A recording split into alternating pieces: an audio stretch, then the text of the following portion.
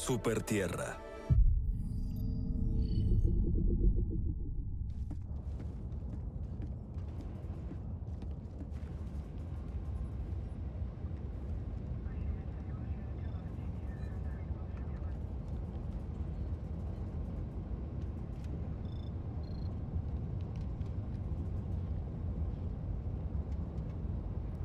Yo!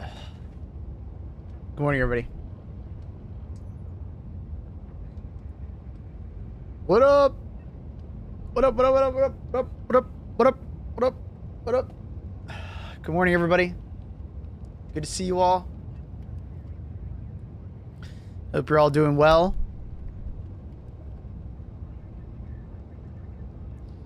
Love to see all your faces. Going away. My cup. Do a quick sweep of my desk. There's tons of cat hair on it, unsurprisingly. Tons of cat hair. Classic Luna. It's the mapling wood. A little less late today. Thanks. Thanks. We try. My hair's a bit crazy. I think I'm getting my haircut tomorrow. I gotta check my calendar on that. Alright, now it's gonna bother me. I get my haircut tomorrow, right? I hope so.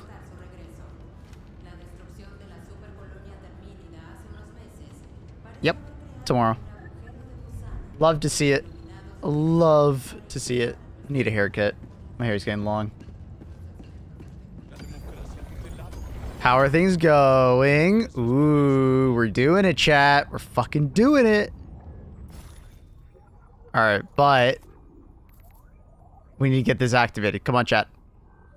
Donate your fucking samples. 4 minutes. I gotta wait 4 minutes. Donate your goddamn samples. Come on. Quit being stingy. We're winning this MO? We are winning this MO somehow. I mean, the Illuminate side, we're cooked. We're just too slow on the Illuminate side, but on the bot side, we're moving fast enough. Mappily. What's up?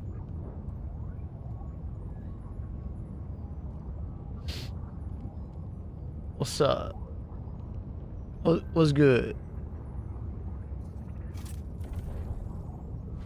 To the early streams, the on-time Discord ping, I have... You're doing great, don't worry. Alright. Ping. Ping, ping, ping, ping, ping time. Ping. Doing a ping. Everyone, we live.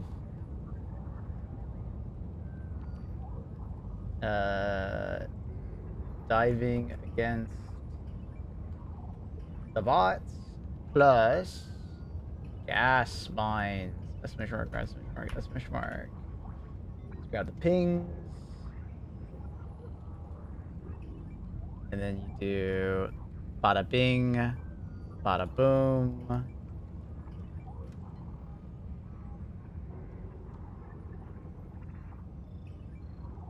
Bada bing, bada boom. Bada bing, bada boom. Done. Ping? Anybody got ping?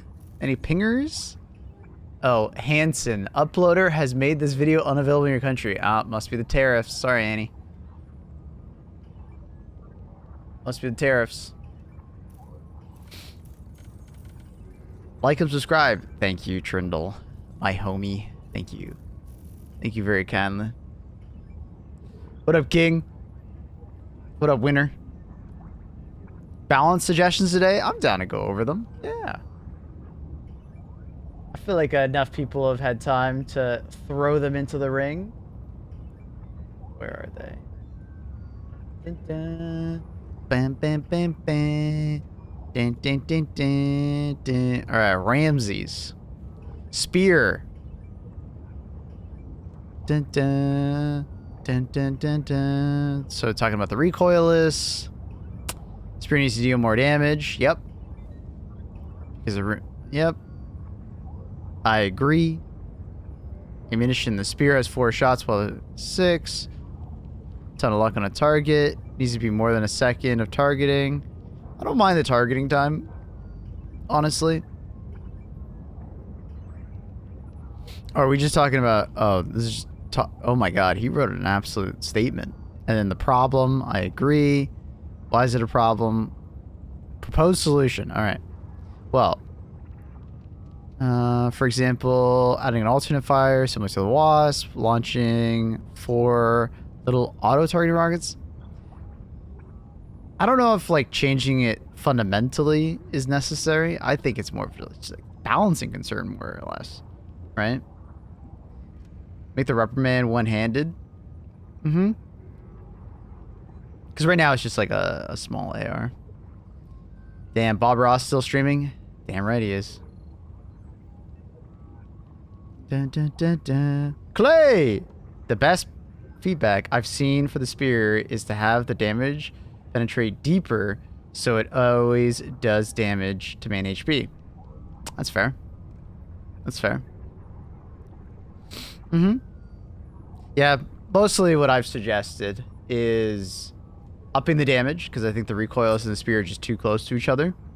And then allowing it to have like some kind of alternate fire, or adding more spots on enemies to track to, right? So if you think about the Factory Strider, you have a main center, you know, hit box, right? And then you can track onto the target. But imagine if like you were shooting at like a Bile Titan or a Factory Strider and you could actually lock onto the head, right? There would still need to be some positioning because you want to make sure you're not hitting a leg or hitting something else. But if they added just more tracking points that you could like toggle between, or give us a laser designation on it where you could like kind of like Commando, same kind of thing. You know, I don't know which way direction, because I feel like they like the tracking. So maybe they want to stay away from the Commando. And that's why I suggest like just add more tracking points, you know? If you could decide to track towards the head of a Bile Titan or track towards the head of a Factory Strider, the spear's utility goes way up, right? Because some people just aren't very good with the recoilless, and that's where the spear comes in. Because that's the main thing about the spear, should just be like, hey, this thing is easy to use. It's fire and forget, right? If you don't want to have the benefit of like more rockets or just like easier utility because you have to aim, there's the spear. So yeah, I don't know about Ramsey's like adding like little targeting rockets. I feel like this is like too much of like another weapon. I think the spear needs to hold its identity of like the tracking weapon. You're wrong. It should shoot hell bombs and explode. Okay, so this is enemies. Flanked by an enemy, bigger or heavy, sneaky. They very much need to change just how sound works, or prioritize sounds that are going to kill you. Far too often, a big enemy flanks you and kills you, and you literally couldn't hear them because, as Clay told me, the engine more or less has like a priority of like 5 sounds at a time. And it could easily get drowned out, quote unquote.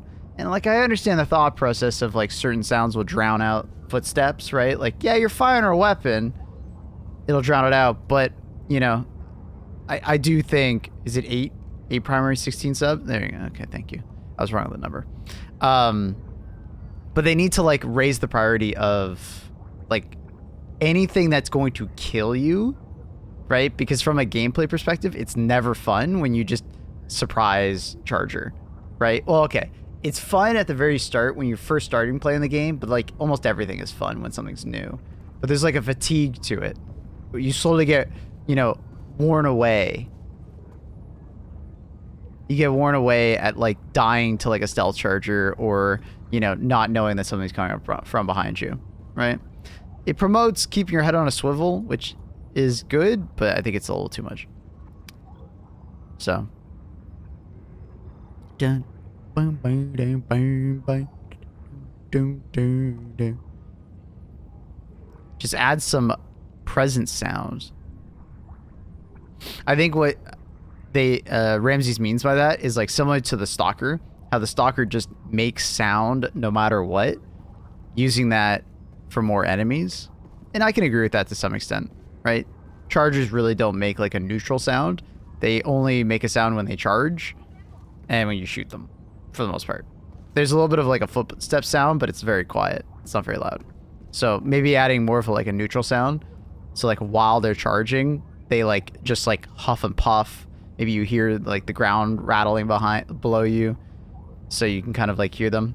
On controller though, they talk about the controller. On controller, it's actually easier to know a charger's coming at you because your fucking controller shakes, which is kind of sick. Enemies that have this issue, factory striders. I don't agree with that. I think factory striders are actually one of the few enemies that you can hear coming pretty well because they have extremely loud footsteps and they fucking growl every 30 seconds quite loudly whenever they spawn enemies. So I don't know about that one. Berserkers, they literally make no noise. I don't think they make noise other than when they're like slicing at your ass. Tanks, yeah, tanks are too quiet. Unless they're shooting, you can't hear them. Like their engines are like whisper quiet. It's funny, he doesn't even put charger, but charger's a big issue. Charger's too quiet. Ball Titans I think are fine. When they're stepping around, they're quite loud. The only time you won't be able to hear them is when you're firing a gun. But I think hearing footsteps is like, it's okay to not hear footsteps if you're firing a gun, right? Or something really loud is happening. I think that's okay, personally. But like their screams and stuff like that there should be some amount of ambient. 4 stratagems for you. Wait, being possible to have, not having to bring 4 stratagems for the, what? What are we talking about here? Or who likes to play debatable loadouts, for example, difficulty 10, manage complete missions. Okay, I remember the difficulty. I wanted to bring the MG43. Surprised to find out I couldn't bring only 1 stratagem. Oh, okay. So he just has the quality of life of just make it so I don't have to take stratagems. I mean, pretty low priority. I understand the thought process behind it, but I'm just like, honestly, you could just bring throwaway stratagems and just not use them, right? Like it's like if they ever get around to it, yeah, sure, why not? Loadout randomizer. First, I want loadouts, but then I'm down for a randomizer. In the first game, I was also told that you get an XP booster, which I think he highlights here. So I think it'd be cool. It would definitely be like in the future. Hi, Luna, you okay? Crying? Crying, Luna? Okay. Alpha Commander bug sprinting rework. Yeah. Sometimes Alpha Commanders get into this like infinite sprint mode, like where they're just constantly charging at you, and you could like even dive behind them, get behind them, and they'll turn on a fucking dime and continue the sprint. It's like very obnoxious to like deal with because they actually do run faster than you, and I doubt it's intentional. So I would hope that Alpha Commanders get looked at for that. It kind of forces a stagger based weapon into your loadout because of the Alpha Commander doing this like sprinting, right? It's very annoying in that regard, and it forces a certain type of weapon to be like more meta than others, right? And I think that's another reason why a lot of ARs get like kind of cast aside, is because they don't really have knockback. And then I think everybody can agree. The second part is when you take off the head of any kind of insect or terminid, they shouldn't be able to track you super well. I think they should probably try and just swing in the direction they last saw you, if that makes sense. Because it's almost like you make them blind and you make them like blind swing. Kind of like with gas, I guess. I think that would be a better solution than what's currently happening in game. Read mine last. All right, I'll yours is next. We'll move over. So yeah, but I agree. They need to look into Alpha Commanders and how they work.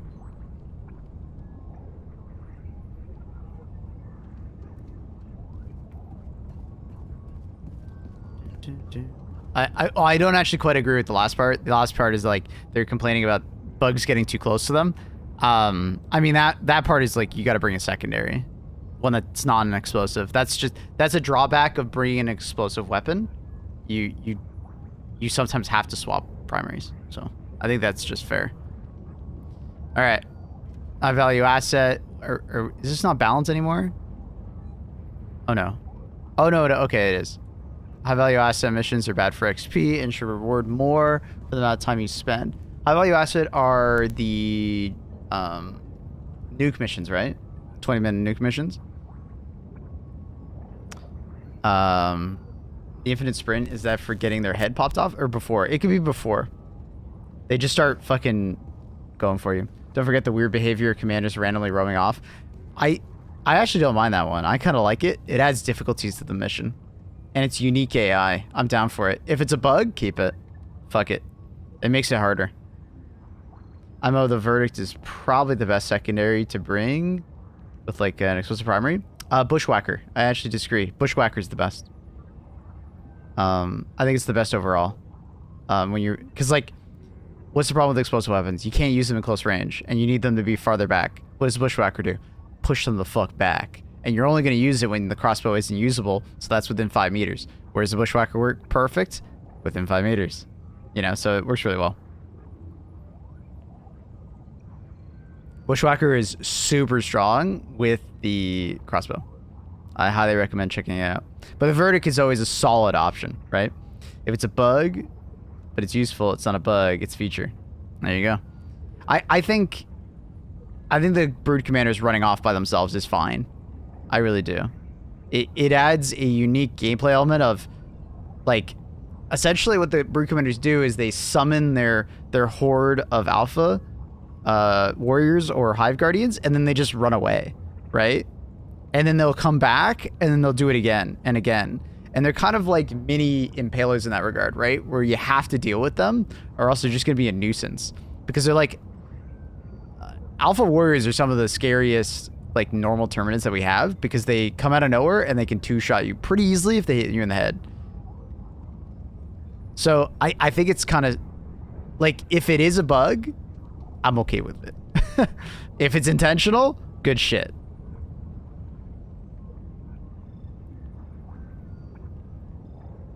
Sometimes they run into the sunset and never come back. It's if you don't re-aggro them, they run into the sunset and never come back, which is why I think it's a bug. Right? If you don't make enough noise to re-aggro them when they're done walking away, they won't come back. Right? It's a bit weird, but it works pretty well for like regular combat. Anyways, they're talking about XP. Arrowhead should make high value missions more exciting to play.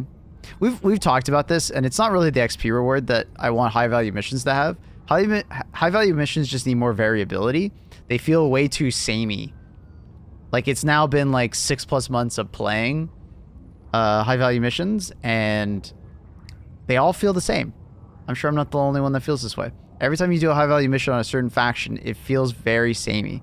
So what they probably need to do is they add variability of like enemies attacking from different directions, and add different spawn patterns, right? Like, we did an Eradicate the other day, and the fact that we got an Eradicate that had like tons of leapers and hunters, it instantly makes sentries not as strong, right? It's similar to the way they handled Eradicate missions in the beginning of the game, where we went from being like sentry spammers to like actually needing to fight the enemies, because all of a sudden they added way more berserkers and they added more enemies coming faster, right? They just increased the general like difficulty of it. So XP for solo players. This has nothing to do with solo. This is just XP in general for high value missions, which is totally fair. Why aren't there constellations on high value missions? There are. You can get spawn variabilities, but there's not very many.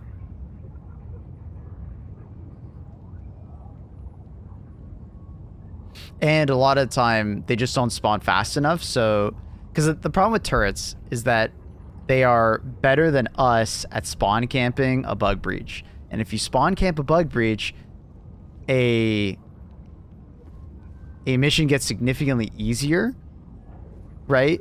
Because there's like 2 types of spawns in a high value mission. There's the ones that come out every like couple minutes and every wave, right? And then there's also the natural bug reach or illuminate drop or whatever, right? That also spawns and creates like extra difficulty, right? A natural bot drop that happens inside the base and then they drop on top of your head. That adds extra difficulty and fun to it. But the problem is that if you spawn camp the enemy too hard, they don't do the natural drop and then you get really bored because like a lot of the difficulty of the mission is supposed to come from also the natural. So it should probably be something like there's enemies that are not coming in via dropship probably, and they're like more naturally running from the side of the map or something like that. Like they're like patrolling in, like kind of like a horde should, kind of like Helm's Deep kind of vibes. And then there's like the separate issue of like shooting down dropships kind of is fun at first, but can lead to like very boring gameplay loop because it's too effective. And it's so effective that you don't have to fight the enemy. So, yeah.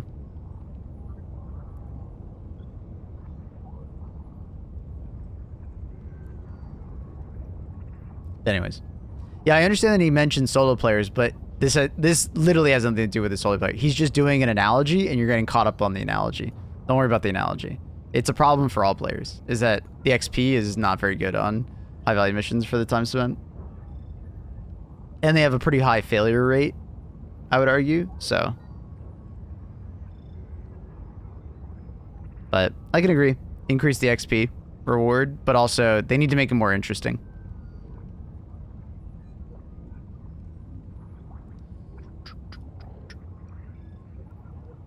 Three to 4 loadouts, yep. Penetration system rework. Energy system strictly benefits weapon with higher AP and offers nothing to lower AP weapons. So that's not necessarily true. As far as like game balance goes, lower pen weapons tend to have better damage per second than medium pen weapons. This isn't always the case, but it does happen quite a bit if you look at weapons like, you know, the Liberators and stuff like that, right? They do try to give you more damage per second if you have a light pen weapon.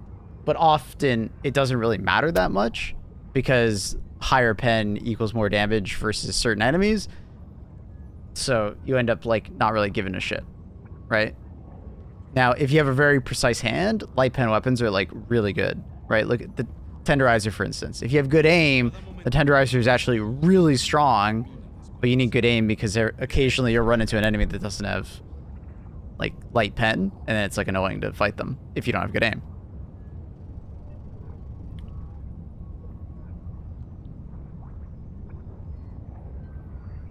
Firstly, the armor match penalty should be brought down. I can agree with that.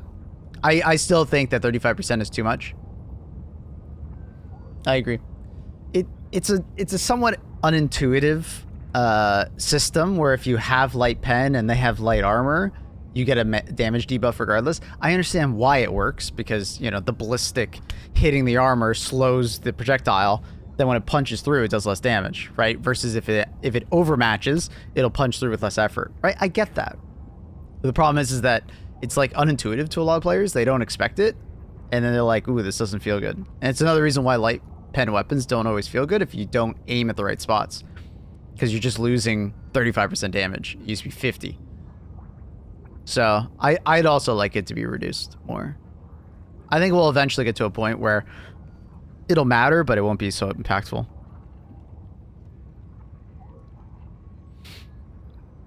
The armor match penalty should be brought down. Light pen memory should be more effective against targets, primary targets like a commander's head and a adversary's legs, for example. Okay. I just always felt like light pen weapons should just be better against light pen enemies by giving them more upfront damage, and then medium pen weapons should just do naturally less damage by themselves against a light pen enemy, but they should do more against a medium pen enemy because they have higher pen, right? You're trading pen for damage, right? Or vice versa. You're trading damage for pen, right? Which I do think they're trying to do, but it often still leads to, I'm just going to bring an explosive weapon, or I'm going to bring a medium pen weapon. Light pen weapons just kind of get thrown to the side, and then, or are used by like more experienced players that just want to try something different. But if you ask a new player, what are they using? It's going to be a medium pen weapon. It's just easier to use. Over penetration introduced some value to bring the correct tool for the job. The over penetration, 20%, 25%, only trigger 3 levels over. Wait, secondly, there should be an over penetration penalty introduced to add some value to bring the correct. Okay, I don't know if I agree with this. I'm a bit worried about that. I think this is going a little too far, where you then punish a medium pen weapon for overpenning. Because I think you can get this exact goal by not punishing the medium pen weapon, but just buffing the light pen weapon versus the correct thing that it can penetrate, right? Maybe like giving armor pen, giving light pen IARs like hollow points to explain like higher damage. That's how I tried to explain the SMGs. I said in one of my videos, some guy didn't like it. He gave me a pretty nasty comment back, calling me clueless or something like that. But one of my thought process was, for SMGs don't feel unique enough, other than the fact that they're one-handed. And what I thought about was just give SMGs like essentially like a hollow point or some kind of damage buff in close range against their intended targets. And then they become more of a close range option, and then ARs become this like versatile medium to long range, or close to long range. And then SMGs will be like very effective in like close range, right? Because that's where you would expect an SMG to be useful, right? Is close combat. But right now, you're either going to bring a AR because it's just versatile at all ranges, or you're going to bring an SMG because it has somehow better stats than the AR that you're using, / it's one-handed, right? Who would call you clueless? I don't even remember the context. I think he just he didn't understand he didn't understand like how it would fit into the game, because I didn't use the word hollow point. I was just like, give SMGs a damage bonus in close range. And I explained it to him later in the comments. I don't know if he ever replied. I didn't care enough. But basically, like, it was just like a 15-second point in one of my tier list videos about SMGs, where I was like, yeah, I just feel like SMGs should be better in close range, giving them a damage bonus at, you know, close range, and then they lose velocity at longer ranges, causing them to have their more normal damage that they currently do. And I'm not saying that like they should do full damage now at close range and then they lose damage at long range. I'm just saying keep the normal damage at like medium to long range, and then give them a damage bonus in like less than 20 meters or something like that, right? Or even less if you want to go down that route. You can even do less. So I feel like 10, 25, 50 meters should have like different thresholds. You could even go further, but yeah, I agree. Are you done with Wilds? No, we'll still be playing more later today. But anyways, yeah, I feel like you can do what I just said instead of doing this. I feel like this is a more convoluted system of like, yeah, if you like overpen them, you do less damage. Like there's a damage penalty. I don't know. People are already confused at like certain things about this game. I think adding another layer to that onion is not always something that is good, because you can accomplish this with less. Some things I need to be tweaked, especially high AP weapons and stratagems like orbital precision strike and Eco 500 will lead to their damage buff by 25% to offset the damage reduction. Yeah, it's just like, he's just talking about this, but it's like, because of this penalty that you're applying and all this stuff, you now need to change every stratagem in the game to fit it. And I feel like this is so much extra effort for something that you can just solve by, you know, individually tuning things that are out of whack. The arc thrower would also need the damage increase or AP. Arc thrower just needs a faster fire rate. I actually think their arc thrower is like in a good spot. It just feels too sluggish and slow right now.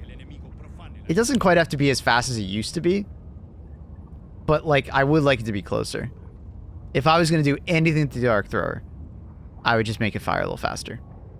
Right? A little more speed, make it feel less sluggish. But I do like that it's like improved a lot over the months, right? Good stun, great ad clear, it splits, bodies don't really affect it anymore. It actually bounces through bodies, like it's in a much better spot. I want a beam version of the arc thrower. So you mean a laser cannon?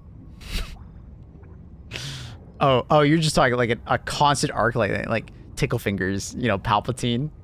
That'd be an interesting like other support weapon idea. It's just like, it's like a Tesla coil kind of like weapon. You just walk around with it, zapping shit. Unlimited power. Do it. Anyways. Moving on to the next.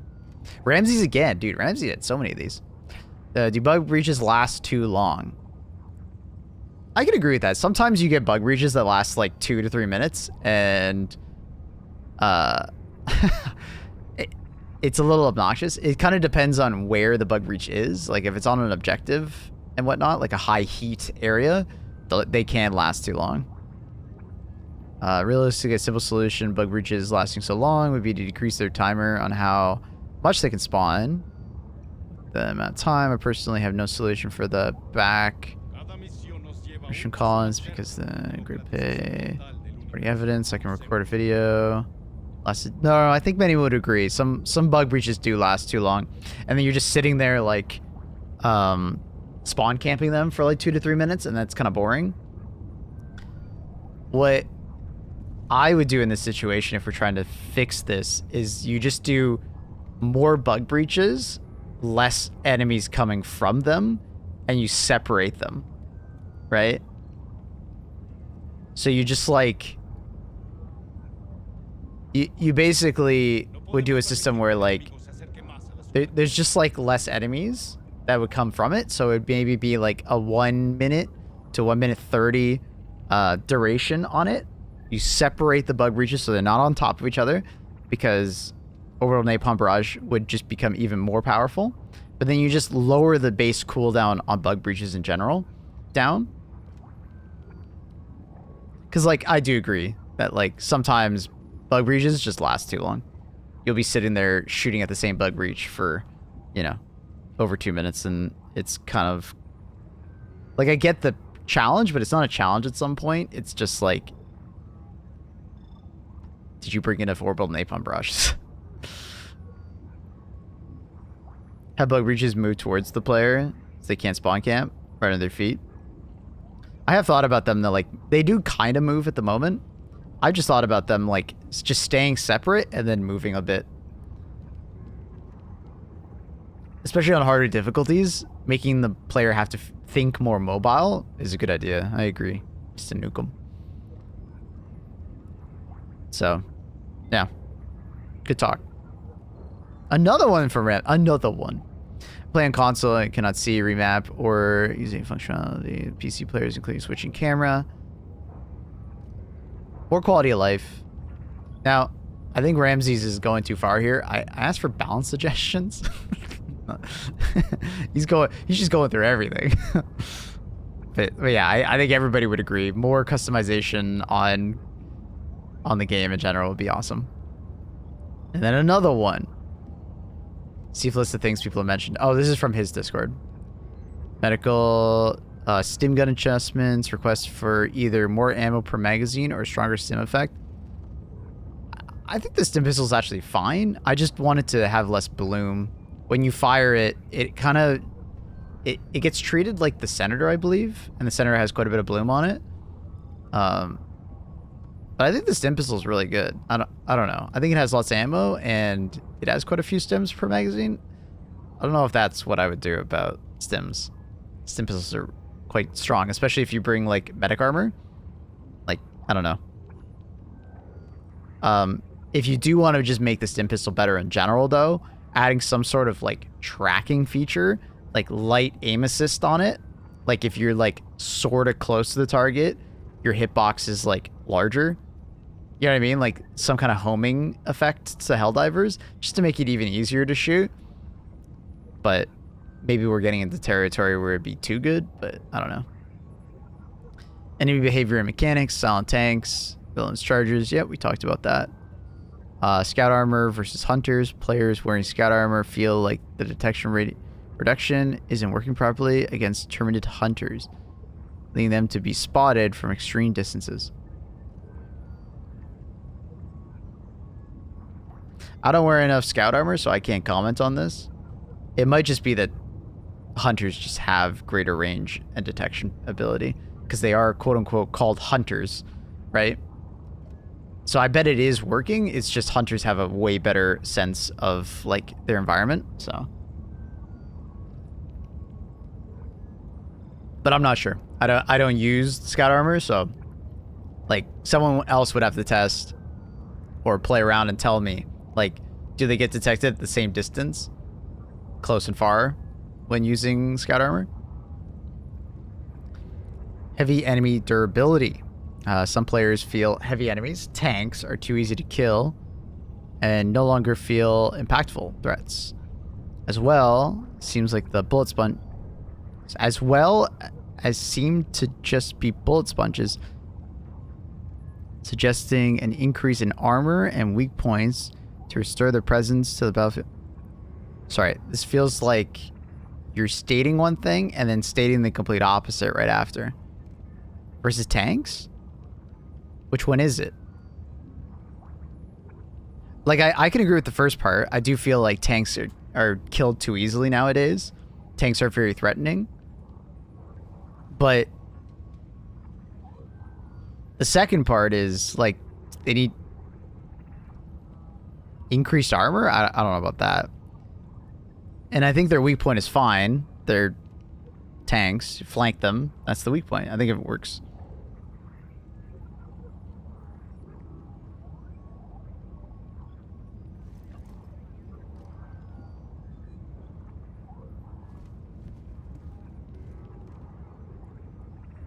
Give tanks turbo, just like speed. I do think that all the tanks should probably be as fast as the fucking barrager tank. Have you guys noticed that the barrager tank is way faster than the than the other tanks? So I think if they just gave them all the same speed as the barrager tank, I think it'd be fine. What up, Vada? We're getting tanks versus brigs. Oh, are you talking about like in Destiny 2? Yeah, you get to pilot a brig. It's cute. That's cute. I wonder if it'll be fun. Make weak points show up over time. You have to shoot and can't damage it normally. Are you just talking about like if you shoot an area, it kind of exposes a quote-unquote wound? I can see we have a Monster Hunter gamer here. They really should make barrage tanks stronger. Right now, they like die to sneeze in the right direction. Yeah, I think it was unintentional. They basically made the tube like essentially like no armor. I think it's supposed to have at least medium armor, but right now I think it literally has 0 armor. Correct me if I'm wrong. They basically just need to fix that. Steal from Monster Hunter. It sounds like a cool idea, but I don't know how easy it would be to implement into this game. A lot of these suggestions that we're trying to do, we're trying to think of like suggestions to give to a balance developer that could be something that they can implement in the short term rather than like long-term goals, if that makes sense. Because a lot of the times I suggest things to the devs, they're like, yeah, this is going to take a while for us to add, and I don't know if we have the manpower to do this because we're working on this. You know what I mean? Like, sometimes the suggestions we have are great, but in an environment where they're like limited on like what they can and can't add. Luna, where are you going? Luna? Luna? All right. Well, she's gone. I miss her already. Anyways.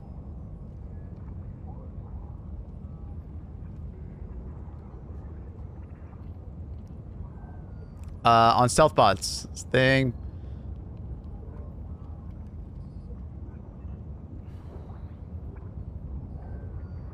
Oh, there's Bear. Bear's here.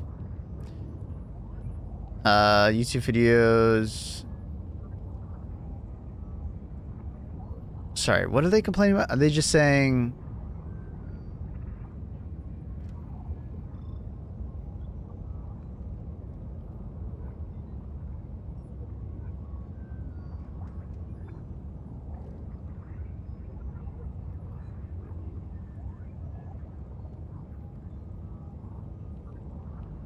I'm just like reading, I'm like skimming through this. I like...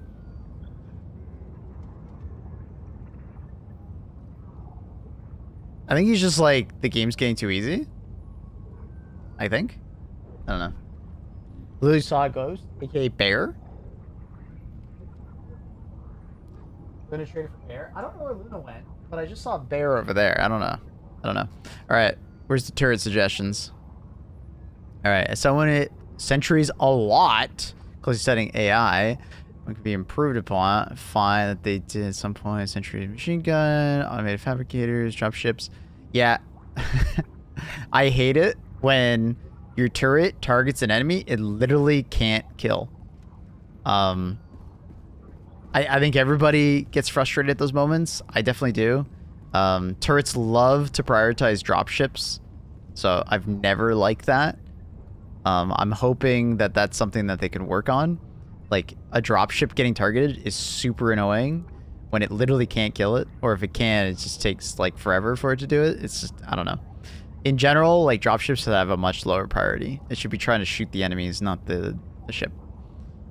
But especially for, like, machine gun and, like, you know, Gatling sentries, like, it shouldn't be trying to kill a charger, right? It can't ban it. It literally can't do anything to it unless it turned around and gave it its butt, but that's not happening. So,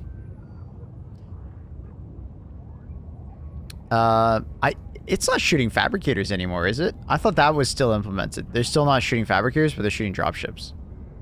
I could be wrong, but I'm fairly certain one of my turrets have been shooting that. Previous patch, they removed this. Okay, thinking that... Okay, sentries... My goal with these changes was to make sentries more reliable. I agree. Supported. Yep. I would agree. Cross-platform compatibility. Apply for all sentries. Not just the mortars. Oh, we're talking about, like, just targeting? Like, being able to ping something? Absolutely.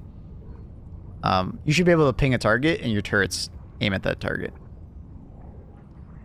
MG43, Sentry, and Gatling. Both of these have Pen 3. Shoot heavy enemies. We already talked about that. I completely agree. Mortar Sentry, EMS Mortar. Targeting great ammo. Great ammo, great damage at long ranges. I've noticed that they need direct line of sight to shoot something very far sometimes. Which I think makes sense. Unless you ping it, right? If you ping the enemy, I think it'll ignore line of sight. But I think that makes sense for, like, the sentry, right? Because I guess the sensors are on board the mortar, and if it can't see the target, they won't shoot. But then you could ping a target and it'd be good. But even still, I feel like a lot of times I throw it behind a rock and it still shoots through the target, and I'm not even pinging anything. Like, I'll throw it, like, on the other side of a cliff, and then it'll just start angering enemies it can't even see. So, I don't even know. It might just be bugs sometimes that just does not, like, attack enemies, oddly. You ever played Magicka? No, I've never played it. Tesla Tower, pretty much is making damage insane. One of my favorites. Yeah, I think Tesla Towers are, like, in a perfect spot. I would not touch them. I think they're very good. Yeah, like, you could probably buff them more, but it's like, do they really need it? No. Because I think if you put them in the right spot, they're incredibly powerful. If you put them in a dumb spot, they're really weak, but that's all turrets. For the most part. Flame Sentry. Yeah, I love the Flame Sentry, but it needs to be, like, tankier. Like, in general, it just needs to have, like, maybe not, like, the health of a Tesla Tower, but it definitely needs to have more. And then the second part, I like that you mentioned it, stagger pushback. Too often, it, like, trades damage with enemies, like a Brood Commander. A Brood Commander will just run up to it and start hitting it. And then that could be solved by, like, two things. Like, it just being tankier, but also it having some amount of like pushback or stagger against like probably enemies up to a bird commander. I think maybe a spewer or like a charger should probably be immune to it because they're big boys, but yeah, like a bird commander should be able to be like kind of pushed back because like 98% of situations, I'm just going to bring a Gatling or a machine gun sentry. They're better. Flame sentry needs to be fireproof.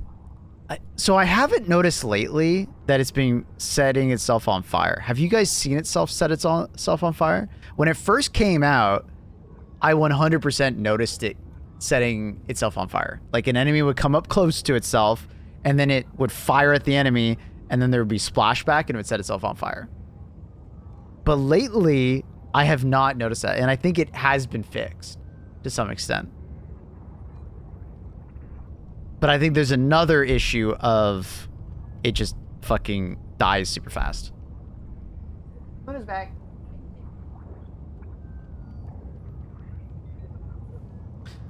So, yeah. Weird one with the Flame Sentry. I definitely want to talk to him about that. I'd love to see it be better. Rocket Sentry. I think it's perfect. And I like that they're like it's not super overpowered though, because if anything gets even slightly like I think it's within 10 meters, it just stops firing. Which is like the opposite of the autocannon sentry, which it'll keep firing until it kills itself. So I actually think the rocket sentry is in a really good spot. I think you mentioned that. Won't fire too close, yeah. Yeah, I think the rocket sentry is like in a really good spot. The autocannon sentry needs a little bit of love.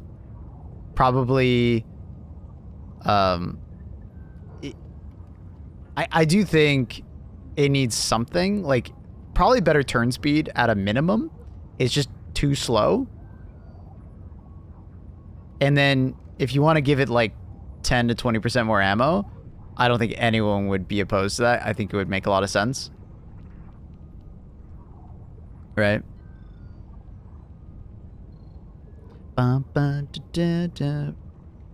Fires 3-round bursts, overkills, and I'm okay with it overkilling. I am perfectly fine with it overkilling because it's supposed to be intended for like higher health targets, right? And that makes sense. That does. But it doesn't have a lot of ammo, right? So it'll waste a lot of ammo, and it's also explosive, so like you can kill multiple enemies in one burst. Like it just needs at least like 4 more bursts, 12 shots, maybe a little more, and then it should probably get like a faster turning radius because it is, I think, by far the slowest turret turning, like by far.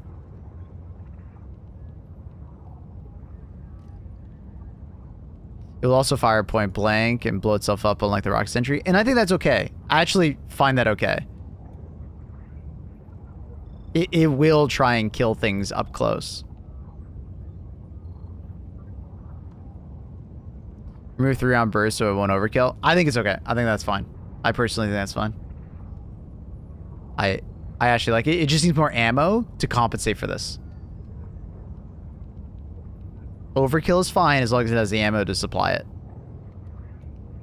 Because if you remove the 3-round burst, it becomes a lot worse versus like Bile Titans and other things. Because like that's one of the things that I give it praise for, is it has good damage per second. It's really good damage per second, and it has a lot of stagger because of the 3-round burst. If you remove that and make it like a 1-round or like 2-round, I think you're starting to like hurt the weapon's overall DPS. It just needs more ammo. And then I think the 3-round stops being so much of a conflict. Allow it to only target heavies, like mini bosses and stuff like that. I think this is just something that in general the higher armor weapon or turrets should just be smarter about, while the like machine gun sentries target priority is like low to high rather than high to low. You know what I mean? Like the autocannon sentry and the rocket sentry should automatically go for the high end targets, and then the machine gun sentries should go from bottom down. So like leapers and scavengers first and then up. Kind of like the sentries, the guard dogs that we currently have. Because guard dogs work that way. They try to target prioritize the small enemies first, like the least threatening, which kind of leaves you to kind of go in the opposite direction. That's fine.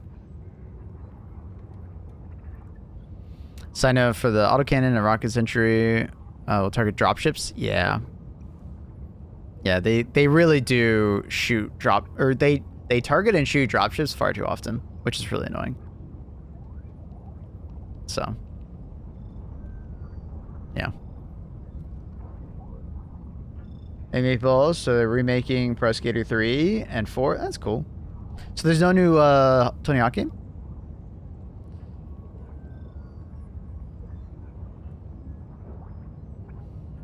I wish they would not go for the Helldivers. I've been deleted so many times for the Gatling machine gun and autocannon sentry. They don't go for the Helldivers, but they do go for the enemy that they want to shoot at. If you tend to be right next to it, you're gonna die. But that's good though, because there needs to be some amount of there needs to be some negative side to turrets. All the time, factory. I mean, if you just dick in the dirt prone, the machine gun sentries and Gatling sentries will kill you far less, or stand behind your turret.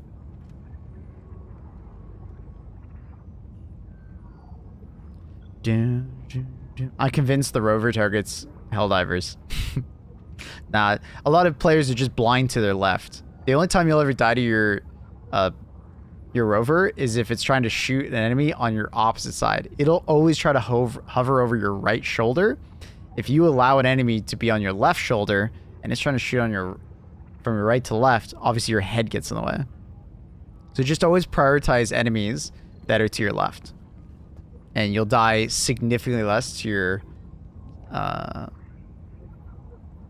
backpack. Trust me. Far less.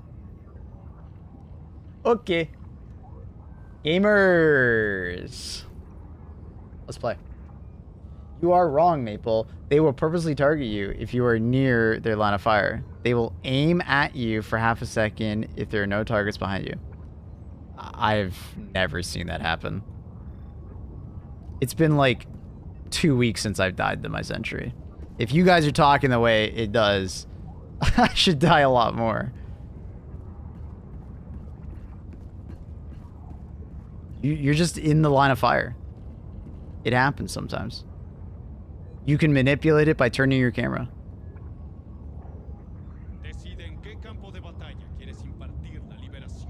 Maple uses hacks. Okay, bro.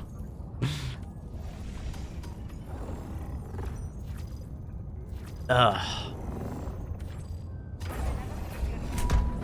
We're playing. We are playing. Hi, Annie. You asked, like, what are we playing? Bots. Yeah. Is that Liberator thing any good? What Liberator? Are you going off by what Clay said earlier? No. Liberator, my beloved. Read. I fell asleep. Annie fell asleep during our talk chat. And then I Classic. woke up and I went back to ASMR. You're listening to ASMR right now, honey? I was. You should have told me you want some ASMR. I could do ASMR. Do it now. Hi, Annie. Do it now. How are you, Annie? Oh, wait. It might not be picking up in Discord because it's too sensitive, or not sensitive enough. Chat could probably hear it. Wait, so is that Liberator penetrate? Can I use that? Yeah, it's pretty good. Or the concussive? I think the concussive is harder to use. Use the Liberator penetrator. It's fun. It should make ship upgrades that make turrets hold their fire if an ally is in the way. I think that's cool, but I honestly think that makes turrets too powerful. There needs to be like a downside to turrets. I died today. The machine gun sentry was spraying low at some like vote list, then aimed up at me and headshot me with no enemies behind me. Machine gun sentries shooting vote lists are super weird sometimes. They shoot high and low. Sometimes they aim too high and like aim above the target, and sometimes they aim too low and hit like center mass. That's a targeting issue versus enemies, and I don't know why. The devs did joke about like there's a 1% chance that they target at you, but I can't see it actually being a thing. It just seems like sometimes they bug out and they target the wrong thing, or they target an enemy that's already dead. Like they overshoot.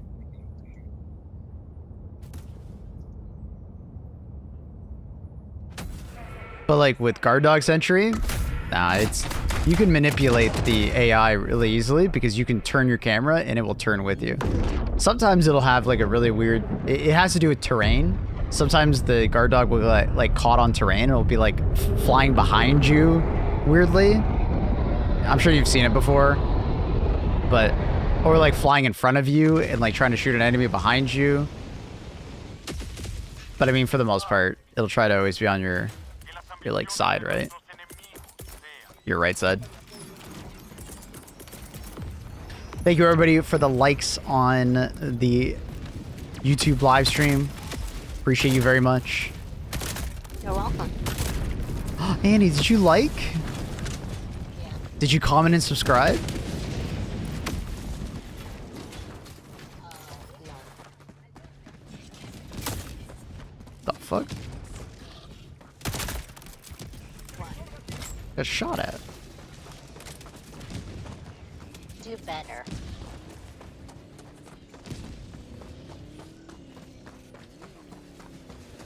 Bam, bam, bam, bam, bam, bam. Whoa.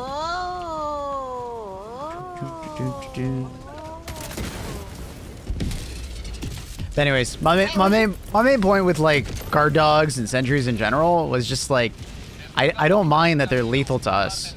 Like that's kind of like their drawback, right? And you have to like kind of pay attention to what they're doing and stuff like that. But I would like more control over them, right? I would like more control of just being able to like make sure it's targeting the right thing that you want it to target. Like just more control over it in that regard, I think is fine.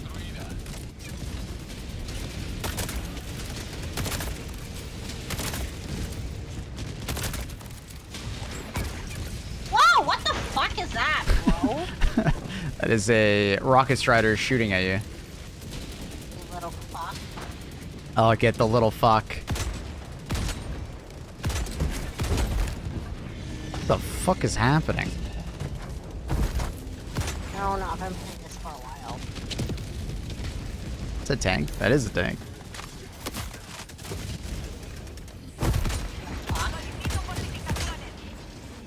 Fuck off. Fuck Alf. Ugh. Shot too far. What a crazy problem to have with the ultimatum.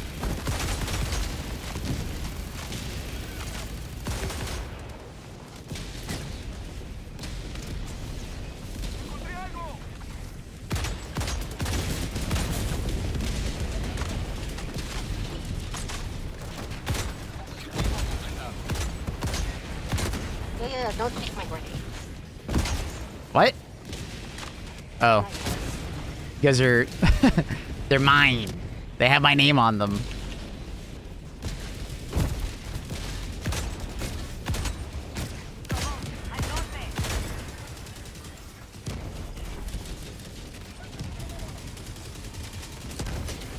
A lot of hell bombs, man. Dun, dun, dun. Do you think Annihilator tank turrets should turn faster? Annihilator tanks... Sorry, I'm forgetting which one's which. Annihilator tanks are the one I just fought, right?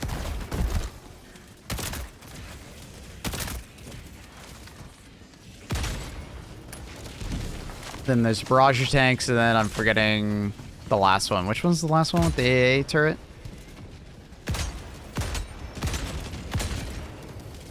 I forget which one it's called. Shredder! That's it, thank you. Do I think they need to turn faster? Not necessarily. I think they're fine the way they are for the most part. I think it just doesn't use the machine gun enough when it's aiming towards you, right? Which, like, I didn't have to dodge any machine gun fire from its turret for some reason until I got really close. Like right now, it's like not shooting its machine gun on its turret, right? It's only doing the frontal one. So like if it's using that gun right there more often, I think it's like definitely more lethal. Like I think like the turrets are arguably turning fast enough. If anything, I think the shredder probably turns a little too fast. And it's a bit obnoxious when you're like trying to do like a flank on it. Because you basically just have to accept that you're just going to shoot the main fuselage. Rather than, you know, actually shooting the back of the turret. Because like a shredder tank is arguably way more lethal. Right. I like a manual mortar. I would love a stratagem that, you know, it's like an emplacement. Be very cool. Oh! I saw it too late. Enough with that. Dun, dun, dun. No. Alright, so you don't want the manual mortar anymore? Alright, I'll tell the devs. Sounds good. You can still target its engine in the back. I know, I just said that. It's a support weapon mortar. I mean, mortars are fucking expensive. Or heavy as fuck. But I understand where you're coming from. An emplacement mortar would be fucking sick.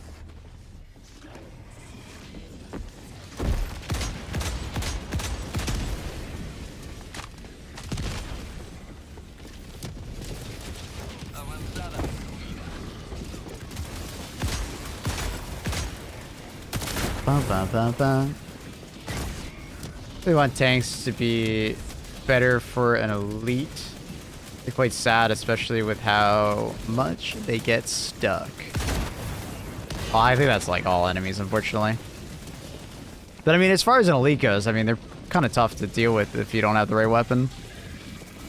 And if you can't push their position, right? Like, I actually think tanks are fine. The problem is that it's too easy for us to kill everything else. Because it's like combined arms, right? In like real world combat, tanks are actually pretty easy for infantry to take out, right? Tank's biggest weakness on the battlefield is not another tank, but it's actually infantry, right? And tank strengths come when there's combined arms, right?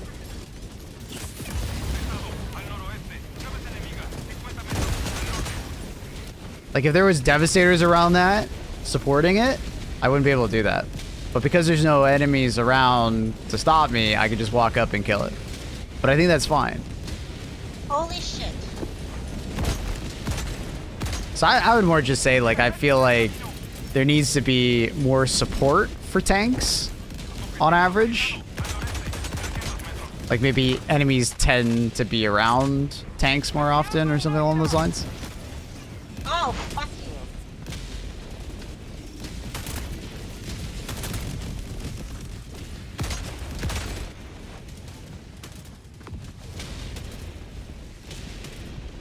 They're so slow. No, they move at the same speed as a Devastator.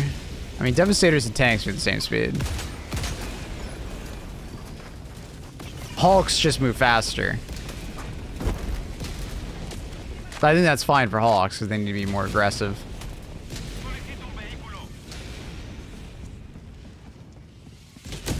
Annie's doing great. She doesn't need my support. She don't need no man.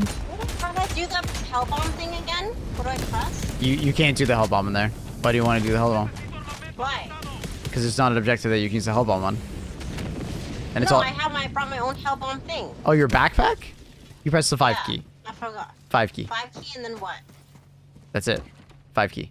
It arms it, and then if you want to take it off your back, you press hold X, and the top left-hand corner you can remove the back. I'm walking.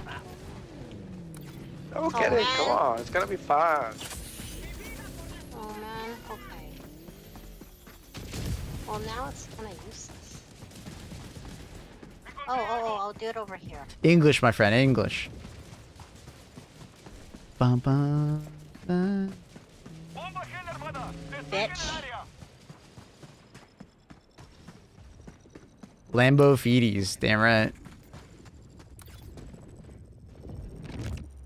Kaboom. I thought that was Annie for a second. It's like, how did Annie find a stratagem jammer? What do you mean? That's me. No, there wasn't a stratagem jammer there. Oh, well, I did the hell bomb. Our teammates just drove across the map and killed the strategy jammer. A grave hell bomb. I think there's more enemies spawning on you. Are they? Are appearing high explosive and high explosive would be a really fun weapon. Oh, absolutely. Oh shit. Ugh! Hell bomb. Hell bomba. Fucking hell, you fuck. You stupid fuck.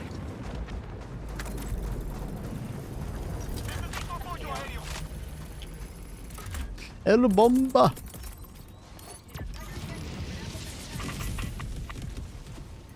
Yeah, what game had like a mortar that you just like had? I guess Battlefield 3 had a mortar that you could just deploy at any time. Battlefield 1 had a mortar that you could just deploy at any time. They were cool. You basically like use the map to target things. It was cool. It was cool. But the reason why I said emplacement is that I want a heavy mortar. Because I just feel like a handheld mortar is not as cool as a emplacement mortar, because at least with an emplacement you'd actually be able to shoot like larger mortar rounds, right? Because like I feel like with a support, because like I don't know if you've seen the discussion from the devs on the whole topic of like adding a minigun, is that they've talked about how they need to be somewhat realistic about how much munitions a individual can hold. Right? Right? And if it's just like one Helldiver, how much can they realistically hold? Right? Because they are always trying to have the game be like grounded in some amount of reality. Right? So I feel like a mortar, like a support mortar, a support weapon, would be very limited on ammo. Like very limited. To the point where it might actually not be as fun. Oh shit! Maypole! What? There was a meat saw behind me and you're standing right there. I'm doing the objective. Don't you care about your teammates' lives? I do, but I thought you could handle them.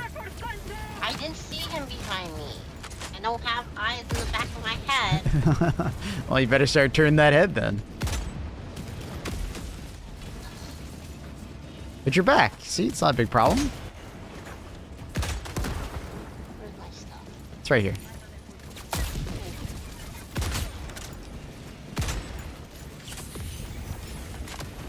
Oh shit, I missed. Dude, one mortar shell is only like 6 pounds. Yeah, but you're forgetting about the mortar itself. And you're talking about a mortar for like small infantry, right?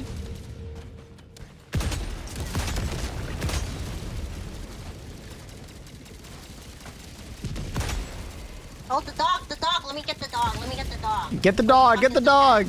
You literally can't get the fucking dog. It's like his head is like. Get the dog, get the dog, get the dog! Okay, is it here? That a girl. No, I think Mace got it. No, you got it. Can I pet that dog?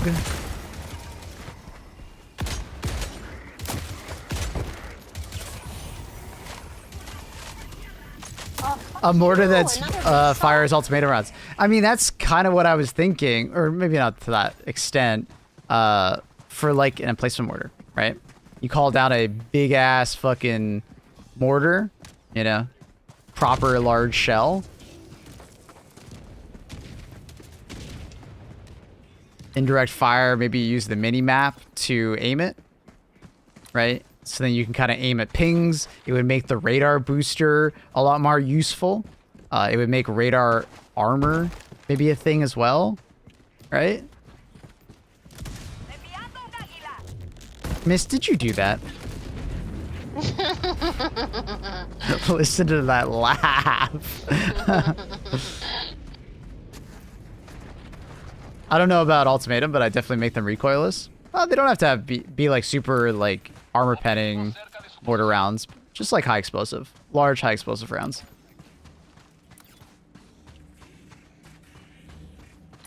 Bum bum bum bum bum.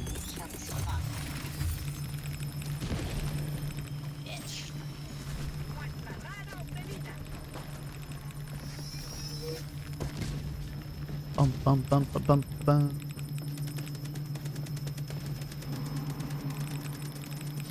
An 81 millimeter bipod mortar emplacement is 30 pounds. Okay. Yeah, but that's for like anti-infantry, right? Like at the end of the day, we're shooting at devastators and stuff like that, right? So like, is that type of mortar really going to be that effective in all these scenarios, right? Or is it just going to be like relegated to like small infantry? Which would be kind of lame. It would turn into like, it's like the Wasp situation, right? Where the Wasp is a cool weapon, but it's only effective versus like certain enemies, so it's way too niche. And then when you're dealing with all these like armored enemies, it ends up like falling by the wayside. It's a really cool weapon, but it's not very effective.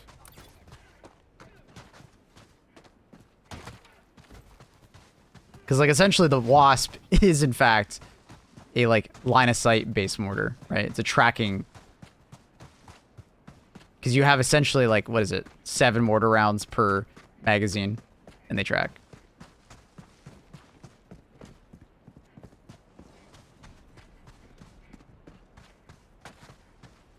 If anything, a mortar is designed for anti-tank vehicles purposely wouldn't be like an emplacement. It'd be on a vehicle. Stationary mortars aren't nearly as effective anymore.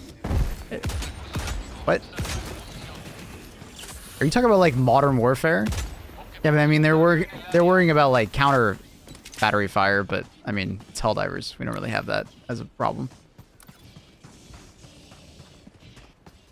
You sit on your machine gun emplacement all the time.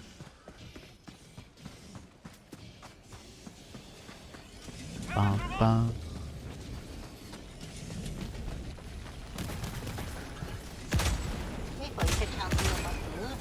But anyways, going back to the discussion about the machine gun or the minigun, is like realistically they worry about like how much ammo that person can realistically hold, and then like how effective it would actually be, right?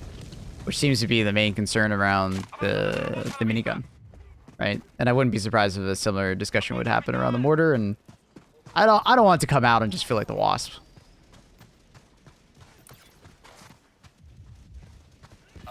The Wasp is good as a Devastator clear when playing as a team, as the game is intended to be played. But it's not that good of a Devastator clear, because it's very ammo inefficient to kill Devastators.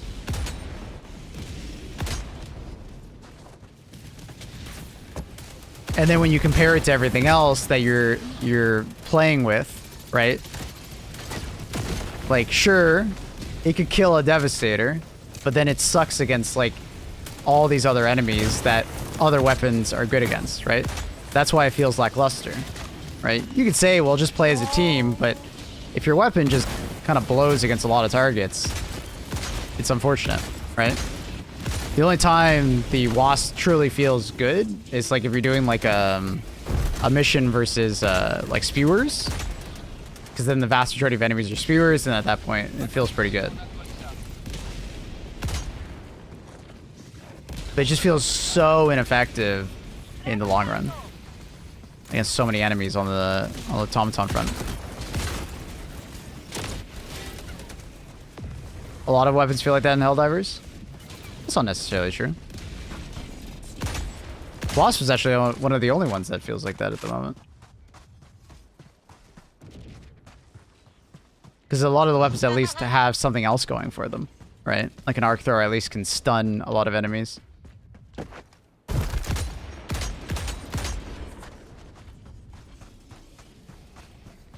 I can really find a one-size-fits-all weapons. Just use the autocannon, if that's what you want.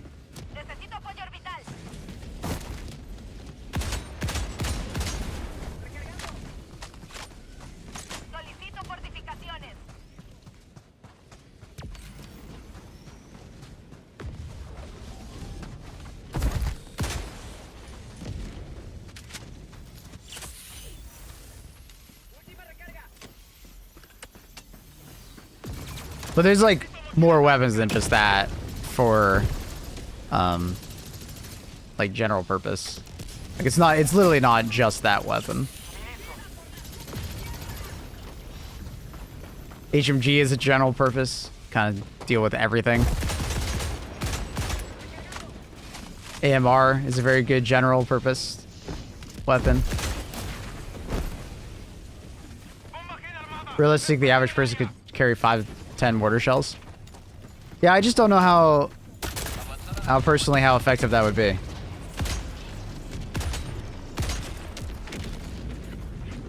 Because assuming it would be a backpack weapon, right? And you have like 5 to 10 rounds plus the mortar itself. You're most likely not going to be using the mortar versus bugs. Because the drawback of like having to set up and firing it would probably be quite slow and cumbersome. So it'll most likely be a bot weapon. Because the mortars are relatively small because it has to be like handled by an infantryman. Like they're not going to be super effective versus like a devastator. You can make an argument for tanks if you're accurate enough to hit like the top of the tank. That's fair. But at that point, like, you can close bug holes with a mortar. I'd hope so. But would you take that over an autocannon? Would you take that over a lot? Like, adding something because it's cool is not always the best option. Like, I'm all for cool things, but I always want to think about them as far as, like how useful something would be. You're not very cool. Thanks.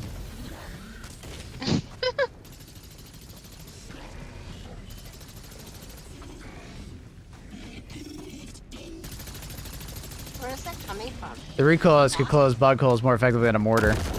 Ow, man. That's a factory shot. I don't know who just shot that. Someone's trying to kill me. With the mortar, it's a backpack slot only. You just like set it up and like pick it up whenever. It's not an active carry weapon. It's an interesting idea. Limitation would be enough to allow it to be a more oomph, I think. Possibly. That's why, like, why not just make it an emplacement? It's like a manned emplacement that you interact with.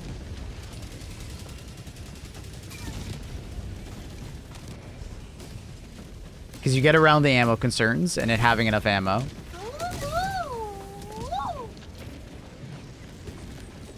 You make it feel like a versatile pick.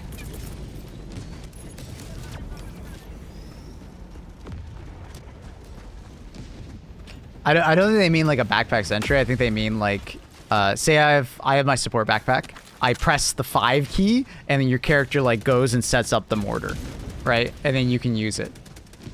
And then you could pick it back up, and it would just sit on your back. And then you would still be able to have like an AMR or something like that alongside it. But I'm just like, screw all that nonsense. I'm just, I just call myself in a mortar or an emplacement, and then just I aim it. And then the difference between the already existing mortar turret and the emplacement would just be like caliber size, and then you can actually decide like where you want to fire. Right? You just give it like larger explosions. Give it some proper heft. But I like the idea of a backpack weapon like that, though. Where it's almost like a deployable thing, right? A deployable sentry, or a deployable, you know, we kind of already have it with like the Hell Bomb, right? But if they could like expand that out, that'd be cool. You know, a deployable point defense drone. Like we've talked about that before. What's that system called? The one that shoots projectiles out of the sky? Trophy system? Like imagine a backpack that, you know, you can like turn on and off as a point defense drone. I think that'd be really cool. I like the idea of that. You like set it up. Deployable exosuit. Okay, Iron Man.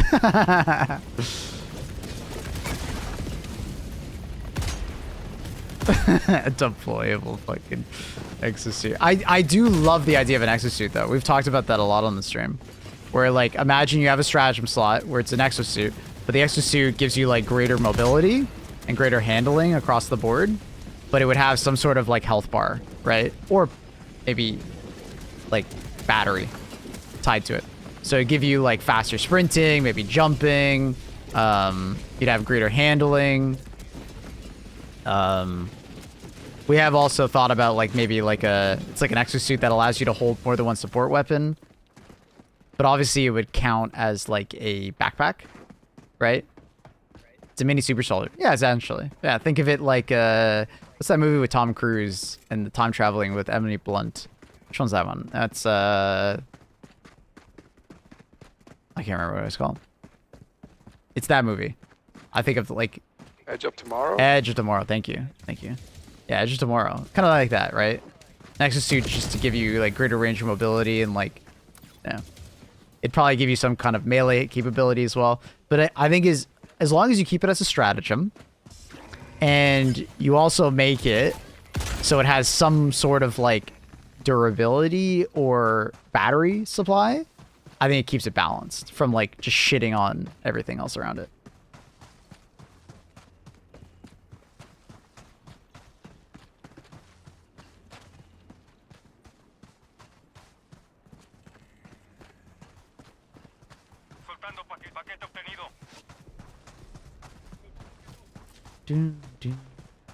Like a mortar could long range support option.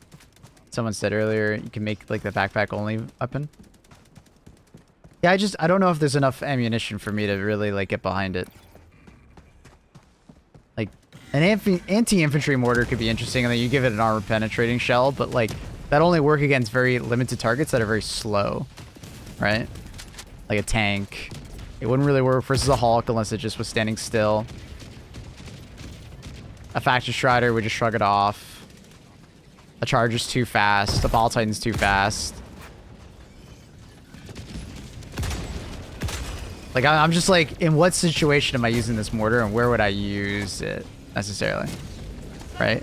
So, like, I don't think a manned anti-tank mortar just really ends up making sense. So it's most likely just going to be anti-infantry.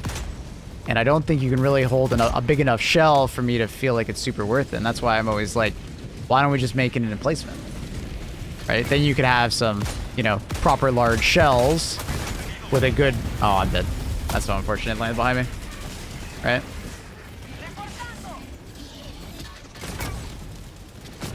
Buff the Wasp mortar and we're good. Yeah. Yeah, I mean, the Wasp is essentially kind of what Biomaniac kind of wants.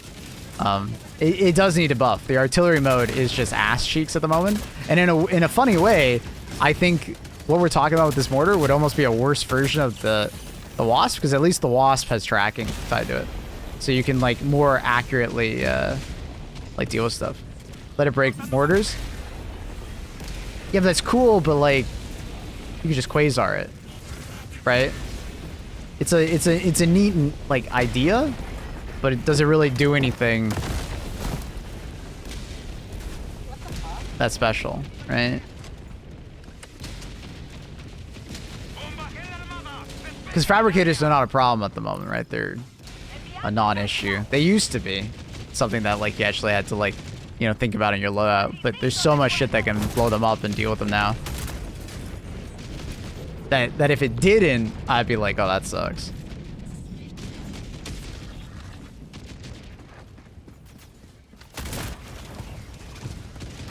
Wouldn't need line of sight to deal with it. Yeah, I see that. But then you'd have to then talk about why can't the other mortar sentry deal with fabricators? Because and I know the devs will bring that up, right? Because when I brought up giving the Patriot exosuit more pen on its machine gun, they were like, well, the Gatling sentry can't. So we want to make sure that like it stays 1-to-1. And we don't want to give the Gatling sentry pen 4. I was like, okay, fair enough.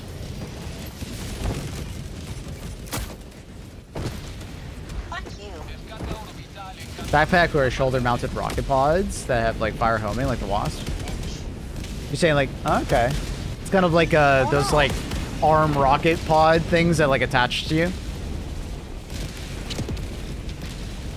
I really want a point defense drone backpack that you can activate and just like destroy rockets out of the sky, or bile spewer attack. edible fire ad and things of that nature. I really want that. That'd be so cool. My game crashed. Yeah, we lost you. It's okay. Little Doom guy, yeah. It's cool. On support weapon, laser target designator. A weapon that you can hold on a target and causes like orbital eagles to call down. I would love a stratagem that has something like that. You like point fire it. That would be very, very interesting. Laser designated orbitals. Oh? Yo. The PC's not responding. Should I just press the button? What's not? I mean, I can still hear you, so it's still.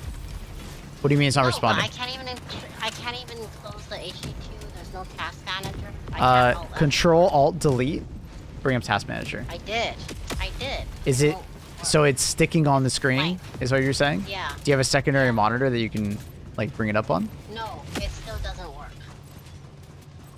Alt F4. It won't. So It won't even turn off. when you return on your computer, I think you might have to. What I want you to do is you're going to on Task Manager. It's in the options menu. Yeah. Always on top. So whenever Bye. you're. You say bye? Yeah. Okay. I'll see you soon. It's not even working. It won't even shut down. Hello? Hold the button. I am. It's shutting down, but it just will never shut down. This PC's fucked. Hello? Hi. It won't shut down. You're still here. I don't know. Oh my god. Another option you can do is Control Alt Delete and then sign out and then sign back in. It won't. What do you mean it won't? It won't do what?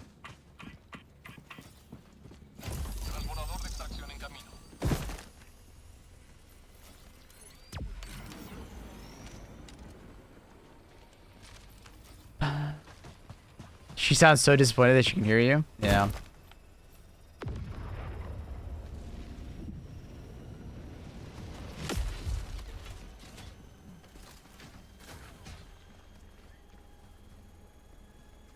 Let me rain nukes from the sky. Okay, so you're on board with the emplacement then. Hell yeah.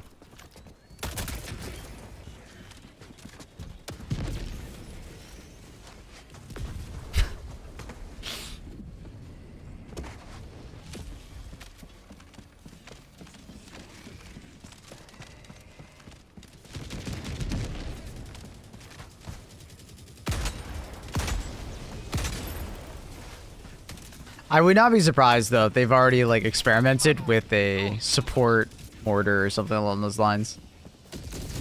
I wouldn't be surprised at all. Because it feels like a pretty no-brainer when it comes to like a support weapon or emplacement or something like that. Another one I've thought about is a fucking howitzer as an emplacement.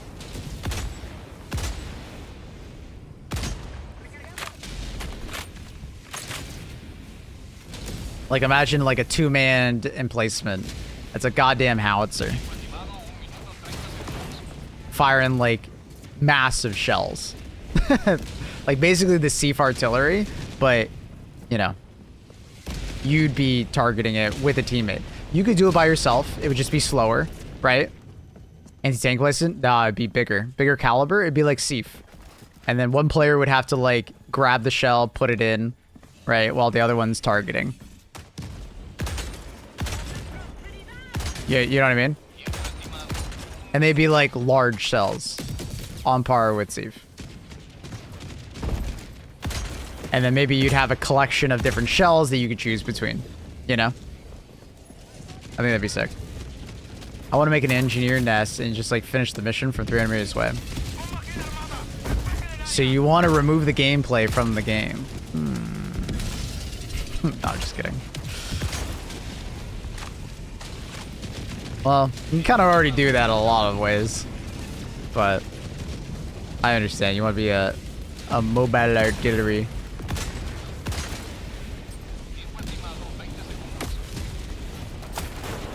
Surprised there's no mortar stratagem. Not a turret. That's what I was just kind of saying. Is like I'm sure they've like tested it. Maybe they didn't like the result, right?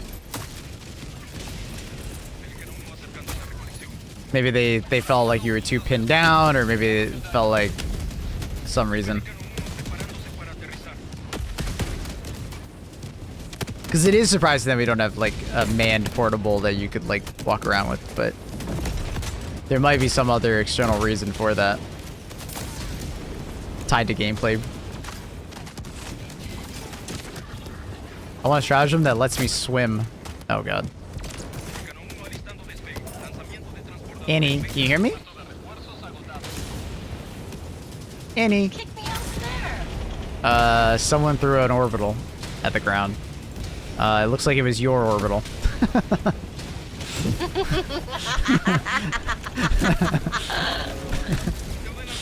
That fucking laugh. Annie's like, Annie's got her like evil villain arc going on in her head.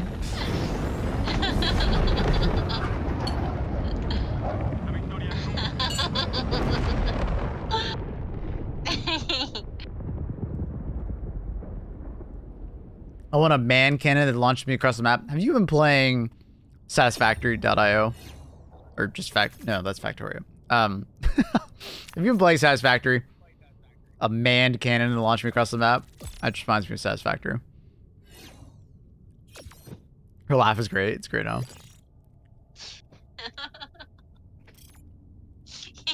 Yes, Factory Starter. It is all going down with me. Oh wait, Maple, there's that new Yo. game called like, what is it, REPO? Repo or something? It's a scary game. Can we play it? Sure, I guess. You know that game? No, I have no idea. Maybe chat knows it. REPO. It's like indie. Dun, dun, dun, dun, dun. Bum, bum, bum. It's content. Is it good? Annie, are we gonna play Guys, Split have you Fiction guys on played stream? it? Like, so what is it about exactly? Split Fiction is basically It Takes Two, but different. Different story. Yeah, sure. No, but this other game is really good, Maple. Yeah, I'm sure, but Split Fiction. Look. Yeah, we will play that, but look, can we play this? Currently editing the data video for Repo. Explain the video to me. See? I've got good taste. Damn right you do. You got great taste. You picked me. I was drunk. Playing the world. And depressed from COVID. Oh no. Any other reasons? Go ahead. Socialize. Oh god. You're repossessing people, but it's like haunted? So like you're going into a house repossessing shit, but it's like ghosts that are attacking you or something? This one here. What's the gameplay like? Alright, let's look. I'm curious. Okay, guys. With proximity chat? Ooh, tiny. Be careful, be careful. Look at us, we're so professional. Was that a person doing Goo Goo Gaga or? Hey guys, I have a plan. No! Oh, please. Stop. No, Michael, don't get involved in this. Give it to me. No. Okay, let's buy some items. I get you up here for survival. Yeah. It's here, upstairs. Oh my god! No. Oh, it's evil. No. I love like the regression in graphics that these party games have gone in. As like an artistic choice.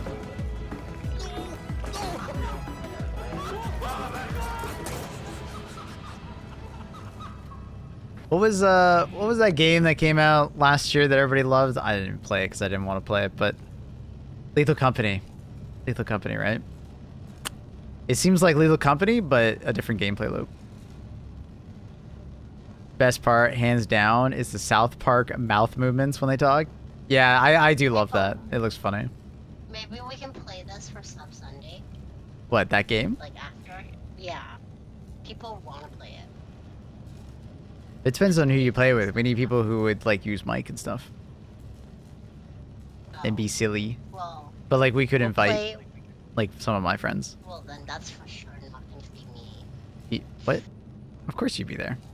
Seen the 5070 reviews? Yeah, who is surprised that the 5070 reviews are like basically just every collective, you know, YouTuber shitting on NVIDIA for their 5070 equal 4090? Who is surprised? I mean, the 5070 seems pretty mid if you remove the like all the discussion around the 5070 versus 4090 discussion. It's pretty mid 70 series, if not low. It's like, yeah. Like, yeah, price decrease, but it's not that great of value. And that's assuming you can get it at MSRP, which you probably will not because there's so many other cards that are not MSRP. Let me know when the reviews come out for the 9070. We'll react to it on stream. I want to watch that. Because I think the 9070 is going to shit all over the 5070. For weapons, I want the laser shotgun. Yeah, the Trident. They say it's coming. They want to work on it, so. I assume we're going to get it at some point. There's also those arc nades that they talked about that they're working on. So. Sounds cool.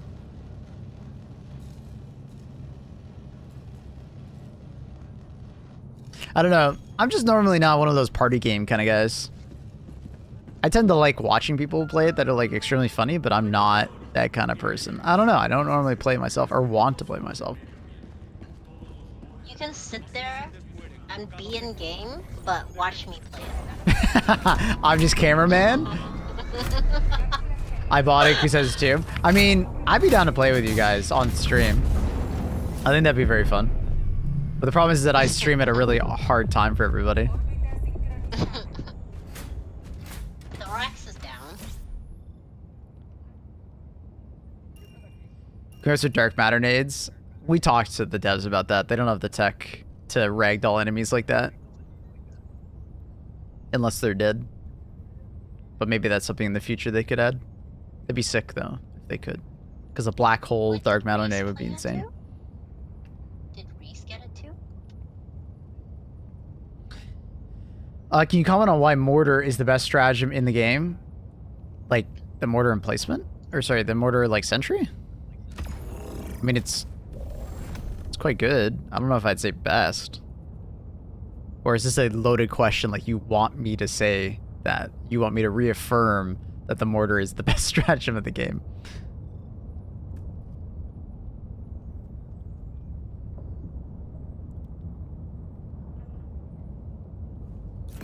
But I think split fiction between me and you playing that any would be really fun.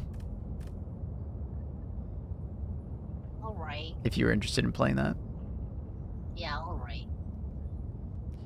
Would you be willing to play it like on the weekends so we could start off with Helldivers and then play that later? Like, you mean playing it on stream? Yeah, if you're comfortable. If you're not comfortable with that, it's okay. We could just play it off stream between me and you. But a couple of people have already asked, like, are we going to play it on stream? And I'm like, I'm not sure. It would depend on how comfortable Like, Annie is with it. It's basically like I'm making a cameo, I'm making a special appearance, like an employee. You're not an employee. You're the like, star. I'm like the talk show. Yeah. I'm like Conan, and I'm inviting on the Yeah, you're inviting me. the You're infamous paying me Annie. to come on. Yeah, You're paying me. I'd buy the game for you. You're the star. Yeah, but that's sponsoring me. Plus, I need like extra. Well, I'll buy you dinner too. Maple is a grunt. Yeah, we can agree on that. I'm the cameraman. Hear me out. Sample gun. Fire samples as ammo. Nice. Okay, so looking at the wiki, there's a major problem with the potential mortar emplacement. If a projectile is faster than its muzzle velocity, damage is gained. The max arc height affects damage. Yeah, what's up?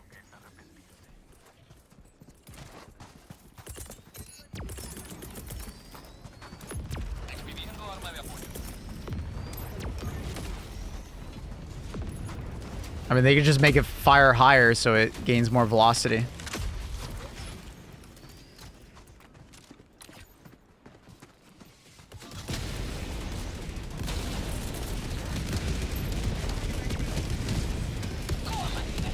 My wife and I nailed the cat names to Butter, S'more, or Mitten. Comments?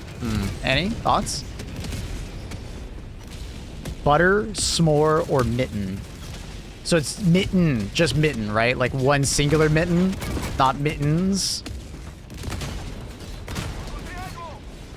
Because there is a pretty distinct difference between the two of those.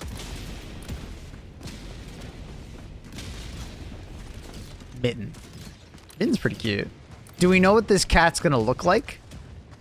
Like, do we have any idea on like the coat, color, personality? Because like when we named Luna and Bear, and even our previous cat before that, Tiger, we named them based on their coat.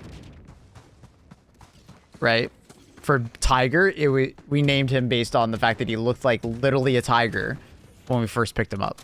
Bear looked like a fucking black bear. Luna, she was always like looking around and often up, and she was like looking at the stars, we would say. So we named Luna as she was very inquisitive. Right? What does that have to do with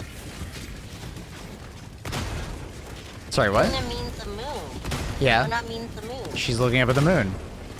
Because we were thinking of like celestial names that are like cute pet names, and Luna fit really well with it. Is that acceptable? You sound so judgmental towards it. Like, how dare you? That makes no sense. There's a dog over here, Maple. You gonna kill it? There's a dog over here. You gonna pet it? I'd like to. Give it a pet. Holy fuck, hang on. Okay, it's like a light brown coat and white paws. Oh, dude. Mitten or mittens works so well with that. I like s'mores, though. I like s'mores. Do you have a photo? Yeah, but then, like, you have to say that. You have to keep saying that. It's annoying. What? A name? Yeah, I also hate saying people's names. No, there's a fucking meat saw. Dog, Maple. Wait, why is it my fault? Why you always blame me when you die? Miss? There you are, hoarding all the ammo, of course. I have no ammo. What do you mean? I saw you. You are sitting there with all the ammo. What are you talking about? Ma'am? Whoa! Ma'am, I don't know what you're talking about. This is not exactly what I want to be doing. And then I keep dying because you throw me back in the center of all. I didn't revive you. That was Factor Strider. Stop blaming me for everything. Everything is in fact not my fault. Oh shit. I love how like stop calling me into the enemies and then she tries to land on an enemy. She's so silly. Why can't you be like that guy? Why can't you be like that guy? Oh god. What? A Russian oligarch's billionaire son who then cheats on you and divorces you immediately as soon as there's any opposition? Is that what you want? Me and Annie watched Anora last night. Has anyone seen it? And for the first like 30 minutes of the film, Annie's just like, oh my god, he's so sweet. Oh my god, he's great. I love him. Turns out he's like the villain at the end of the day.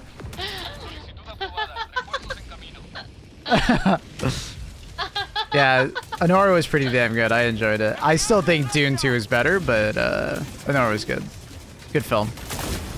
It was a raw film, which I enjoy. It reminded me of what was that Adam Sandler movie with the diamonds? Uncut Gems. Uncut Gems. I enjoyed that movie a lot, and I felt like Anora had a very similar vibe to it. Not the spoilers? Ah, don't worry, we're not spoiling anything. It was very, very fairy tale.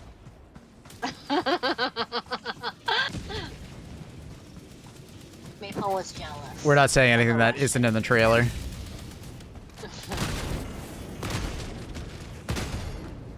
Definitely watch it and let us know. I'm gonna post it in I Discord. I would recommend the film Let me know though. It the was good. feedback. It was worth a watch. Objetivo cerca de su posición. Advertencia. Están al alcance de la artillería enemiga. I was so jealous. I was jealous. She was googly eyeing over a Russian billionaire. Just flaunting his money. He's like, oh my god, that's so sweet. I'm like, Annie, he's not even spending his own money. Annie, he paid for her services.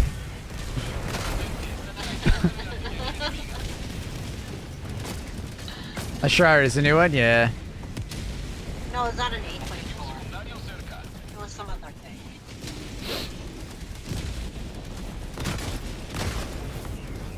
Is it an A24 film? What does that mean? It's not. It wasn't. It was a production. Oh, is it a production company? Oh, I don't even know that. Yeah. But it's not. It was something else. I don't know. Yeah, good movie though. I'd recommend. And then I think we're gonna watch what was it? The Brutalist? Was that what it was called? Yeah, yeah. And Conclave, I'm interested. I think it's something you'd like to watch, Conclave. To be honest.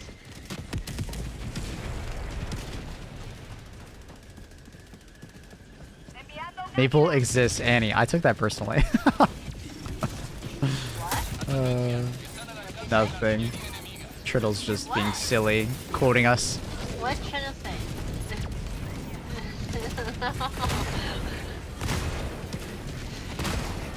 Too low. Too low. Hell? We saw bitch. I love it. I miss the old Hulks, man.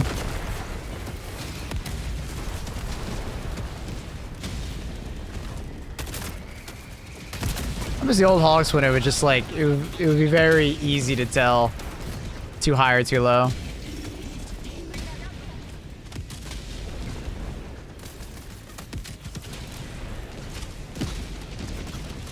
I miss it. And also no stagger. The stagger actually makes it harder sometimes to shoot. I'm not patient enough. Fucking hell, bro. Die. Hey, how's it going? Good, brother. Welcome back. How are you?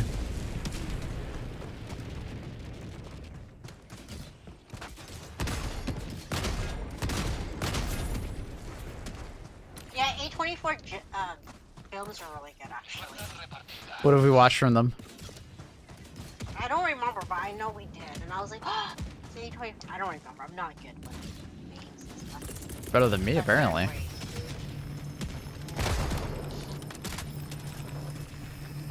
I'm gonna be writing a manifest. Why you gotta use the word manifesto? There's such a negative connotation with that. It's funny. On a potential mortar, aren't I? Do it. Fucking do it. And I love how you're saying that while also having the name Maniac. It's perfect. Thematic. I use first person with the AC when killing Hulks. Much easier with the current stagger. I just need to be more patient. I can kill him no problem. It's just sometimes I'm not patient. I'm trying to rush it. And I turn into quite the Russian. And I just go too fast.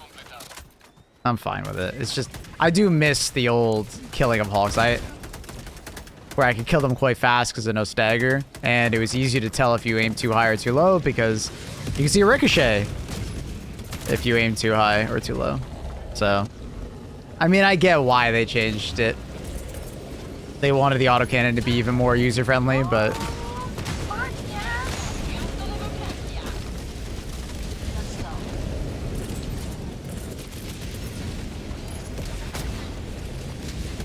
Die, bitch. Kaboom. Midsummer? I don't think I ever watched Midsummer. People recommended it to me, but I never actually pulled the trigger on it. Green Knight. That sounds really familiar, but I'm not sure if I watched it.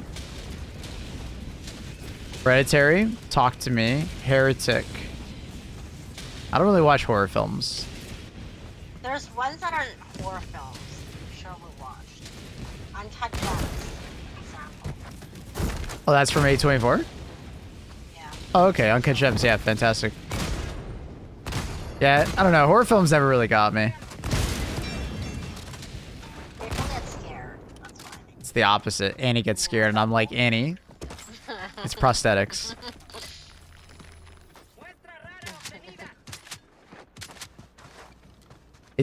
I tend to get like more freaked out by like body horror.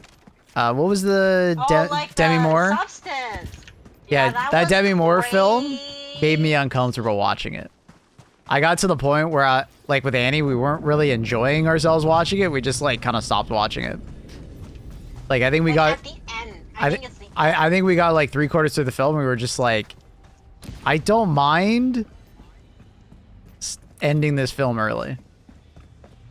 Like I thought it was really well acted and stuff. I just like found myself uncomfortable watching it. And it wasn't like an enjoyable uncomfortable. It was towards the end, I think. I think towards the end it was too much and too long. I found myself like zoning out and not really paying attention by the end. Because at least in the beginning, it was like, what the hell is happening the entire time? That kind of kept me going. Yeah, yeah. But eventually the body, eventually the body horror kind of like, I just realized that, did they reverse these?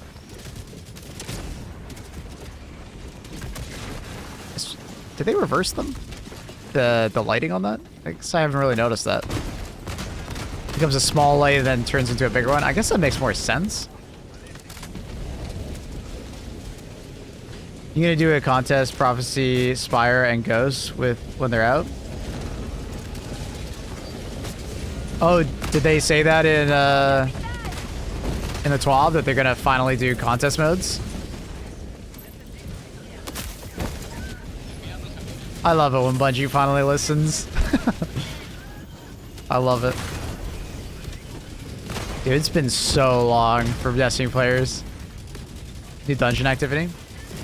So, it's only dungeons, not raids?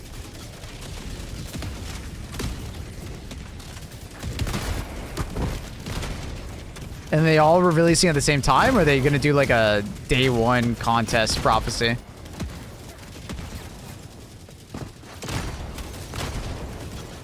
All at the same time? That's fair enough, I guess. Day one stuff. I guess there will be a de facto day one in a way, though. Of people trying to complete it as fast as possible, all 3 or something like that. Play Destiny? I used to play it a lot. I more or less now just log in and play with my friends when there's like a raid or a dungeon. Destiny has kind of stagnated too much for me to play regularly. Reese being one of my great friends that I play with.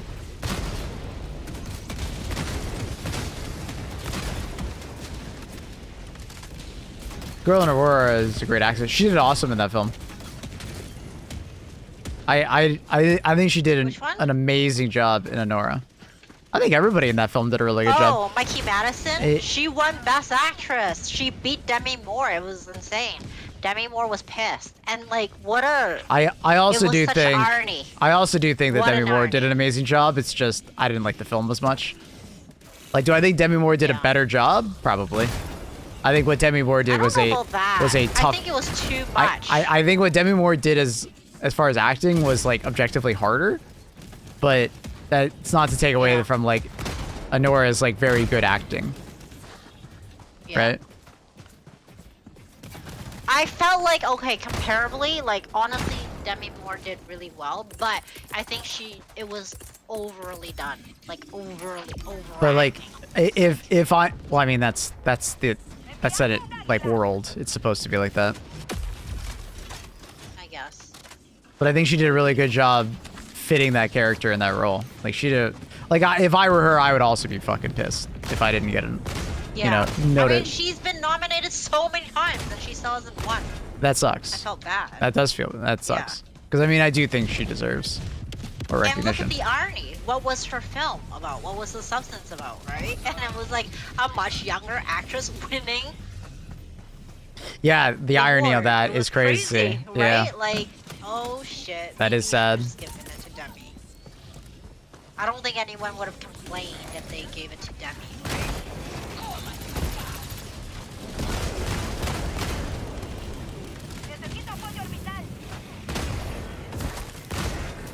Honestly, I felt like I should have given it to her at that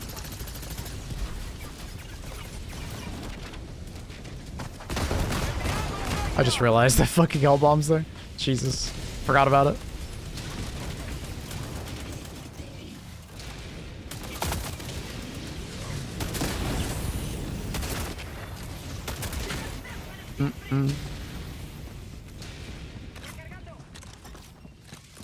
Has anyone seen the Emilia Perez movie though? I'm debating if we should watch it. I think you would enjoy it, Maple, because it's a musical. But Yeah, like, I'm it's not a very musical well. enjoyer. I'm wondering about it. It got. I basically turn my brain off real fast whenever there's a musical bit, and I'll just go like look at my phone or something like that. Like musical renditions, I just don't care for.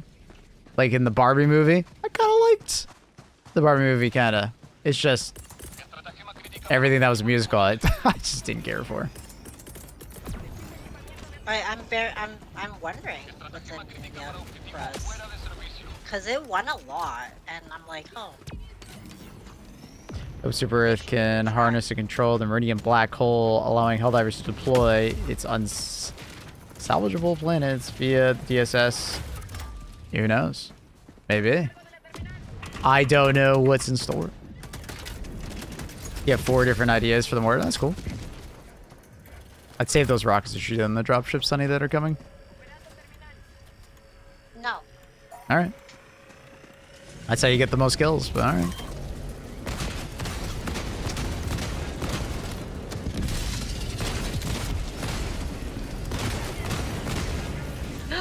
Oh shit.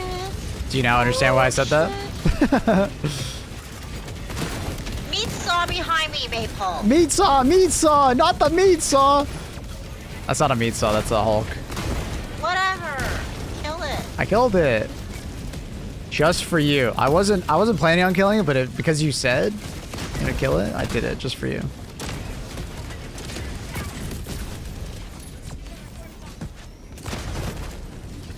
Like I thought about it and I was like, Annie's got it. I believe in her.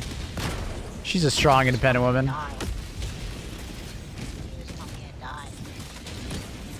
No, I just heard about all those times where you're like, let me kill it, let me kill it. You just want me to die. The Russian billionaire would never do that. Yes, he would have. Yes, he would have. He would have ditched you long before. Ah, shit. The respaw's on the opposite side.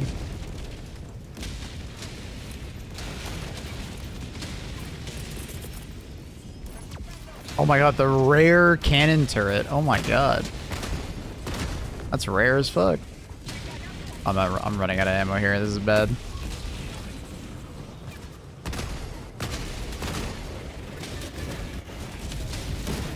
What up, Akuma? Good morning, buddy. How you doing?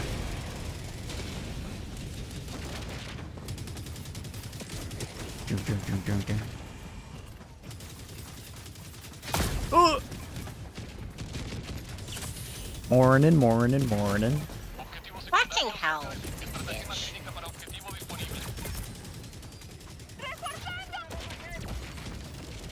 Mad. She's mad.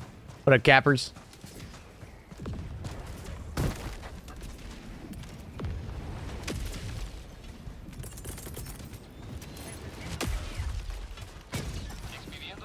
Oh god. Yeah, man. Yeah, man. Not letting me mantle. Yeah, man. Oh! Oh, fuck. Yeah, man. Oh, come on. Okay, apparently I found the most cursed spot to put a fucking L bomb. Jesus Christ. We'll get it, chat. We're gonna get it. Get what? Woo! Got it. And of course, there's a fucking cannon turret shooting at me now. This is just wonderful.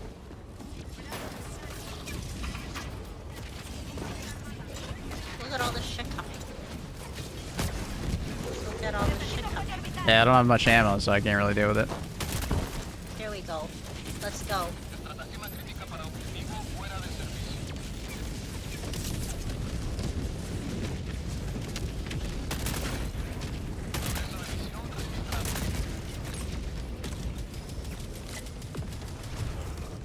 It's a lot of smoke. Can't see. Ha, ba, ba, ba. Working as intended. Mm-hmm. Mm-hmm.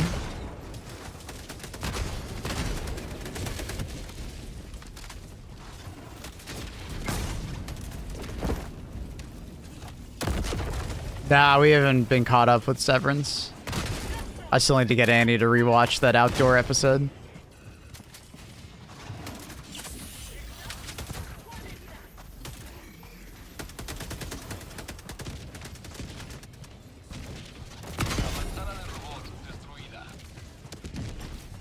Bitch. I knew it. Fucking hell. I fucking knew it. I saw that hell bomb, I'm like, dude, that fucker's gonna shoot it by accident, isn't he? I knew it. The Terror? If it's a horror film, probably not. Sounds like sounds like a horror film.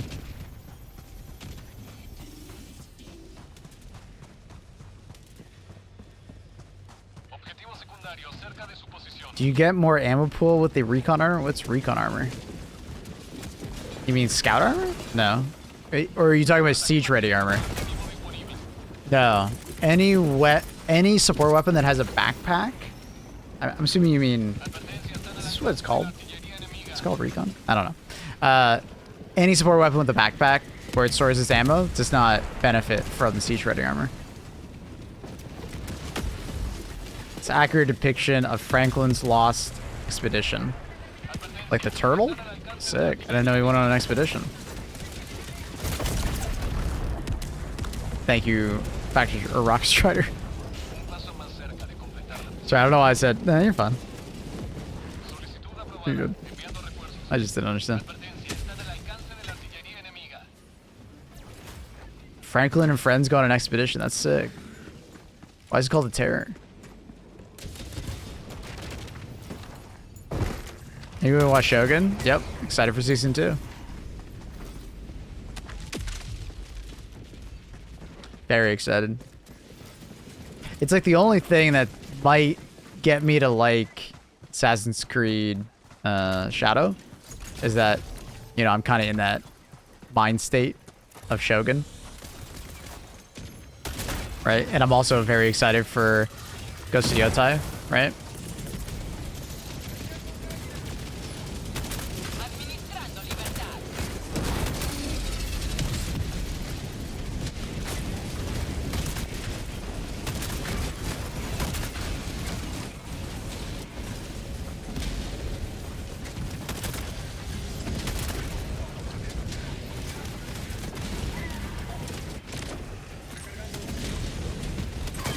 Have you played Ghost? Oh yeah, absolutely. It's great. Great game. DLC as well. I will be buying a PS5 specifically for Ghost of Yotai. And I'll be playing it on stream. Well, okay. I'll also be buying it for GTA 6, but... First for Ghost of Yotai, because it's coming out first. We should probably do that first and do that then.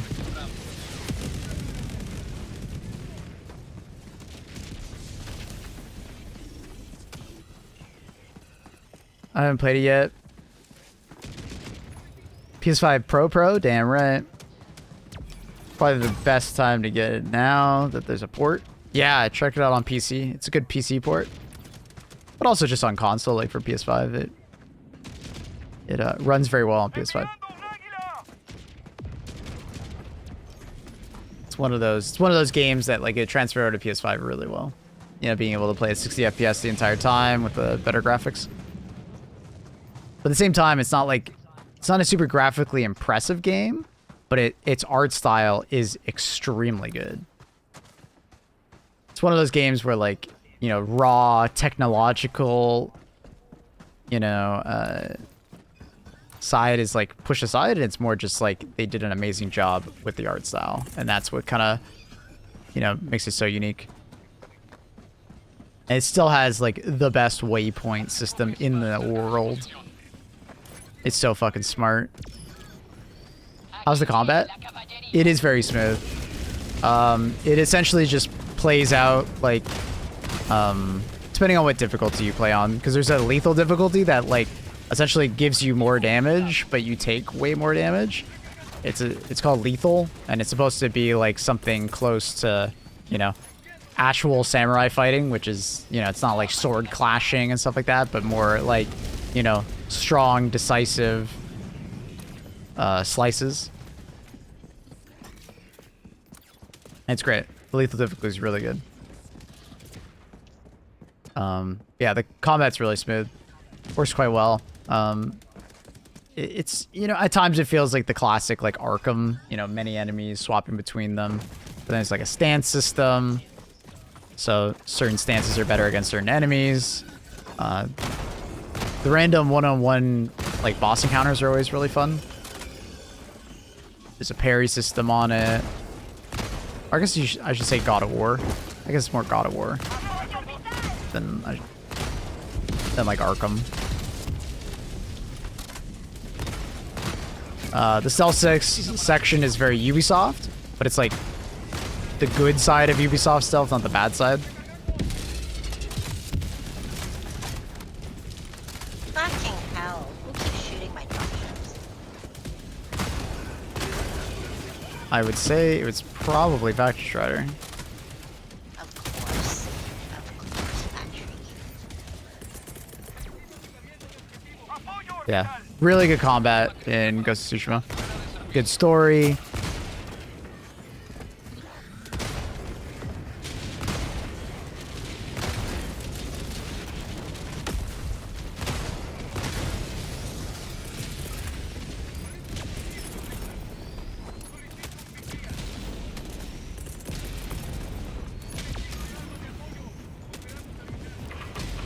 Excuse me, miss. I was gonna press it. Oh, do you want to press it then? You do it. Stop shooting at me and do it then. Oh, I don't want to do that. You're ridiculous. I was gonna do it. Oh, I don't want to do it. I really want Assassin's Creed to be good, but I feel like it has no chance. There's a very low chance that it's gonna be good, unfortunately. From all the previews that I've seen, I am not holding my breath.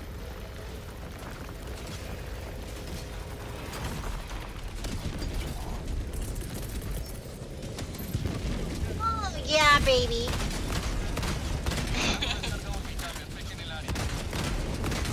Let me get at this dropship, bitch. Wait, did I miss that? Oh my god. Remember, you don't want to shoot the enemies that are attached to it. You really want to shoot like the actual ship itself. I am. I'm trying to shoot the fucking belly. Perfect. No, don't shoot the belly. That's wrong. That's what you don't want to do. Oh. That's the opposite. Oh. You want to actively shoot like the higher part, and not the engines. Okay.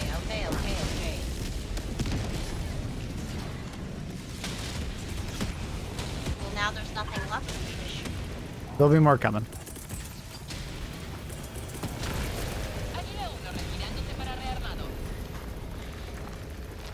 I've been waiting for the downfall of Ubisoft for a long time. It's coming. I don't want them to fail. I just want them to learn that they can't just shit out the same game over and over again. Like, especially when it comes to story-based games, right?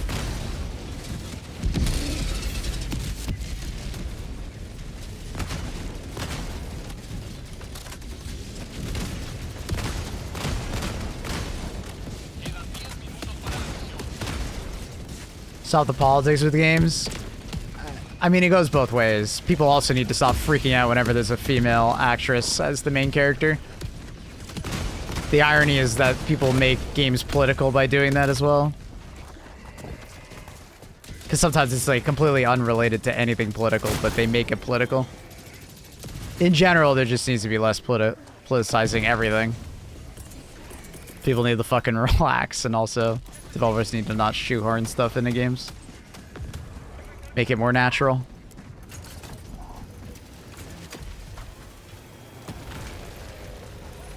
People don't understand that a studio collapsing would be bad for the entire industry.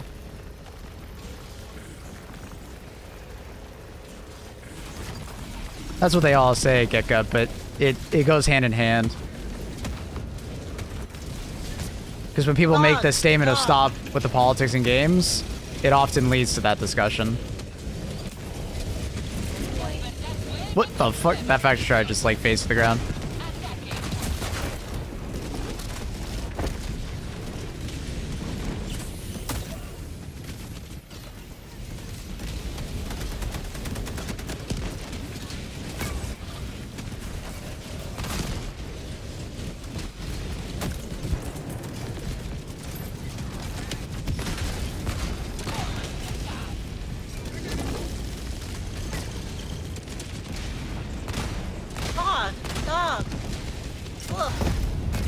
What suit did you wear? What do you mean?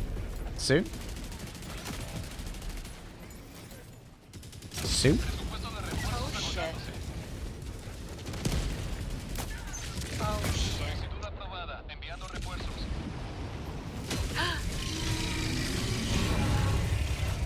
Armor? Maybe? This is the heavy siege armor. Siege ready.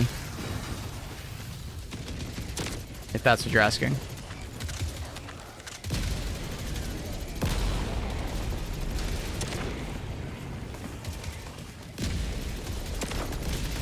This is, I think, particularly the one from... Alright, bro. I just guessed which one it is. I'm like, okay, it must be at the end. I'll just do up, right, up, right, up, right. That should work. It did. I'm gonna resupply him. Oh. Think, did your nade just kill you? Or did your nade just kill Factory Strider? I don't know. I heard this. I heard a secret nade blow up. I don't Yes. know. It's fine. Did you hear? Did you hear how, like, you know, disappointed he was in that statement? Yes. Are you sure it wasn't your own factory? Oh, the gaslighting. The gaslighting. You're just I crazy. think he brought one too. You're just crazy. Your own killed you. This gun is so good. Must help play. You can't be trusted with this gun. Did he tell you what to bring? No. Is- He said. Then why are you blaming Clay? Didn't he like this thing that you were saying? Hey, he loves the Liberator. Yeah, no good. Just because you don't like it doesn't make it not good, honey. No good. Okay. No good. Mm-hmm. Oh! You guys good over there? You just run around them. We don't have to fight them. No duh, Maple. Okay. Not if you're being ragdoll.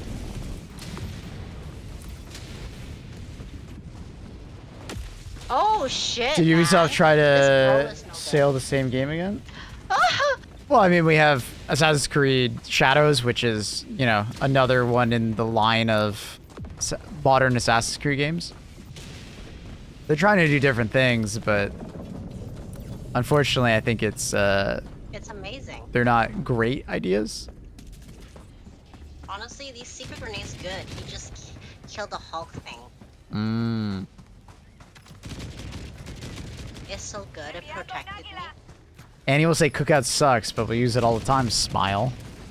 Annie would never do that. Huh? She sticks by her guns. I don't use it. Shadow's basically the same game over again. It has a bunch of things different, but it's not enough for someone to be like, yeah, there's a massive amount of difference.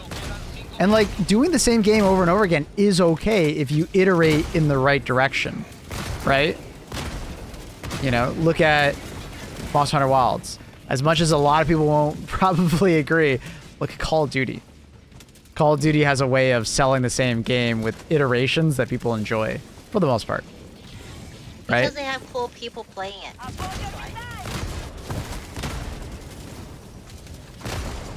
Ubisoft just manages to iterate in the wrong directions a lot of time. Like Odyssey, arguably, pretty good game. Problem was that when they went to Valhalla, they like took a back step in many ways. Right?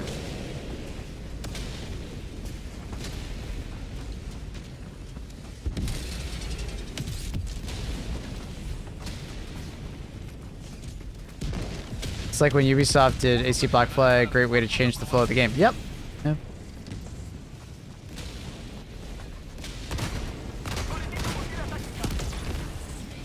Last good one I played was AC Origin. If you enjoyed Origins, you had enjoyed Odyssey. I personally enjoyed Odyssey more than Origin. But then like Valhalla, and then you have like the Disney game, Outlaws. Just not good games, man. The Avatar game had its moments where it was good, like with the parkour and the world itself. But the actual gameplay was nothing too crazy to call home about. And then, obviously the writing in that game was pretty dog.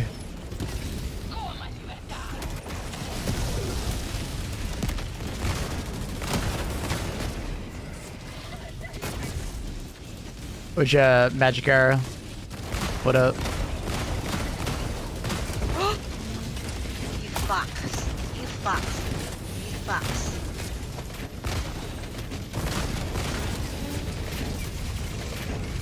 Remaster AC Black Flag. Apparently they're working on that. There's been rumors about it. Dude, we are getting swarmed by random trolls. What? Somebody not killing the things, the tier 1 things. I thought you like kills. Why aren't you killing them? I am now. That's great. Ooh! Ooh! Oh god. Whoa! Whoa! Well, Maypole, come on. You walked into my barrage. The barrage had been going on for like 10 seconds.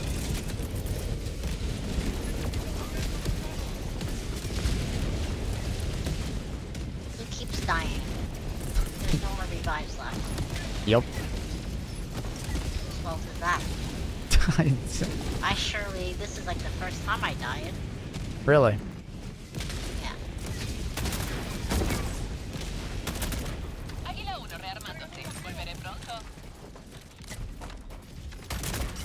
Look at you. Acting like a hero on stream. I'm literally just playing the game, honey. I'm literally just gaming.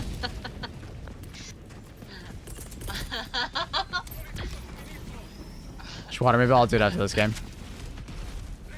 Kill that dog, hurry it up.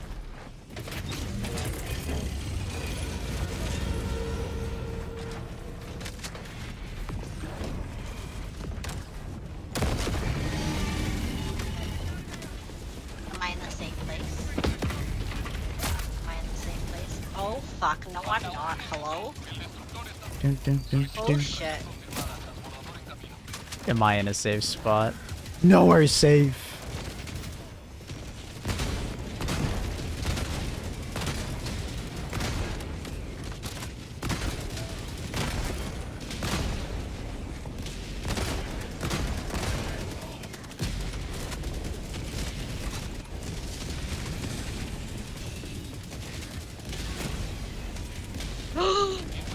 Holy shit. Come on. Come on, guy. Come on, guy. Come on, guy. Gotta find that fine line. Yep. It's innovation is harder than sometimes we make it out to be, for sure. Bitch.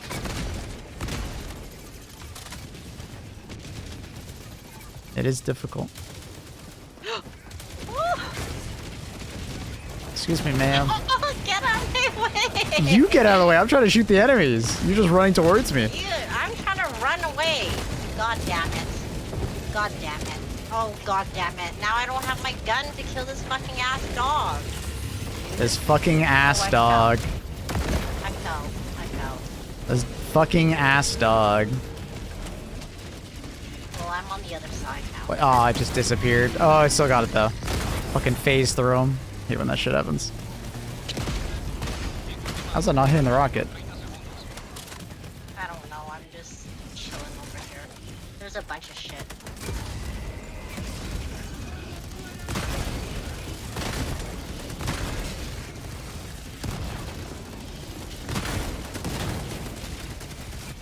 Fuck you. I need that resupply. No, I didn't pick it up because I got staggered. Oh, what the Go fuck? get it, go get it. Jesus Christ, dude. Oh. Oh. Oh. Oh. Bum bum bum bum. I don't even have my gun for the fucking You're fine, recoil Wasp. list, dude.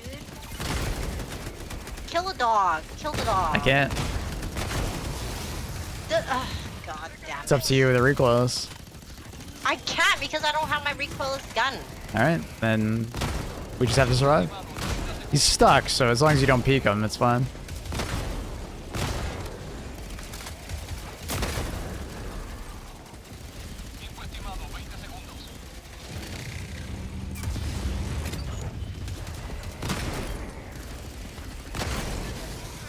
Ding, ding, ding, ding, ding. Issue 1, issue 2 is good example. Simple animation. I wouldn't call that simple.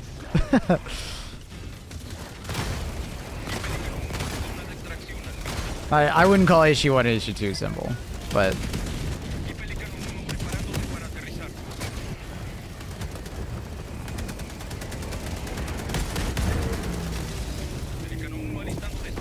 I'm leaving. get on board. Yeah, baby.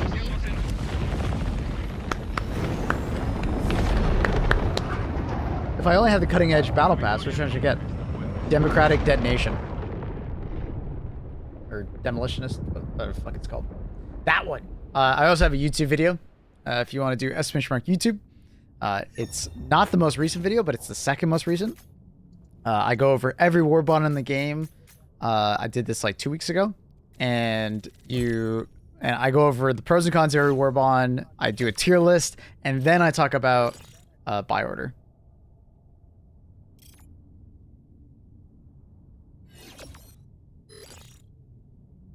That's cool, Ramses.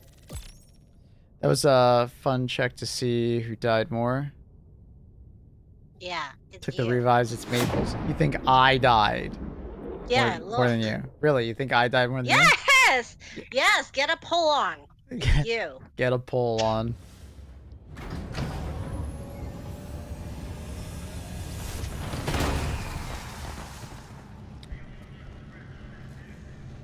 It's you.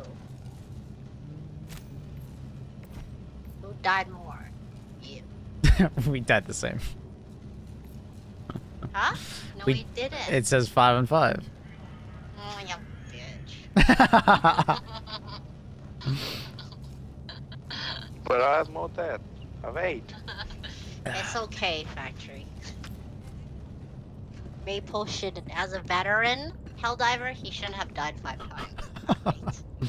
I have way less hours in this game. I'll stop reading less chat. That's my bad. I need to be a veteran Helldiver and never die. Okay, bye. I gotta go. Bye, honey. Bye. Thank you, Factory. Thank you. Bye bye. Got some good news. What up, Peeling? As a rank 1 Helldiver, never dies. Helldivers never die. Die because you killed me multiple times. I only had That's 1 fine. accidental, so I only killed you once. You had 2 accidentals. You killed me and Factor Strider once each. So, chill That out. was his own secret grenade. The gaslight. The gaslight. She killed me 8 times. 8 times.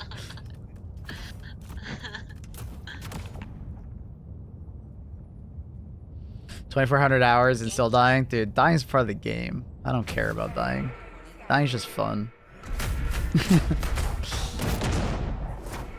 I'm just here to vibe. Complain when I kill you. Don't complain when I kill you, mate. I didn't complain once. I didn't complain about you killing me once. I only brought it up because you were complaining about me killing you. So I felt like I had to maybe respond.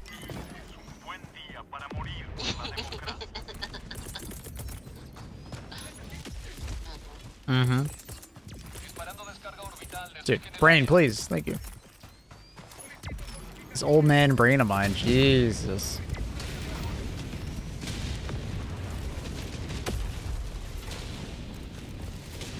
It's more strategic if you die and get ammo. I mean, you're not wrong.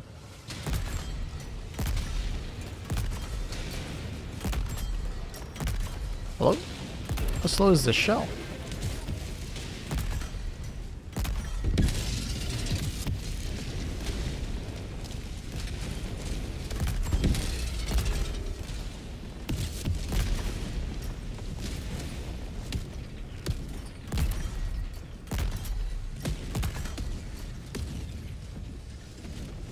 Bum, ba-dum, bum, ba-dum, dum, dum, dum, dum.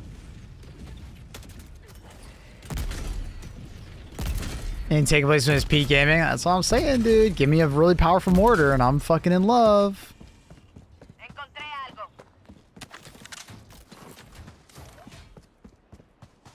I'm in love. I got to use the crossbow today. Absolutely amazing. Fuck yeah, bud. Hell yeah, bud. Mortar emplacement or howitzer. All right, either one. I think either one would be really cool. Why you need even a stronger mortar? Well, it's a mortar that you can aim, so I think that would just be really fun. But also just like, you know, large shells, individual shells that maybe are able to destroy, you know, larger targets. Because like there's a certain tier of target that our current mortar is not designed to kill, because our mortar is more or less a anti-infantry mortar rather than an anti-tank or armor. So you could say like maybe like half the shells are dedicated to anti-armor and half of them are dedicated to like ad clear, right? Anti-infantry. I think it'd be cool. We're having quite the discussion about, you know, possibility of even just like a man portable one. But I just don't know if you can have like large enough shells or enough of them to make it feel impactful. But you know, who knows? Did I kill all the fabricators? Did I not kill that other fabricator? I thought I shot it with my anti-tank placement. I think I might have only shot it once, maybe.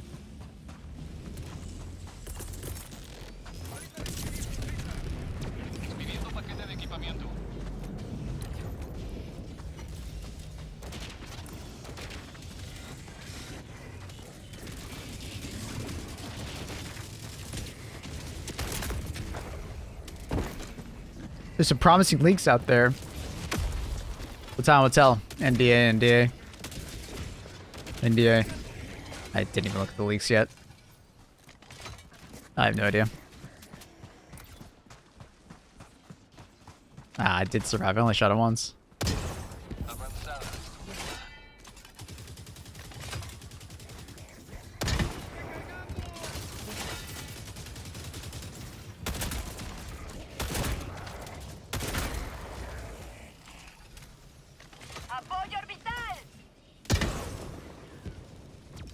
Kaboom.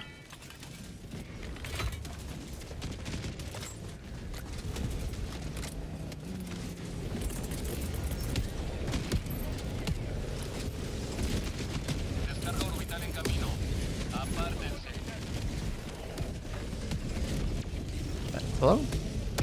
That's weird.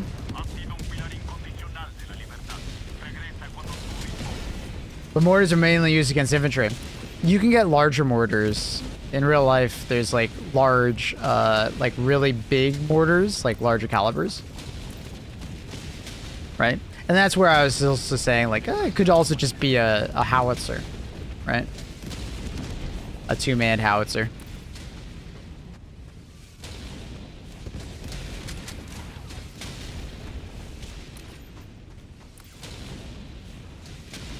Yeah, man. Avanzada de robots destruida. Fortress destroyed.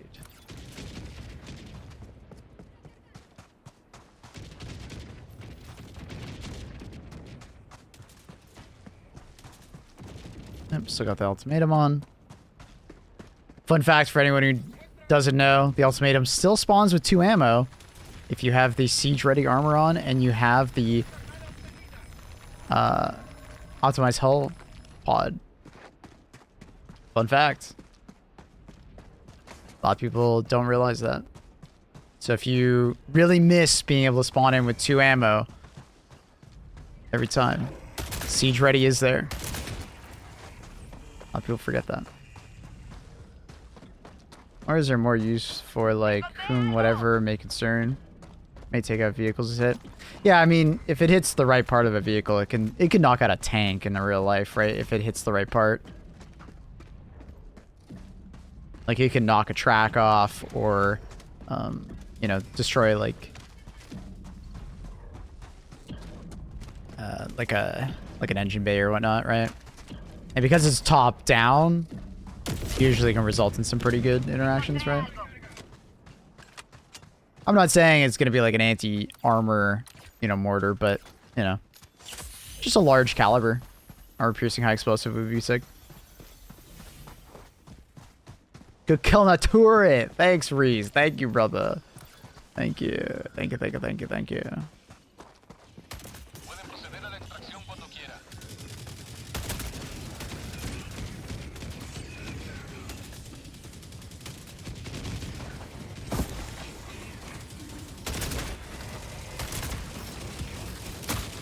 I didn't reload. Oops. Cat on keyboard. Oh, I know that feeling. My little muffin does the same thing.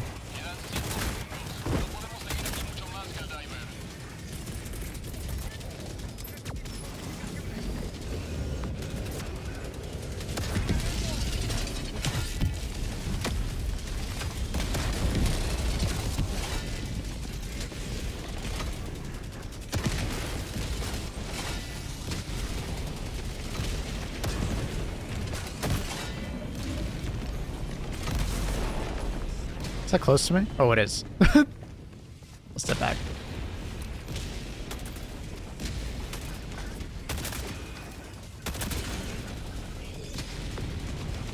This Devastator is perfectly standing in front of the fucking Hulk. So how did you say the rice is clean after rinsing? So for the type of rice I was using and making, they recommended when rinsing the rice, you'll notice less and less starch coming off the rice. Eventually, after like, you know, tossing it in the bowl with the water, like as you're like rinsing it, you'll eventually get like almost clear water after doing that, right? It'll go from like being cloudy after you do that to less cloudy to eventually like fairly clear water, right? You don't have to get to the point where it's literally no like nothing coming off, but you definitely want to do some amount.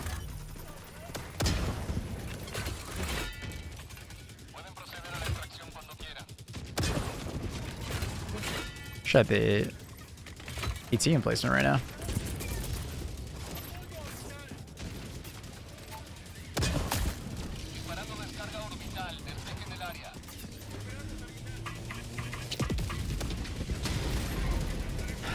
This bio reminds me of, I think it's Moon. I don't even remember that Moon in Aspect 3, but it's been so long. It just reminds me of the Destiny Moon. A wizard came from the moon. So that's what I say, Annie, is usually what I do is I put the rice in a bowl. And then I put some like clean water, like tap water. And then I take my fingers and I kind of like do a claw, and then I'll like stir it around like that. And then I'll pour out the water after like a couple spins, and I'll just rinse and repeat that like 5 times or so. or until I feel like it's, you know, removed enough of the starch.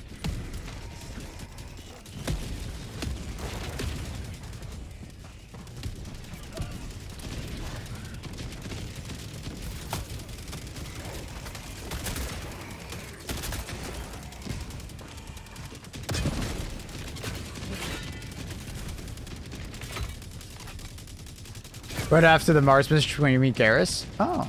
Yeah, I know what you mean. Okay. I just get Uncle Ben's rice. I mean, we tend to buy like a big bag of like basmati rice or something like that from Costco. That has not been pre-rinsed. So we have to rinse it.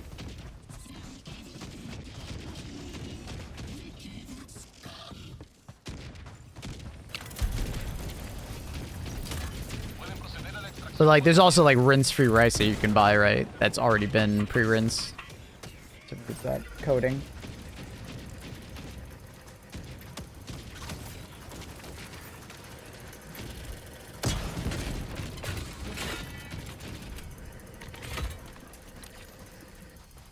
Oh, did we not finish that base? Oh, it's the one that's tucked in the corner, isn't it? You can call on the thing if you want.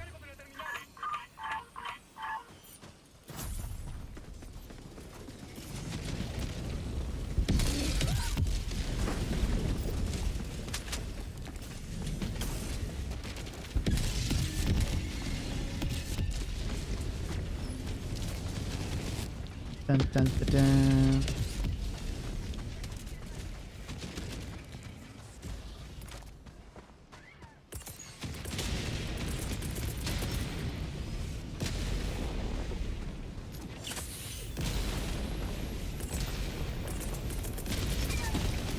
Oh shit. Oh, there's a new one that spawned there? I guess we like came out of render distance enough that it spawned a new one. That's annoying. I hate when that shit happens.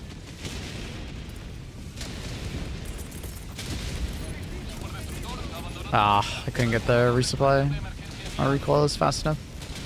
Nah, I'm gonna sacrifice myself for the thing.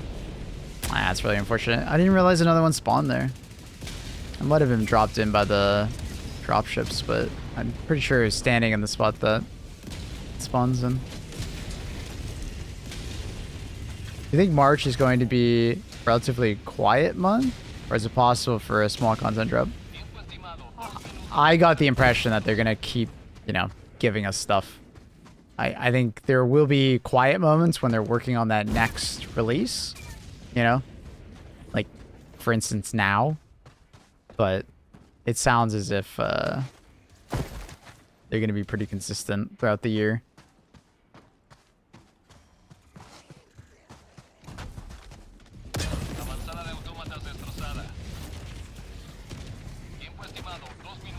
That's not good.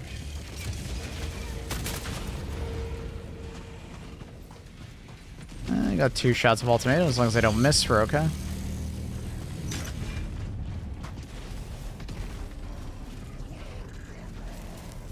Did you forget I was here?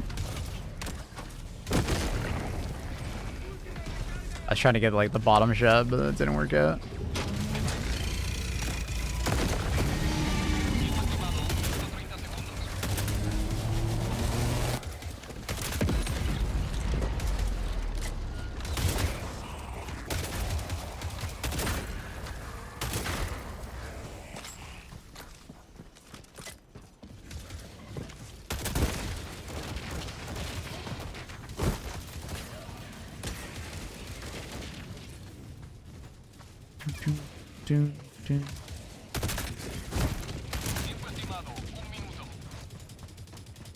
I think the calm before the storm period needs some improvement, like dev logs. They don't want to do that though. They don't want to spoil what's happening. We are getting stuff that keep us busy. That's what the MOs are, right? I would like to see like things where they discuss like upcoming like just like gameplay rather than, you know, story beats or anything like that. really discuss like balance and things of that nature. And I did suggest that to them. At the same time, I don't think they're gonna do dev blogs and stuff like that. I even feel like the trailer for Escalation of Freedom was not a good idea, necessarily. That's what you mean. Oh, okay, gotcha.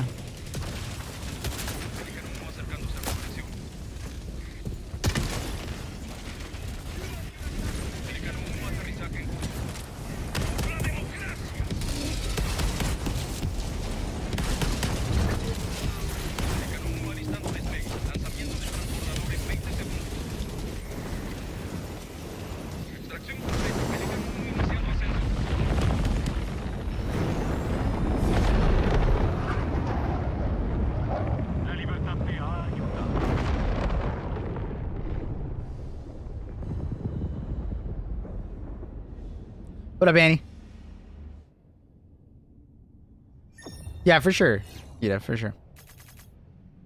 My guess, next expansion on next State of Play or like Summer Game Fest, maybe. It seems like their goal is like to do like a large, you know, update every 6 months or so. That like kind of bring people back together, and then there's going to be like every month we're going to get something more sizable. It seems like that's where they're kind of headed. That comes alongside the war bond. I don't know for sure. This is pure speculation. This is not like an NDA moment or something like that.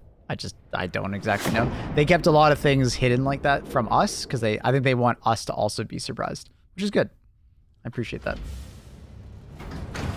Tom Parker, bowel reviews, expensive baked potato, London costs.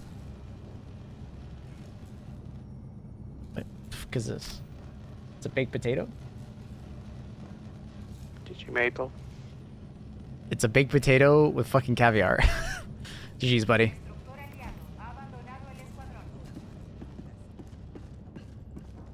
Look at the price. 150 euro? You have to get a membership? Jesus Christ. It's like the baked potato and everything else on the dish is like $10, maybe less, you know? Probably less. You know, it's probably cooked in some like nice stuff and by a professional.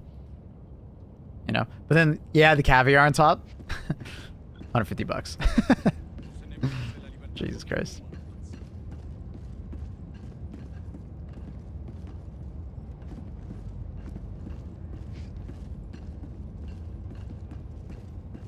You need to start streaming a bit earlier that day or another 26-hour stream happening.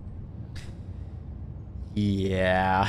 I mean, what I might do is on those days, just in case, Benzie, I would do like a later stream where I would like start later in the afternoon, like closer to like afternoon. So it might be a long content day, and that's okay. I'm down to do a long content day, but you know, not like I did for like the Game Awards where I started at normal time. I'd start like 5 or 6 hours later. And I feel like that would be more reasonable. Like, I don't mind doing a long stream. I like 24-hour streams. You know?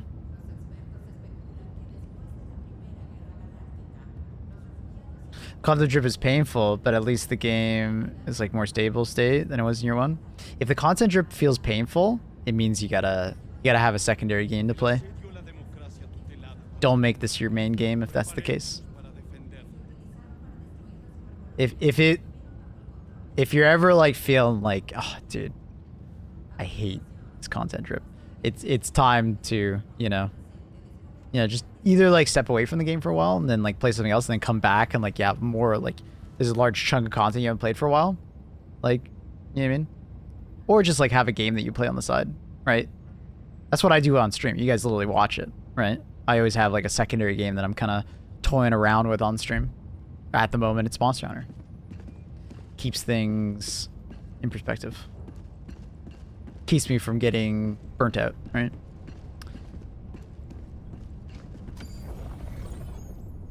How we doing? Dude, we don't even have the thing active, and we're doing fantastic. Hey, this is for all the people that always tell me I need to go left. So satisfying. Good sound. Everybody, Vote. Heavy ordnance. Do it. Chat. Do it. Send the samples. We need this. Well, we don't need it, but it would help. It would help a lot. Is Monster Hunter Rise any good? It's on like Game Pass through.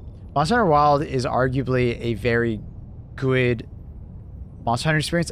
It didn't appeal to me because Monster Hunter Wild or Rise goes for way more of like an over the top kind of take on Monster Hunter, if that makes sense. Like a lot of people really like it, but it'll kind of spoil you with like the amount of mobility and like other things that it has in it. World is a lot more similar to Wilds. Like World is quite good, like really good. It's a very polished game. So if you're waiting on like Wilds to be more polished or have more content, I would recommend probably Worlds more than Rise. That's my personal take on it. But I know some people really like Rise, like a lot. So hard to say which one you'll like more. But I guess if you wanted more mobility in your Monster Hunter game, Rise would be that game because it's definitely over the top in that direction. I might skip the whole lot. I like Wilds though. I can easily say I recommend it. I would recommend it to anyone other than a person with like a I would say like a mid-range PC from a couple years ago, or someone who's like a low-spec PC gamer. I would not recommend it to those people. But as long as you're like mid-range and it's like modern, like of the last couple of years, I think you'd be more than fun. But Quadrum, I know you got a great PC, so you could easily enjoy it. It actually plays really well on our class of PC. Everybody's doing railgun? I'm gonna do railgun too. Fuck it. Where's my railgun? Brain? Come on. Find it. Find it. There it is.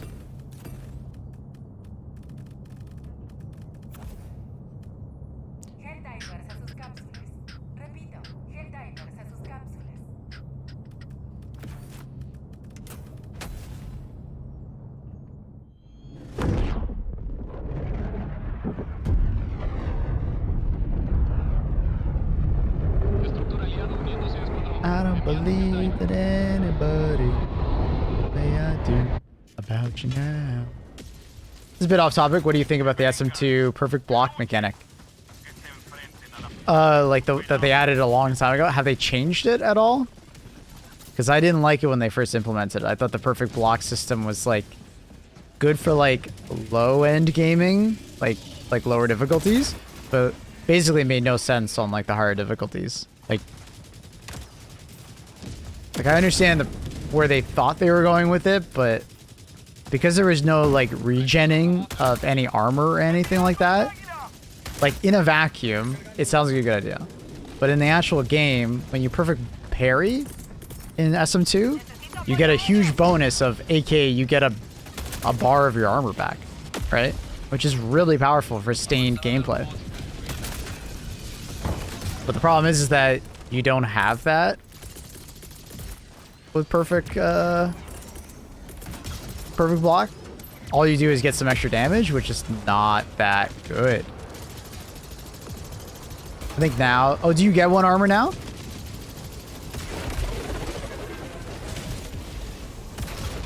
If that's the case, that's changed. I just thought it was really dumb that that wasn't that way to begin with.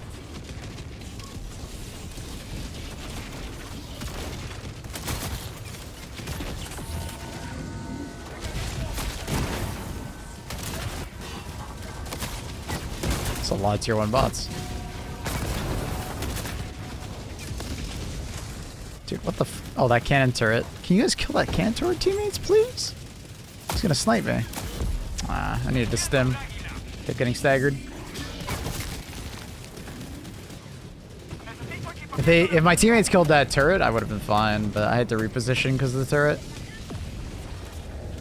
Started playing again 2 days ago, and I'm bullying myself with like assault block hammer. Yeah, I don't know. I think the block is like cool. It's just parry hammer or balance hammer, if you're good at the parry, is like significantly more like usable.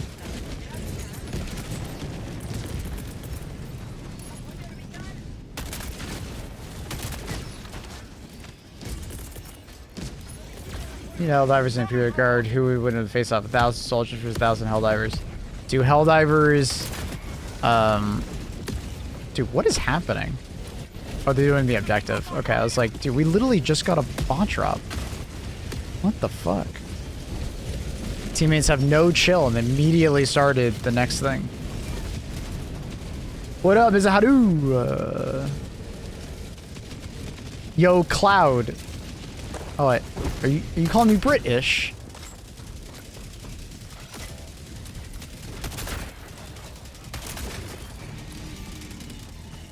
Sir, I don't have any water.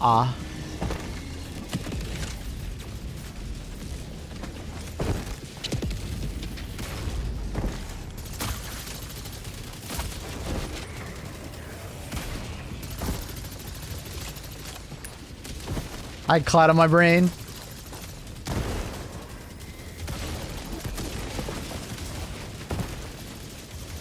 We all got cloud on the brain.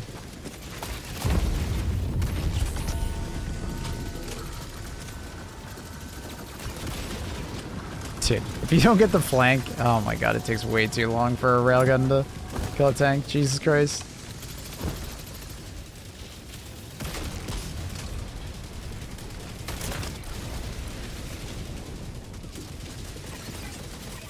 This is where this wouldn't be such a hellish moment if our team just like slowed the hell down and then call on that bot drop.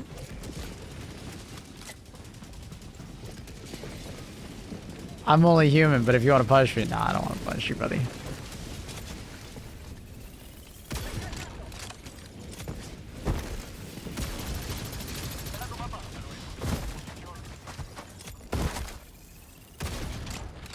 Turn so fucking fast, bro.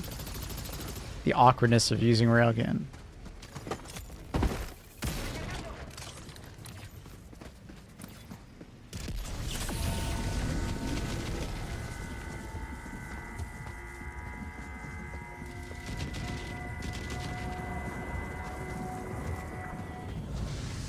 Hi, Trendall. Thank you, Trendall.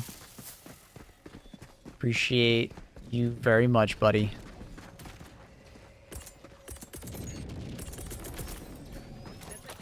Where's the thing? Oh, there's.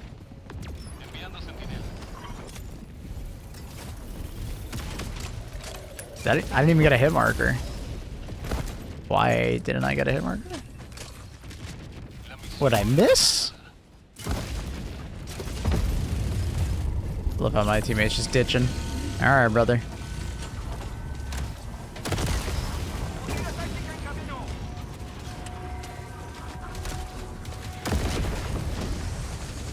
What? Wait, he didn't die? Oh, okay. I must have hit way too far on the back. I also thought he was a little weak. Nope. Dude, man's fucking surviving. That's unfortunate. I was way too confident in that kill. I think the first shot landed on his back, which is why I didn't kill him. I thought it landed closer to his head. Or like on his head.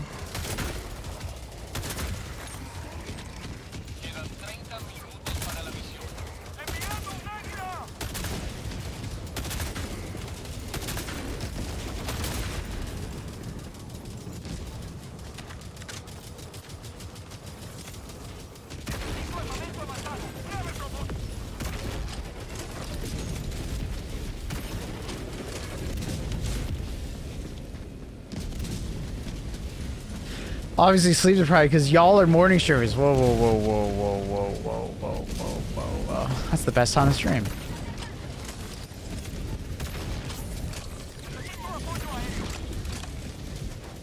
Give me a hot HD2 take.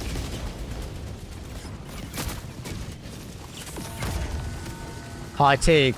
I think a lot of guns were actually not necessary to buff. And it was more people in the community didn't know how to use them or just couldn't take the fact that, you know, you have to aim with them more than just like randomly shoot at the body of enemies.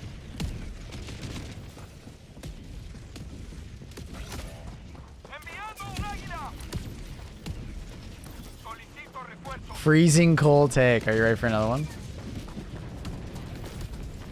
Hmm.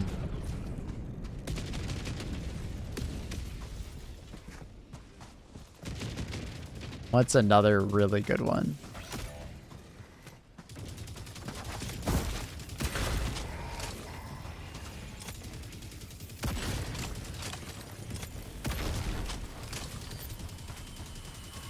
Hot take, I think people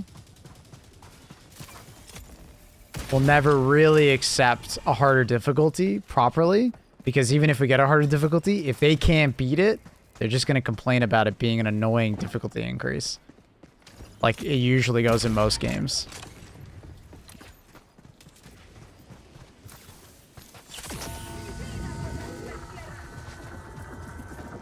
A lot of people just won't accept it.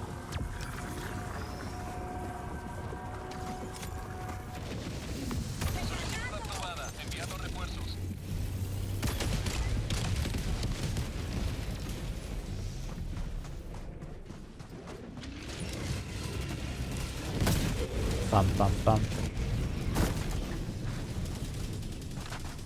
You ready for my gaming take in general? I think gaming would be significantly better off if Reddit didn't exist. There's some positives that Reddit brings to the gaming community, but I feel like Reddit in general tends to be a net negative for a game rather than a net positive.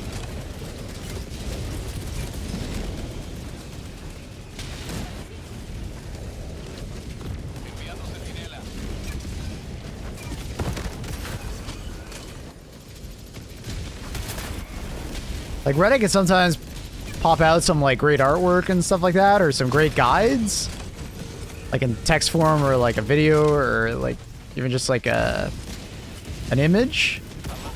The vast majority of stuff that happens on Reddit is just like echo chamber kind of shit.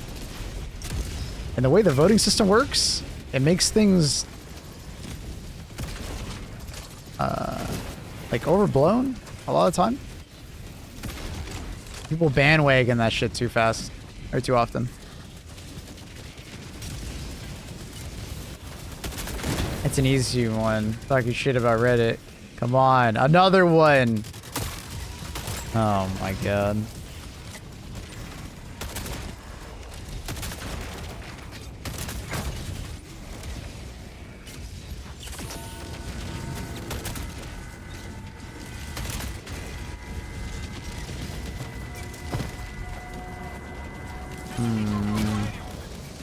Do one that will upset us.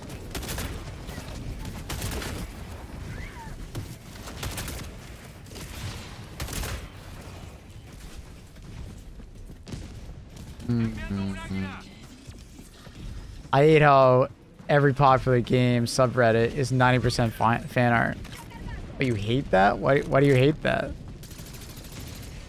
I mean, that's the good side of Reddit. Why do you hate that?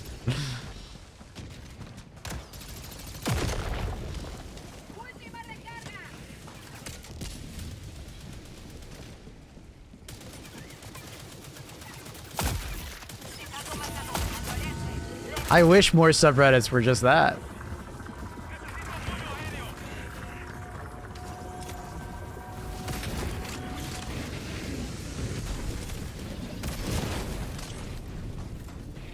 Would you rather fight a TCS tower size berserker or a 1 million scavenger size rocket hulks?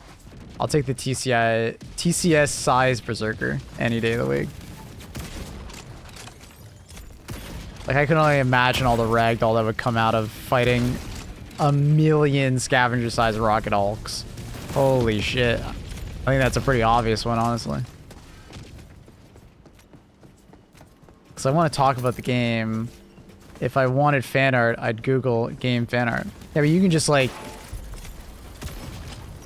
You can just go to the subreddit and then uncheck fan art. Like, there's a tag for it.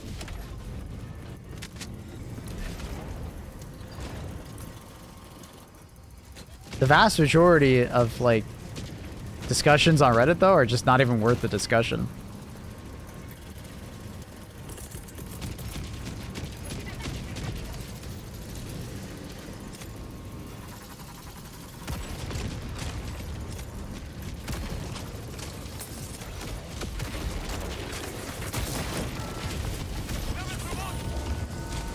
They're often just like rage baiting, or people bringing up the same problem over and over again because they want Reddit gold and they want Reddit karma because there's a stupid system around that.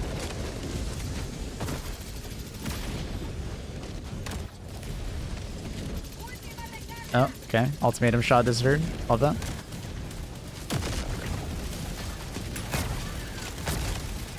That's a scary sight. The one gas grenade fixes everything.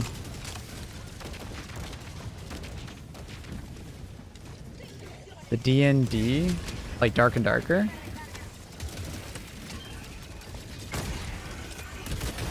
Are we talking about Dark and Darker, or are you talking about Dungeons and Dragons?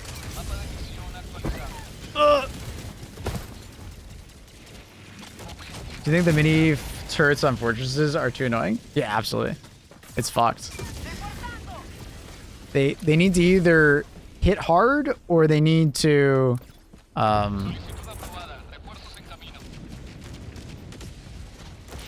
stagger. One or the other.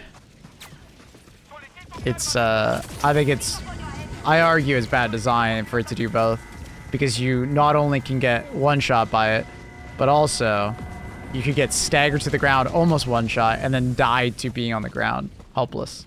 And you often can't see them very well, so they're a very frustrating enemy, because the first shot can be incredibly accurate and knock your ass to the ground, right? So it's like if you could more easily know when it's about to shoot at you, or all it did was high damage and it was accurate, I think it'd be way more balanced. The problem is it's just like really hard to see, so you don't know what's about to shoot at you. You don't even know if it's aiming at you a lot of time. And then the other side of it is it just knocks your ass to the ground and you're literally helpless. It's one of the worst feelings in video games when you are under the effect of CC. Like CC has its moments where it's good to be, god damn it, where it's good to be in games, but excessive amounts of CC that leads to your death is never a fun feeling. Yeah, bah.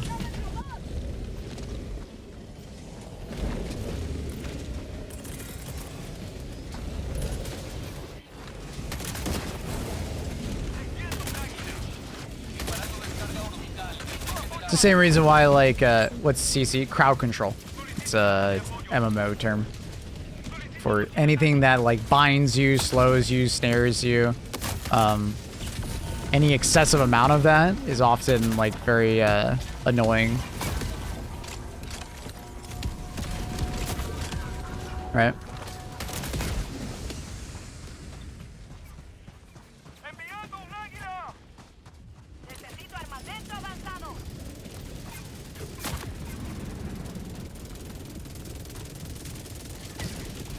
Anytime agency is taken away, it's okay for agency to be taken away from the player sometimes, but there is like a fine line of like too much, right?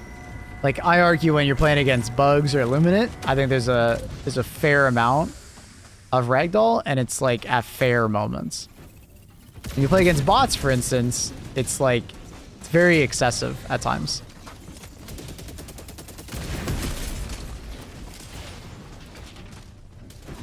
To the point where you're like, you get ragdoll fatigue, for instance.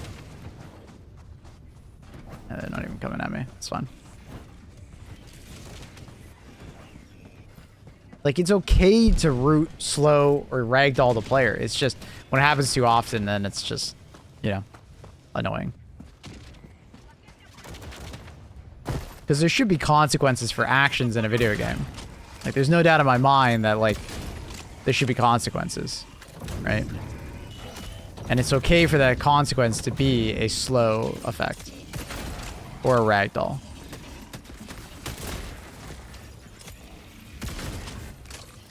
The issue comes when it's like a constant ragdoll, or it's a high ragdoll with a high damage, so it's like you have nothing to do there. Ragdolling just means we're too tanky, and many of those hits should have killed us. What?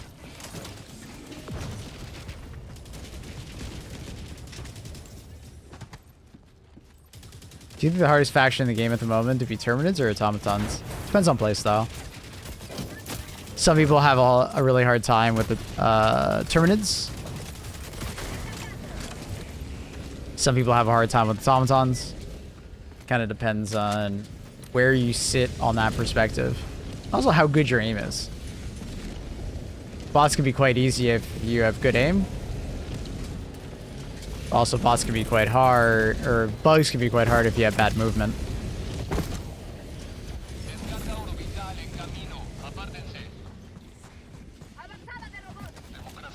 So.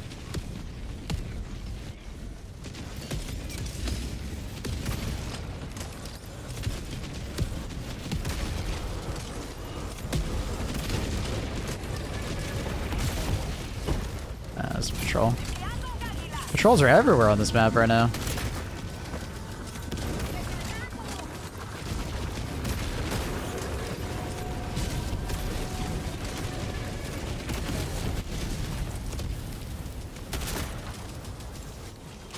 My team is getting slayed.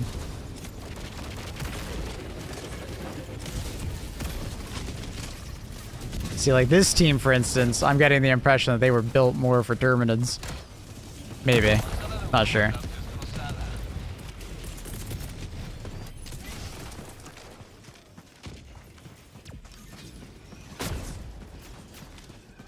Bots can be quite easy if there's a gamer with a recoil as you're sniping. Yep. And bugs can be quite easy if you bring like orbital napalm and some kind of AT. Right?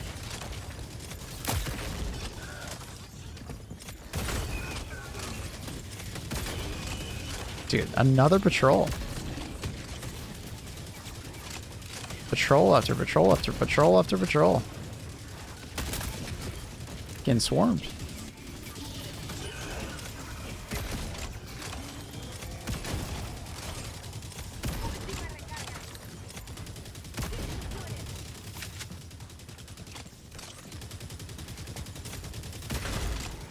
Hits on the other hand is just like bug breach after bug breach. For prime. But the thing is that like with you could argue that Terminids are even easier to deal with than bot drops because you could just throw a orbital napalm barrage and just walk away. Like, and if you walk far enough away, they won't even follow you. Right, and the orbital napalm barrage gives you that breathing room. Right, that's just where it's like positioning, right? You can avoid a lot of combat and bug missions if you just walk away. And orbital napalm barrage, when you do have combat, kind of just stops it. Got a bunker here.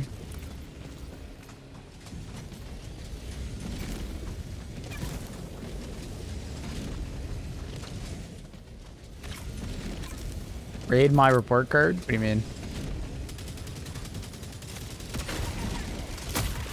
Jesus Christ. Ah, it's a turret, isn't it? Yep.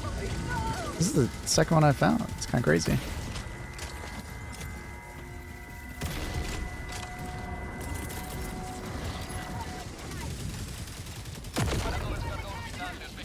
He missed.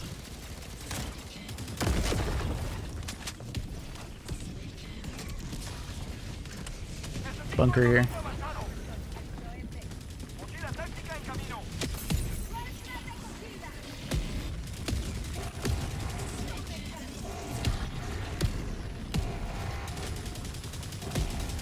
Is YouTube here anymore?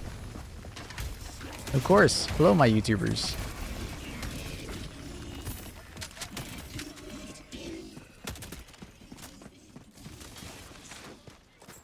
Bum bum bum bum bum.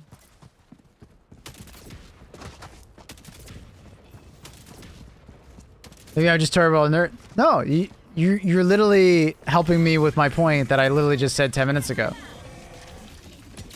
Terminids and bots all depend on playstyle and how good you are at one thing or the other, right? With bots, it really promotes a more passive and like highly accurate playstyle. Whereas Terminids, it very much plays into how good your mobility is and how good you are positioning around your enemy. Dude, where am I firing? right? Now, obviously, there's movement that has to do with bot missions, and obviously there's accuracy that has to do with bug missions. But, like, have a good one, Mr. Hadu. Sleep well, bud. Much love, buddy. So that's why I just, like, I don't think there's one that's harder than the other at the moment. I think it more or less just depends on which side of that, you know, coin you flip on, right?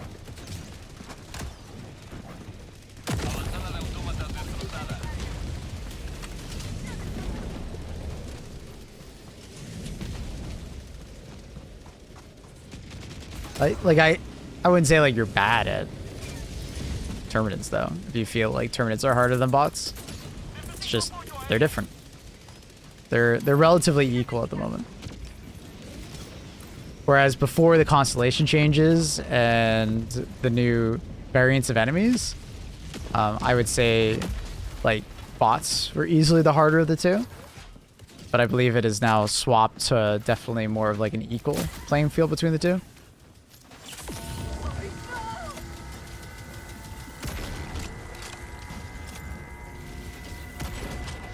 But, you know, that'll probably change when we get new bot enemies, right? We are due for some new bot enemies, so I wouldn't be surprised if we get some new bot enemies, and then it will swing more in the automaton's favor, or they'll be the harder faction.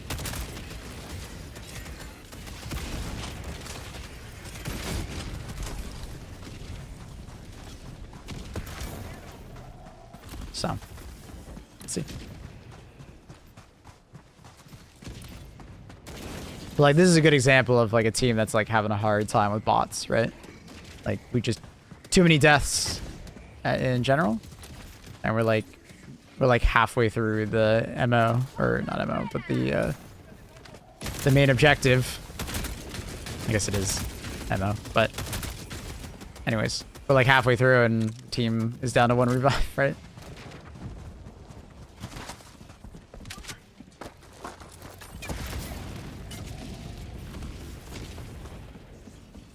Bots are hard, or bugs are hardest when you're facing a Mega Nest. The 13 holes with the high walls especially spams alphas. I don't think it's that hard though. If you're soloing it, sure.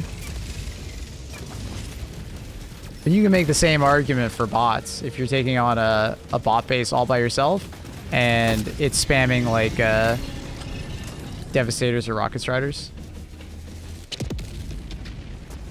I feel like the Nest Ball Titan holes are harder. No? They are, but they're also very easy to take out. But like it like if we're talking about like soloing, like it's a little different.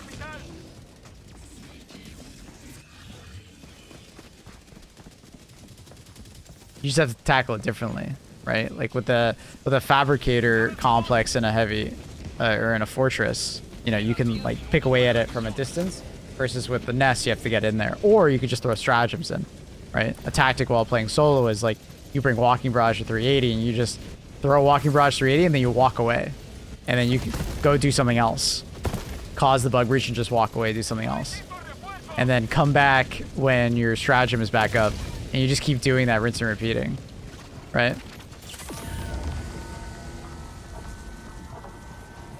Hardest to solo is fire bugs.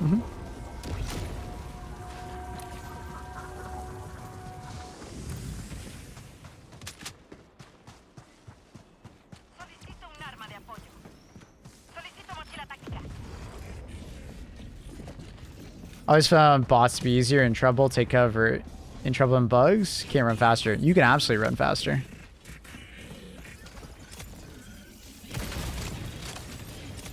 And taking cover is not often enough in bots. There's plenty of things that will curt you through the cover, or will rush you down.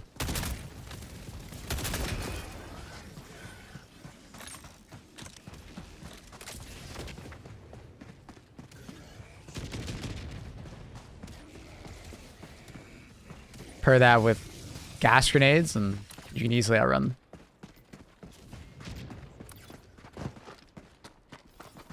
One of the harder bot missions is soil. Yeah.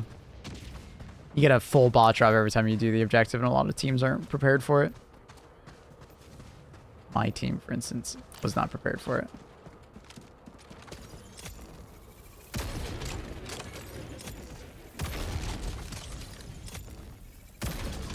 Having trouble distinguishing where their engines are.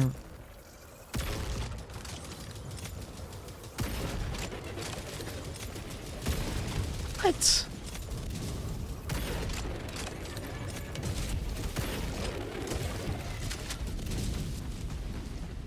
Is the Predator train so much? Yeah. It's unfortunate that it was only limited time.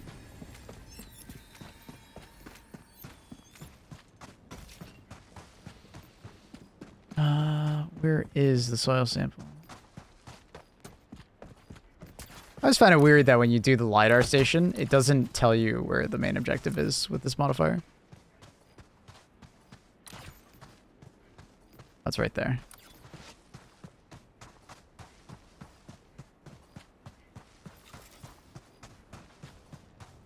I always felt like the LiDAR station should probably get you going. He's coming back? Absolutely. I don't think they would just release Predator's Train and then immediately ditch all that work that they put into it.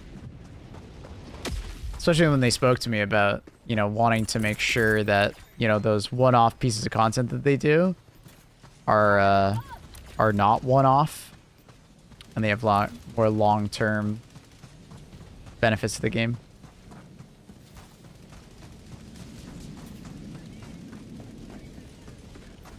Yeah, but the context is that I specifically asked them about the TSCS missions, and they said that they did not want to do content like that anymore.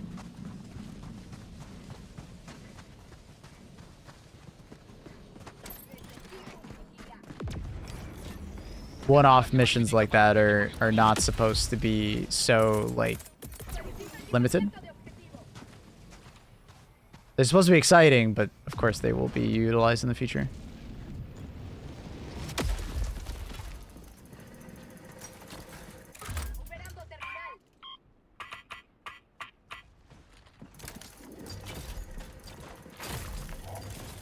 I wonder if more casual players complain.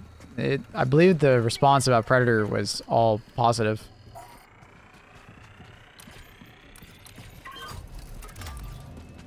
Especially since there was a choice that was in it, right? If you just didn't want to play against the Predator bugs, you just didn't play against the Predator bugs, right? You could have gone and just played on a different planet. If every bug mission was tied to that, it'd be different.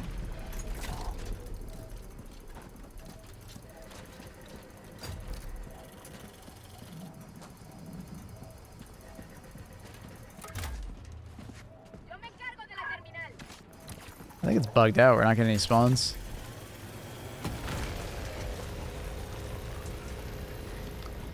Yeah, I think we got bugged. The team lucked out. You went to an MO, you don't have to do MO, exactly. Yeah, like, I do think probably if they decided that they were going to...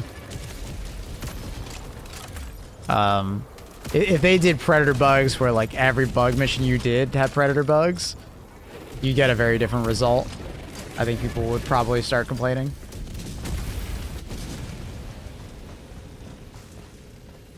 Is there any negative to having always being around on various planets, same as Jet Brigade? I don't understand what you mean. Like, on every planet, you'd always have Predator Strain?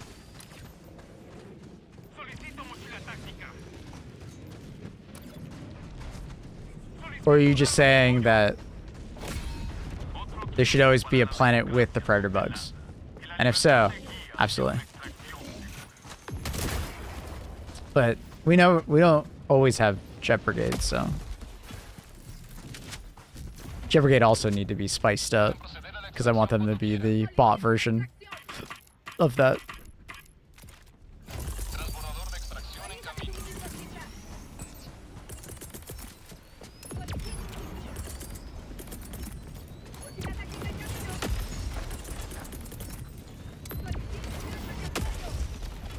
But like what I was saying is like just they should not do a system where like predator bugs are just everywhere on every single planet and they're just a random modifier, because you're gonna get a similar situation at launch where like I and other people would just dodge certain modifiers because they were just, you know, you maybe didn't want to play against them, right?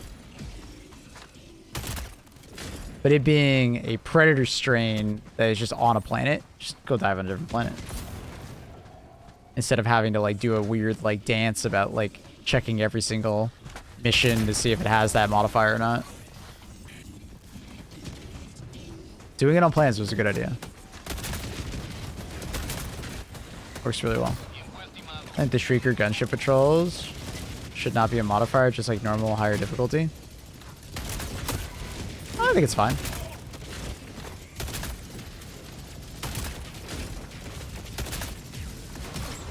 Because that, in that case, you would just get more situations of 50% call-in and 25% reduction is like the norm.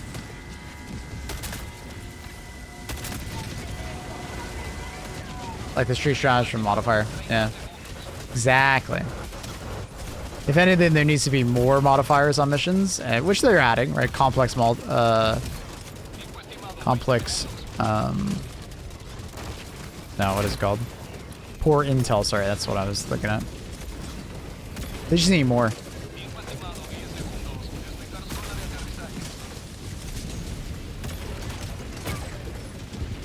I would argue they need more, not less, modifiers. And I'm fine with gunships and shriekers. Gunships are a bit too easy, but I think Shrieker patrols actually add some proper challenge, and you actually have to make a loadout around them in a way. Like, you actually have to pay attention.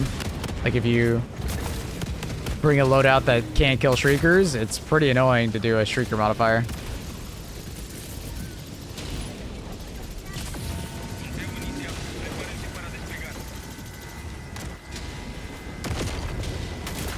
I hate Spore map cover because I want to know where everybody is. I don't think I understand. Map obscured is the worst one. I don't mind it. I really don't. It makes me actually have to explore the entire map rather than just read the map and go there. I mean, objectives? Oh. Yeah, I don't mind.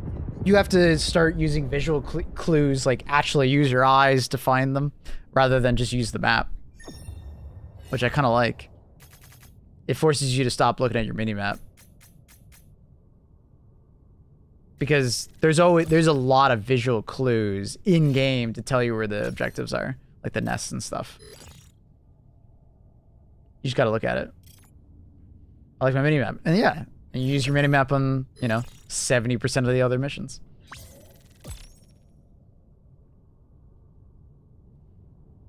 Railgun should have auto reload. It's annoying having to reload after every shot. Eh.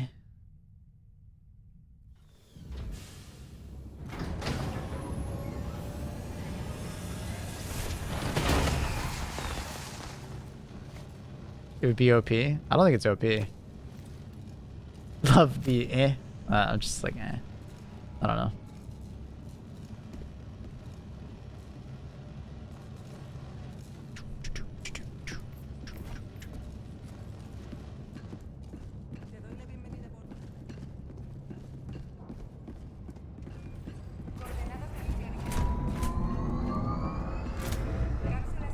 You can still, yeah, it is true. If you have spore covered map, just zoom in. The topography is still there. It's just harder to read. But like I said, I do like the goal of it, of trying to get you to visually look at the map, like your surroundings, and look for the objectives rather than like just look at your mini map. And then also like exploring the map, right? Rather than just running from point A to point B. It'll make you appreciate the moments where it's not there even more. Like that's why I say about video games is that if you give gamers the opportunity, they will optimize the fun out of the game and they will remove every pain or pressure point to the point where the game almost plays itself, right? Because gamers love to look for quality of life over time. but that like reduces the actual like environment where like you have like obstacles, right? And variety to gameplay. And like I think spores or just lack of visibility at times makes you appreciate the moments where you can see, and it gives you a variety to the gameplay that you may not immediately appreciate, but I think if you like step back, you could be like, okay, it makes me play differently. So every game doesn't just feel the same. What up, Mr. Hannick? How you doing, bud? Bring the laser. I feel like a laser.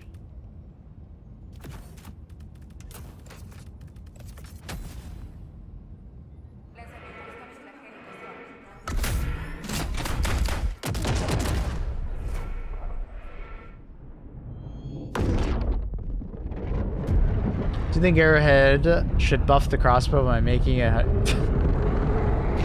No. Doing good? Glad to hear, buddy.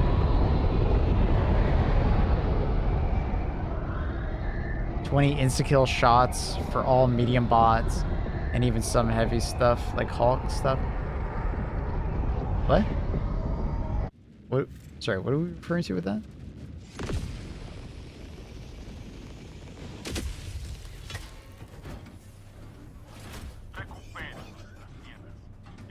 I like to use the spear over the recoils with visibility shit. I mean, honestly, yeah, it's a way to balance some things too. It makes stratagems that don't require you to aim as precisely better.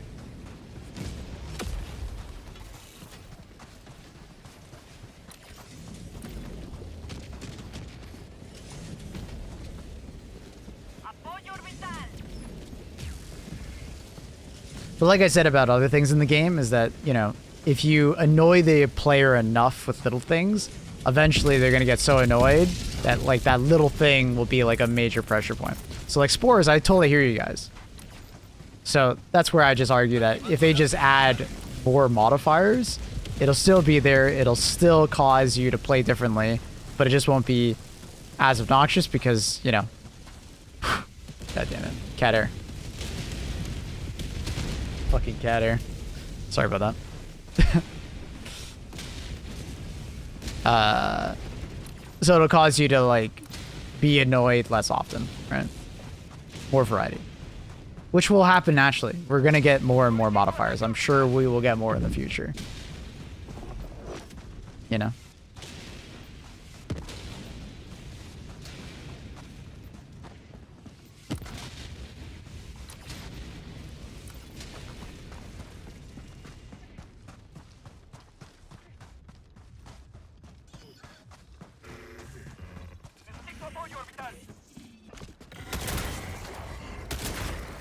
And also, hot take about gamers.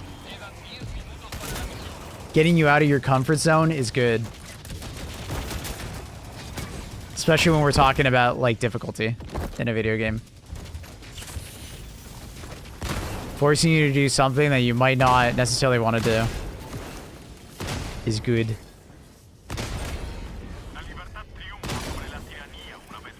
I get it. Some games are about making you feel cozy and comfy. When we're talking about difficulty in a video game, I don't think difficulty should be like a cozy, comfy thing. There should be those oh shit moments. Or even moments of helplessness. That's how you know like the difficulty is like proper hard. Is it you get a moment of like helplessness where you literally need to like think of a solution. It's not like automatic. Right? You need to develop a strategy. You may fail. It's good. It's really good.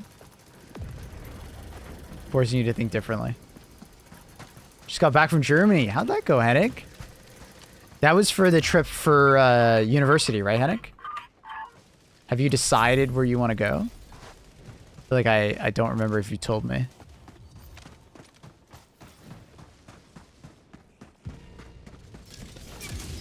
Right? Are you the person I was talking about that? School? Possibly going to school in Germany? Nah, just visiting her this time? Okay, cool. Cool, cool. Because you Henning, that was you, right? That was thinking about taking some schooling in Germany? If I'm wrong, I apologize. Yeah, I did show interest. Yeah, okay. I was wondering if you were touring. But that was a while ago. It was a while ago. It was probably about a year ago plus, right? All bad.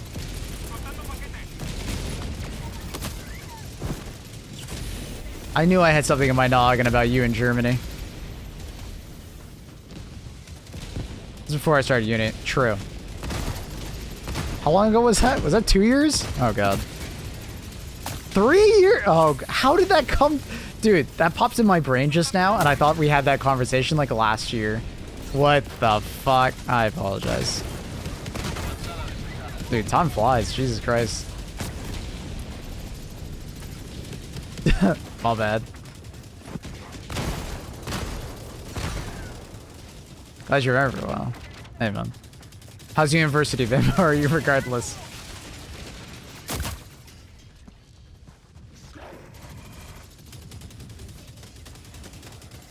Stressful? Oh, fuck. Hope it's like a good stressful, not a bad stressful.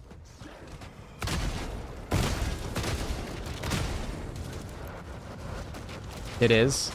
Good. Stressful, I'm assuming you mean?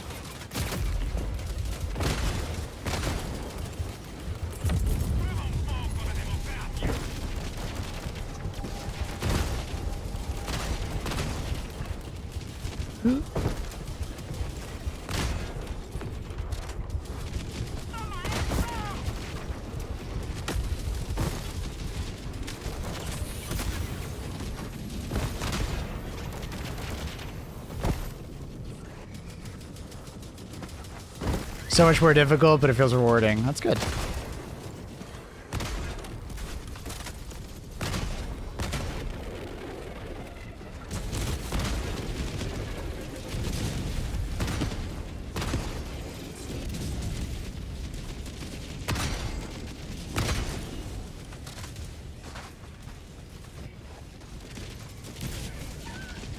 Grab the stims, J2. Grab the stims. Oh no, you got a backpack. You're good. Never mind.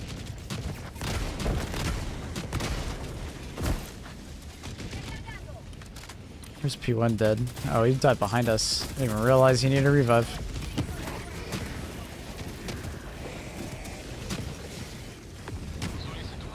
He's like, Mabel, I have a wife and kids now.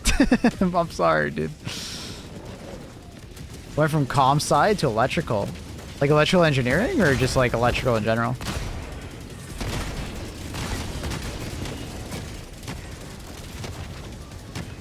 Electrical engineering. It's sick, dude.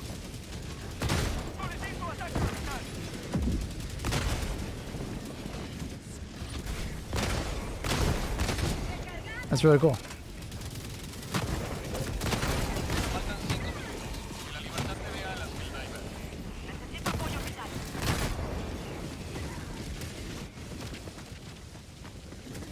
Hey people, I was a bit high last night and the game felt like one of the best gaming experiences. Sick. So are you saying that gamers should just always be high when they play Helldivers? Is that the meta? Oh, we don't need to leave. Oh, maybe we should.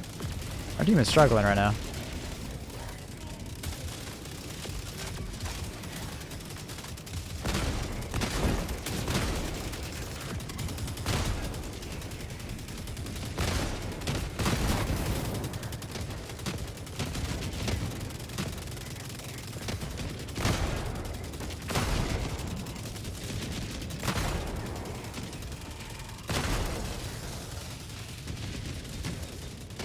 Diving under the influence.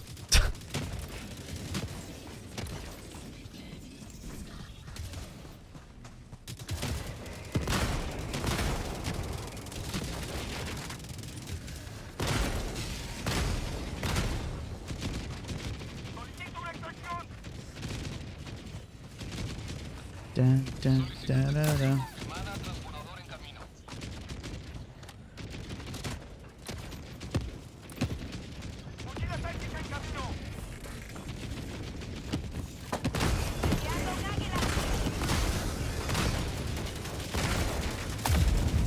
Oh my god. Of course. Ragdolled into a ragdoll midair into another ragdoll. Impacts. Okay, dude. That's just unlucky. Unlucky.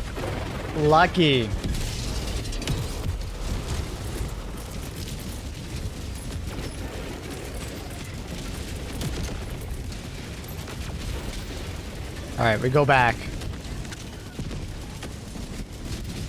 2 rockets didn't kill you, but hitting your head on the rock did. They reduced the rocket's damage so much that usually in those situations you're gonna die for the ragdoll, not the rocket. It's another reason why I say explosive damage is not really necessary as a resistance.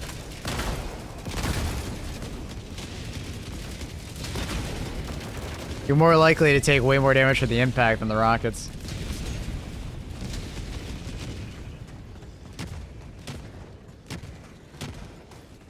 How many hours have you been streaming a day lately? 8, 9? Double shifts because of Monster Hunter? I've been doing longer just because we're playing Monster Hunter as well. If it's just Helldivers and nothing crazy is happening, I'll typically do about 7 to 8 hours.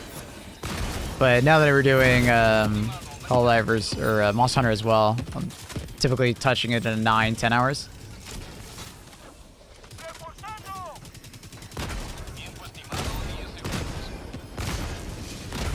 I can't believe I got the bot drop. Why did I get it?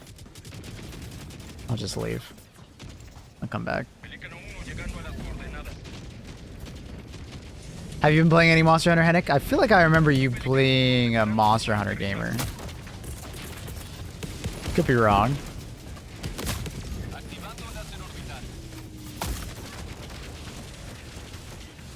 No? Okay. I might be fish. I think fish. I tried the first one. What the fuck is that? That's terrifying.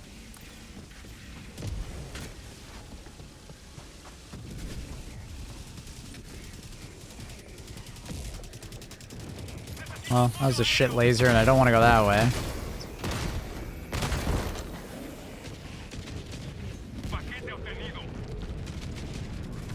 Rocket Legion. Get it? Rocket?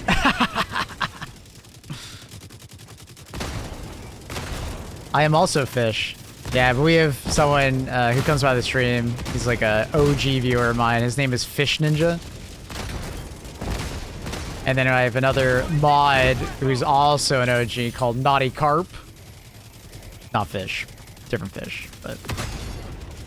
Of course! I get the busted fucking fabricator that I can't kill. Of course! Why would it be one that works?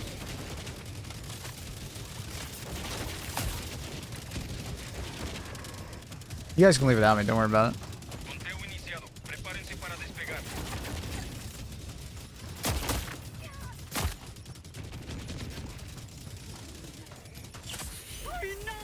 Ah, got it on. Is it facing the right way? No way, again? Or actually, that might be a mortar replacement. I hate how unreliable the fabricators are to destroy right now. Ever since they fixed the illuminant dropships, and they kind of broke those as well, they've made the fabricators less reliable to shoot, which is kind of unfortunate. Hopefully they can figure out what the hell is going on with them.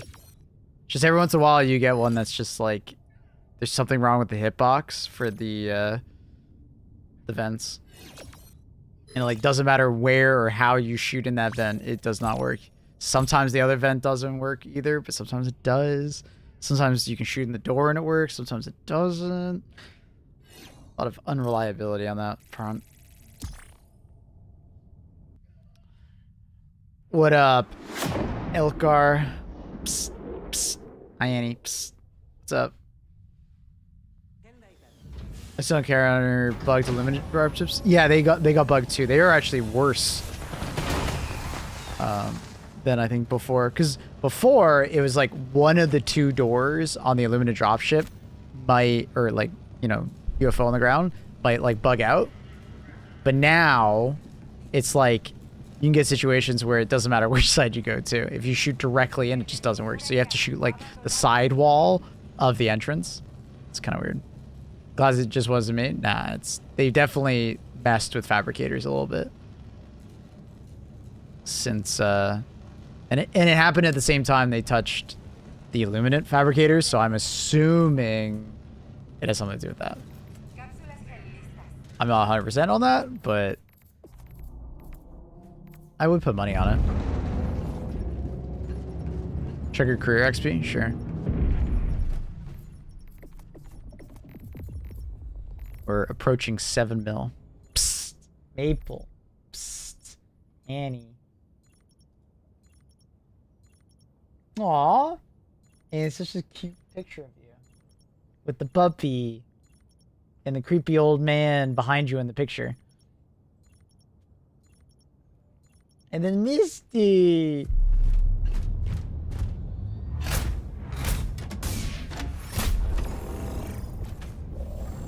Those are my boyfriends. Oh yeah? Really? Those are your boyfriends? One of them is literally a boy. Interesting, Annie. Interesting. Interesting. Interesting.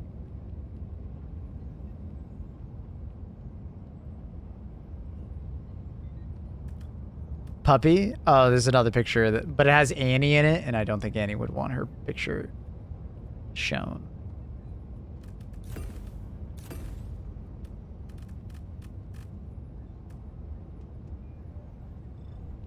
Yeah, quick ad The break. victory of freedom is hidden in determination. The victory of freedom is hidden in determination. Thank you for 100 bits. Quick ad break while we are going to the next mission so it doesn't play during the mission.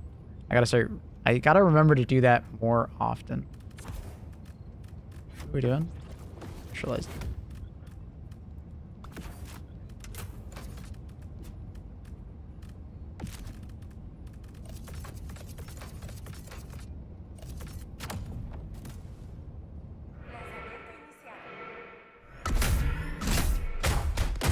The best cats are Scottish folds.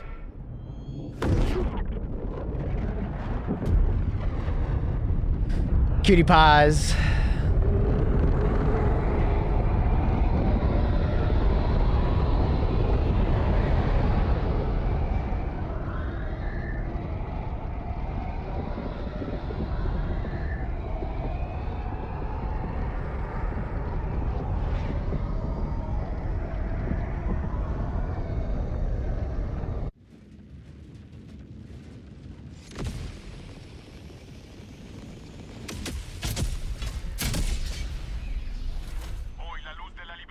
Ah, fuck. I just closed the song request thing. Song request is on, by the way. It's a free song request. The actor for John Marston and Arthur started playing Helldivers. Fucking love that. Oh, yeah. He streams, doesn't he? Well, sort of.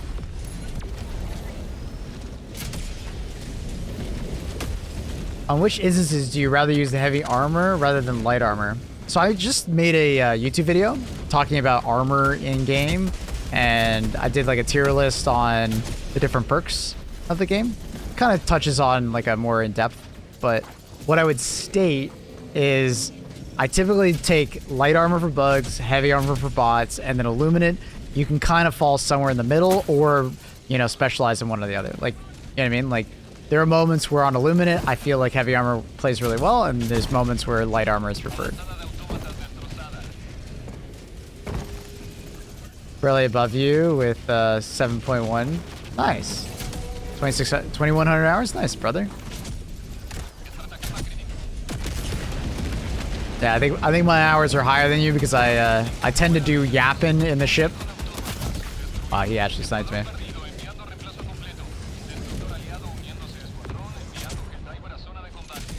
I do a lot of yapping on the ship, talking to chat.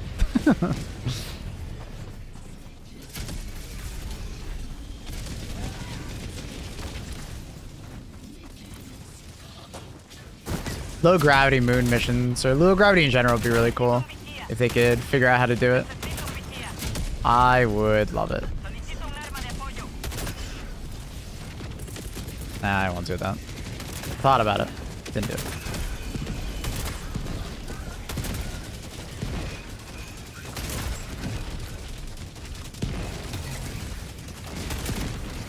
Low gravity would be very hilarious for, like, just in general ragdoll. Dude, what is happening?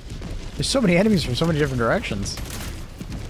Was there a bot drop and I just missed it? Watch out for the walking barrage. She's walking away from us, though.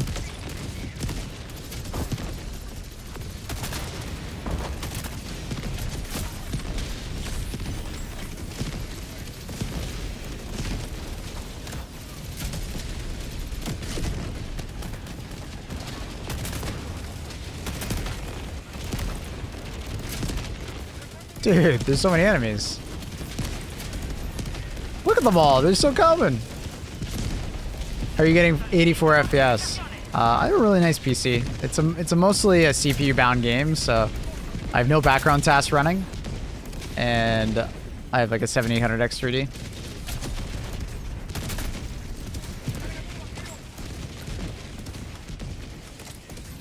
I think the issue would be AI might not function well on low gravity.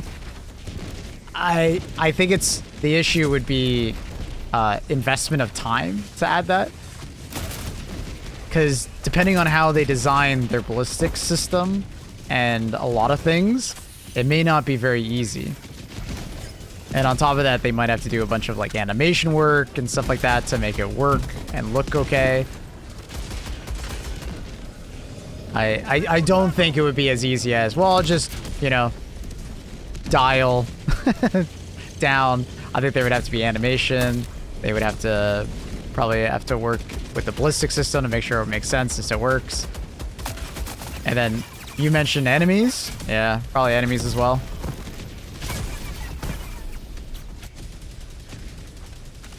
So.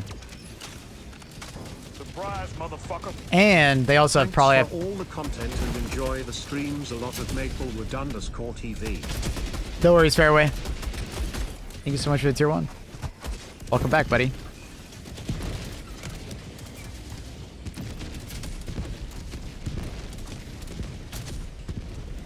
Thank you so much, Fairway. So, yeah, it's probably a lot more complex than we think it is, and also, I think they have to worry about, like, how does it play into the long run, right? Like, Ragdoll would be hilarious, but, like, how long does it stay hilarious before it turns into annoying, right? Where every time a Rocket Strider does something, and you go flying, and now you go flying, you know, 50% farther, if not even more, because it's exponential. You know, how fun is that, right? So there might be ramifications that we don't even really realize because we haven't play tested it, you know?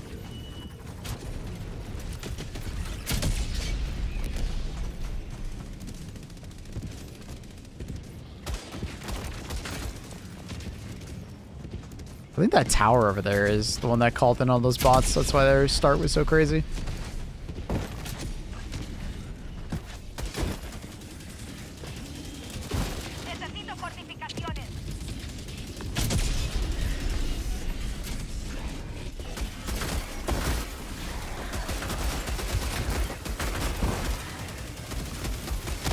Oh, fuck. I'm dead. Not dead? Nice. A little lucky there. Like, that's a good situation right there where, like, heavy armor saves my life. If I have medium or light, I die. Okay, some weird hitboxing. I can't crouch.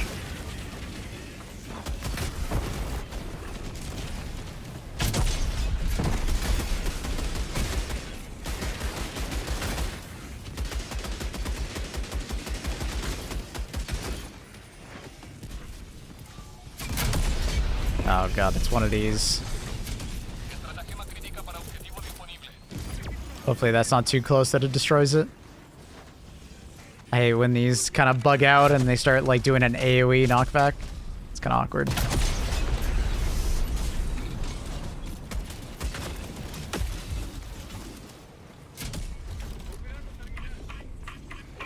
Oh, fuck. Oh, no, we're good. It's fine.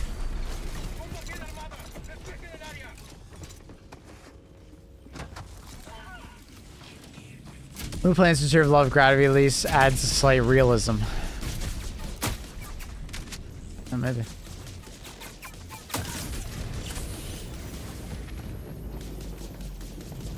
Wanna go unpack? Try something out later? Sounds good, buddy. Glad you had a good trip.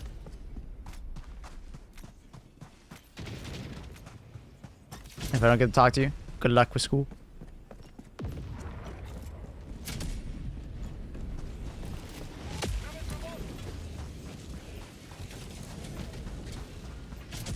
Let's go. I'll rotate.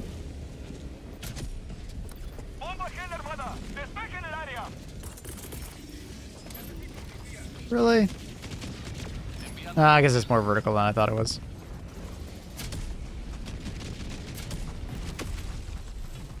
So storyline for HD2 for me is now getting started, and I'm here for it. Yeah, it's starting to spice up, isn't it? I think they were just consumed by all the craziness that happened at launch that they really couldn't do everything they wanted to do in the first year. Is that gonna kill me? Ooh. Now we're good.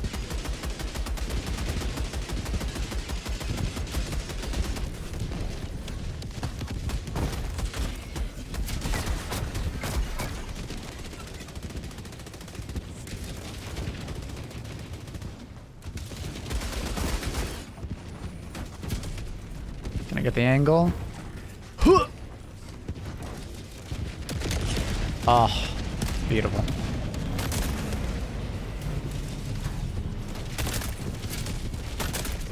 All right, fabricators. Really?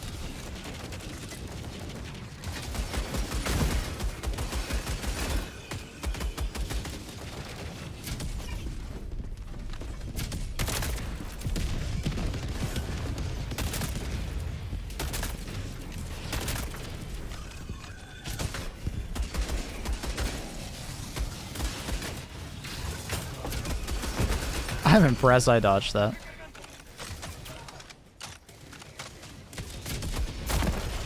In the Church of Ultimatum lace recently, Driller Godsend. I bring it just for the sheer amount of utility. It fits really well on bot missions. I don't really use it too much on bugs as much, but on bot missions, man, it feels invaluable.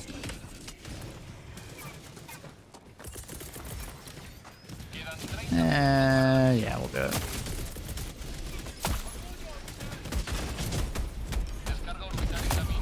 Oh, there's a turret outside.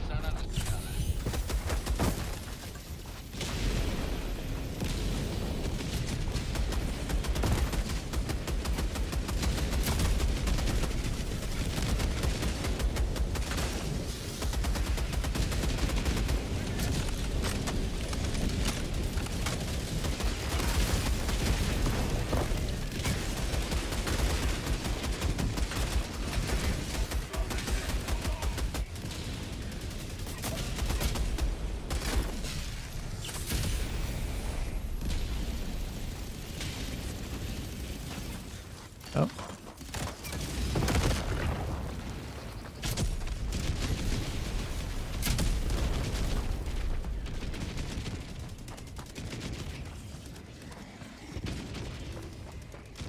Yeah, there's some very heavy hitting MOs for sure that are happening now, which is great. Big change. Became my go-to Titan killer on bugs. Oh yeah. Okay. Really? I tend to bring it as well on bugs when I'm bringing like the grenade launcher or machine gun or something like that. That's fair. But on bots, it has so much extra utility. I love it.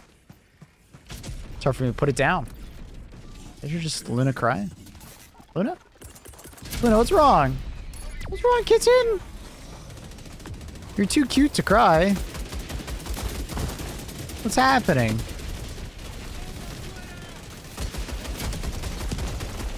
Hi, kitten. Hi! You're far too cute to cry, Luna.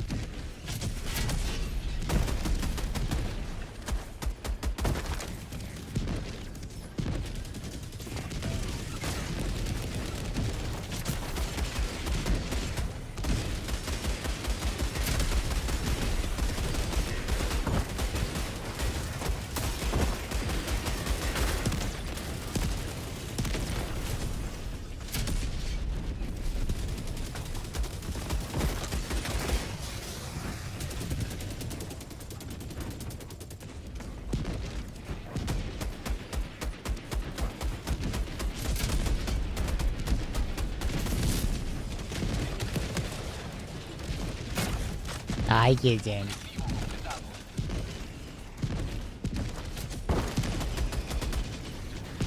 I get in.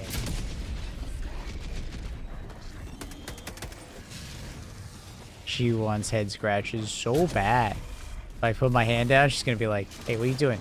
Huh? What you doing? Huh? Why'd you stop? I deserve more.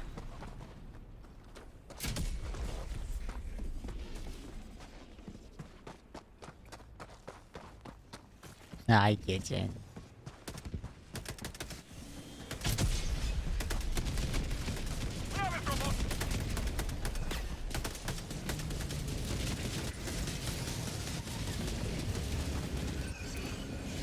Eight seconds on walking brush. We'll go in that direction.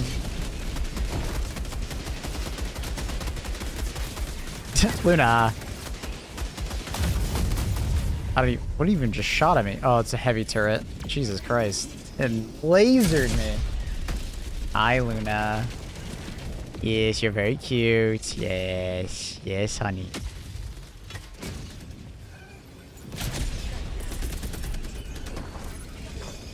Hey, don't attack the screen. You silly little muffin.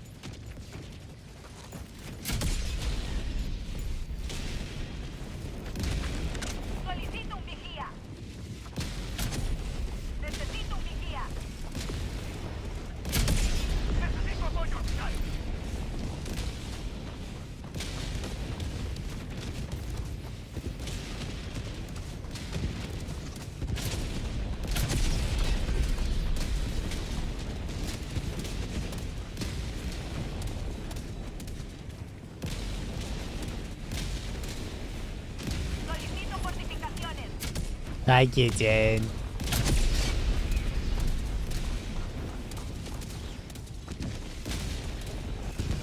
What? Are you complaining?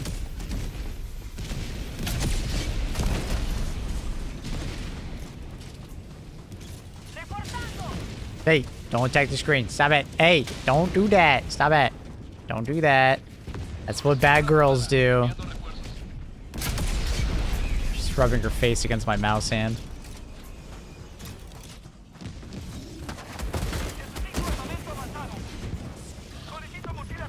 Hi, Luna. But I can't see. Your tail is perfectly in the way of my crosshair.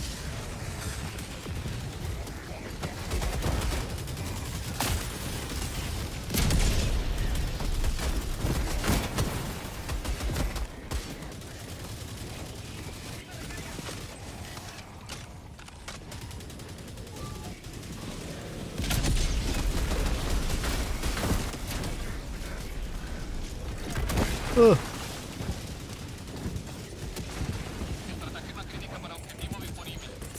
Dip frame, please.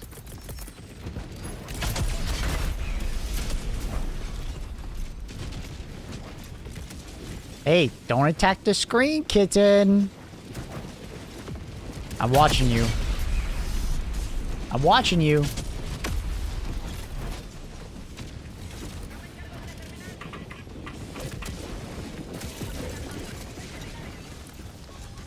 Whoa, whoa. Breaker.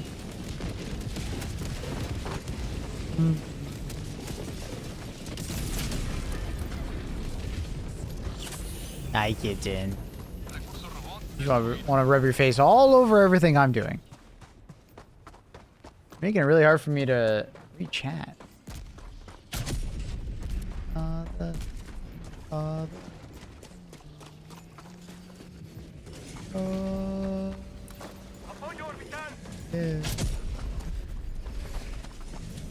Yeah. I do our cast with Trackley. I'm allergic. Oh, you poor soul.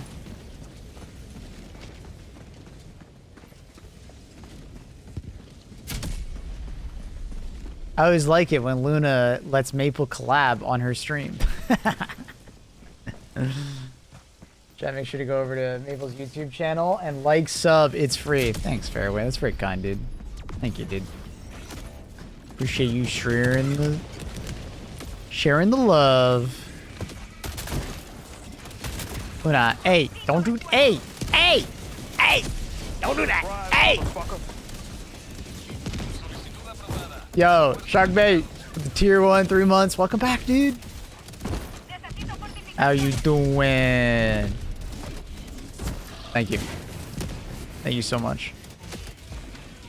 Hope you're doing well.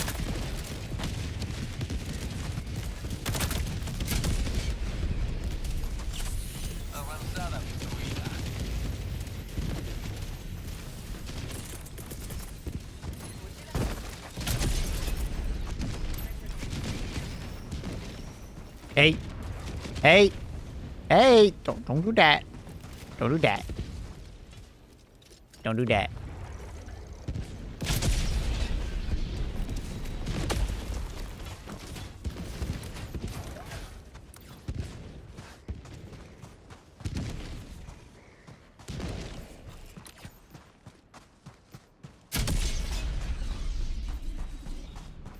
Hey, I saw that.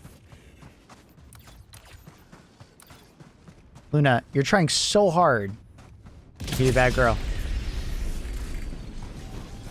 Trying so hard. Thought a sub would help Luna get the bots. It absolutely would help. She's trying. She's definitely trying. That's something I'll give her credit for. She's definitely trying.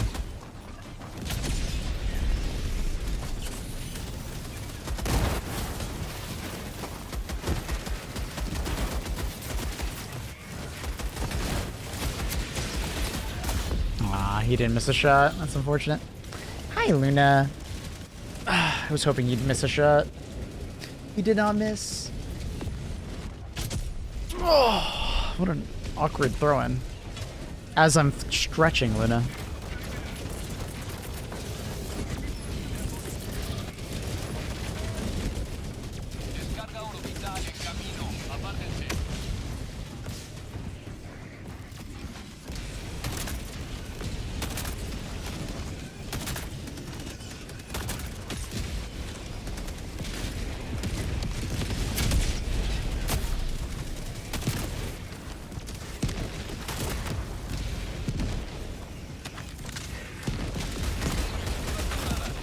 Hey, hey. Don't do it.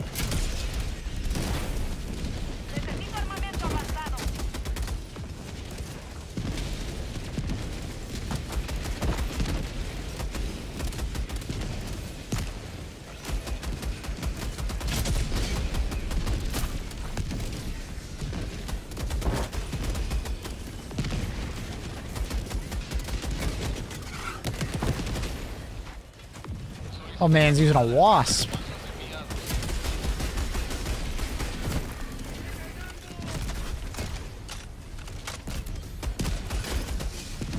Alright, let's go in. We got this. Let's go.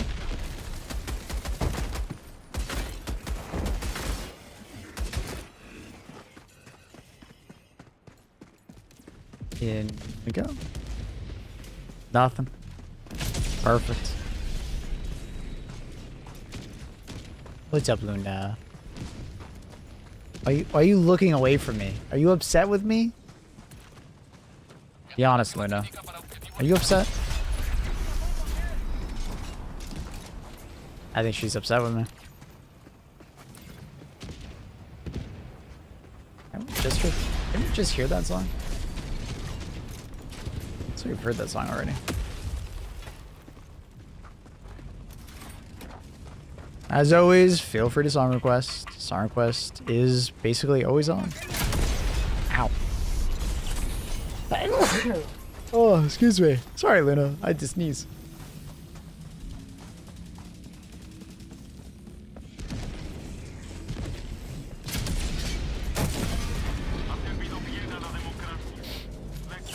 Oh, I forgot to go for my spy backpack. It's fine. I'll be okay.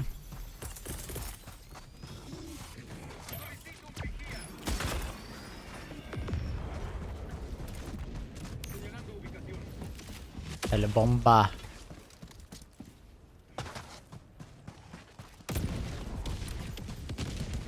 Is this the only thing we need? Luna's currently in the way of my radar, so.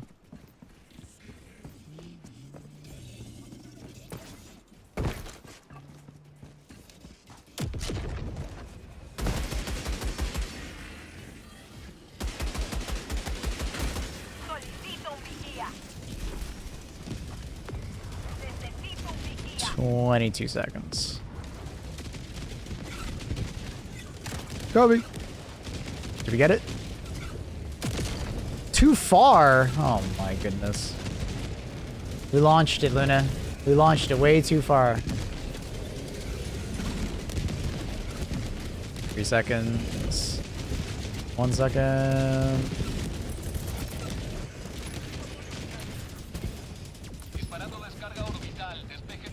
I believe in the walking brush. I trust.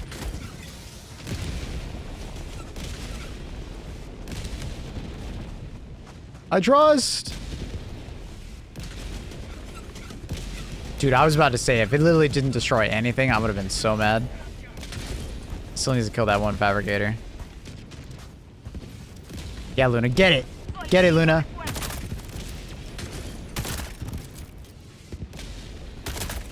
Okay. Relax. Relax. A little too much. A little too much, kitten.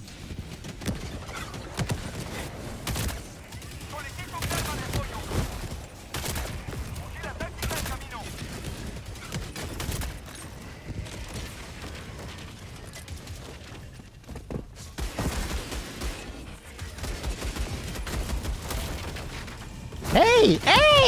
You were going crazy. I get it. You want to help, but like, hey! Too much help, Luna. Too much help.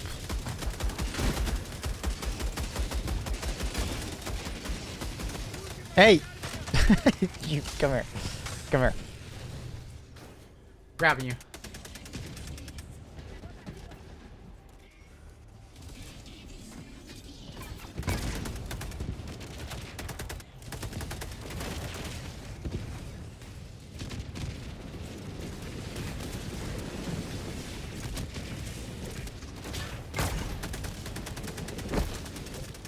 Yo, what up, Rohan?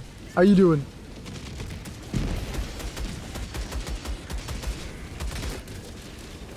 I guess we're stuck here now, Luna.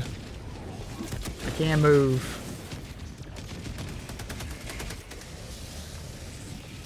And there's no way I can do a call-in with my sentry with one hand. The downside of swapping my keybinds. We're stuck. Solicito un vigía.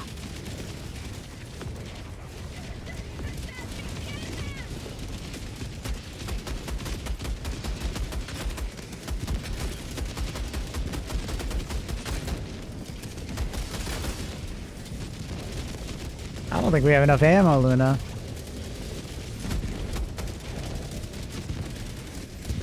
Uh-oh. Meteorite!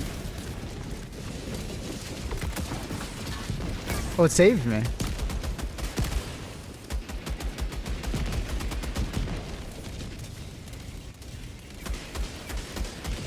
Solicito una extracción.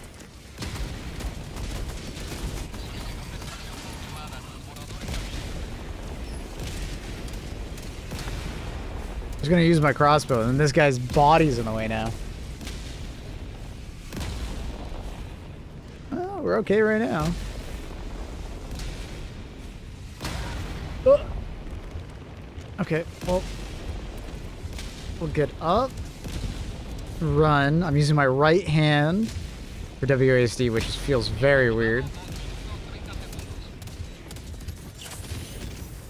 This is quite difficult. Okay. That. Using the wrong hand is insane. The Luna difficulty.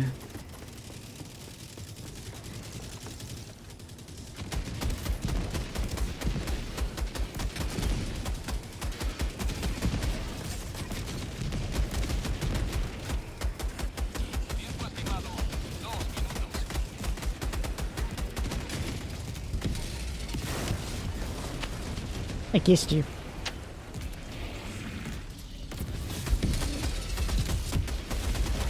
Oh shit. Okay. Okay. Well, I'm over here now.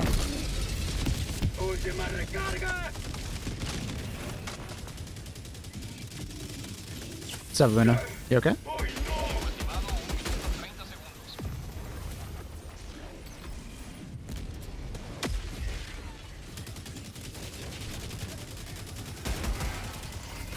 Move. Oh god, that grenade. Where's CC? This feels terrible. Oh. My arm feels. How is your arm not tired yet? As you can probably imagine, I've been doing that for the last year plus of or longer. So I've built up a decent muscle to do that in both my arms. I have a decent amount of stamina. Oh, Luna's now sitting directly in front of the monitor. She's now my crosshair. Her ears, I just shoot between her ears. Hey, hey. Luna, you are being so naughty.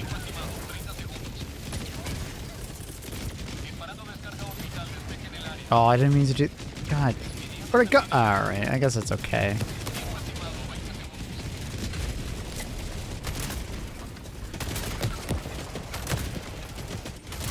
Hey! Hey!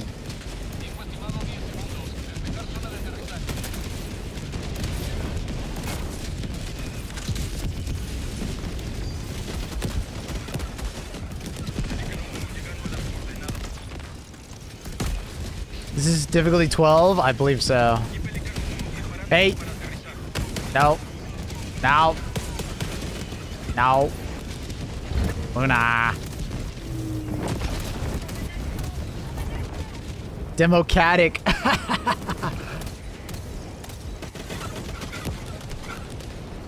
Democratic. Oh, you're funny. Make Luna bigger. All right. Say less.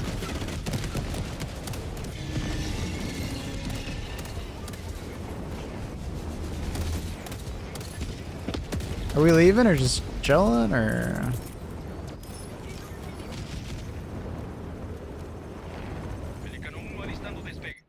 I'm out of points here. I don't think I made Cat bigger the last time you did it, Reese, so I'll give you some of your points back.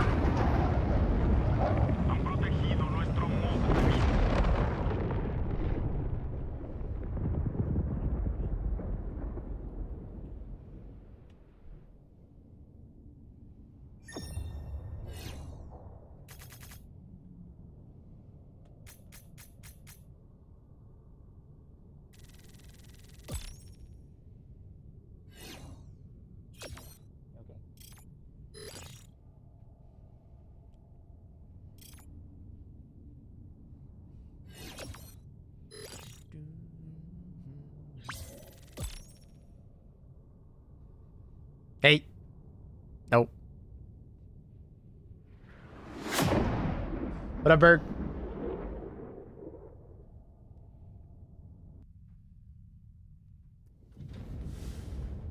This cat is being trained for possible intergalactic war. Yeah, this is literally like Ender's game, but this is like Luna's game, you know what I mean? She is way smarter than AI. Oh, now she found a mouse. Left, right, left, right, left, right, left, right. Left. Right. Left. Up. Down. Right. Left.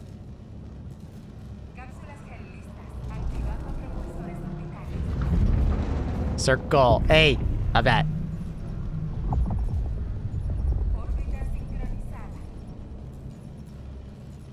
Then we can make her do like a nodding. Oh, she lost it.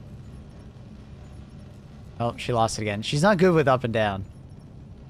Her tracking skills up and down are kind of, you know, not good. She needs to go get that that aim training, you know what I mean? Waiting for Luna to jump through the monitor. She went. Right? Yeah. Yeah.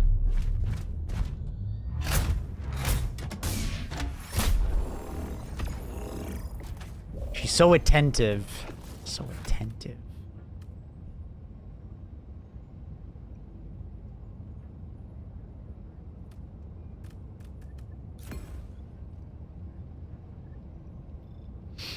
Dun dun dun dun dun dun dun dun.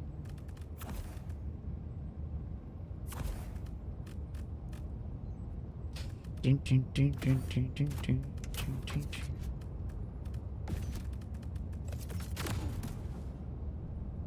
She craves violence. Training to put on your stratagems. OLEDs when? I don't know.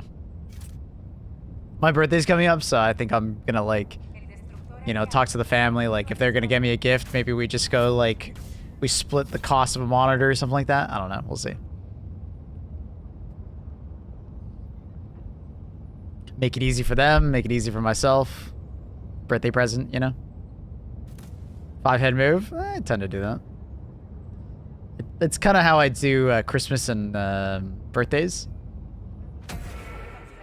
If there's something that I want that's like kind of more expensive and I'm like, I don't really want to spoil myself with it, I'll be like, okay. Like, that's how I got this chair, like the nice chair. I was like, okay, I want this chair, but I also don't want to spend full price. Can we split it? So like this chair was like between me, my parents, and my sister.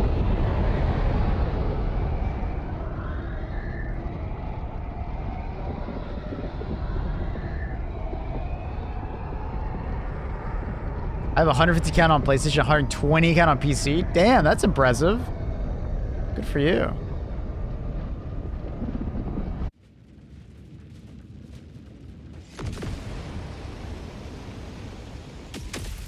Smart. Hey, it works well.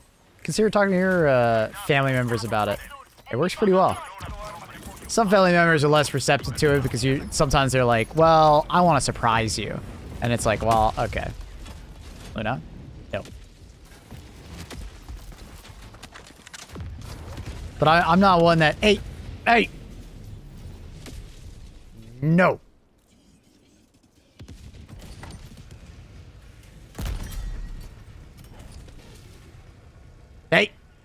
Hey, no.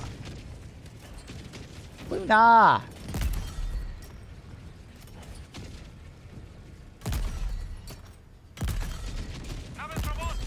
Hey! Luna! Avanzada de robots destruida.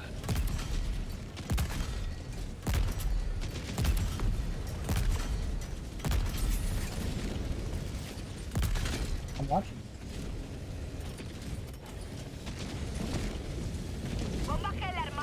Oh, actually. Ooh.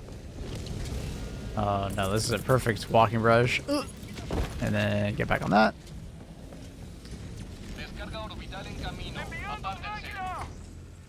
Hey, don't do that. No, down girl, down.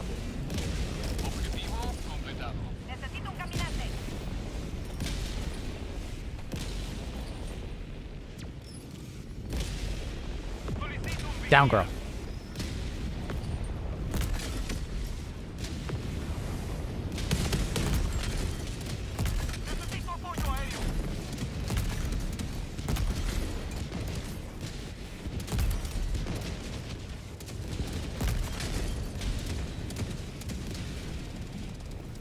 Tank! Tank!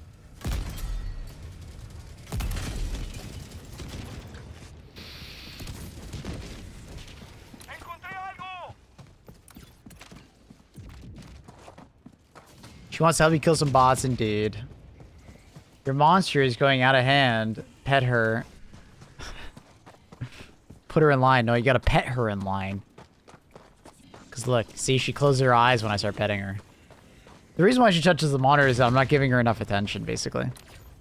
And she knows that when she touches the monitor, I pay attention to her, right? Cats are pretty fucking smart. They know what the hell they're doing. Isn't that right, Luna? Yep. She looks back at me like, hey, don't give away my secrets. Wait, why is this water so fucking deep? Am I gonna drown? Just kind of like casually running around.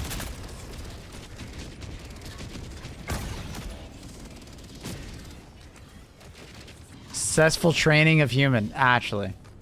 Yes. I'd say I'm pretty successfully trained. Wouldn't you agree? Luna, would you agree?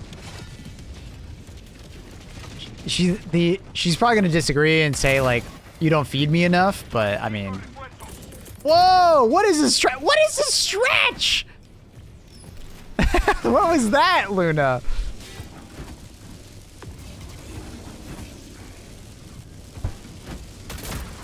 Oh, she stood on my mouse. Now she's a loaf. Hello, loaf.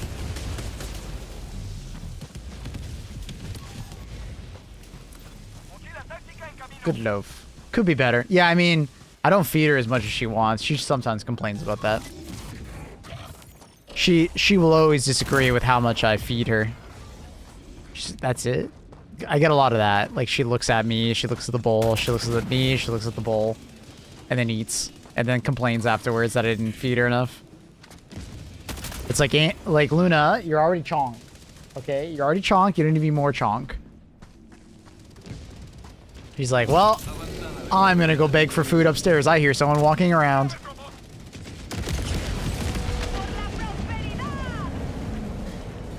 So, we're back. And my hair is a mess. Getting my hair cut tomorrow. Can't wait. My hair's so long. Look at my bangs. Ooh, so long, dude. Too long.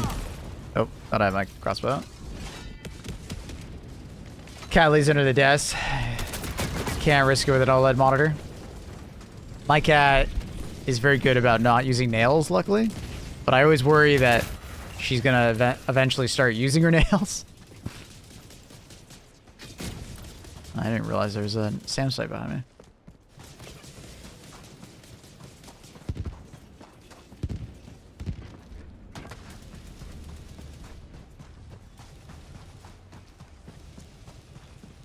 It's not begging if she asks for her due. Ah, she's entitled to it. You saying I should make an entitled cat? I don't know how well that's gonna go.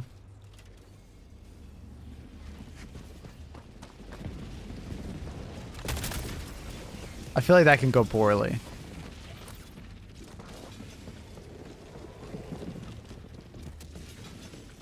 Luna normally lays behind me, but when she gets all antsy and uppity, I'm sure she'll be back soon, though.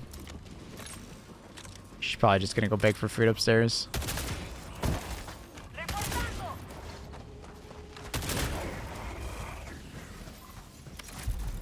Cats are entitled? They are 100% entitled.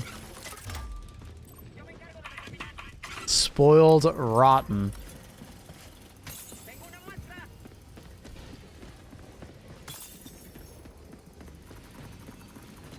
Has she ever knocked over a mug?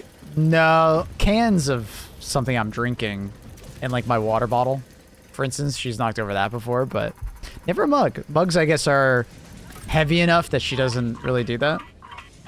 Cans in the water bottle tend to be pretty top heavy. Not even your house, it's hers. True. I mean, you're not wrong.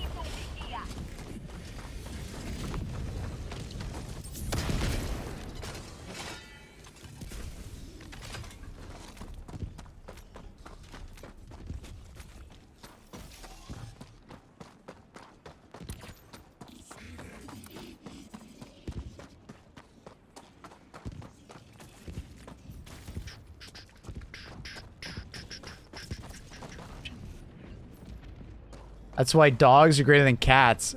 Don't fight me. No. Cats are better. As someone who's had both, I prefer the cat. Cats are less maintenance.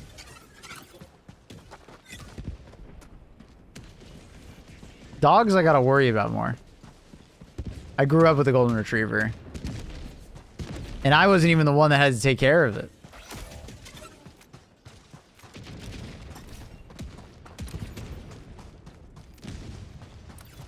Like cats, literally all I gotta do is like feed them, which is like a net neutral, and then like scoop the litter box, which is way easier than having to go for a walk with the dog. Or wait for them to pee or poo and then like read their mind and make sure they're not peeing or pooing on the ground in your house. Like, oh my god. Outside, cats bury their poo. I mean, Luna and Bear bury their poo in the litter box. They're great at it. What job can a cat do as opposed to a dog? Huh? What do you make your dog do your taxes or something? I'm not disabled, so I don't need a seeing eye dog. So, I mean, I'm not sure where this comes from.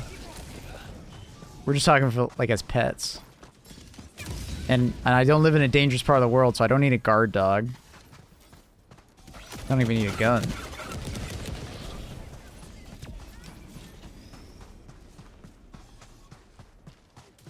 That we're comparing animals. Well, we're comparing pets.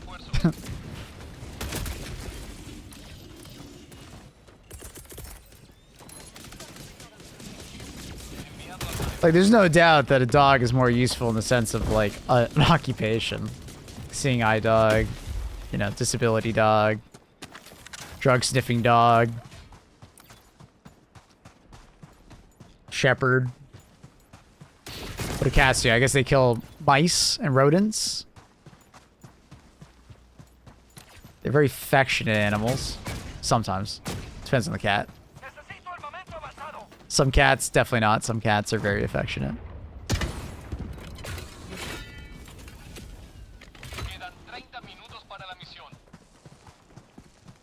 Cats can, they choose not to be used. They know their worth.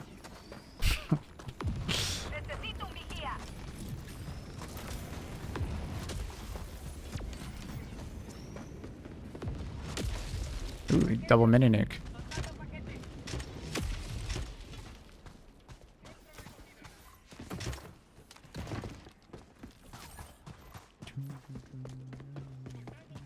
Is that triple mini? Oh, okay. That smoke looked a little dark. I was like, is that triple mini nuke?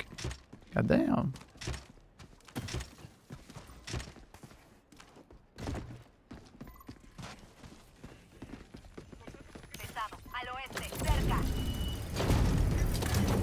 Alright, brother, really? The explosive first? Are you serious?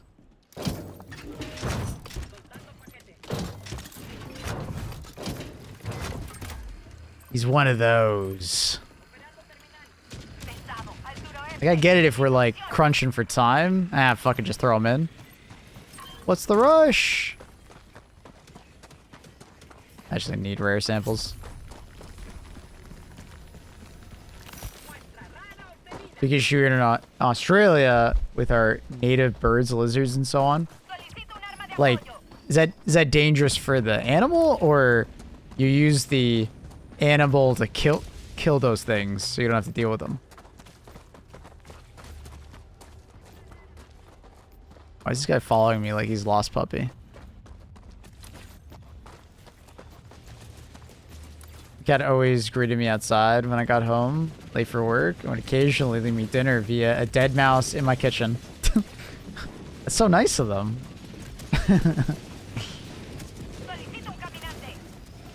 I don't know. Cat's great. I loved having a golden retriever, but I don't know. Cats, there's this like level of like relaxation that I get from a cat that I just never got from a dog, that I really value. And the fact that like cats on average live longer and in general are like lower maintenance, I don't know. They make a really good pet in that regard. But I think if you're Luna, hi Luna, what's wrong? Wait, cry. She's back. You heard me talking about her. Hi. What? What? See, this is the most maintenance I have to do. Is I have an emotional cat.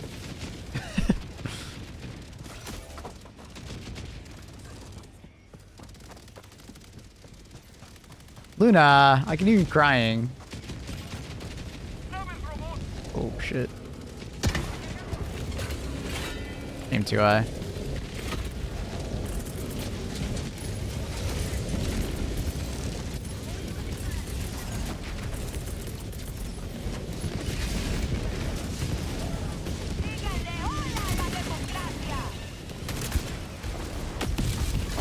Oh, fucking barrager tank. No! Hi, Luna.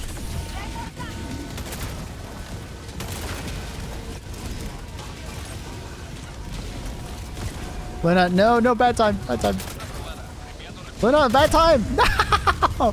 She just headbutted my mouse hand and made me shoot a fucking emplacement. Luna! Alright. Alright, you win, Luna. Didn't really matter anyways, we're good. Luna. Naughty. Naughty. Do you want to sit on my lap? Here, how about you sit on my lap, Luna? Right now she's rubbing her face up against you guys. And I can't read chat because she's sitting there. Let me try and bring it up on my other screen. One time she brought me dinner, blah, blah, blah. Yeah. Other places, Aussie dogs aren't an issue. Can't catch the birds or lizards anyways.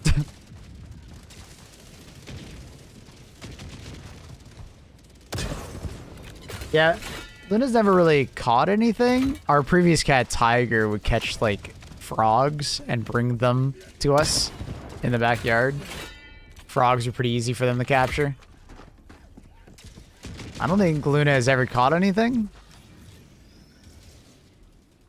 And have you ever caught anything? I don't think so. I don't think you've caught anything before. She's definitely tried to catch something. Right? Yeah. Yeah, unsuccessfully, but she did try.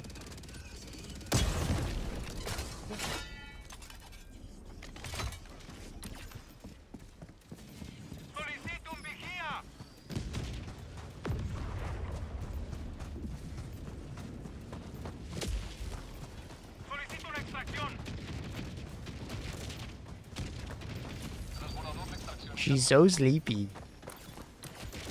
Sleepy girl. Oh. What level are you playing? It seems pretty peaceful. Peaceful? Did you not see what just happened? We had like a bot drop plus mega base at the same time. Didn't feel very peaceful.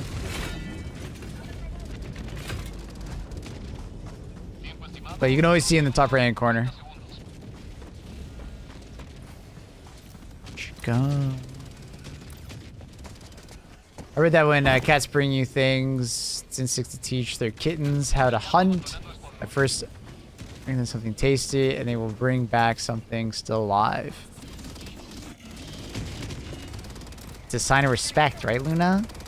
Thank you. She likes bringing me, like, her toys in her mouth. So, she's trying to hunt, but she just hunts her own toys. Like, she's got this, like very, like, it's almost like a pipe cleaner, but it's, like, very, what's it called? Very, like, floppy.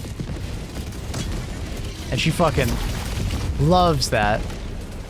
Fortunately, I was still too close to that sentry, Lynn. I was too distracted. I'm used to total mayhem for 30 minutes straight. Well, the better you get at the mission, the less that'll happen. The better you get at killing things, means you'll have more time of peacefulness. It's like an efficiency thing.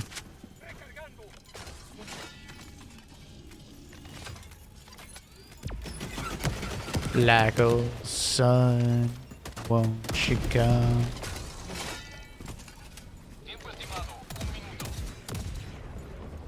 Black old. Oh, the cat has fallen over, chat. The cat. I repeat, the cat has fallen over. Oh, and she's back up. That's another way of her tactics to get me to pay attention to her. Fall over. Human gives me attention when I fall over. Because it's impossible to resist rubbing the belly of a cat when they fall over. I'm like, seriously, I think it's impossible. Like, how do you ignore that? You have to be a monster to ignore that. You know what I mean? Like, how do you ignore that, Luna? You win.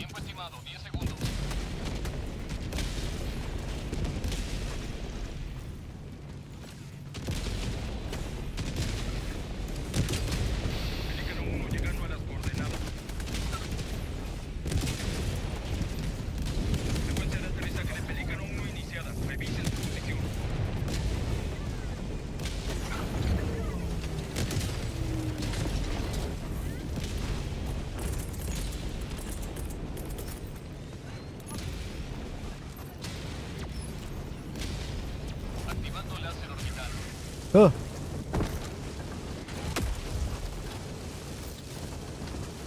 Oh shit, lasers tracking from across the map. Love that.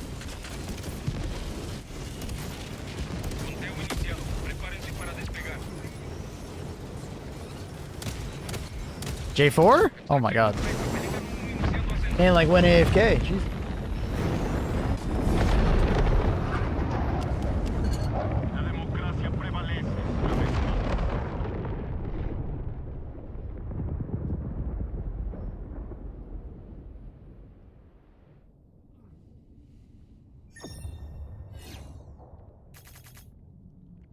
I never see a cat enjoying their belly ring rub. Luna loves it. But it's a trust thing. The cat has to very much trust you.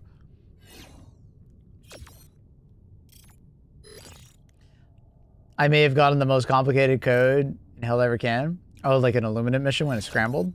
What was it? Would you mind showing the slim body type for with this armor set you're using? Sure. I have no idea what armor set I don't know which one I'm using. I'm using Brawny? I don't know. I'm not sure.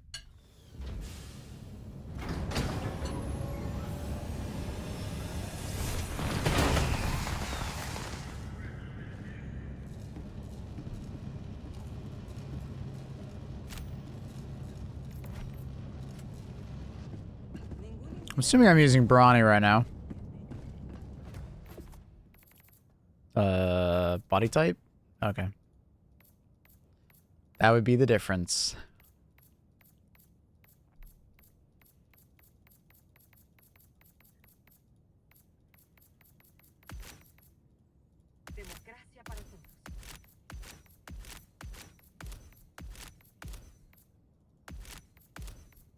Thanks. No worries. Thanks for lurk, Mr. Thorax. Appreciate you very much, buddy.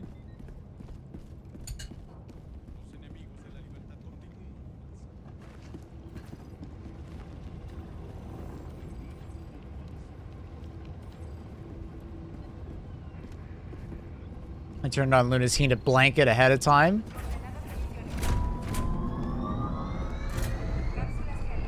How do I send a pic again? You can do it through Discord in the Helldiver channel if you want. Sun Tzu.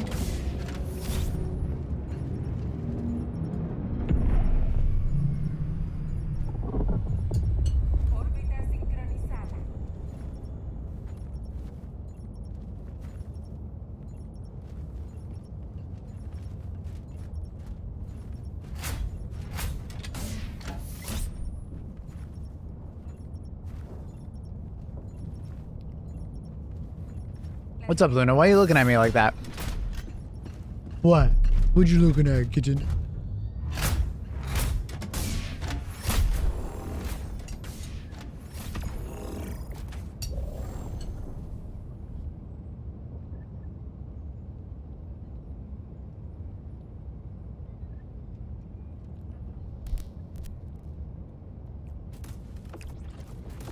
Emergency evacuation.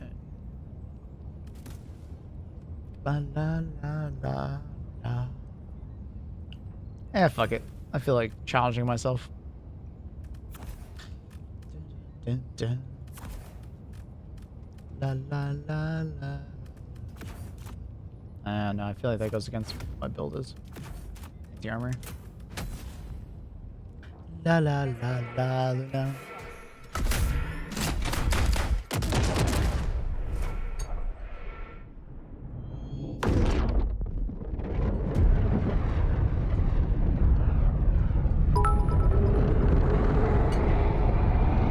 I have never seen a chiller cat.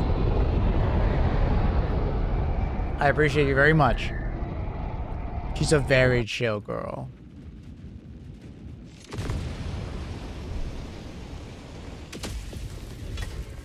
It was up, up, left, right, right, down, left, down, right, up, right, left, up, right, right, down. Yeah, that would hurt my brain. Hell, I'm looking at my codes right now and it's like, oh my god. My brain is not feeling good today. I don't know why. I got like some bad muscle memory or something going on. I knew my teammate would die. Necesito apoyo orbital. Necesito armamento avanzado.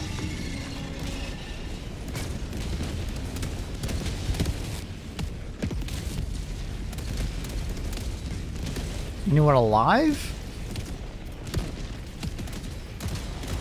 Looks like a live tank. Bye, Luna. And she's gone. She'll be back, I'm sure. Thank you for the 100 bits, Sun Tzu. Appreciate you supporting the stream. The Art of War. That was a cool map. It's kind of like a giant bowl. Kind of see the entire map from here. Go for this area though.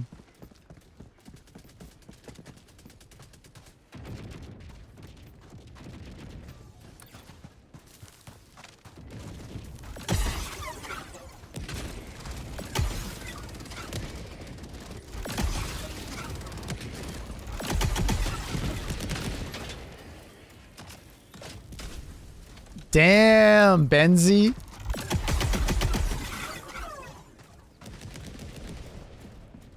Benzie chilling in the Mac. Okay, I see you.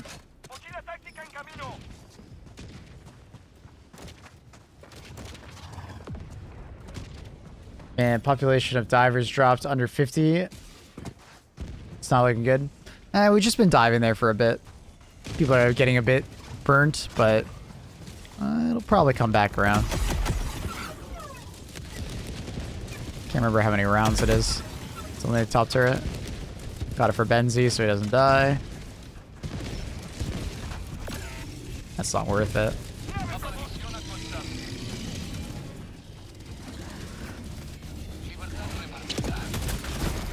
I think it'll come around, Cage, as we get closer to the end. Especially if we get the DSS activated. That's a big one. If we can get the DSS activated, we will easily stomp the thing. And Monster Hunter Wilds. Well, he's just talking about the percentage of players and where they are. Not so much the drop in player count.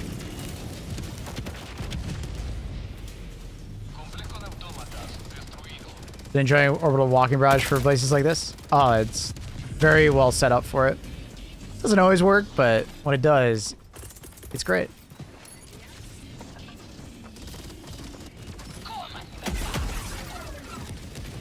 DSS should be activated in 13 hours. Yeah, hopefully.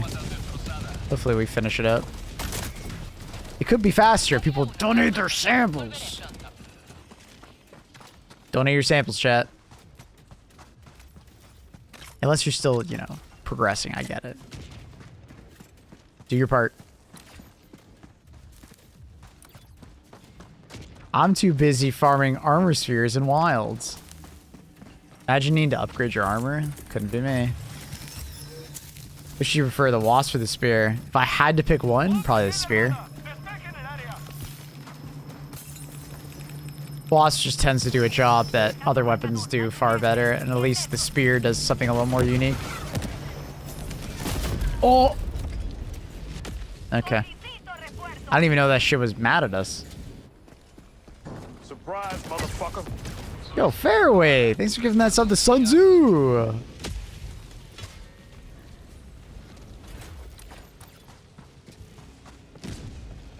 Gotta be less squishy for Black Angry Lizard, dude. That guy kind of hits hard, doesn't he? I just put on multiple Divine Embrace, and I just went from there. Or was it Divine Blessing? Divine Embrace. I don't know why I'm thinking of Divine Embrace. I don't even remember what that's from. My brain just wants to say that.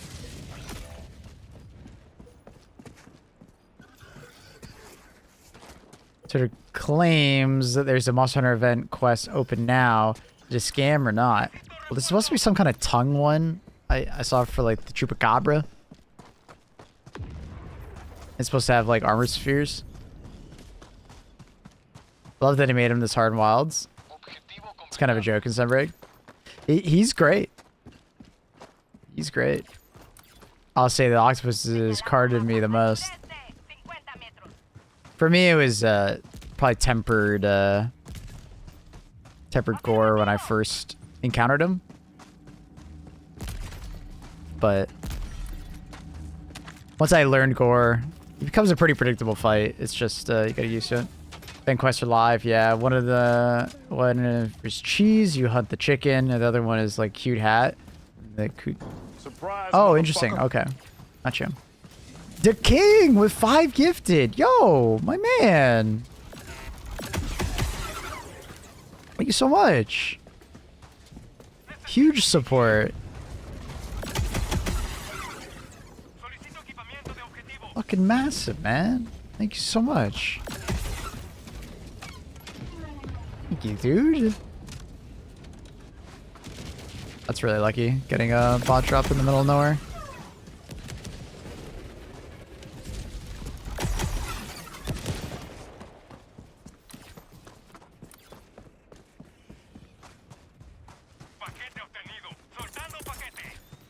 Yeah, we'll just use the POIs to get ammo.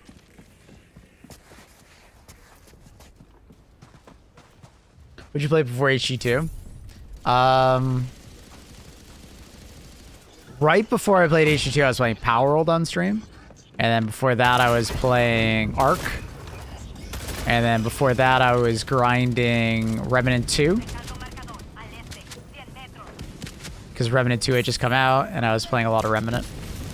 And I was doing, like, hardcore runs in that game.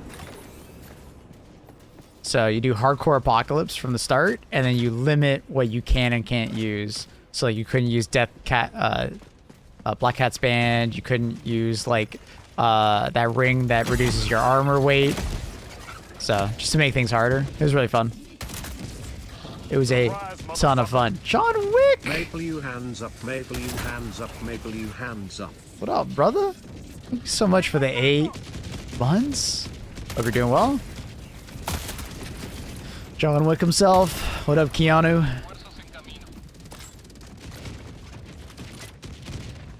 And then before that, what was I playing? I was mostly doing variety for a while. My last like main game before HD2 would be Remnant, and then the game before that would be New World. Previous in the year, I'd stopped playing New World just because it's getting burnt out. The game was not really improving as much as I was hoping it would.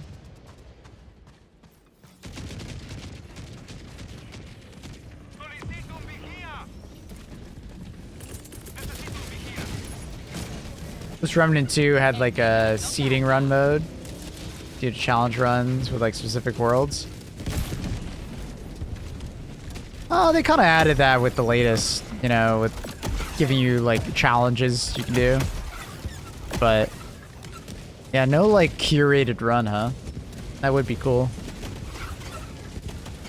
There is a way to do it like through a mod. I'm pretty sure you can share seeds. But it would be very, not kosher with the dev. I guess they'd be fine. They wouldn't care, but it's not the same, yeah. Absolutely right.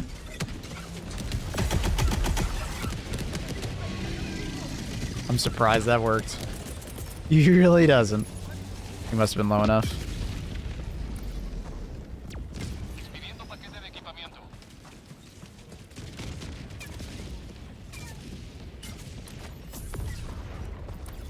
Resupply here.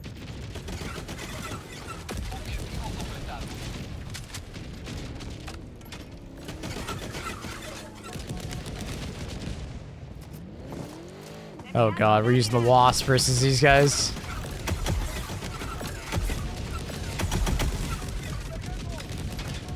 It's gonna take forever to kill these fucks.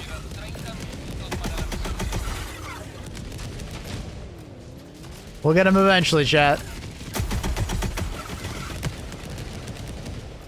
Eventually. Surely. Any minute now. Alright, that one's dead. Now trying to get the awkward. Oh my god, it fucking melted me. Getting the awkward, like, you want to track it to the middle body, not the turret. Oh my god, I almost landed on Benzie. Jesus. Necesito equipamiento de objetivo. Solicito refuerzo.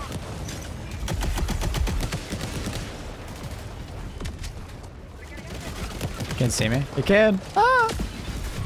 Beautiful.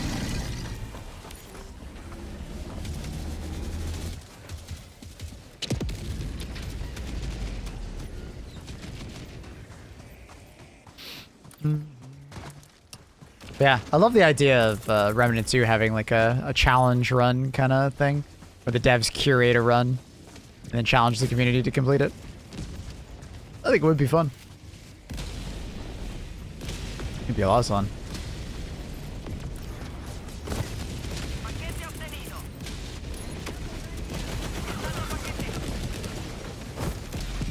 Like I see that tank and I'm like, I'm not even gonna shoot at it with my Wasp.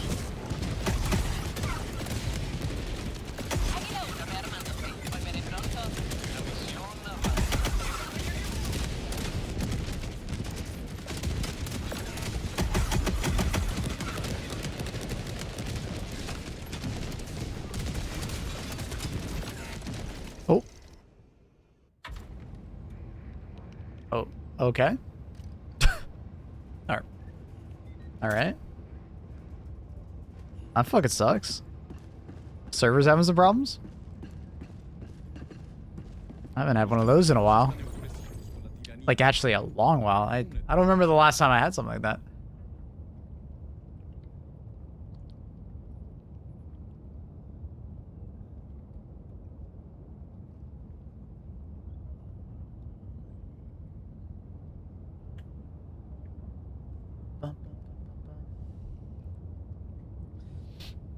Fat Shark just sent me a message. That's cool.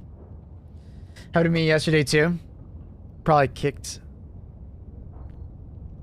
me too. Yeah, it must be the servers. Because it's not your typical like network connection where it's like you're having trouble connecting to the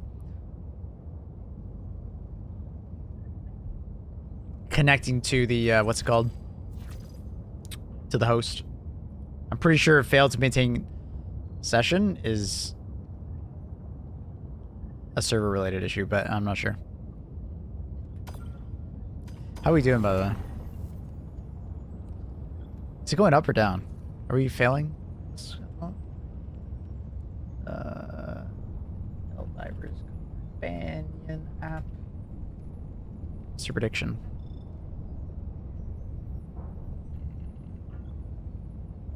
Well, we're still going up 1% an hour, so we're still doing good. We're still ahead, which is good. Like, we can easily guarantee it, because what is it? 1% an hour, if it stayed at its current pace, would be 27 hours, right? So we're like a little bit behind, but that's assuming it doesn't get better. And also that assumes we don't get the DSS activated, which we're 12 hours now. So we're getting pretty close. If more people donate, we will easily win our bot side of the MO. Like, there's no chance for the limited at this point. It is what it is. But there's a good chance we still win this. A very good chance. Just gotta keep diving. What up, that red guy? How are you? Thank you so much for the support and helping with the hype train, everybody. Thank you. Thank you. Hey, Yuri. How are you? How's you doing? Doing good? Glad to hear it. Happy to hear it, my dude. What are we doing? How experienced are these guys? Think I can mess around? Maybe I can mess around. Bring that. Yeah, we'll bring that. Doing good, bro. How you doing? I'm doing good. Thank you for asking. Having a good day. Diving. Talking with you guys.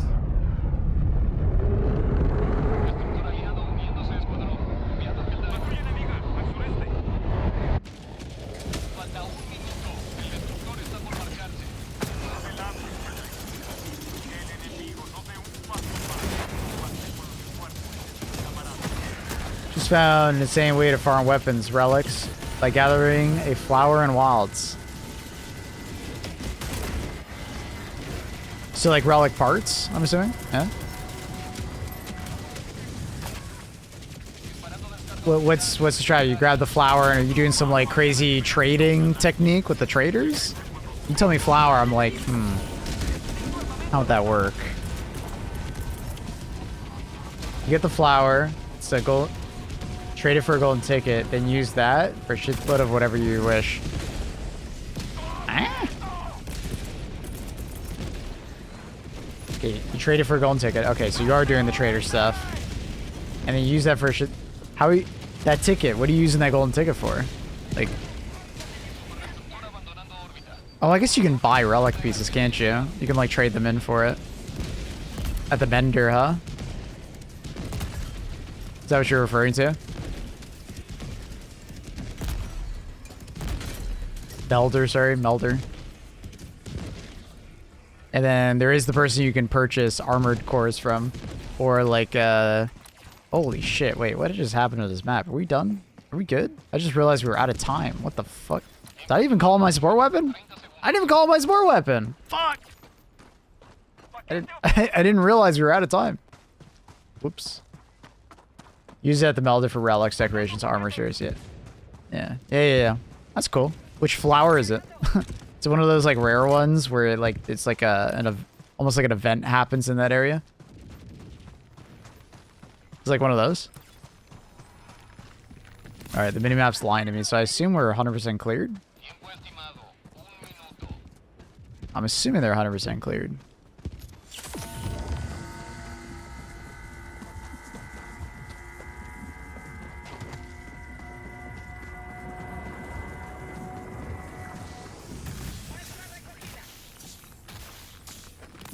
You can force spawn it. It only appears when it's like a full moon game. The fuck, really?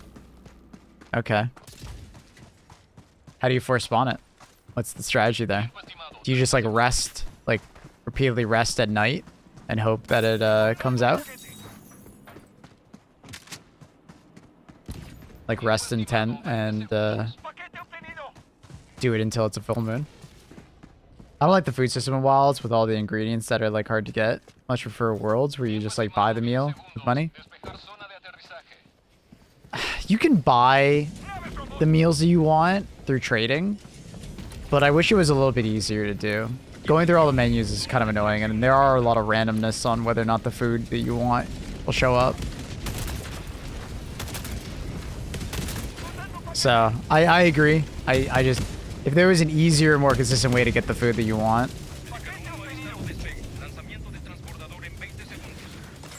I run out of food mats, but it's mostly just because I'm not paying attention, and then I forget to trade for it. But if I'm paying attention to what I have and don't have, I am usually fine. Because the trading system is really powerful. Oh! Ow! I was so close.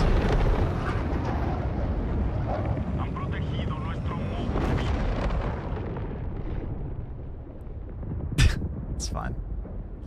I almost made it.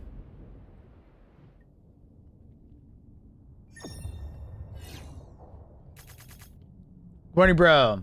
What up, dude? How you doing, Raymond?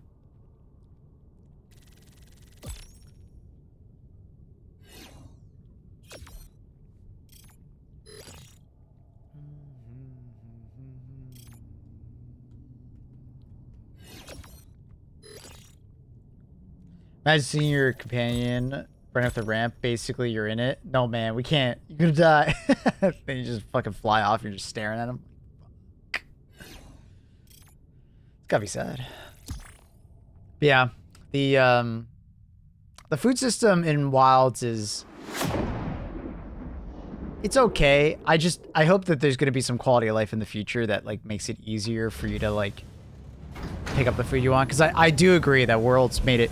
I didn't like unlocking the different foods in Worlds. I didn't like unlocking the mantles, and I didn't like unlocking the foods.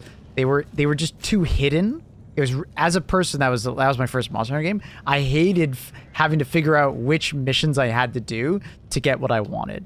I ended up Googling more than actually using the in-game. I didn't like that. Do I think Wilds may have gone too far to the side? Maybe. But, no. You can bet that they're going to make it easier. Yeah, no, I'm sure. I'm sure there's going to be quality of life they add more. So kind of my point was that this is like early game Wilds. I'm sure it will change a lot over the course of the year. I liked Wild's main story. Wild's main story was fantastic. Very good. I actually gave a shit about the story, and I didn't think that would happen. Which is great. Nada didn't get better. Yeah, I mean, it's a knowing kid in a video game. Classic, huh? At least Nada's inventory is very useful to go through. Right? As a character in the late game, they're pretty useful to access all your farms and to access your all your shops that you can look through. But it would be nice if there was some way to like lock in trades in the game.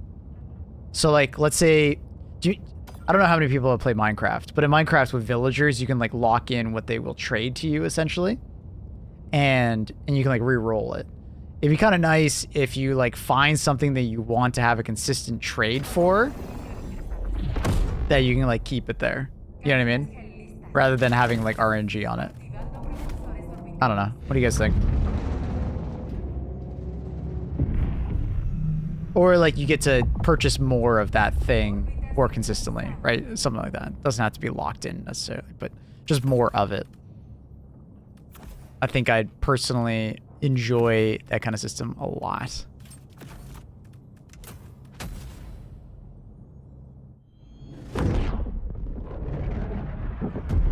Because you can only ever like buy in like very small quantities also. The quantity level on the trades is usually pretty low.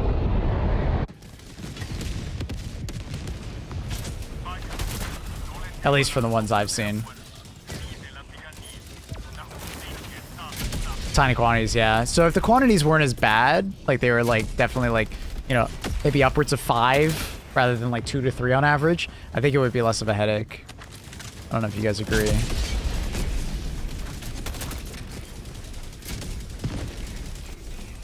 But yeah, Wild's main story quest line was good, just the co-op sucked.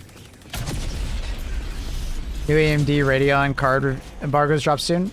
When you guys see them, tell me. I want to react live to them. We'll watch it together if you guys want.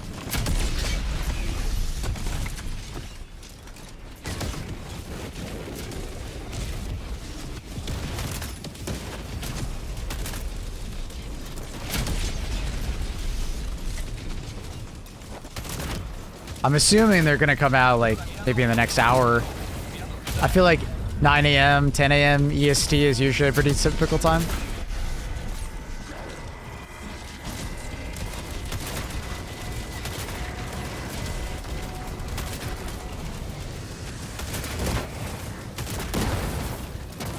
Not used to the fire in these cold one. 40 minutes. Gotcha. That makes sense. Woo! Alright, I pissed off those ships and I shouldn't have. I regret it. It's one of those like, oh, dude, I'm gonna use the air burst for the reason the air burst exists. It only kills one ship.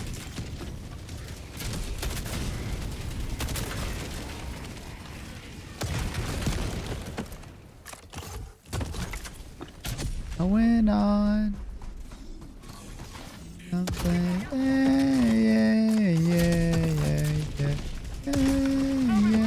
Yeah. Oh! I didn't see him. I don't know why, but I didn't look at him. I was looking at everything other than the fucking cannon turret. Event quest involved, yeah. We'll log in and play some later. Later in the stream, we'll play some wilds. If you guys want to join me for some event quests, we can farm them. Strider was committing suicide via the rocket. Rough way to go. Come on, teammate. You win these. You win these, teammate. F. Oh, he's still alive? Oh, I thought he died. What game do you think will be nice for the next collab? 4K? Warhammer 40K is probably my top of my list that I'd love to see. And I also think it fits really well with Helldivers. Because you could have an enemy that's inspired by Warhammer. If you don't know, a lot of enemies already in the game are inspired by Warhammer. Warhammer 40K does. But also the Guardsmen in general as a faction. I'm just getting farmed. The Guardsmen as a faction in general in in the 40K universe would fit really nicely alongside the Helldivers. Or Krieg. You know, something like that. Try playing bow. Playing with greatsword. Overwhelmed by the fact that R and F get used. I love bow. I can't stop playing it, man. I'm too addicted. It's gonna be really hard for me to play anything other than bow. I'm addicted to like the movement. Lehman Rust. Oh my god.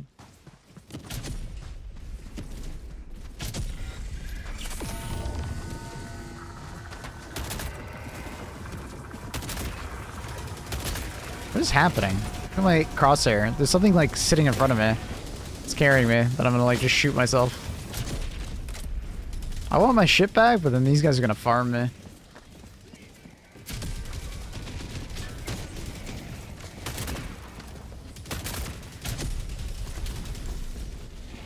I have kind of a shit loadout for the situation.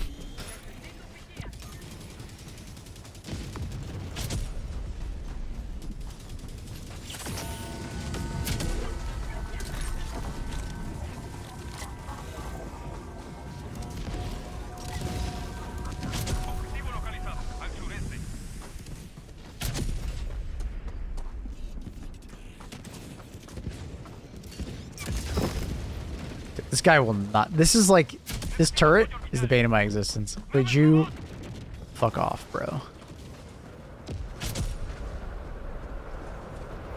And now I got all of you guys, and I have like the worst loadout possible to deal with you guys. This is fucking awesome. Oh, my rocket sentry's still alive. Let's go! It's still alive. I thought he died. Go, rocket sentry, go! Fucking snipe him.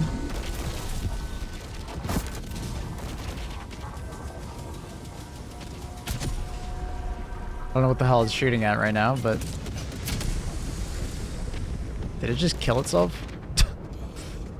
I think it just killed itself. Alright, now I got two of these assholes to deal with.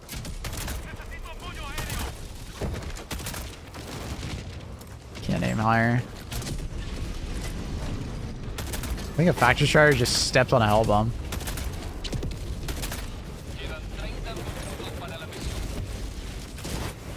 Oh, teammate, yes! Where the hell's my shit? You seem thick. Did you put on some heavy armor?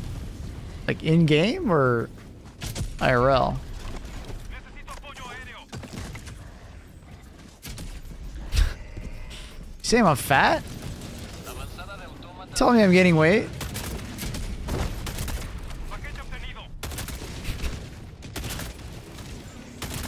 There's only one thick I know, and that's thick fillet.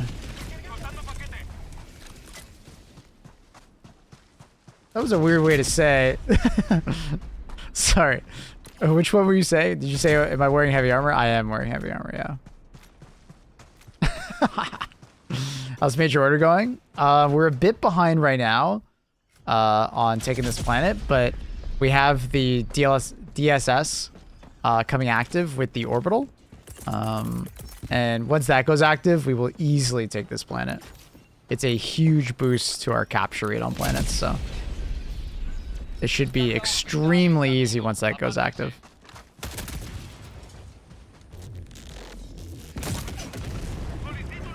So we will win the bot side of it. We will probably not win the Illuminate side. It'd be extremely unlikely for us to get the Illuminate side. Well, it's not even unlikely. It's basically impossible. It's not basically. I mean, there literally won't be enough campaigns in a day. So, but it was an either or option. We weren't designed to get both. I believe it was set up like we didn't have enough divers to be able to do both. Because we needed a high percent to be on Carol, and then we needed a wide amount of Helldivers to constantly be on Illuminate planets. But like everybody knows, Illuminate planets are kind of being thrown to the wayside because, you know, people are kind of bored of playing against Illuminate at this point.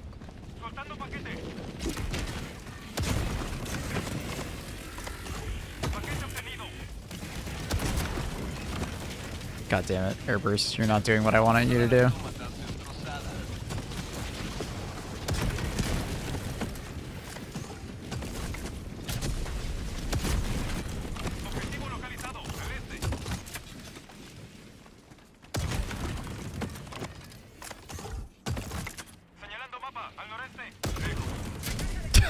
Fuck. God damn it, Airburst. I'm trying to get it to like blow up right behind him, and it just won't do it. He's blowing up too early. Could have defended Carol easily if we took Fog. Yeah, but getting people to do that kind of stuff is... That level of coordination is difficult.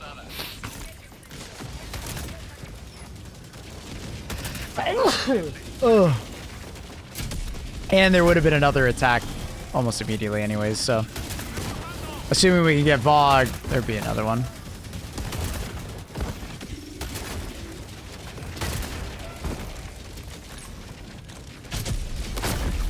Dude, I just keep getting sniped by that.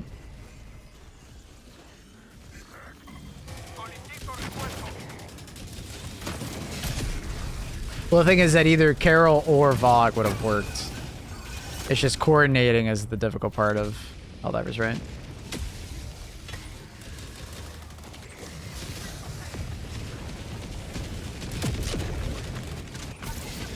There's always an optimal way to do a thing. But it's convincing everybody to do that thing. That is the unoptimal thing. So sometimes it's actually just better to do the obvious thing rather than the optimal thing. Because it's easier to convince people to do the obvious thing rather than do the optimal thing. Does that make sense? So by people saying to do the gambit, it ends up failing the MO because neither side wins. Rather than people just dropping the ego and being like, okay, I'll just do the obvious thing that everybody else is doing. Which is going to the Carol, right? A little bit of mindfuck for you. Oh shit, that guy's got the unupgraded version of Supply.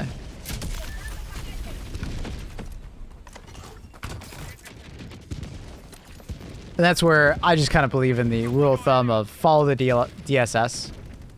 That's where the majority of divers will most likely be going. Even though it might not be the most optimal. It's where the majority of divers will probably go. It's a good rule of thumb.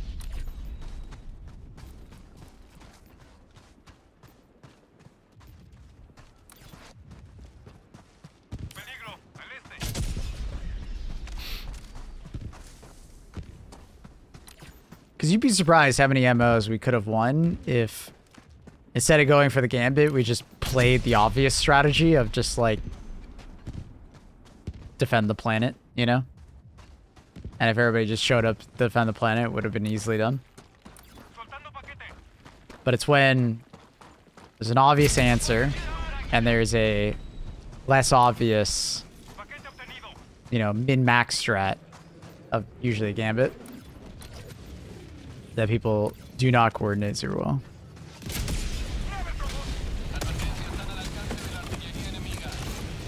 Better not blow that up.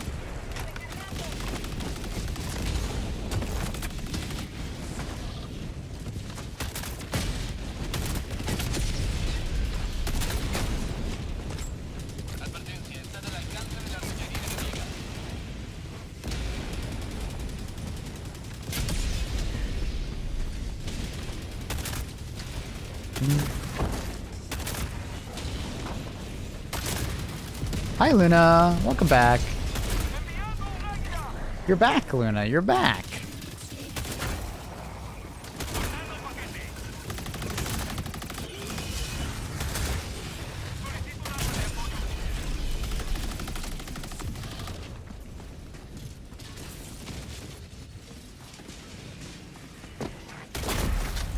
Dude, why does this keep happening? There's like invisible shit all over this map.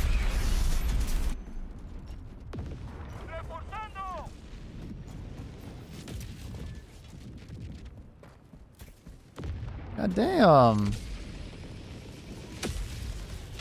Try to remind players of 3 dispatches already that capturing planet where the attack is coming from is a way to go, but no one listened. It's a great strategy. Unfortunately, it's just not intuitive for everybody. And that's where I keep saying, like, if you notice the majority are going to a different thing, just drop the ego and go for it.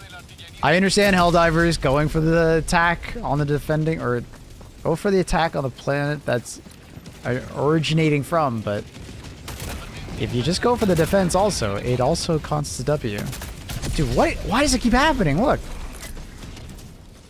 Look where my circle is.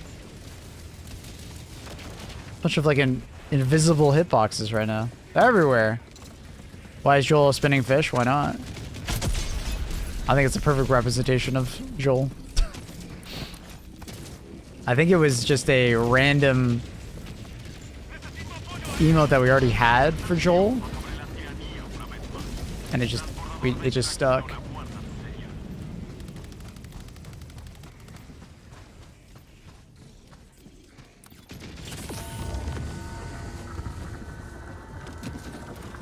The most important thing for these MOs is us just diving all on the same planet.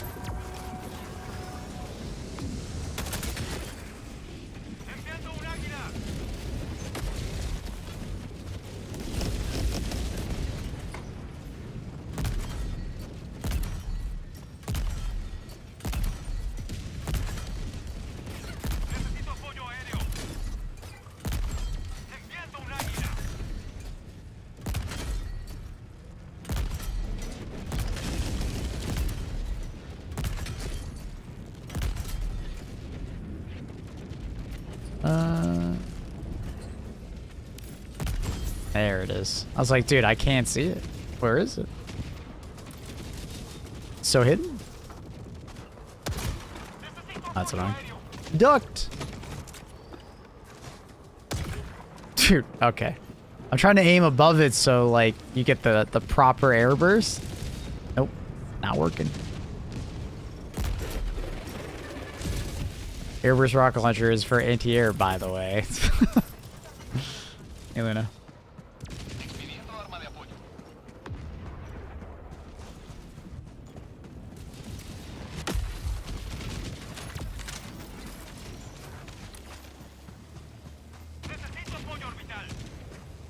Airburst still sucks? Nah, it's actually quite good.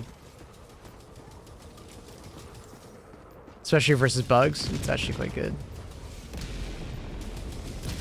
And it's got its moments where it's actually quite good versus bugs. The DSS passive is for attack, and we use it for defense mostly. It can be used for both. Right.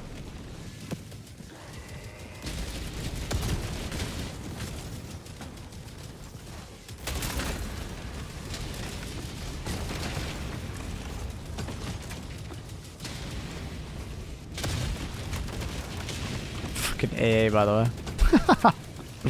I need to stop doing it. It's terrible for AA. It's supposed to be the AA one. But it makes no fucking sense that it's so bad at it. Okay, that was on me. Did you already beat Monster Hunter? I beat Monster Hunter like 2 days ago. Now it's just the end game farming.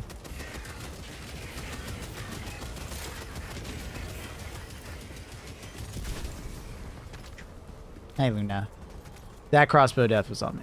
I didn't realize that rock was so close to me. Hi, Luna.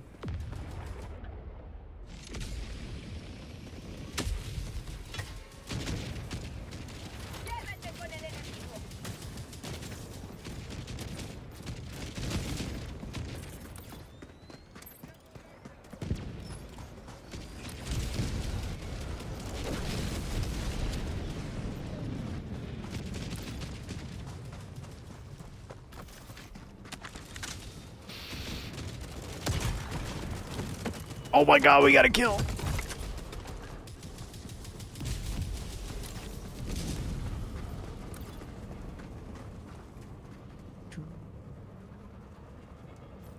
She's so sleepy.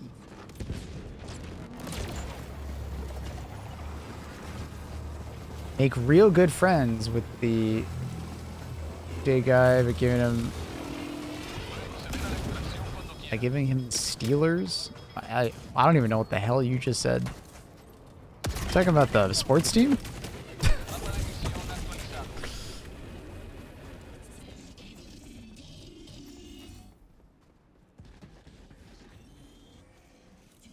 Dejando marcador al suroeste, 200 metros.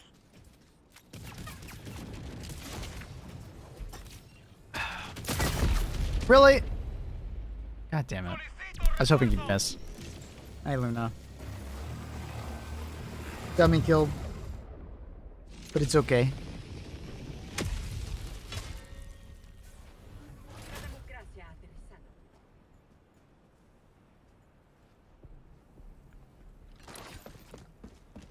Nah, I'll just run with them. I don't give a fuck. Solicito una extracción. I definitely prefer using the airburst on Illuminate or bugs. Bots, I don't know. People love to say that it's like really good versus bots. I just don't. I don't feel as if it's particularly amazing versus bots. I don't know. I tend to enjoy it a hell of a lot more on the other two factions. It just feels so inconsistent versus like Hulks.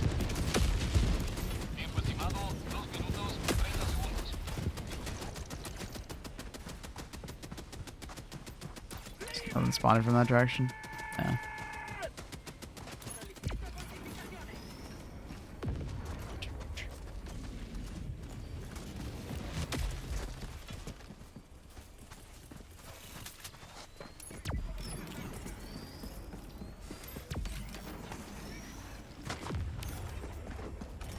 Tiempo estimado, 2 minutos.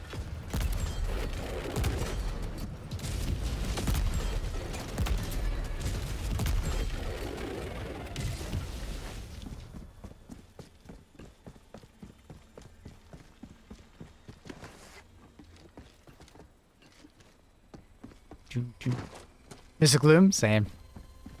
Hopefully go back in soon. Swear gunships used to be a threat. They used to be a threat. Then they gave them limited rocket ammo, less spawn, and then in general way less ragdoll. Even though it's been reverted, but regardless, it'll be going back at some point in the future. The way it was.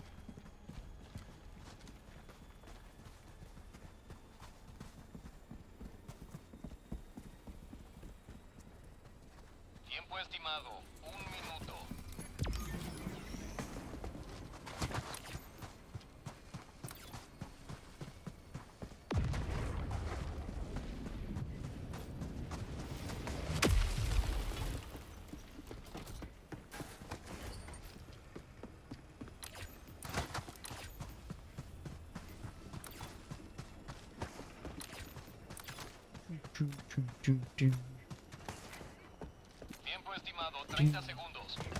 Still look cool. Ah, yeah, they still look very cool. They need to go back to being a little more threatening, though. Maybe we'll get a different variant of them at some point. Because, like, technically they're kind of stalkers, right? So, what does that sound? So maybe we'll get, like, a upgraded version of, gunships in the future that are a little more lethal.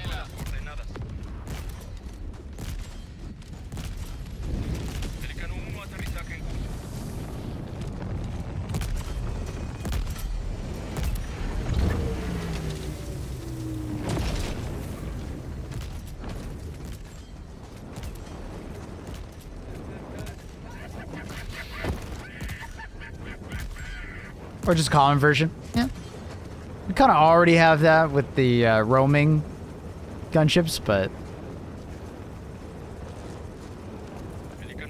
if we could get, like, imagine every time there's a bot drop, it's almost like they escort the bot drop in. You know what I mean? To apply pressure to you while the bots are landing. That'd be an interesting one. Hopefully the hard difficulties come out soon. I believe the hard difficulties are supposed to be basically the Predator strain and Gloom strain and stuff like that. Which honestly is a really good way to handle it. It stops people's egos from being bruised and then people complaining about, you know, something being too difficult. So I'm hoping to just see more of that kind of stuff. I think it's a good idea. Good way to do balance and difficulty. Because if you don't want to deal with it, you just don't. And it doesn't bruise egos, which is good.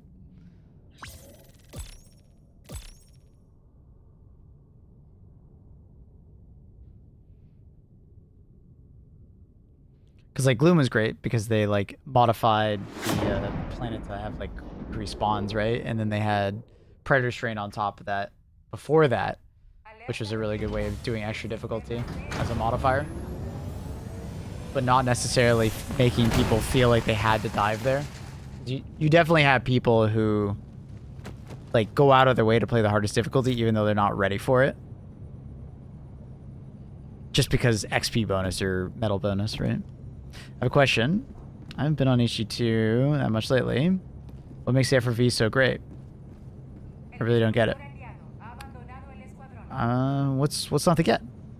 It's insane mobility to get around the map. Very tanky. So the utility of it is, like, extremely high. Hi, Luna, and Luna's co-streamer. Thank you. Hello. I got the most kills. That's funny. Yeah, it's basically just, like, crazy amounts of mobility.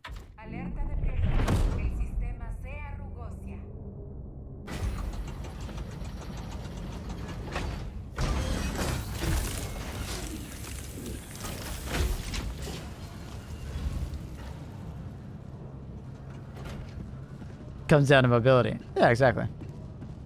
As a car should. It's a tanky car for both team play and just objective play, and or just, like, farming super credits. It's really powerful for that.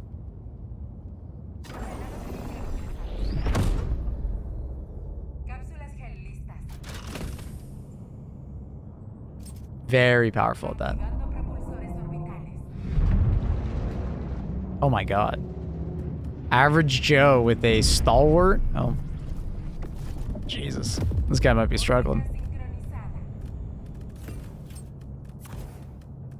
Alright, Joe.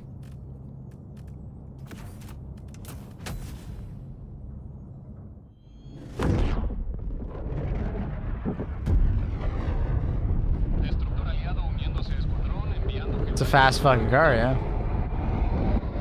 Yeah, the car is just, like, especially when it first came out and we were just, like, utilizing it all the time, it's very powerful. The fuck? The hell?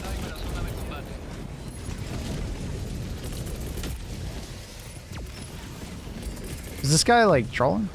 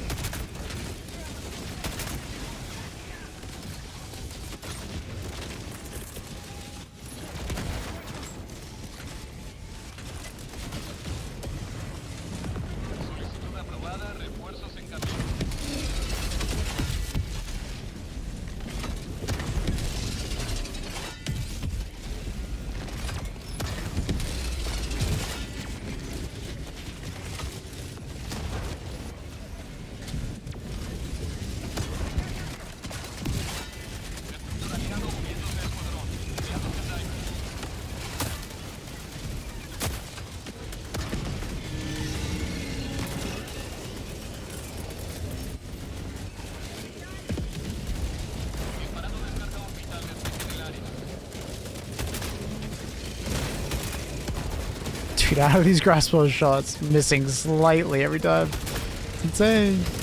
Well, that's awkward. Yeah, I'm gonna jump down.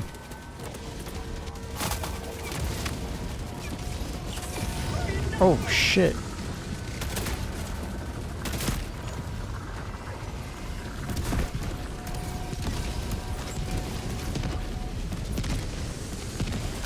I bet he's using Stalwart as a daily order. Is it actually the daily order? Oh my god. Like, Stalwart, Grape versus Bugs, would not recommend versus bots. My teammate really wanted to facehug that Factory Shredder for some reason. I don't know why he had to stand that close to it. It really didn't make sense to me.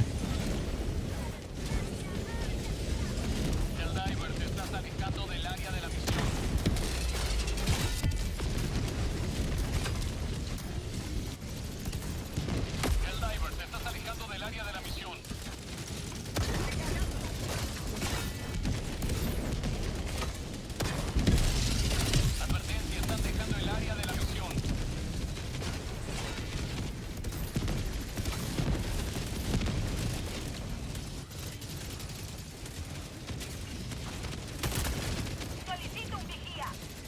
200 kills with Stalwart? Yeah, I would just tell that person, yo, just go to Bugs. You'll get it done in like one game. Necesito fortificaciones. Or Illuminate. Illuminate will also work really well.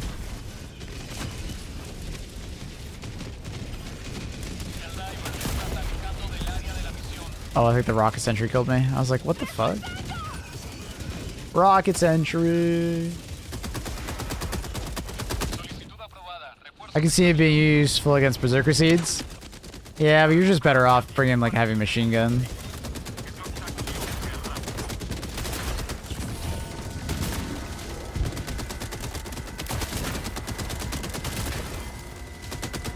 Just one of those situations where it's like, yeah, you could kind of make it work on a Berserker Seed.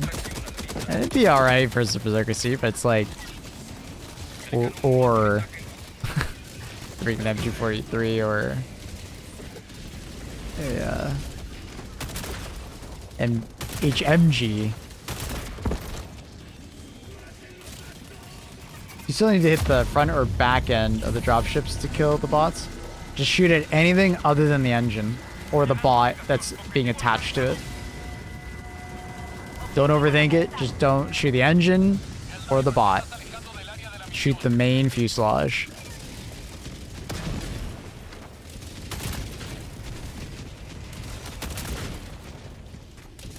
I really don't like the HMG at times. The spread is so fuck even with the muscle and armor. The spread? Oh, you mean like the recoil? Just crouch or prone and tap fire. And then if you find that even annoying, lower the fire rate. If you really want to just like hold down the fire button, lower the fire rate, crouch or prone. Basically always crouch or prone. It's good muscle memory to do. Because you reduce the recoil that you have by 30% immediately when you crouch. And then it's 60% or so when you're prone. It makes a big difference. And then slow your fire rate to make it even easier.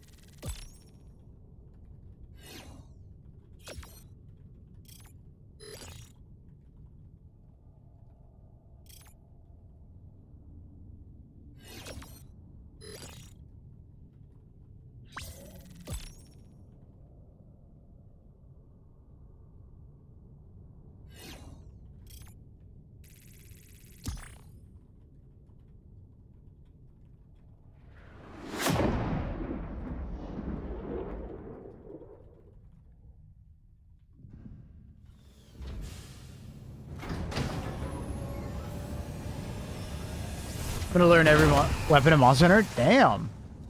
Alright.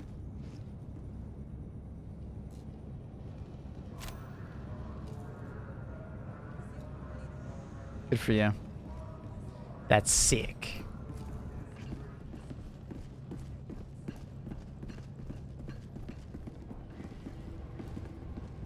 Average Joe.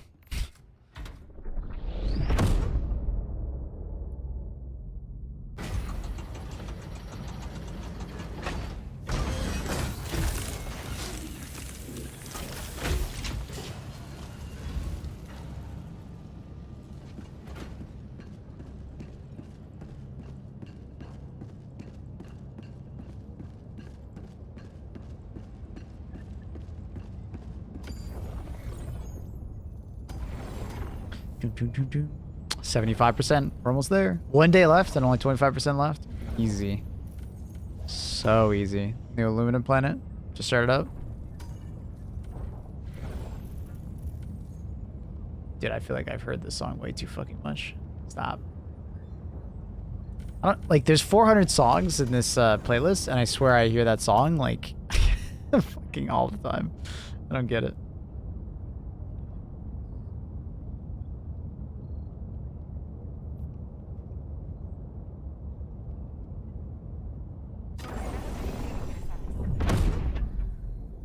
Cápsulas gel listas. Activando propulsores orbitales.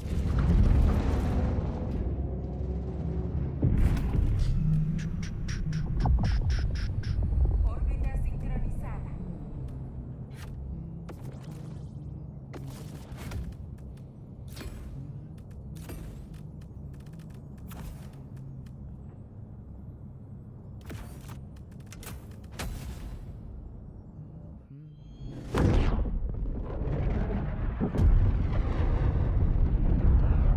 Great song choice.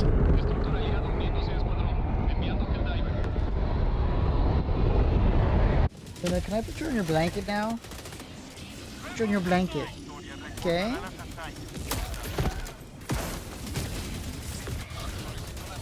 Hopefully she'll be cool. I turned on her heated blanket, so she should be pretty happy with her spot. We'll see though. Oh, I'm dead. Oh, I'm dead. Oh, no, we're good.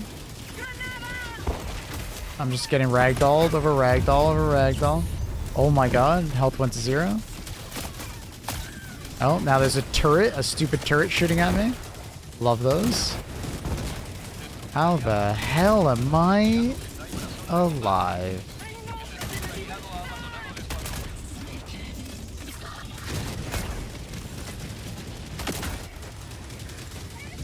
Like your helmet? Yeah, it's great. Think we'll ever see the pre-order armors? I've had this question before. I'm not sure. I've seen some games offer pre-order skins eventually when they, like, you know, stop updating the game, if that makes sense. So they'll eventually, like, offer it, you know, either for you to pay or for free. Right when they stop developing the game. You know, I don't know. I don't think they're just gonna, like, offer it to us in the Superstore, but Arrowhead also do some, like, really, like, nice things. So, hard to say.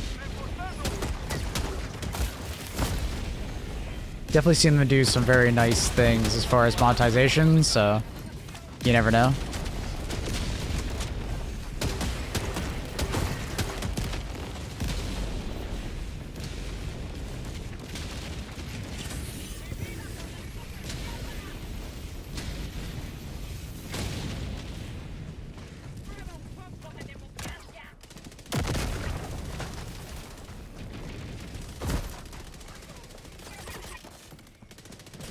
They're just reskins. Pre-order armor needs to stay pre-order. People have an obsession with anti-FOMO. People definitely don't love FOMO, that's for sure.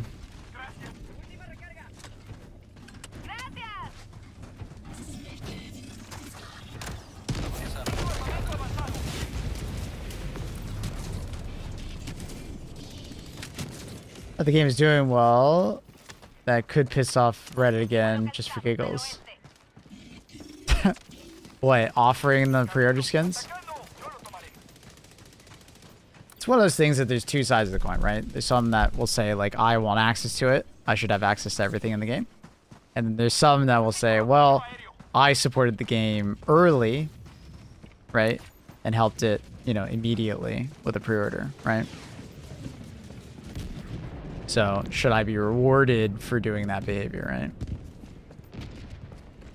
And if you take that away from them, right, it's kind of like in like a lot of games, like early access games, you know, those skins are like because you bought in early, right? You help support it.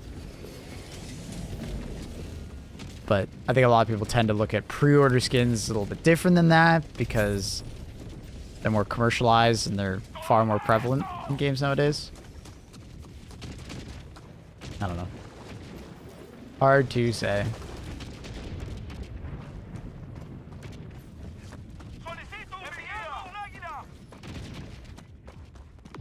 They're already pissed about being told not to data mine. I mean, I'm with the devs on that one. I think data mining hurts the game, doesn't help the game. I think there's elements of helping the game with data mining, such as like figuring out certain HP pools or like weapon stats and stuff like that to help people understand things better.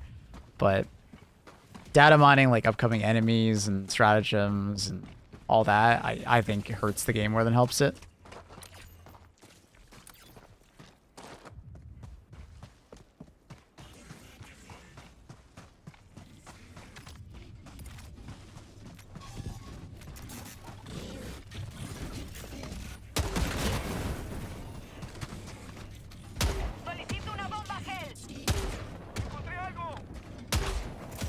Come on. It's literally right inside. There we go. Making a subreddit data mine. I agree if you're making a spreadsheet to determine how to play. Sorry, what? Data mine is largely too spoiler to me. Makes the dev's job, makes the Pfizer community way too difficult. And it also creates unreal expectations. The community will often create narratives in their own head. Look at what happened with the DSS, right? Now, there's no doubt the DSS did not come out, and it came out like half-baked. There's no doubt to that. But it didn't help the fact that people had already, like, drawn so many conclusions about, like, what the DSS was going to be and what was it going to include before it even came out, right? Now, should the devs have, like, set expectations a little better? For sure. But also the community data mining needed to fucking chill the hell out. Because there were people data mining stuff about the DSS that, you know, the devs had never spoken about or anything like that. And they were like putting 2 and 2 together, but that was never the plan, right? And to say, if you're making a spreadsheet for all this data to determine the most effective way to play a game, how's that fun? Just because you don't have make it fun doesn't mean they don't find it fun. So I love doing that, right? What you just described, I love to do. Because I find it fun optimizing a game, right? Finding those tactics, right? And determining the fun. Like, that is fun for me, number crunching, right? It may not be fun for you, but for other people, absolutely. It's the reason why I play, like, some MMOs. It's why I play ARPGs. That kind of shit is awesome. But you do without hard-coded numbers, right? Sorry, I don't understand. It's the same thing as the game saying it versus... Because, like, the game sometimes hides things from you, right? And as someone who likes that kind of, you know, play style of min-maxing, when the game hides things from you, being able to determine, you know, specific things is very nice. Right? Does that make sense? So you're data mining information that the game just on purpose doesn't want to show you, either because it doesn't want the game to be too hardcore or what. There's always some reason. Or they didn't feel like the UI was worth putting it there. Like, there's other ways to figure out those numbers, but, like, data mining is typically just the best route because it's the most accurate. Right? And I think that level of data mining is fine. Right? it often doesn't hurt the game or anything like that, right? It's fine. The problem is when people are going and data mining for that information that we're talking about, they'll often come across things that were never fully developed, or they'll come across like story beats and stuff like that that they're like putting in game files that maybe they didn't realize were there or something like that. And people make the argument of like, then they shouldn't have put it in the game, but like it's kind of hard to keep track of everything that is and isn't in the game at all times. Like which build has this piece of content and that piece of content.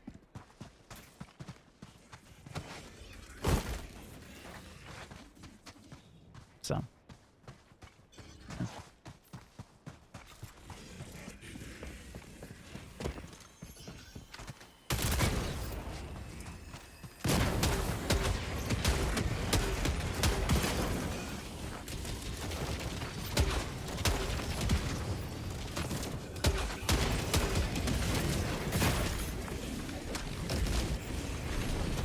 Gears Nexus dropped it 30 seconds ago. Fuck. Alright.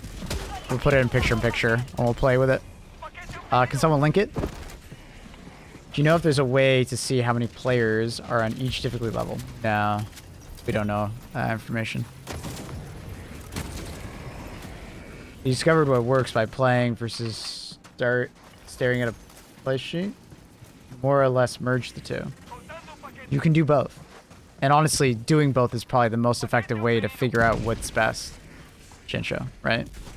So you play the game, and you can kind of get a feel for it, right? It's kind of like having an argument with someone about feelings versus someone just showing cold hard facts, right?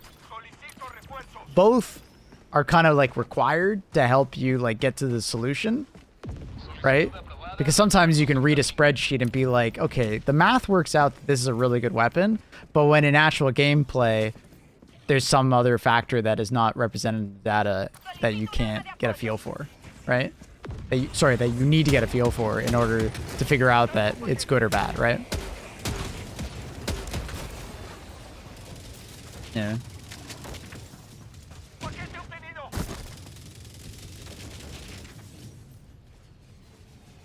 No balls. Give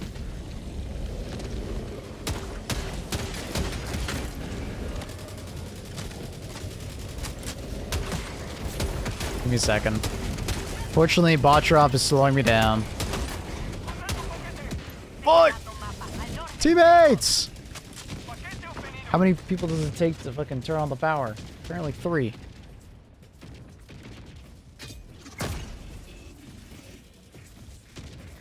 Today, there's some real competition now. The shortest version of this review up front is that the 9070 XT and the 5070 Ti go back and forth a lot depending on the game, especially in rasterization. Ray tracing NVIDIA still holds an advantage. So the quick version is at 4K rasterized without RT. For the recap, the 9070 XT and the 5070 Ti are often within 6% of each other on either side. That's in F1, Cyberpunk, Resident Evil 4, Starfield, Total War Warhammer 3, Dragon's Dogma 2 at 1440p and 1080p. We saw similar results depending on the game. Sometimes the 9070 XT can close the gap a little bit if it's behind there.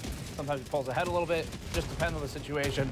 Now, interestingly, because the 5070 Ti is basically a 4080 v, is it 3 or 4? We're gonna go with 4. It depends how you count the Ti that was on launch. But anyway, because it's basically a 4080, which is therefore basically a 4080 Super, that means there's instances where the 9070 XT is getting really close to the 4080 Super. I think there might have been one where it passed it, but we'll talk about that. In ray tracing, it's all over the place. So this is sort of the downside to it, where Andy's got some real strengths on this one. It's also got some real still present downside.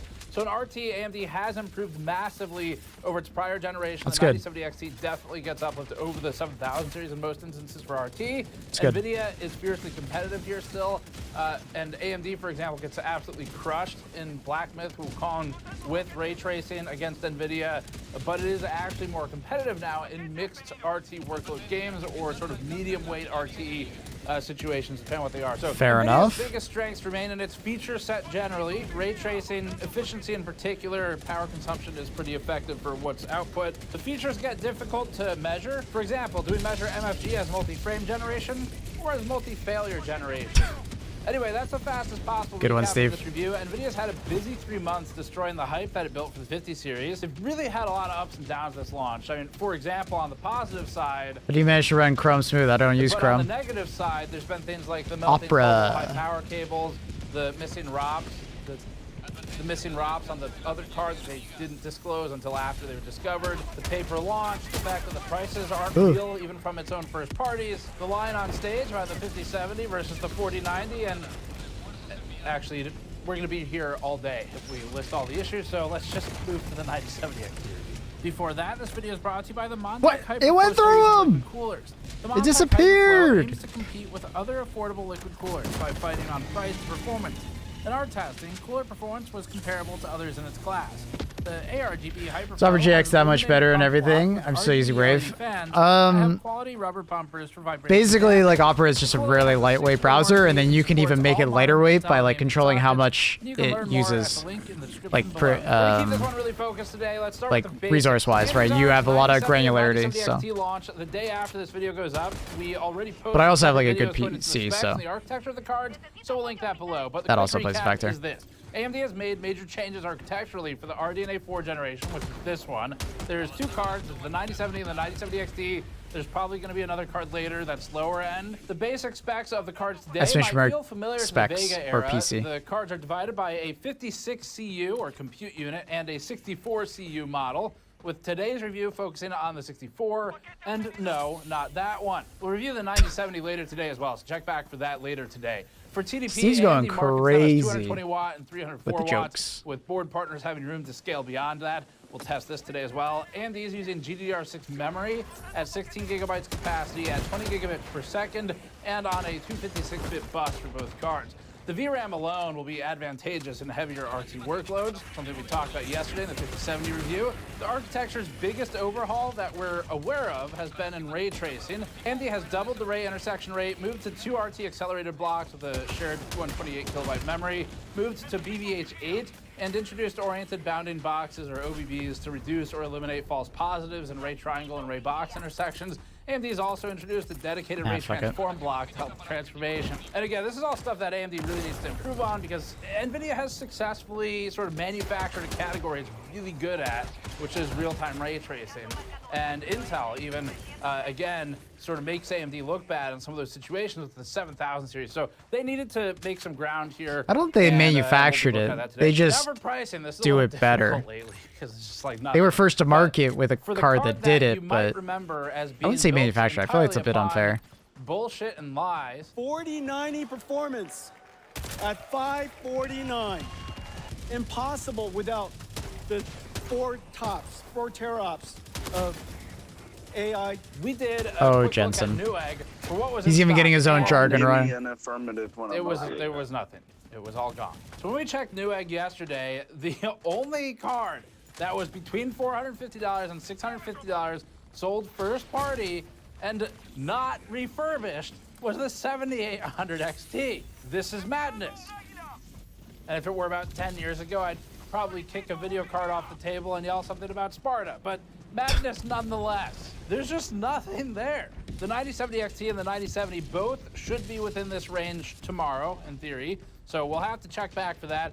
They are also likely to get scalped like NVIDIA. What may help is that there are rumors of greater supply than the Hopefully. 50 series. Apparently they've been holding it back Likewise, for they weeks. may be less desirable in the AI at home segment than the 5090s, for example. So because the reviews go up before launch, we can't know the scalper or the availability situation right now as we film this. So you'll get to watch and find out. But we'll do a follow-up to talk about all that and see how the launch shook out. Either way, we'd normally dedicate an entire section to talking about the various different alternatives right now at the same price.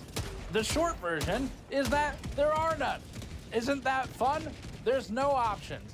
And so that makes the section very short. Anyway, we're just trying to keep this simple today. So let's go straight into the numbers.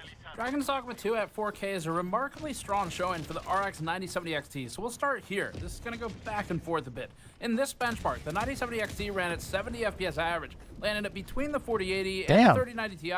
That means that even taking MSRP at face value for both cards, the $600 9070 XT is Not bad. achieving 95% of the performance of the $750 RTX 5070 Ti Prime, but at 80% of the MSRP. We want to caution that this result doesn't always happen. The next game it doesn't. Sometimes the 9070 XT is worse than a 5070, so it depends on the game, but this is a great start. The frame time pacing is also comparable, meaning that the frame-to-frame interval is not noticeably different to a human player. The 9070 XT leads the 7800 XT by 14. Yeah, you can like look at that here. benchmark Lead over the or 5070 is 24%. the graph. It's just like look how FPS, close 6 FPS. At 1440p, the vast RX majority of 9070 the XT nearly benchmarks ties are. NVIDIA RTX 5070 Ti, the latter of which only leads by 3%. It's measurable, but you'd never notice this difference. Just like the 3% of truth was measurable, and NVIDIA's 5070 equals 4090, but you'd never notice that difference either. The lows are also within variance. The 5070 Ti is basically an RTX 4080 V3 or 4, depending on how you count them. That means the 9070 XT is also punching close to 4080 Super levels. The 4080 Super was a $1,000 MSRP card that replaced a clinically insane $1,200 MSRP card before it, giving us some perspective here. The last-gen flagship makes us wish that AMD had something one step higher as well. The 7900 XTX still leads the new 9070 XT, holding an 8% advantage here. Against the new 5070, the 9070 XT leads by 21%. The 7900 GRE posts an even larger gap to the 9070 XT. As for owners on cards like the 2070 or 2070 Super here, this might be a good upgrade. At 1080p, the 9070 XT maintained its relative positioning against the 5070 Ti. It's now at 145 FPS average to the 151 result on the And it's so close to the 4080. NVIDIA model. Available on sale for only That's pretty nuts. $150 more. We've never seen an. Can we get a Subway server? You want Subway server and this? We could do that. Bold strategy, Cotton. Let's see if it pays off for them. The 7900 XT ran at 134 FPS average in the Dragon's Dog with 21080p benchmark, giving the 9070 XT an uplift of 8%. As for the 7800 XTX, it's still technically ahead of the new flagship RDNA 4 card, but only by 8%. Now for Final Fantasy, I want to have a very clear disclosure here. The numbers we're getting are I'm absolutely fucking disgusted. Why? What happened? Lower than what AMD is presenting in its public slide deck, and they don't really align with the other non-ray traced performance numbers that we've collected. So we reran everything, we've been looking into it, and we're getting the same results. That's why we're What's with the Family Guy funny moments? This is just how Steve does his stuff. Add a little comedy. Outliers, and so we're gonna dig into these some more and just see if anything changes. Thus far, we're getting the same results repeatedly. I spoke with their traumatized. I was eating a nice strawberry, and there's a fucking maggot, a baby maggot. I'm sorry, honey. That sucks. We don't think it's our test That's setup disgusting. because it is repeating on both of the cards, but it might be something to do with the particular scene You know what, I that we're puke versus a benchmarking or puke? something like that. So Well, anyway, it's we're not gonna dig harmful into to you, this, Annie, but I present understand the it's really numbers as disgusting. they came That out sucks. for now. At 4K, the 9070 XT landed at 68 FPS average. Unfortunately for AMD, that means that the 9070 XT It did is not do worse well. than the 5070 here. So it doesn't do very good at 5070 4K? leads the 9070 XT by 13.6% with its 78 FPS average. Why is that? 5070 Is that Ti memory leads by a bandwidth? staggering 43% at 97 FPS to 68. That's so weird. Whereas Dragon's Dogma 2 was a strong position for AMD, it's weak in this game.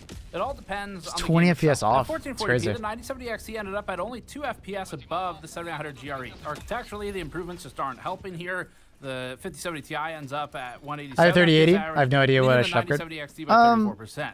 5070 leads it by What 10%. resolution do you Let's play show at? how much of a tennis 1440p match would it be really a- is, and go back and forth I would again. say Resident start Evil looking at a 4 swings card. it back the I other wouldn't way. pull the trigger At immediately unless you 4K, find a the good deal. 9070 XT now holds But if a you play at 103 FPS 1080p, average, landing at you nearly absolutely don't tied need a new with card. 4080 Super. That's a great spot for AMD's card, which it needs after that Final Fantasy showing we Alright. just saw. The 9070 XT leads the 700 See, that's a XT really good showing marginally for the 9070 and leads the XT. 5070 by 31%. Nice. The 5070 Ti leads the 9070 XT by 3.5%, with the 7900 XTX 23% ahead. At I screamed, 1440p, but I was the like, 9070 what? XT continues to rank Ah, that alongside sucks. NVIDIA. The 9070 XT is about 5 FPS short of the 5070 Ti, making for a measurable but undetectable difference to a human. Just like the measurable but undetectable difference between all of NVIDIA's 8,000 4080 cards that it's remade. But all of that is assuming the 5070 Ti has all of its ROMs. Boring If it doesn't, extract. then we'd see anywhere from like a 6 to 12% change in the performance swing. The 4080 Super leads the 9070 XT by 5% here. The 7900 XTX was also once a $1,000 card and itself leads the 9070 XT by 20% with its 232 FPS result. Against the new 5070, the 9070 XT holds a 27% advantage. At 1080p, the 9070 XT clocked higher frame rate than the 7900 XT and landed just below. Maybe the driver 5070 updates in the future will make some improvements. It's 5080 possible. by 50%. AMD doesn't always have Isn't good all that much, drivers at the considering start, we've all been gaslit and they into can't thinking improve, a but 5080 takes you the saying place that of 1080 Ti or the something. video could It's also not do the the high same, end, right? it's mid-range car. Since we just alternated to a title where the XT looks better, It's let's true bring it for back both parties. maybe the other way. Blackmyth Wukong tends to favor NVIDIA, both with and without RT enabled. We'll see if that remains true with the new architecture. At 4K, the 5070 Ti leads the 9070 XT by 12% here. It's not as big of a gap as it could be. We'll see how that maintains in RT. But against the 5070, the 9070 XT is at least ahead by 14%. The 9070 XT is just not a 4K card though, so I feel like I would not pay attention to 4K graphics benchmarks here. I think I would only pay attention to 1440p. The 9070 XT's 83 FPS average result is matched with good pacing on the 1% and 0.1% lows. It's not better than its neighbors in a meaningful way, but is keeping pace properly. The 5070 Ti leads the 9070 XT by 5%, and the 5080 leads it by 17%. Probably calling the 5080's existence into question more than really anything else here. And again, that's one with all of the ROPs there. The 5070 ran at 72 FPS average, so the 9070 XT is about 10 FPS higher. That also had the 5070 above the 7900 XT. Yeah, Chencho, I think the 3080 is still a great card, but at 1440p, it's going to be a bit rough at times. Some games are just not going to be as optimized. Here, the 5070 Ti outranks the 9070 XT on a and they're going to be pushing graphics pretty far. Observable way. 1080p you know? seems to squish all these together. Starfield is up now. This but one you know, flips it again like, at 4K. I'd look around for graphics cards if you find a good deal. Maybe pull a trigger, throw it, and your 3080 is still new enough that you could sell you wouldn't notice the 3080. FPS. You probably would notice the cost difference though. The 9070 you have to play at 1080p. Oh, wait, like DLSS. 4080 Super here, and isn't that distant from the 5080. Both the 5070 Ti and the 9070 XT are a threat to the 5080's already questionable existence. At 1440p, the 9070 XT is again between the 5070 Ti and the 4080 Super. But I would not be like hesitant, like you have to like do it right now, you know. Over the 9070 XT here, the 5070 non-Ti, which is still not equivalent to an RTX 4090, continues to not be equivalent to an RTX 4090. Wow. Truly wondrous technology. We never could have predicted that. At 1080p, I'll have to console you later. I will, Annie. I'm sure I will. 127 FPS average with lows at 68 and 46. That plans it right between the. This is gonna stick with her probably for the next couple days. There's not much difference between these three in this test. 4080 Super actually isn't that different either. And the 5090 shows that we do have a little bit more CPU headroom here. And actually, so does the 4090 for that matter, which continues to not be a 5070, just in case we hadn't mentioned it. Dying Light 2 is up next. This is one of the heavier games in our test suite.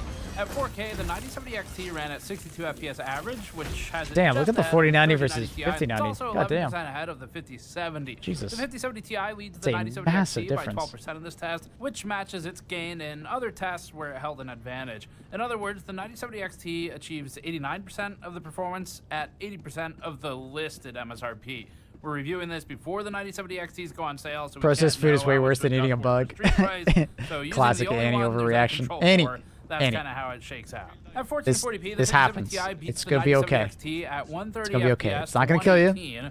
It's disgusting. It is. To the 5070 Ti. The 4080 Super the vast majority of fruit you're going to eat are not going to be that way. 5070 is down at 106 FPS average, resulting processed in an food, not good for you. the 9070 XT of 11%. Eating processed nuggets. AMD has also improved on its 7900 XT model. The 6700 XT is way down at 61 FPS average, so users on that tier of hardware could in the future, maybe instead of eating whole strawberries, cut open them. We've been rerunning just for your peace of mind. Phantom Liberty on a newer version for all tests, so this chart is sparse. The 9070 XT ran at 53 FPS average, giving it a lead over the 5070 Ti's 50 FPS average of 5.8%. Against the 5070, the 9070 XT is ahead by 29%. Maybe more noteworthy. See, it's like it's benchmarks like this that I'm like, damn, the 5090 actually is pretty sick. Meanwhile, remains about 9% higher average frame rate than the 9070 look at that difference. XT. At 1440p, the 9070 XT climbs to a playable and that's not even ray tracing. FPS average in Phantom Liberty. This is without upscaling or frame generation, just organic farm fresh frames. The 9070 XT ends up basically tied with the 5070 Ti, slightly leading the 4080. That's sick to see the 9070. The 5070. We haven't rerun Right next to it. AMD's older stuff in this one yet. Time for ray tracing. This is where AMD will really need to prove itself. Because I need AMD 5090. spent a I lot would of not time buy a talking about 5090 its right now. improvements I'd in ray wait tracing if blocks you really and wanted to get one. press briefings. Don't buy it now. they're There's too many clearly problems. aware of the deficit. Not We'll start worth. with the worst case scenario. It should Drivers, get better from here. power Black Myth connector, Wukong has ROPs, worked best on NVIDIA hardware since its launch, price. especially in ray tracing. At 4K with upscaling and ray traced, the 9070 XT ran with our settings at 29 Give it a FPS couple average. months, and I think it'll Playability isn't important to us make a lot right more now, sense. Just the relative scaling. We'll get to the lower resolutions in a minute. With these settings, the 5070 ends up ahead by a large 38% at 40 FPS to 29. The 5070 Dude, the Ti is Astrals are not worth 78% it. ahead of the 9070 The reason XT. why they're in stock This is because AMD's absolute they're worst case ridiculously scenario. expensive. Against last They're like generation, $1,000 more AMD's than they at least actually post-March should be. gains. The 9070 XT outperforms the 7900 XTX by 45%, climbing from 20 to 29 FPS. That is a substantial gain, especially considering the XTX was often slightly ahead of the 9070 XT in raster. But obviously, there are situations, especially games like this, where you still will have to just heavily weigh NVIDIA if RT in this type of game matters a lot to you. Against the 7900 XT, there was an enormous 84% uplift in performance. It's undeniable that AMD I have a is improving 6700 in RT. At 1440p upscaled, the 9070 XT ran The 9070 at XT is levels looking good, of bud. the RTX 3090. The 5070 Looks like a really good now uplift. is 37% ahead, so about the same as last resolution, with the 5070 It's impressing me. 6% ahead, reduced from before. The gain in the Why is the Astro so dumb expensive? Because they know there's some people out there that have daddy's credit card and are just like, I don't give a fuck about price to performance. The 3090. It's now approaching the 3090 Like, Ti, they all which do came it. out It's 3 not years just ago and Asus. had They no all do formal it. There's MSRP always a launch. stupidly It just expensive sold for whatever card, in that and they period, actually so make a it's lot of big money test. because the And it was margins on typically it close are to $2,000, massive. occasionally $1,500 MSRP for cards 5070 tend to be is now like only a 32% couple ahead, percent down profit. from 37% Whereas before. The 5070 Astral, Ti like is the down $1,000 card, 50% ahead, that's still huge but a margins gradual on profit. reduction step by step from the Because they don't 40 actually spend gains to $1,000 to make it 78%. more Let's look at something expensive. more They, balanced. you Dragon's know, Dogma 2 is a game they we spend play maybe with ray tracing $100 enabled. We do on like think making it looks look better, fancier. but it's not nearly as heavy an implementation as Cyberpunk or Black Myth. In Dragon's Dogma 2 with ray tracing and at 4K, the RX 9070 XT ran at 61 FPS average. This has it ahead of the RTX 5070's 49 FPS result by 26%. The 5070 Ti leads the 9070 XT marginally and by 2 FPS or 3.6%. The 7900 XTX is about 5 FPS ahead of the 9070 XT. Definitely a healthier position than Black Myth, but also not as impressively heavy. At 1440p, I'm curious to know what the 9070 9070 ran at 1 itself FPS average is. and tied the This is the 9070 almost XT. exactly. Again, this is heavier on raster than RT, but this is a better result than historically. Too bad all the Founders Previously, Editions the look all 700 fancy. Yeah, I is mean, below they're the super new impressive, aren't they? With the 700 XT And their about the same as the MSRP, 4070 so Ti NVIDIA just kind of wins in that puts department. The 9070 XT is still right around the 5070 Ti and the 4070 Ti Super. Dying Light 2 is up next, tested at 4K with upscaling as the game is relatively heavy. The 9070 They sell you the XT flex, ran at exactly. 46 FPS You can average, flex which on puts it people tied that you have with an the Astral. 700 XTX and Yeah. just behind the 3090 But at the end of the Ti. day, that And Astral will still not has run deficit any in faster. RTS compared to It its NVIDIA may run a little competition, bit faster with the just because it might be 5070 Ti slightly leading better by binned, 44%. right? That's And you not can overclock as it a little bit insane harder as the gap because in you Black they Myth, do in fact do but that it's for the still hard an tier cards. undeniable victory for NVIDIA. But that's only Dark meaningful for 5070 someone ran at who 44 like FPS wants to win a average here, benchmark so the contest 9070 XT is by about 1%, 6% ahead. right? 1440p has A the gamer, 9070 it would XT be at 89 FPS average and inconsequential, behind the right? 4070 Ti Super and 3090 Ti. It's marginally ahead of the 7900 You must pay XTX, dumb Asus so they're tax. functionally Asus equal. doesn't have a tax as long as you 5070 don't buy leads the dumb 9070 Asus XT by product. 16% now, There's plenty down of products from 24% Asus the higher and the tough resolution. The Asus Tough and stuff like 4080 that. That's Super and FE were MSRP. tied with each other, Just don't and buy not the just really from the overpriced stuff. 5070 Ti. At 1080p, the 9070 XT ran at 129 FPS average. The It's up to you to 5070 make that Ti decision. maintains a lead here, but it's now reduced to 9.4%. I typically buy So there's Asus some huge reduction just because I've had good advantage times as the with resolution comes their down. products So and NVIDIA is still ahead, but has lost significant ground here. their Resident customer Evil 4 is up support, now at but 4K with ray tracing and I just don't upscaling. buy the 9070 expensive shit. XT performs at I buy the parity stuff with that's 5070 actually like Ti. closer to This is MSRP. another of the lighter weight RT titles. So broadly speaking, thus far, games with fewer RT features implemented that lean more heavily on raster. As a PCBJ. allow AMD to compete I actually better. had a really The bad time 9070 with XT EVGA. leads the 5070 I had a by power supply 40%, fail within with the first 7900 month XTX leading the from them, 9070 and XT then by their graphics 60%. card At 1440p that I had, upscaled, the the 9070 thermal XT paste ran at wasn't applied 180 properly, FPS average and allowed the 5070 Ti a and half the marginal graphics victory. card The was kind of 9070 like without XT thermal improved paste, upon the so the 700 hotspot XT, temp was but not fucking the ridiculous. XTX. Cyberpunk is up next. We'll start with the heaviest workload and scale down from there.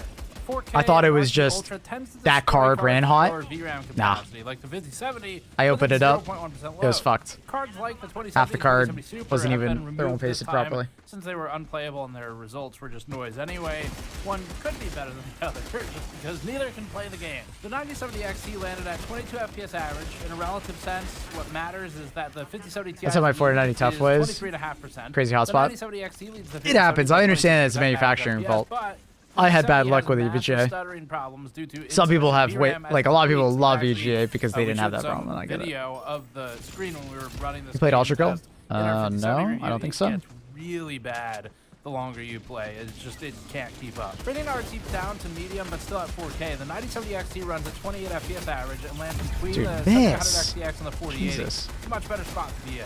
This puts the 5070 Ti ahead by 10%, down from 24% at Ultra. You could then get to a playable frame rate with upscaling or by dropping the resolution. You can see NVIDIA getting embarrassed by its own choices once again. The 4070 Ti Vision Tech, I don't even know if I've ever heard of Vision Tech. Which is a direct result of the low VRAM capacity.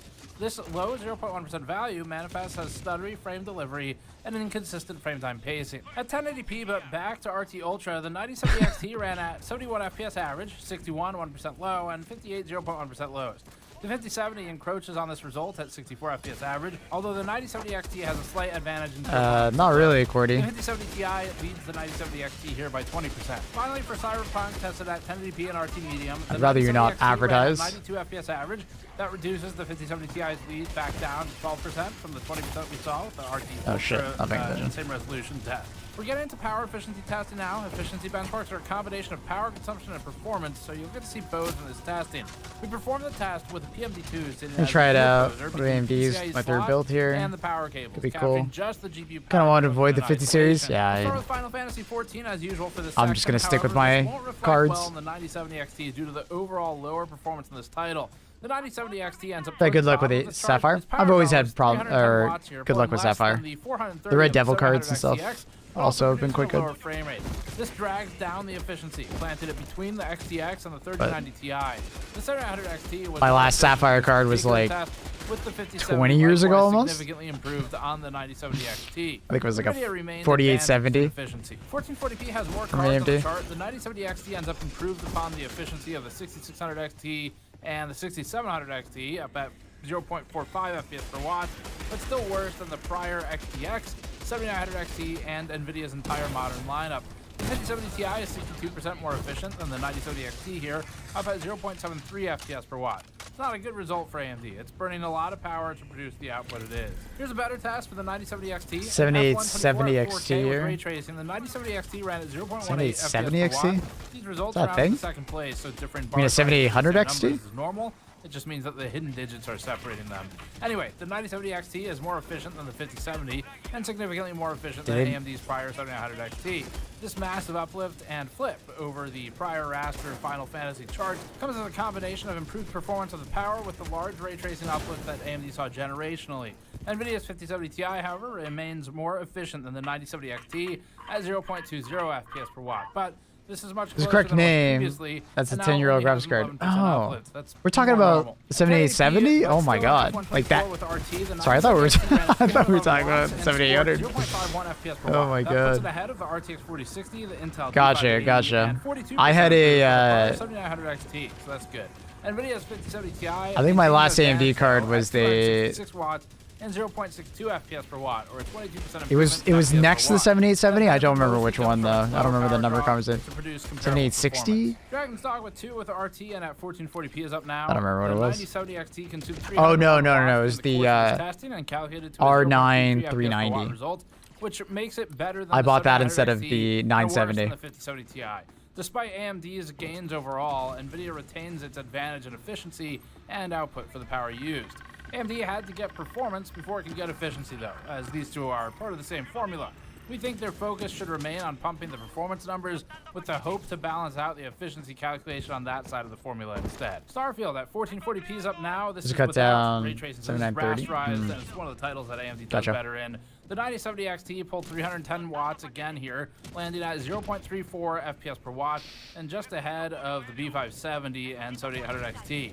The 5070 and 5070 Ti are both more efficient, with the 5070 Ti in particular keeping a massive improvement at 0.48 FPS per watt.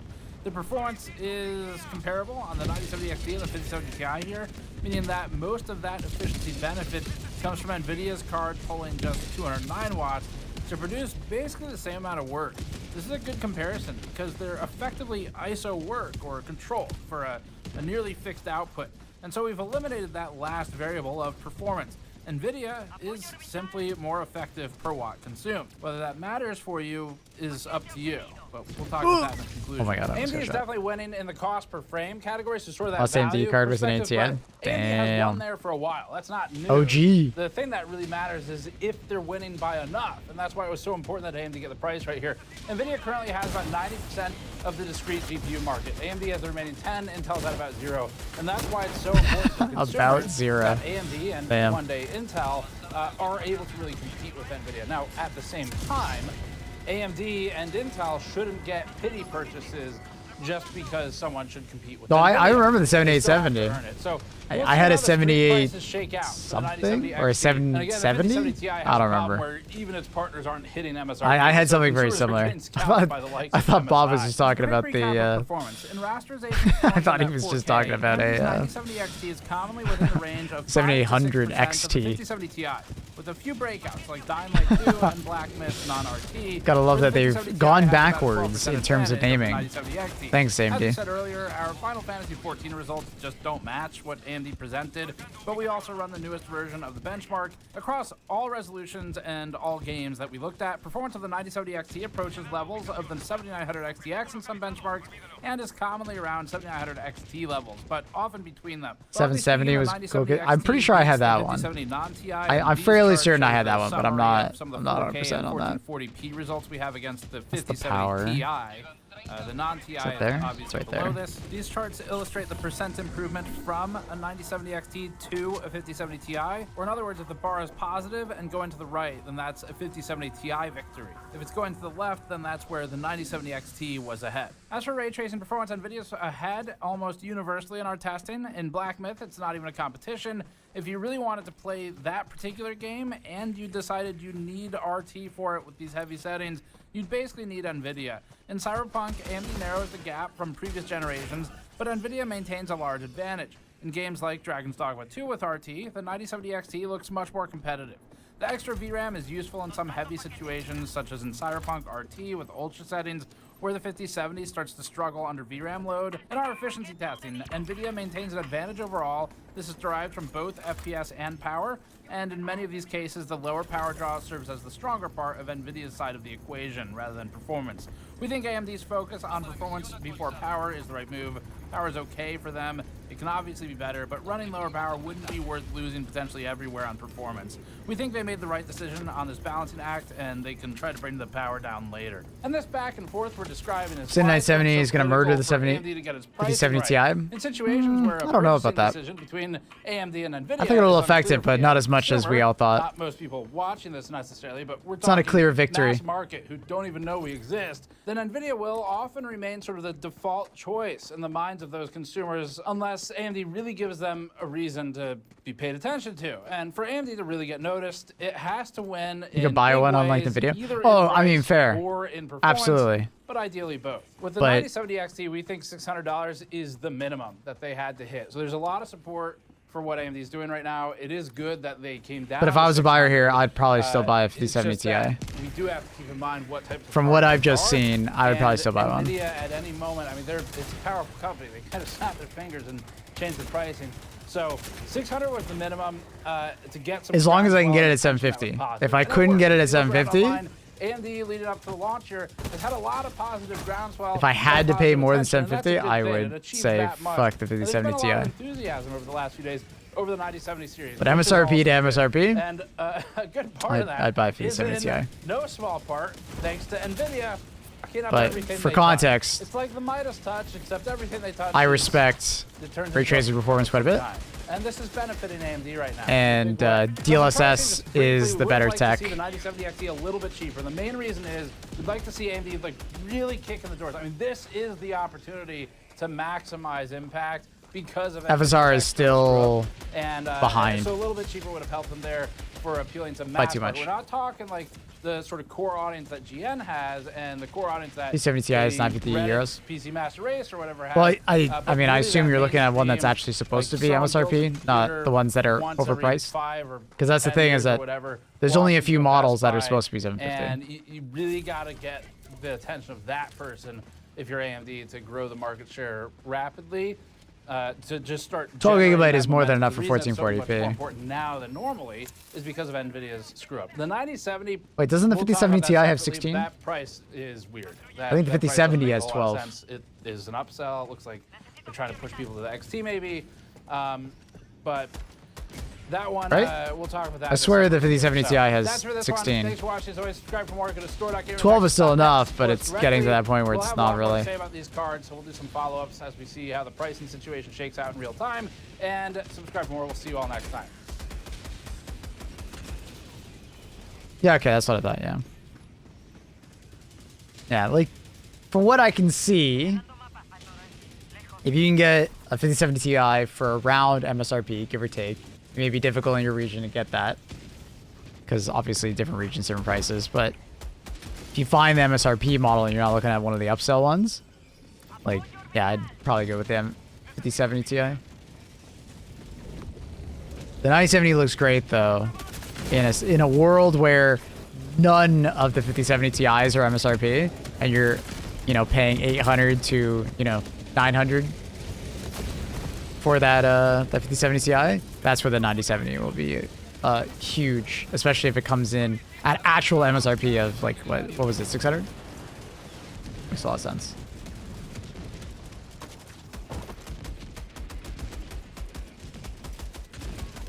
Built a rig 5 years ago with 5070 XT Red Devil. Never had one hiccup, which was awesome. Sapphire 100. On Black Friday 480. Just swapped, no issues. Great bump performance. Oh yeah, it's great.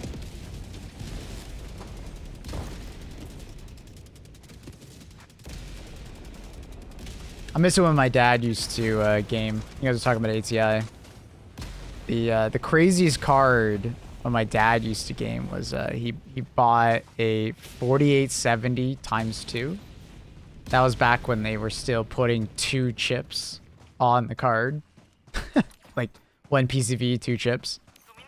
That shit was wild. It ran games really well back then.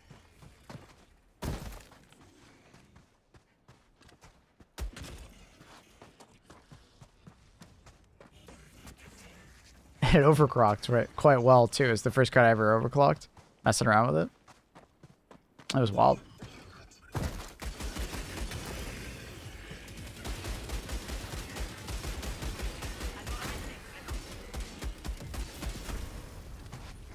It spit out heat though.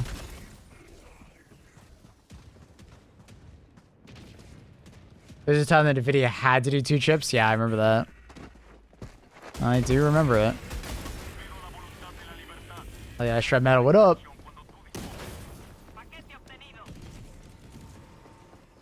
But anyways, yeah, I'm happy about the 9070, but I was hoping it would be closer, and I was hoping that the 9070 would actually win in a bunch of games versus the 5070 Ti. But there is a couple games there that like AMD drivers strike again, right? It's just like what AMD what is that? Like some of the differences in cards was just huge. So now, could driver maturity fix that? Absolutely, but it's like you're taking a gamble on if it actually gets fixed. You know? Just sending me an RTX 6090. Oh, dude, that's gonna be the best generation. 6090 Ti. Overclocked Dolphin Dive 69 420 no scope 128 gigabytes. Sheesh. Hey dude. Hello friend. How you doing?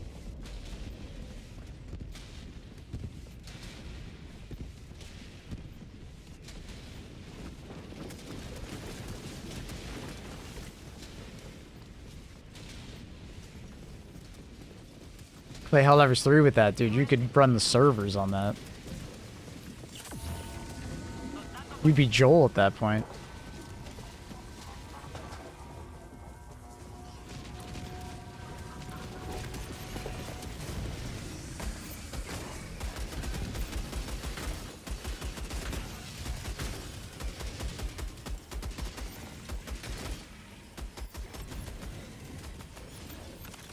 Chilling though. How are things over here? Good. Good.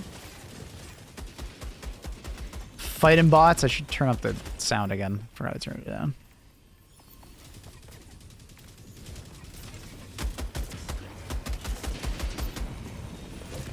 Things are good.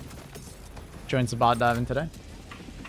Just watched the 9070 review. Joined some tens of automatons yesterday. Nice, nice.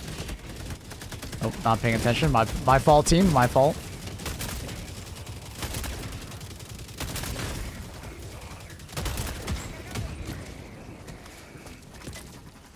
Hasn't the 6090 fault showed up in a try-mode falling? Probably has. So no one snipes the name. NVIDIA has to start doing that early because AMD keeps taking NVIDIA's names. They're doing the same thing with Intel, where they keep changing the names to fuck with their competition. It's kind of petty, but at the same time, kind of funny. So they have to file early.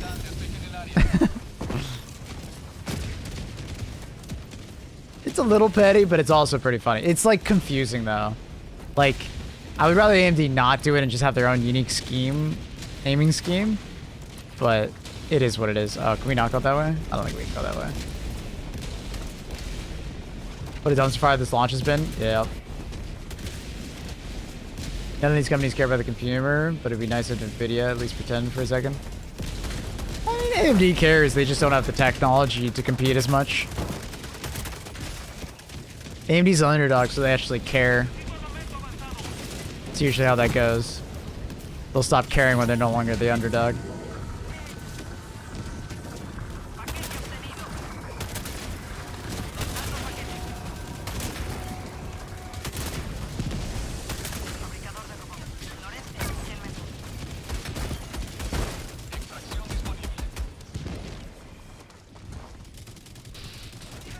There's danger of having to file trademark infringements on their own GPU for CPUs.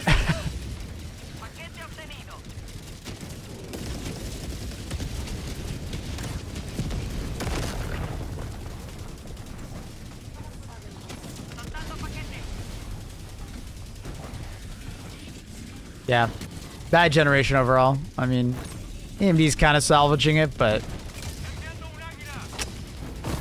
there's just so much demand for graphics cards right now that, like, even if they've produced a good card, there's not enough stock. Demand is too high. It's the problem with gaming getting too popular, I guess. Like PC gaming. There's a lot of people out there, not a lot of cards. Like, if you think about it, man, there's so many PC gamers nowadays compared to there used to be, like, 10 years ago. Scalpers are running amok because of it.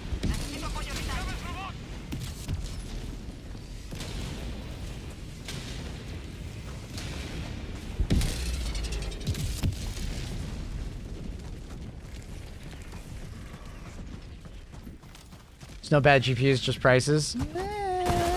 There's bad GPUs.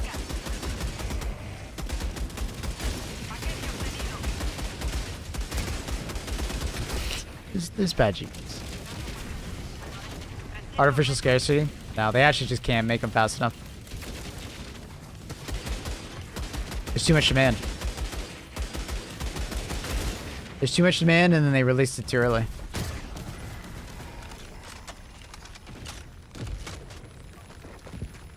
They tried to beat the tariffs. Was a bad idea.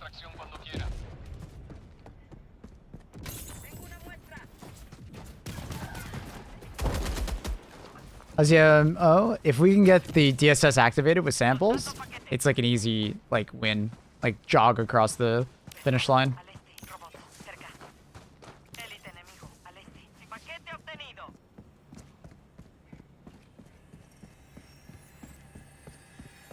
Only fans be popular.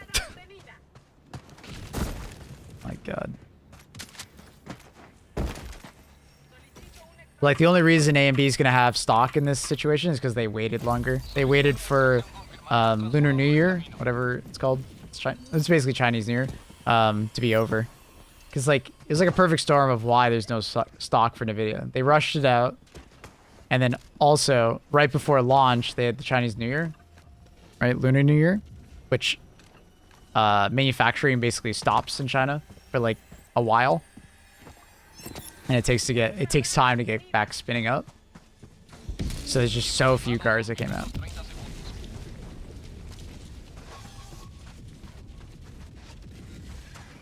Samsung's behind.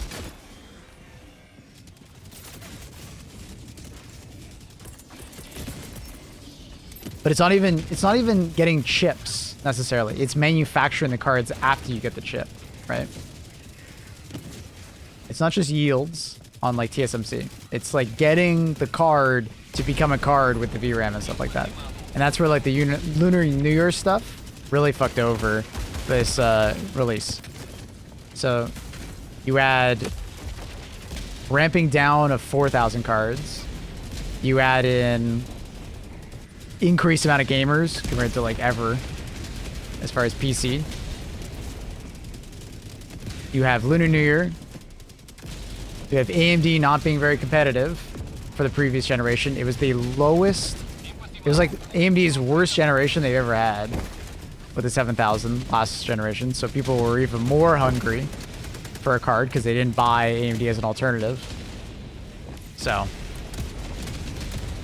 people are all just like holding off. So of course it's going to be crazy demand.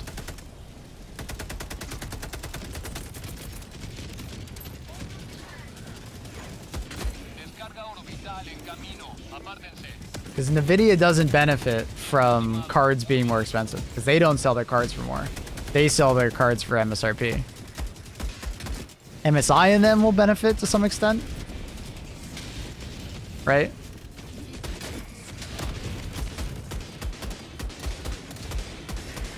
But Nvidia doesn't actually benefit from the situation.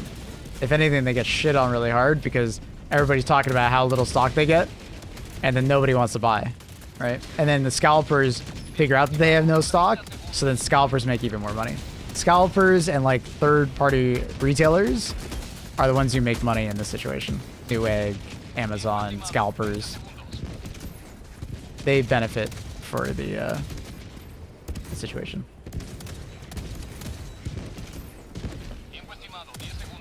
Now, luckily AMD's cards should be pretty much in stock because they waited to release their card. They were going to release like basically right next to NVIDIA, but they waited longer. So there should be better stock availability, hopefully.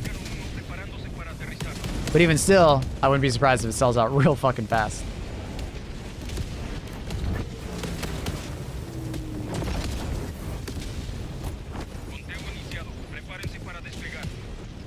They could have maintained some stock in the 40 series knowing Lunar Year is coming, but they want the demand. Well, I mean, there still is 40 series stock. They just, when they stopped production like 6 months ago or something like that on a bunch of 40 series cards. There's still 40 series cards out there. But people also just stopped buying 40 series cards because the 50 series is coming. Ask any tech guy from the last 6 months and what they were recommending people do if they were buying a PC. If you find a good deal, buy it. If you don't, just wait. But unfortunately, because everybody says that, it creates more demand when the cards actually do come out.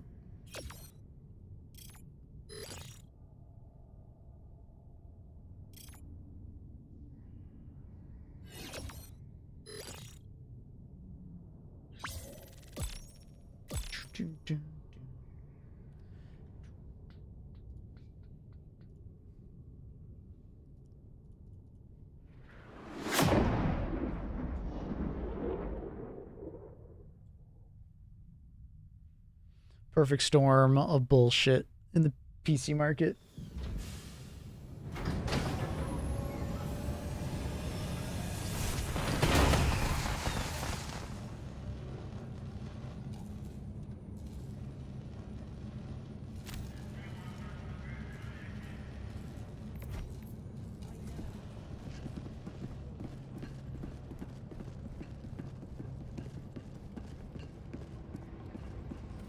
If the price is right, the prices drop, people truly stop buying.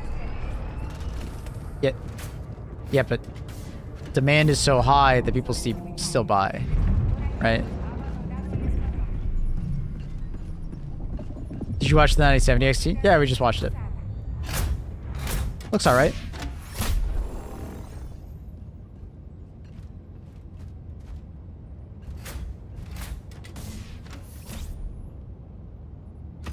If the quote-unquote price was right, there would be even more demand for these cards. El destructor aliado se ha unido al escuadrón. Drops tomorrow? I think so. Or is it today? I don't remember. You're Temu Obi-Wan Kenobi. Thank you. That's so nice of you.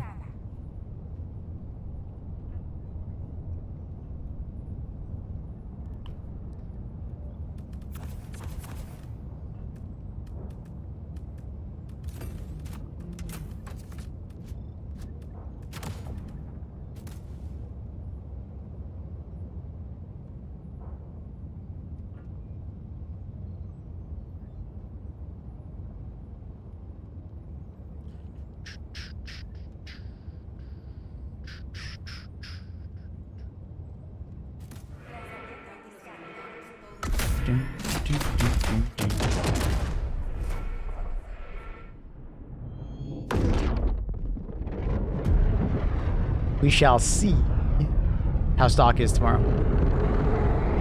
The 9070 looks quite competitive. I think there's going to be a lot of people that buy. I mean, there's quite a few people that are just mad at NVIDIA for all the stock problems and connector problems and driver problems. So there's like quite a few people that like just want to buy AMD for the sake of buying AMD, which is good. Great for AMD. It's great for them. But hopefully there's enough stock for those people. I look forward to the drama tomorrow if there isn't.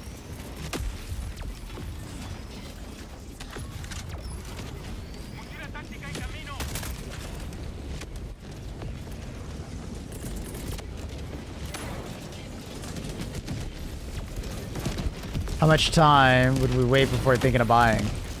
The 9070? I mean, if you're interested in the price to performance, look for an MSRP one or as best price as possible and go for it. You know.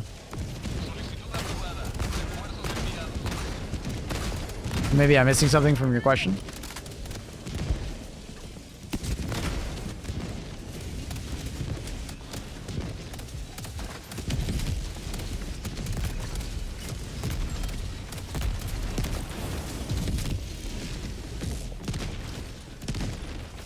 Because the 9070 looks like a good card.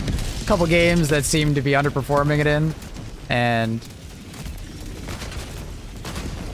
FSR is still not as good as DLSS, and it's still hurting on like ray tracing. But if you're someone who doesn't really give a shit about that stuff, it seems like a good card. Like quite good. No, that's perfect because when it was COVID period plus mining, I had to wait for so long. Oh yeah, I don't think you have to wait that long.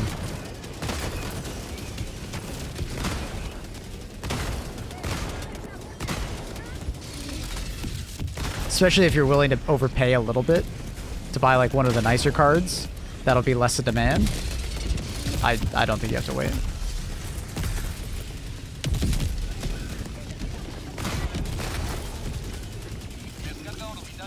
But the hope is that there's going to be a lot of stock tomorrow for the 9070, and you'll be in a good spot to pick one up for, you know, proper pricing, and you don't have to wait.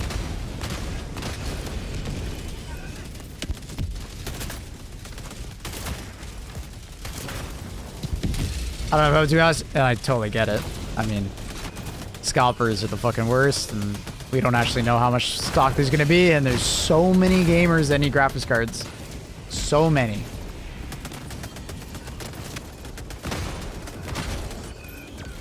I swear people forget how much PC gaming has grown in the last like couple of years. Me especially. Yo, what up, background? How you doing, buddy? Dude, PC gaming has exploded. Like, ever since COVID, nuts. it leads to this crazy demand. Go back 5 years ago, there's a lot less PC gamers around. To be fair, nowadays PC performance is not like it used to be. It's worse. Per generation? Yeah, it is worse. Moore's Law and all. We're seeing less gains per generation.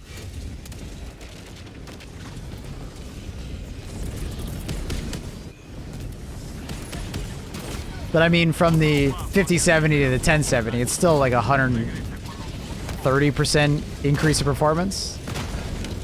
So it's not like we haven't gotten anything. Right.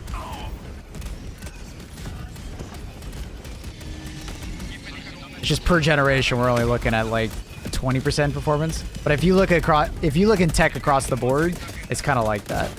Even Apple Silicon is only seeing like 10 to 15% bumps per year.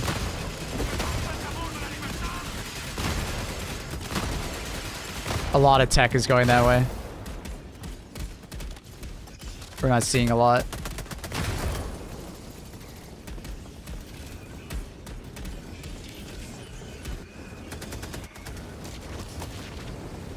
Monitor TV tech, yeah. We've hit 4K, so now it's where do we go from there? Better panel. Little jumps. AMD is easier for gamers to get? Absolutely. Than a video? Yeah. As I said in that video, 90% of the market share is AMD. 90% is NVIDIA, 10% is AMD, and then it's like 0.1 to 2% is Intel. The 4080 to 5080 is like 1% in some cases. Yeah, it's very small. But then in some cases, it's like 20%. So it depends on the test.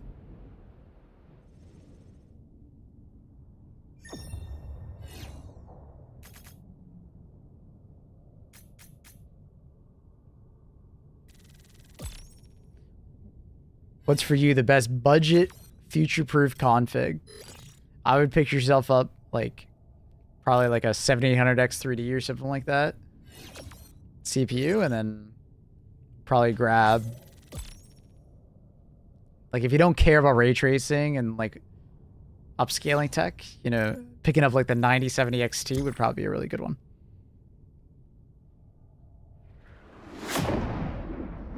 How much is that down to the new DLSS? The old cards have the same DLSS. And the 20% is rasterized performance and ray trace performance. Just, you gotta, like, some of these benchmarks are, like, a little bit misleading because some games are just very much CPU bound nowadays. So.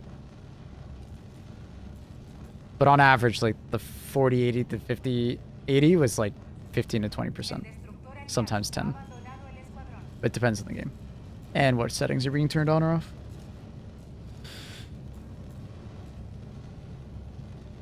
If it has ray tracing on it, it's closer to 20%. If it's just rasterized, it's like 10 to 15.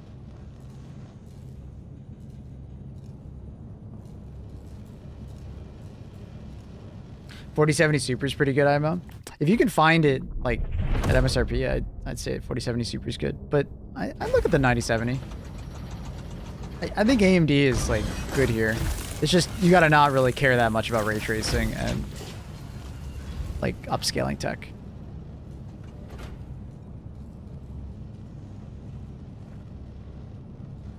You know what else has gone up? People doing podcasts. There's a podcast for everything now. Literally for everything.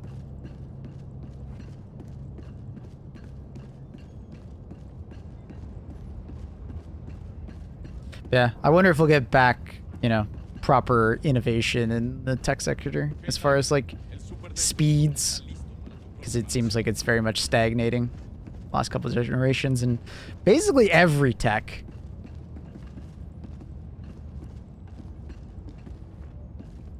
Not many CPU-bound games at 1440p or 4K, are there? There's actually quite a few. The latest generations of, like, Unreal Engine 5 games. There's quite a few. And then it also depends on what settings.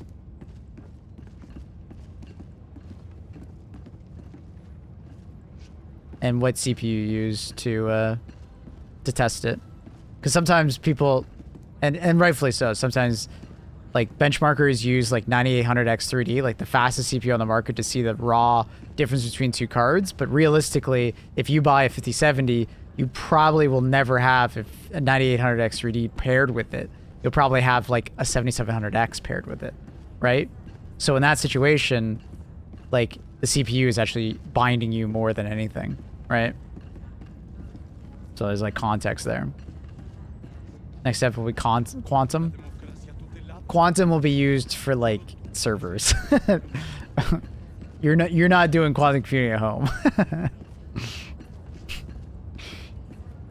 Maybe one day, but I don't know. That'd be a long time. They do that to avoid bottleneck. Of course they do it to avoid bottleneck. I'm just saying in a realistic scenario, you're often going to be running into more CPU bound situations. Unless you're like going to a higher resolution or turning on ray tracing.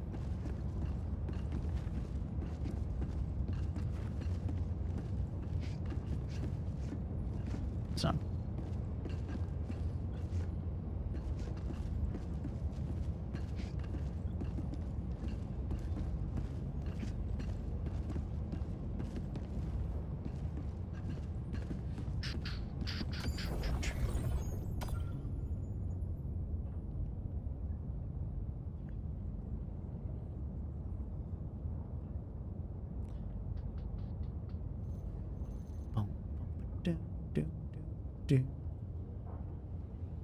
She's so fine.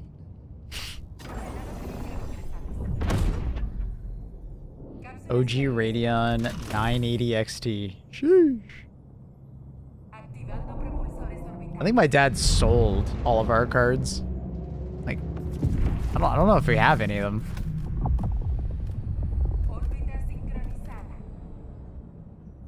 Who's got some big ears? She does have big ears. She hears everything. She hears everything.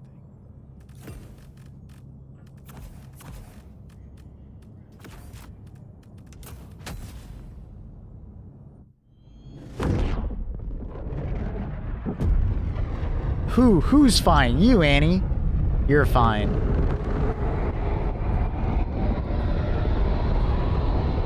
Let's follow Misty. Yes, ma'am.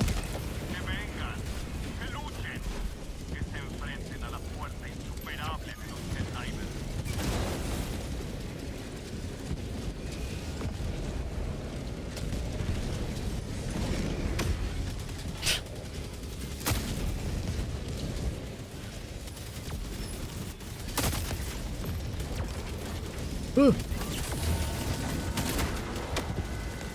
Cats are the coolest, I agree. I agree.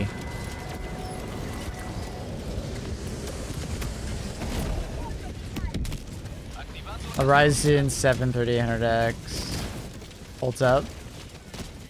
Yeah, I mean, what's nice about that CPU though is you could just go grab like a 5700X 3D and you're good to go. It won't hold it back anymore. Which is what I'd probably recommend if you're looking for a CPU that is quote-unquote future-proof. Even the term future-proof, though, is so odd.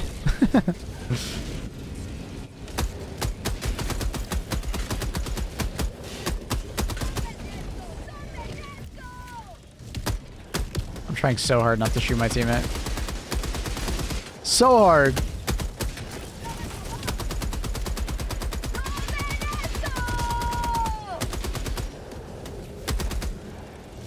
Planning on doing that? Nice. Yeah, it's a good upgrade.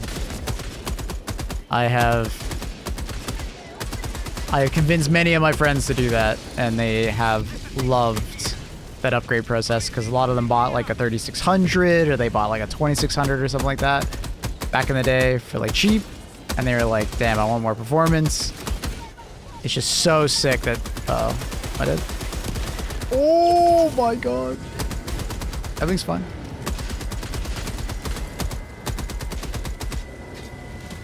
Everything's fine.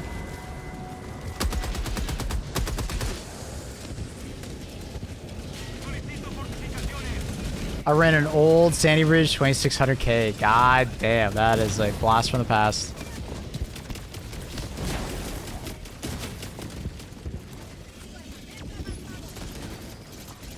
I believe I was running AMD until the 4770K. No. I think it was the Intel like 930. Was that what it was? It was the Intel 930, and then I took a massive upgrade to the 4770K. And then I owned this 4770K for until I got a 9900K, I think. So it was a while. Man, going for the 4770 to a 900K was insane. Yeah, I think it was an Intel 930 or something like that. I can't remember the numbers.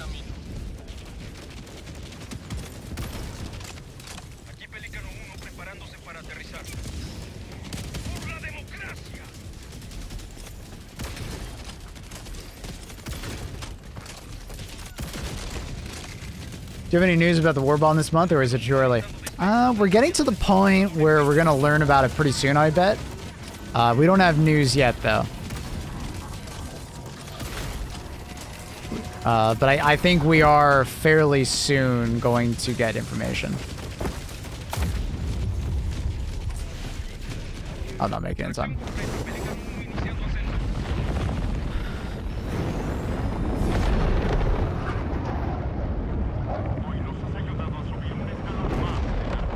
At a 950. Nice.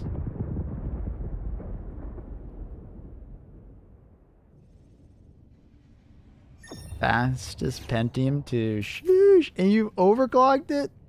I missed the overclocking from the good old days, man. I remember I got so much more performance out of my 4770K. Like, it was like 20% more or something like that. It was insane. I mean, nowadays the chips overclock themselves, but dude, overclocking back in the day used to be so much free performance.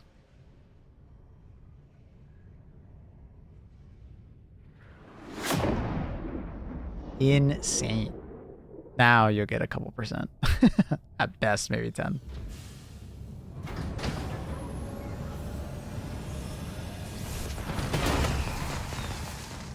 Never did custom water looping. I didn't have the balls at the time, or the patience, I guess.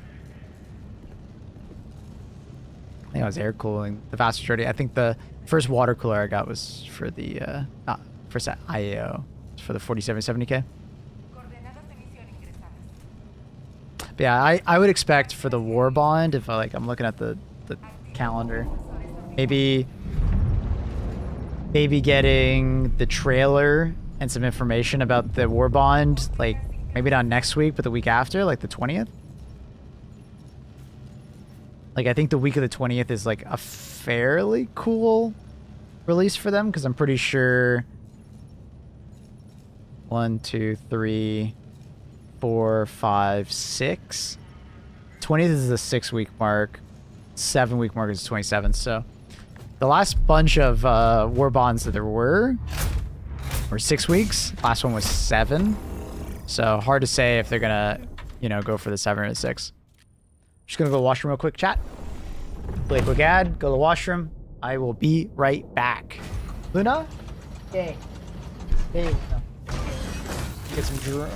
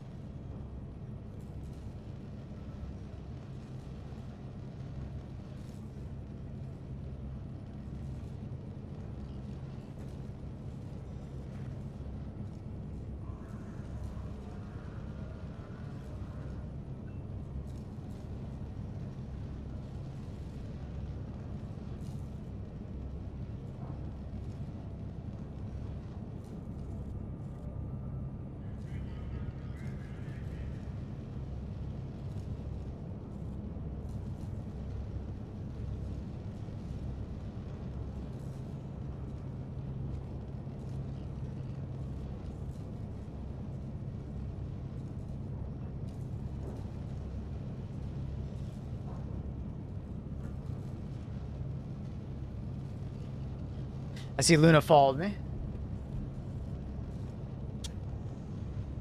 Ugh. Redeem stretch. Oh, I just got a lot of stretching in there. All right. I don't trust the water. Seems risky. IAOs aren't risky. As long as you buy it from like a reputable brand, IAOs are fine. All in one liquid cooling. Custom looping, it takes a little bit more. Takes a little more trust in both yourself to install it or whoever you paid to do it for you. Because custom water looping can go poorly for you.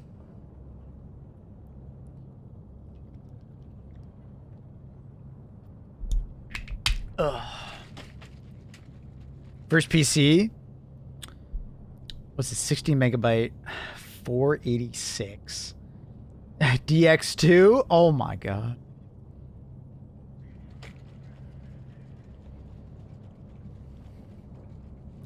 Bum, bum, bum.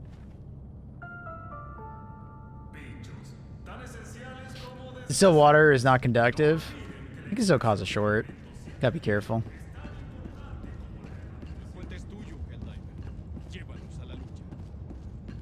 Bum, ba, da, bum, bum.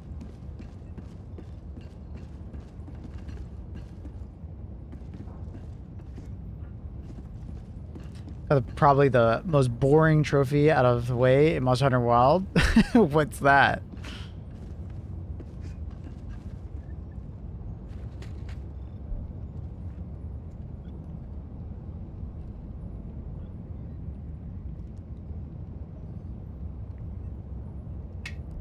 Dude, what great music, Benzie. Have you been playing Monster Hunter Wild, Benzie? This soundtrack is fucking sick. Or at least the start is really good.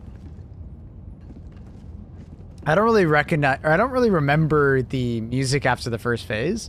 But dude, that first like intro on this phase, on this monster is sick. It's so good.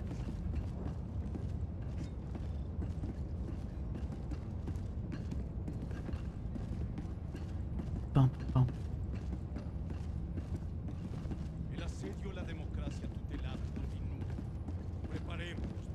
Mm.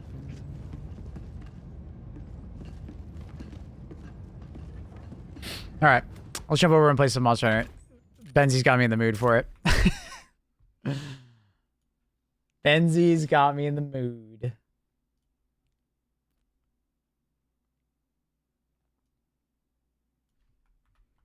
Drops. Event quests are here. Bow mastery.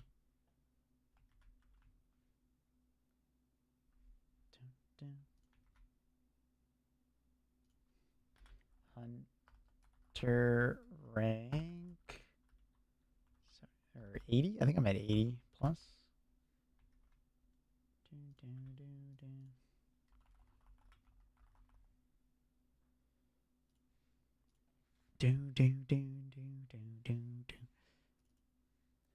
Alright, let me change it over on YouTube.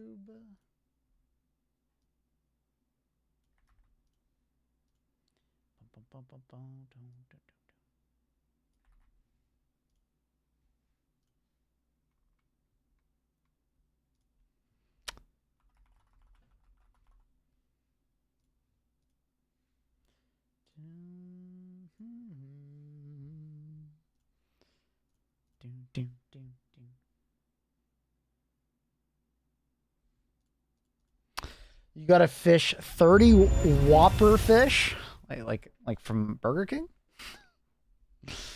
No, not really type of my games. That's fair, Benzie. Well, you picked a great soundtrack. It's a badass soundtrack. In general, the music from Monster Hunter Wilds has been really good. I've been very happy with it.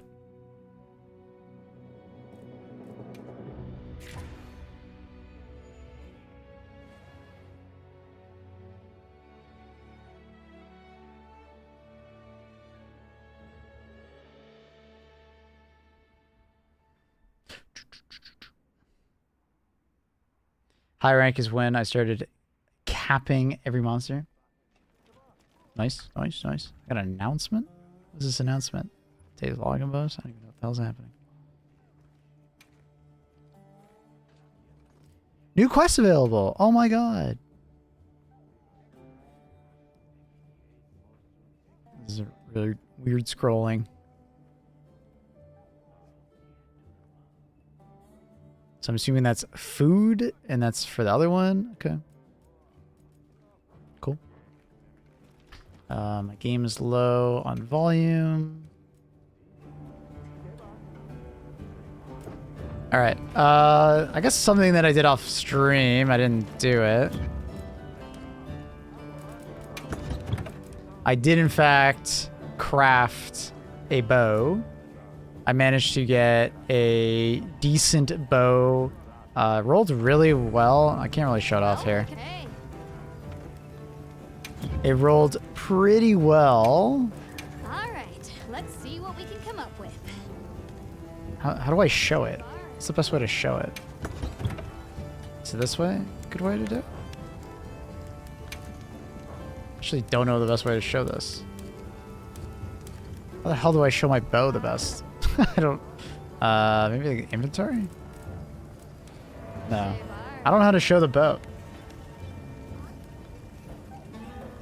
Need to go Z and C. What the fuck does that even mean? You know where to find me. What do you mean Z and C? Like, when I'm in this menu? I don't know where to, like, where to go. Like, to show, like, affixes and stuff. I understand that, but, like, which menu should I be in to show the affixes and stuff? On my artisan weapon. Okay, let's crack a few ancient mysteries.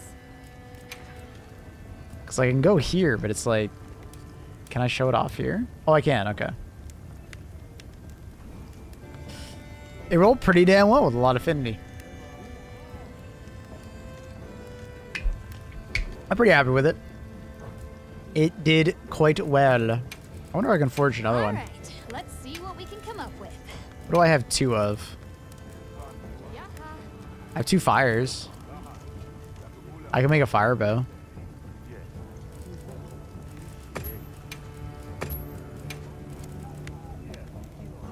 Attack infusion. I only have an attack though.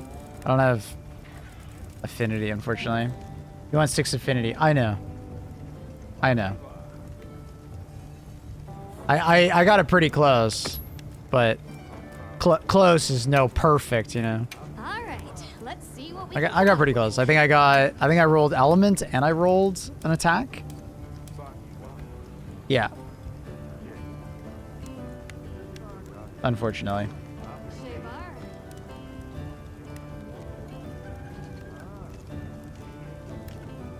So I rolled an attack and an element. That's a perfect roll? No, it isn't. Shouldn't I? Can't I get even more affinity?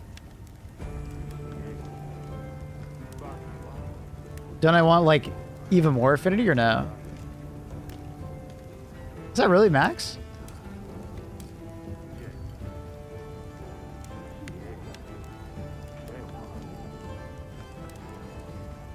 By the way, is it okay to disable Windows Defender as long as I don't go on shady websites doing it for, like, optimized performance? Make sure your PC has something antivirus related. Because it's not just shady websites. It could be just you clicking on a bad link or, you know, you opening up an email that you shouldn't. Downloading something you shouldn't, right? It's not just shady websites, right? Typically, Windows Defender is not a problem nowadays. You can, but you need around 30 to 35, and the rest can, like, cover with armor skills. Fair. Yeah, I think with this, something in mind? I'm actually sitting pretty with that.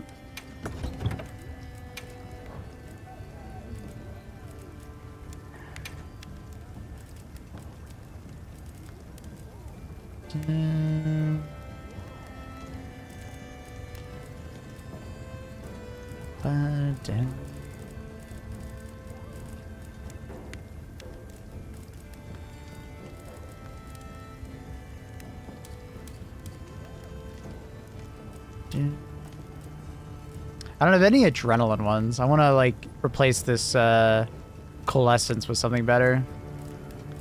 I don't really have anything better.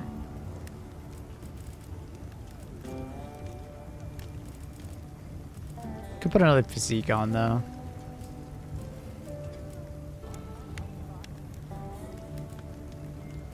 I don't know. 15 from the Wex on wounds, 25 from overcoming frenzy, and like 30 from your weapon.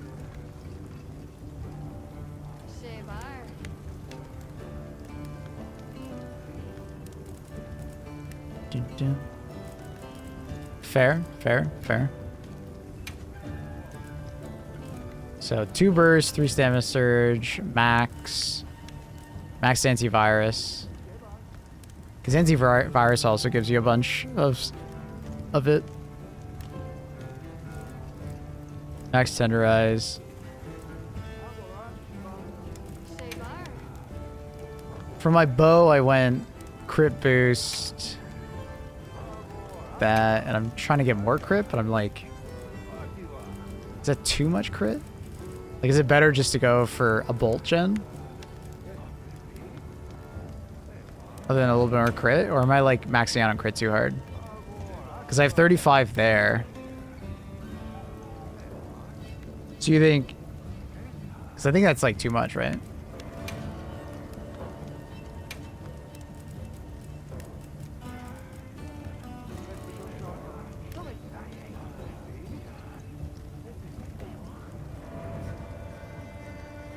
Because either I go bolt gem or I go for like a crit element. Is like crit element better there than just going for bolt gem? Or should I go bolt gem and crit element and then just drop the true shot? Wex is 50 on wounds, 25. You need 25, and you have like more in your weapon. Yeah, I have 35. Without even having a crit eye.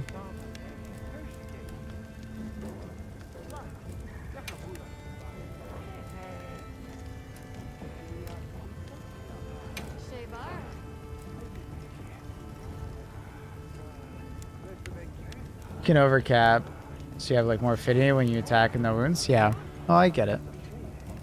I'm just wondering if it's like it's worth going for the extra like elemental attack. Because I can get quite a few with like bolt, crit element.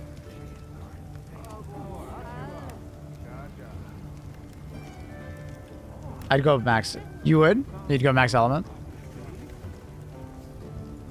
Okay. And then you pair that obviously with critical element because it pairs well together, I assume. It's not an amazing bolt or crit element, but it's pretty damn good. You know where to find me. Correcto. Oh, thank you, sir. Thank you. All right. Was there any other bows I could craft? Correcto. All right. What else did I have? Let's see what we can come up with. I do want to make a dragon bow. I have no other doubles. I need some other ones. How do you get rid of old parts that you don't need? Like the 7s and 6s and stuff like that? Do you melt them? Or do you melt them down over here? I can't remember. Kind of want Elemental Artisan on bows. What's Elemental Artisan? I don't think I've heard of that one. So long for now. I don't think I know that one. You can melt them? Okay, cool.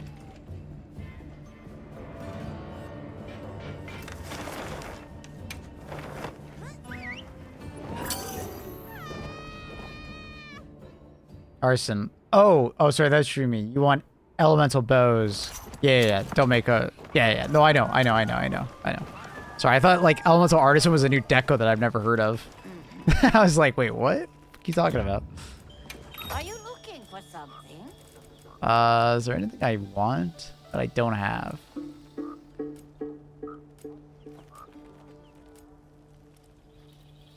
Any gobblers?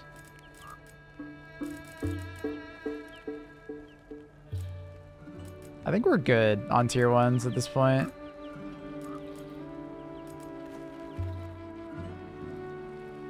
Like I don't think I have any ballistics just sitting around, but I don't think I really want them. Ballistics are nice to have, but I don't really care.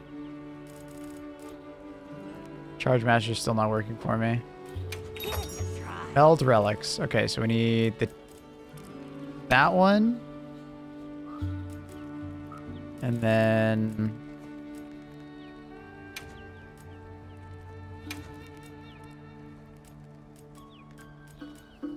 anything that's not tier 8, we get rid of.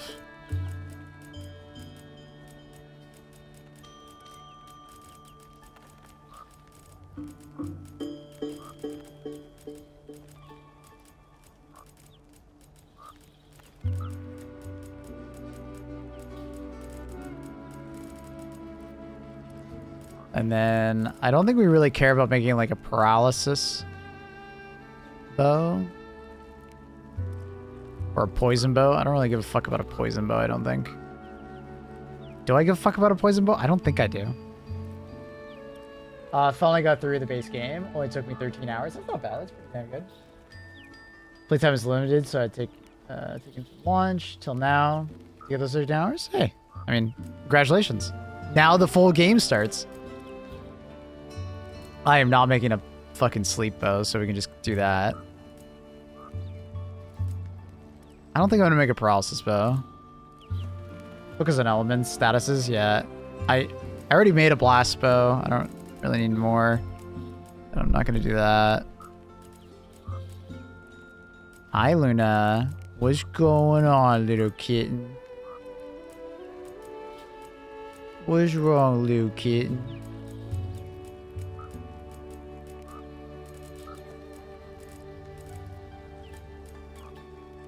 And I can't see. I can't.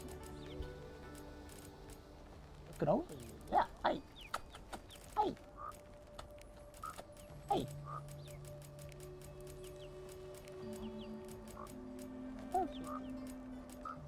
Okay. Beld. RNG. Actually, we should probably. Okay, I always forget that. Don't go over. It's not worth. Save it.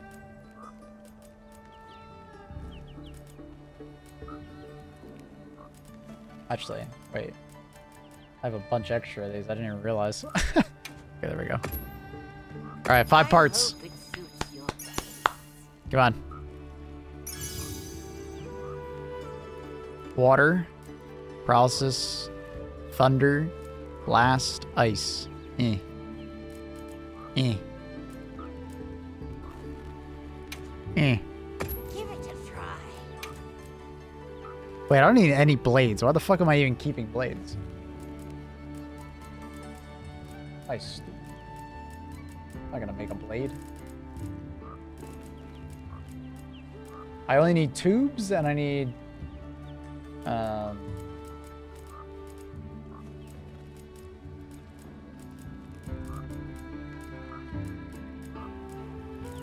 tubes and rested devices, so we could just get rid of all this shit.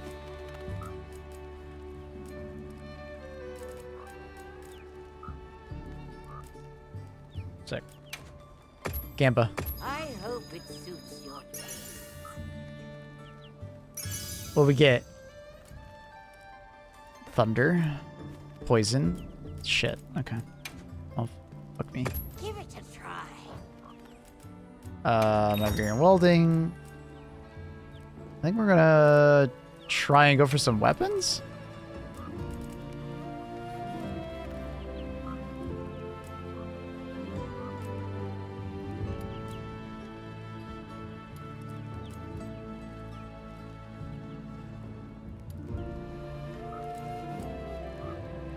Should maybe try that out.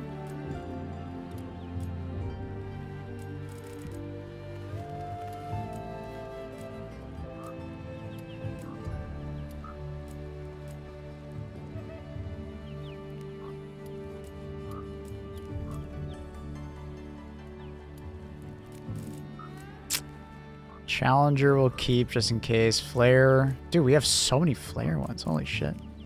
Poison attack, I don't care about. I don't care about any of these. Protections will keep. Resentment. Do we care about?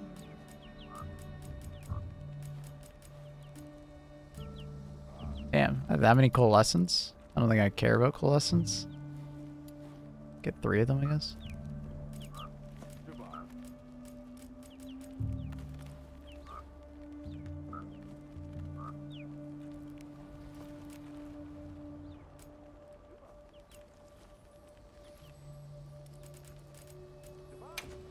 I hope it suits. Come on, money.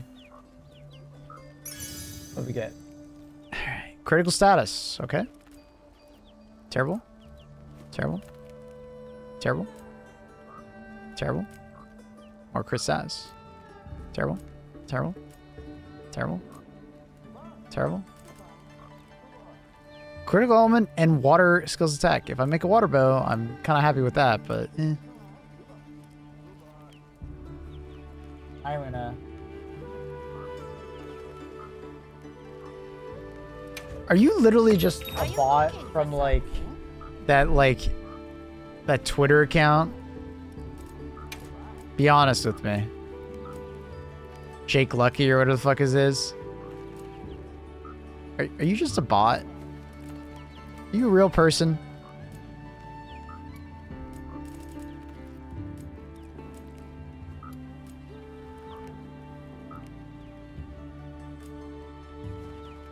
No, that Zucky Jucky person. No, not you, not you, father, not you. Plus is nice. It's one of those like no point, all the echoes of it. Yeah, exactly. Colossus is decent. I'm a community restock. Why are you doing that on my channel if I didn't like ask for it then? Did someone else sign me up for this? Is this like one of those like you signed me up for like a newsletter I'm never actually watching?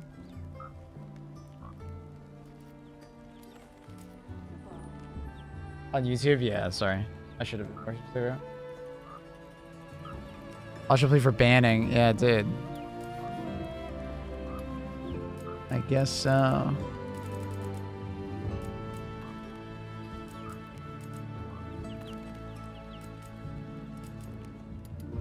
Because there were so little.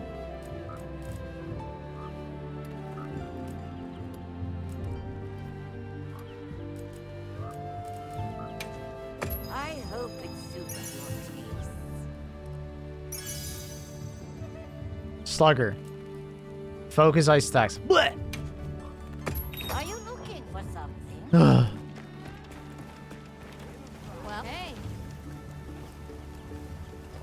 Luna, I can't really see my screen.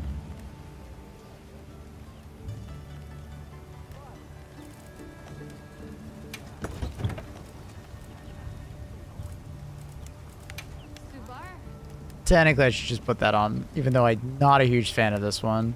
It is technically better.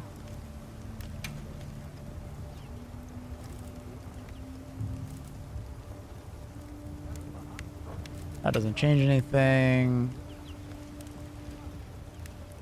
It's my only crit boost. I don't have any tenderizers. I still want that physique. For the 3, chains are fine. I don't think I changed anything else. Still using exploiter. Okay. Alright. Let's use months. Let's go find those new ones. I heard yes. Oh, do you have your stuff for me? The people from Azu's told me to tell you they said hello.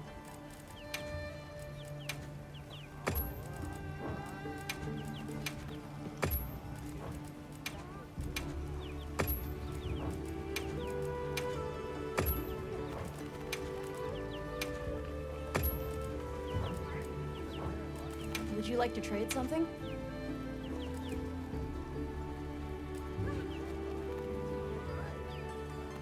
Dun, dun, dun, dun, dun, dun, dun.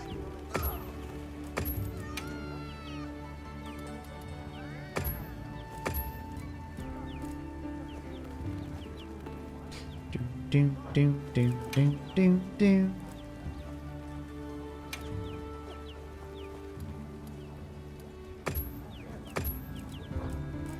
Bum, bum, do, do. Dun, dun, dun, dun, dun, dun, dun, dun, dun, dun. Let's get some foods.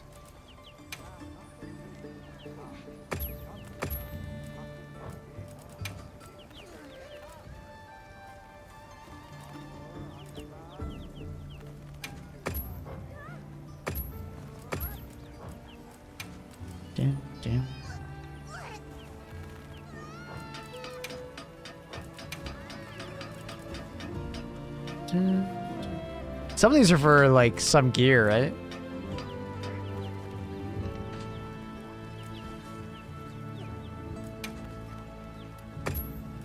I'm pretty sure these Vespoid shells are for like some cosmetic gear. I think I've heard that. Coma sock.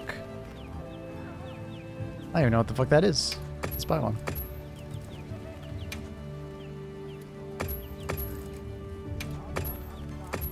Coma sock.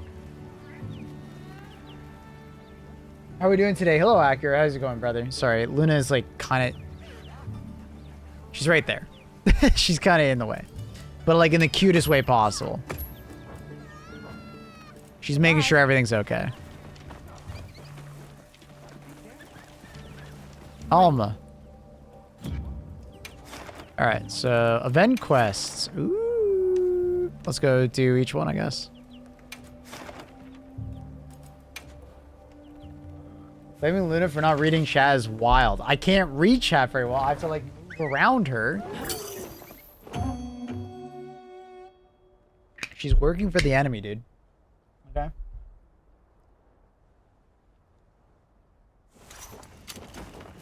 What kind of monster are we after this time?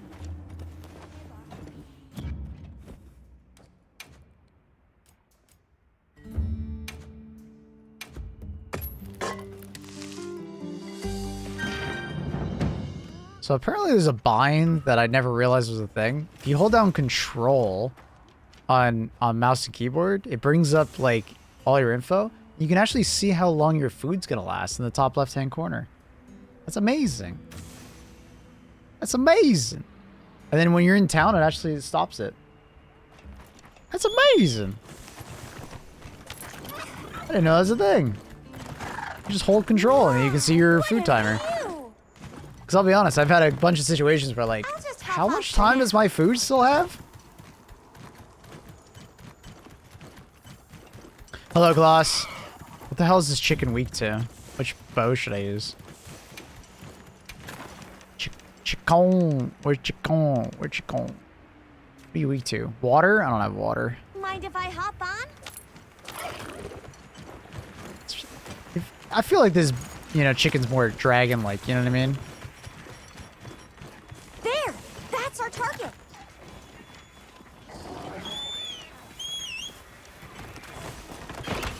I feel like he's more dragon-like, right?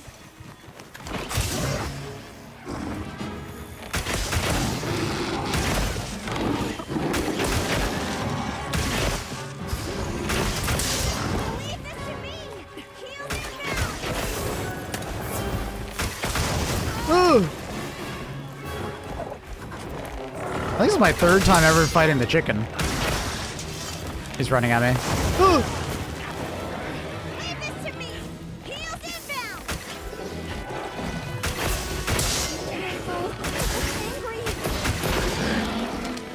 Oh, I already broke it.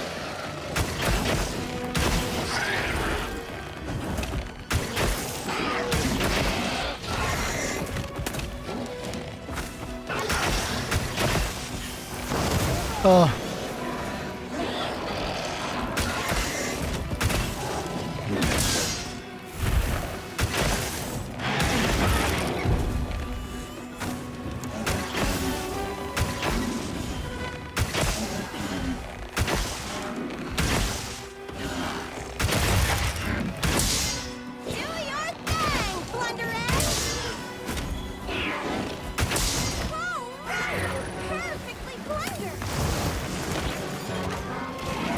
Hello? Swap.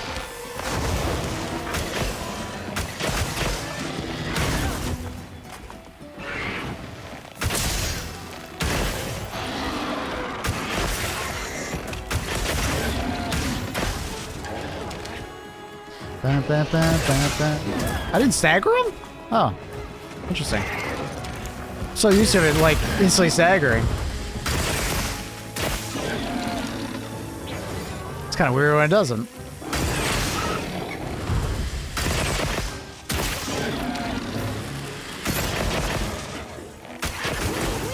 Almost there! Looks like it's moving to a new area.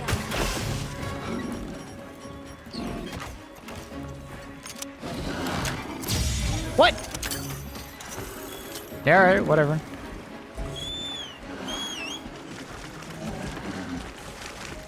What are your thoughts on playing Wilds on mouse and keyboard versus controller? I mean, I'm just a mouse and keyboard player, so it's really easy for me to just want to do that. Ah, fuck it, I'm just gonna trap him. Where my traps at? Brain? Where are my traps at? Did I not restock? Oh. I don't have any traps on me. Oops.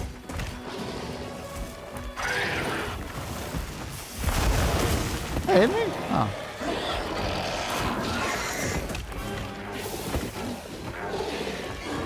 Not do the... Oh. Someone mentioned that you could, like, use the ghillie to, like, lose track of the monster, and then you could,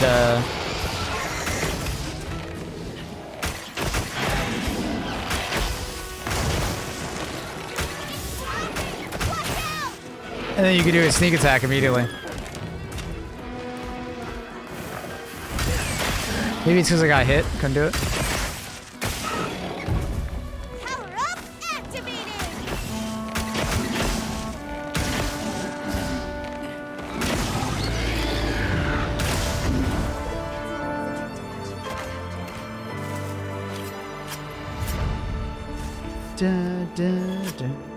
All right, nice. Yo. This thing's a data. I play pretty much every game I can on mouse and keyboard, so it feels better to play on mouse and keyboard than Worlds. But like with most Japanese games, mouse and keyboard support is kind of not great, right? If you're not kind of used to it.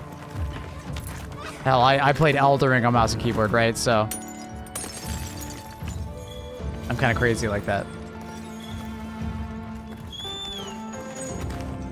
Did you alter any settings? Other than like camera speed and distance? No, I didn't touch anything. Should I have?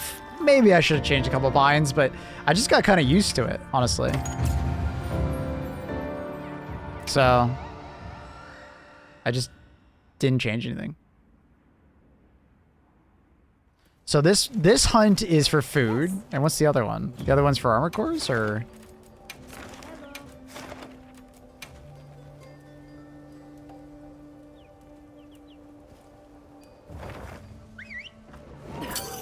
For a Q hat. Oh, okay. I'll just do it once then.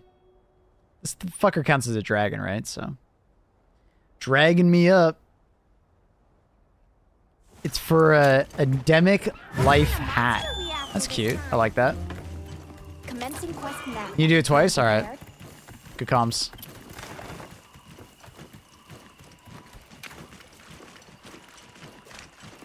Fuck is this? Is there two of them? Do I not have a camp anywhere near it? Alright, this is sort of close. You need 2 tickets. Alright. Fair enough. Thank you.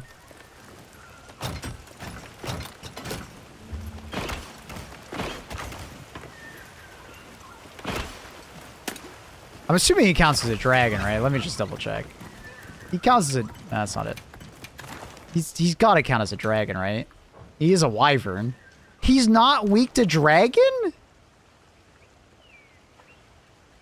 Alright, whatever. At least I have a lightning bow. It's a bird wyvern. I mean, it's got wyvern in the name, dude. He's a dragon, okay? It's kind of weird, but whatever. Buff, I don't have Summer Quest on right now, but I mean, maybe in the future. By firing a large dung pod.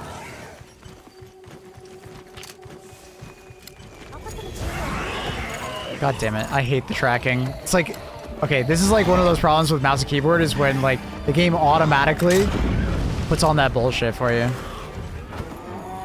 Should I try and jump on him?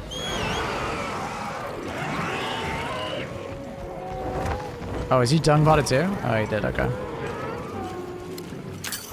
Or dude.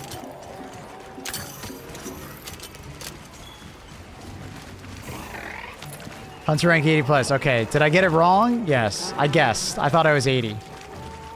Am I a couple hunter ranks off? Yes. All right. Don't sue me. Don't actually, please. It's a chicken, which is a small dragon. Okay.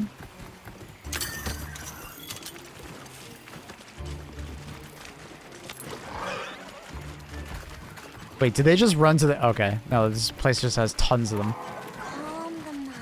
I think I hit 120. Damn, you've been grinding.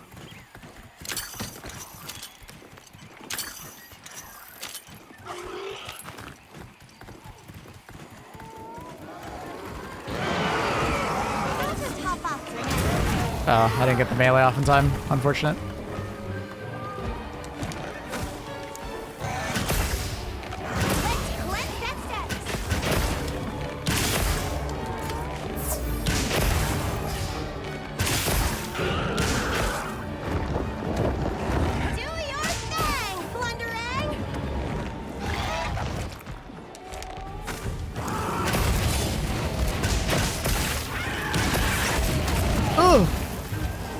Got greedy.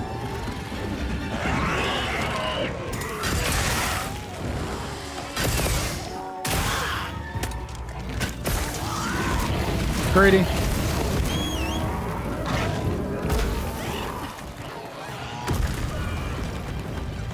Dude. God, I hate fighting this guy. Look at me. Greedy.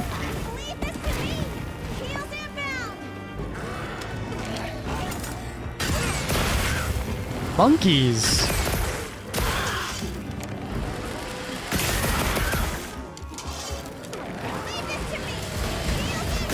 Oh, the extra charge.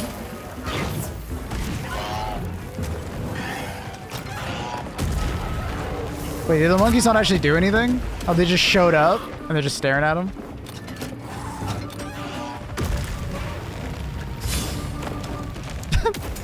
Although the monkeys were attacked.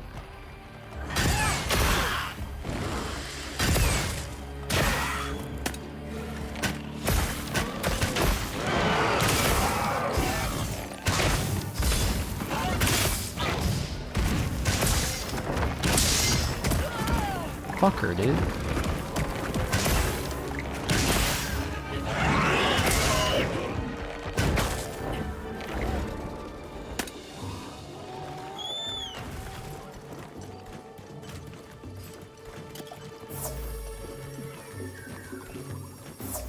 It's just a hat, right? Apparently it's just a hat, yeah.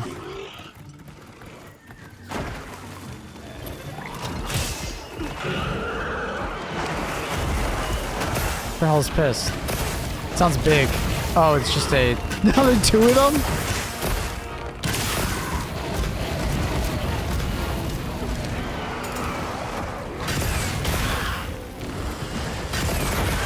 Woo!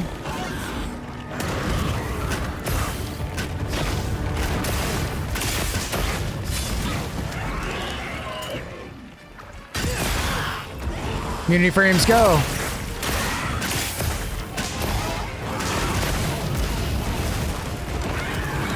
Community frames, go! Wrecked! What up, buddy?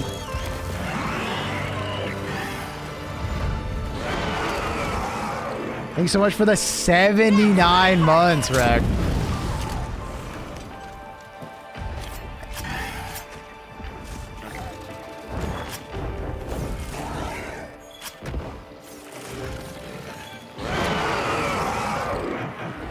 How are things, Wreck? Slow, you can capture it? No, he deserves to die. That guy doesn't survive.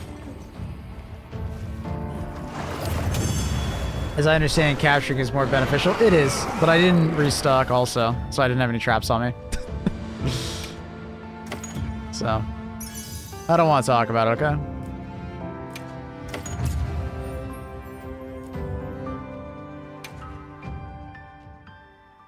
Wait, did I get 3 tickets? I just assume... You're gonna have to do it again. Oh, sick! I assume I just talked to Smithy. And then craft it here. What are we making today? Question is, where is it? So it's a hat, right? Not bad, man. Go see you while streaming. Hey, thanks, man. Appreciate that. It's very kind. Yeah, it's been fun. Also streaming on YouTube now. Is it this one? It's gotta be this one, right? Evade window, coalescence. Oh no, sorry. Ambush. It's entomologist. Entomologist.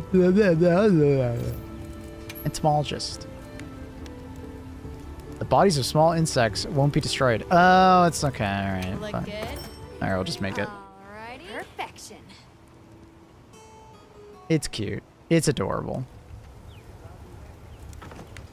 That's cute. Well, I'm down to do some more chickens, and then I need to do some deco farming, I guess? Yes. What are you guys doing? Maybe I'll join.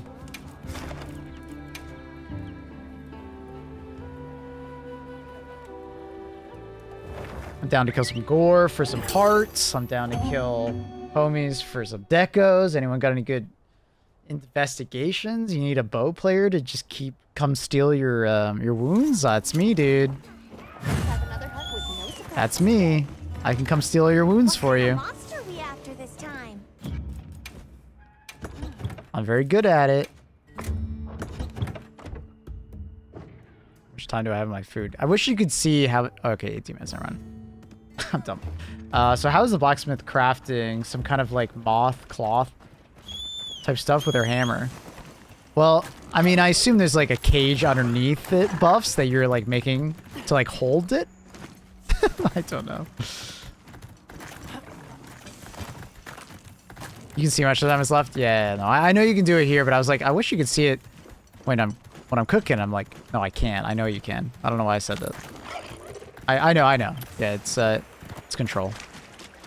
I've never noticed it. I've actually, because my eyes are always bottom right, so I've never noticed that you can see it. Didn't even know what hit him.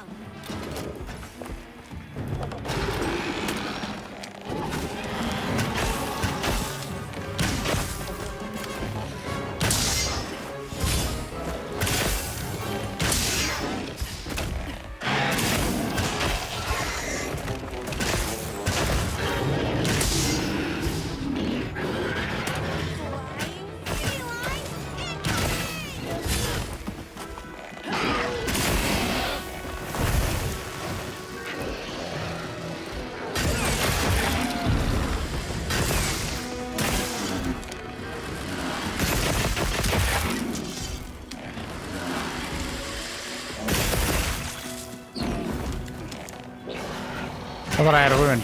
I must have broke it.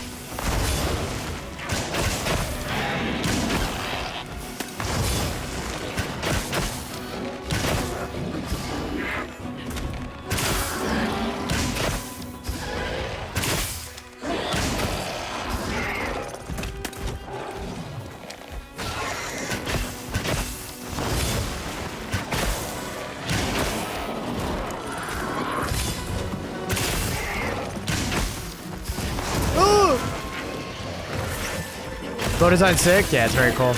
I'm kind of sad that all the artifact bows look the same, other than, like, depending on what ammo you're using. I don't know. Is it just me? Am I being too picky?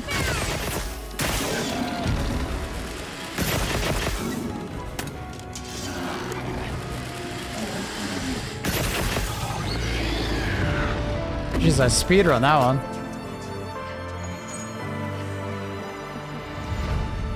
Oh, do I need to cut him? Probably not, right? I don't really give a shit what he has. Maybe I do. 2-minute kill, bug.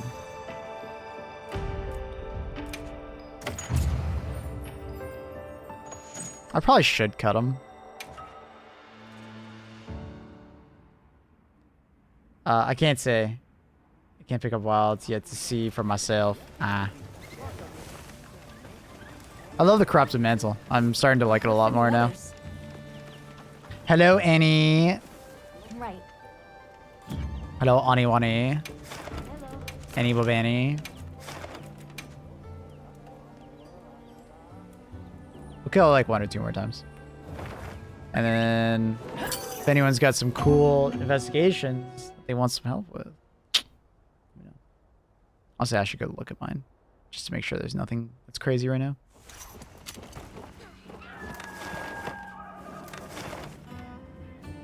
Okay, let's move out. Can I not do it? Commencing quest now. I guess you can't do it when you're in a mission. A friend says you're Tim and Obi-Wan. Which friend is that? Also, that's funny that they know who Obi-Wan is.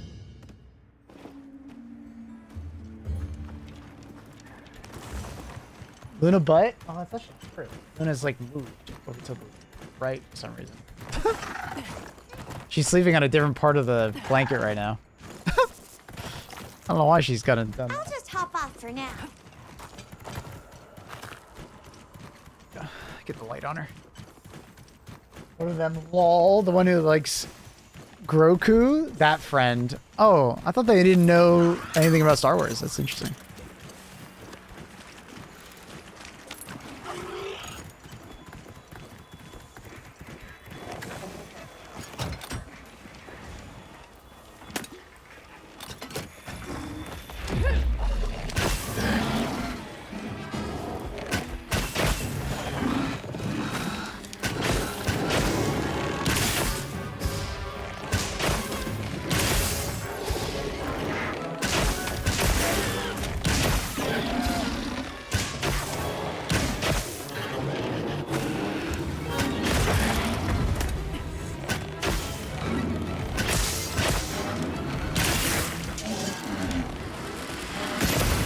Ah, dude. I hate how a Dragon Piercer actually sucks when you have a Tracer on. It makes me not want to do Tracer arrows.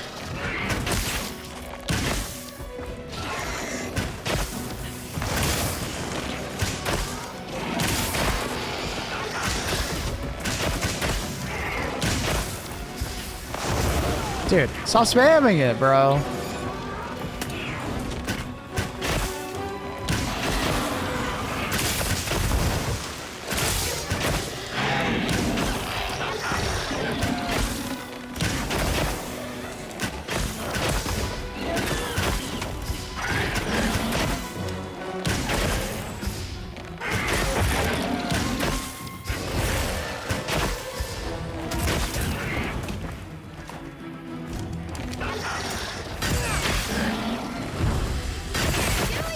Two weapons in this game? Yeah, I'm doing double bow though.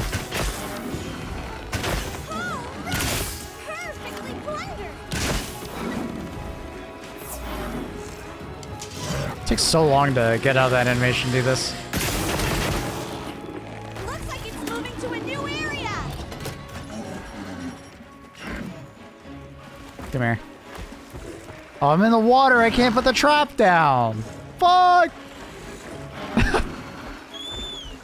I was trying to get in front of him so I could put the trap down.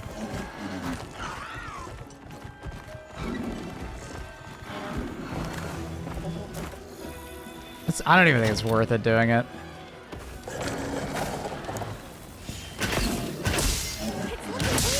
Almost there.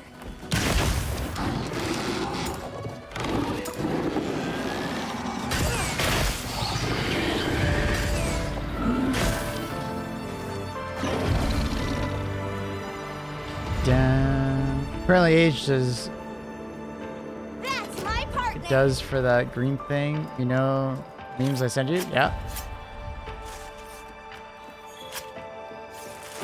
Advantage of doing double bow. It just means you don't have to like you can have like two different elements of bow, right? So they can be like two different builds. So you don't have to swap your stuff around as much.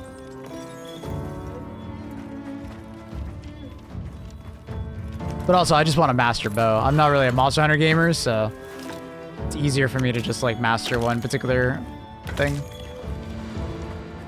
But there's like benefits in other ways of like having two different weapons. Like one's severing, one's more like you know, like bonk damage. With the green thing, Groku. You spelled it right, Annie. It's Baby Yoda.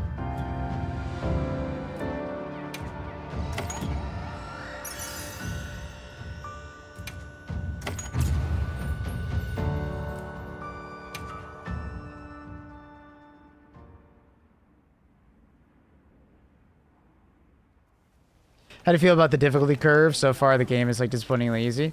It gets better at the very end, but it's high rank Monster Hunter. The game is easier than most like mainline Monster Hunter games, but that's also why the game is so successful, because it's more accessible.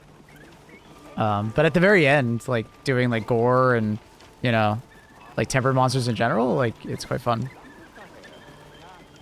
But also, it being easy is okay as long as it's fun, right? And then difficulty will come, you know, either through like harder monsters later or just like playing solo, doing stuff. But like, of course, if you played other Monster Hunter games, of course it's going to be easy. Right? If you're someone who's like killed Fatalis or shit like that in the previous game, yeah, of course this game is going to feel easy right now. We're only in high rank and the game has only come out, right? Of course. So, I don't know. I think people are kind of overreacting to it. Apparently people said the same thing about Monster Hunter World. There's going to be some amount of elitism where people are like, well, the game's too easy. But like, yeah, of course it is. You just like mastered the last game, and then the new Monster Hunter game is not exactly always going to be harder, right? I don't know. Using 2 heavy bow guns from Daka Daka. Nice. I think to some extent there's just people just talking shit. Like, I don't know. You think you can go hunting and then fillet an animal like Joe Rogan does with a bison? Right. Yeah. Do I want to? No. But do I think I can? Yeah, why not? Alright. We'll get some parts. Are there any other like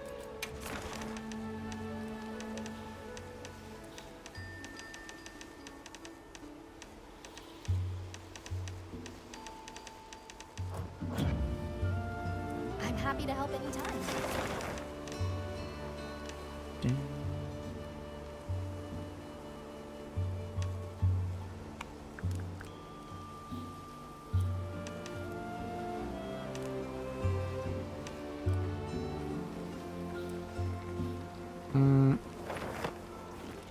Right.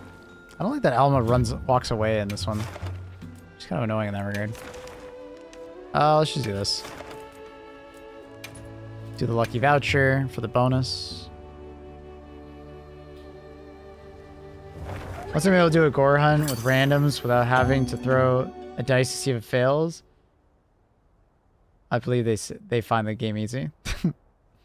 Yeah. Like, gore and Arkveld stuff, like, people are still struggling with, right?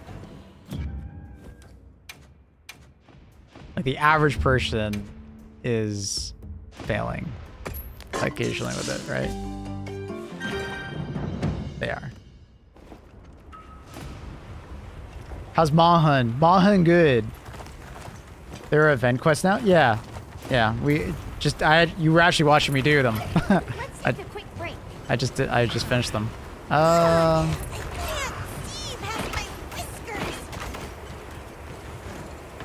Right now, I assume is going to be immune to my thunder, so.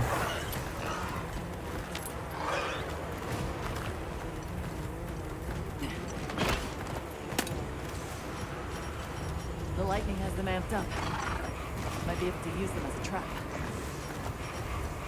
Can't go back after riding one of these.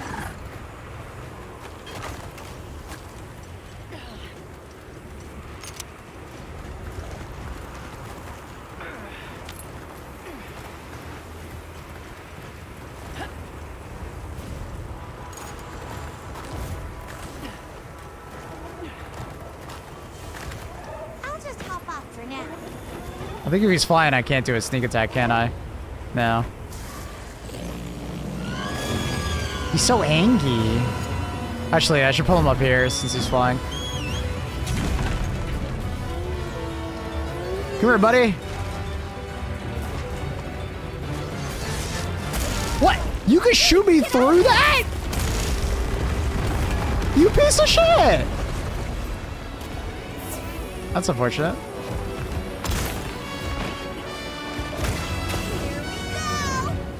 Yeah. Wait, he can walk into it? Oh, I didn't know he could, like, get hit by that. That's interesting.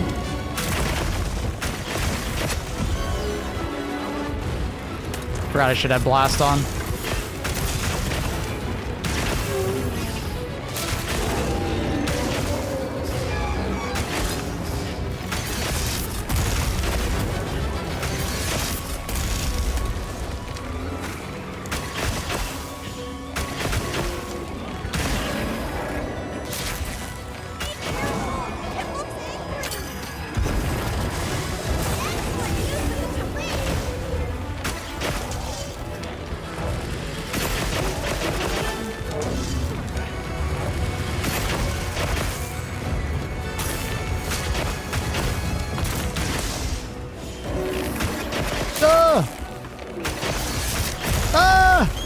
You bitch! Can I get him to like hit another one? Like, are all these crystals damaged, I wonder?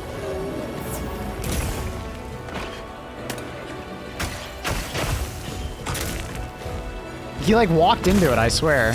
And it did damage to him. I don't know how this area works.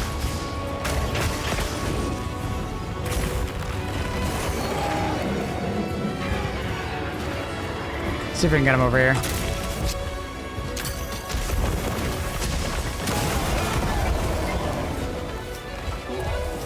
I have no idea what's happening.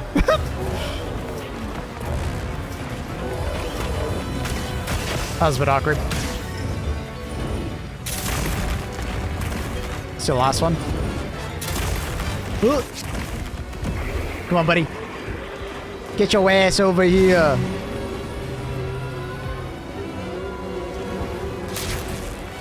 I don't think he's close enough. He's pissed at my fucking palico.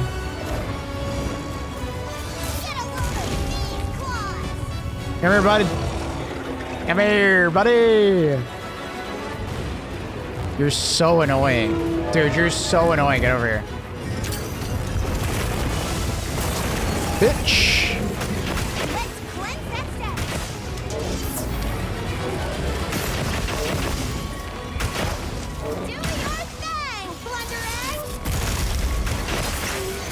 Not another one. Oh, I didn't get it off in time. Yeah, just fly. Bitch. Get on the ground.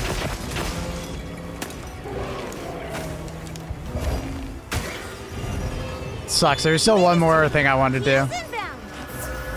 I still wanted to do this one here where he falls off, but we couldn't get it all done. You know stutters in the game? For the most part, no. I was getting some stutters there when I was pulling down the rocks for some reason, but that's never happened to me before when I pulled down those rocks. I don't know why that was happening. I'm not sure. But for the most part, no, I don't notice anything. It runs really well for me. Palico speaking English is weird. No. That's the way it should be. Please, Corrupted Mantle. I don't know why it took me on so fast. Whatever.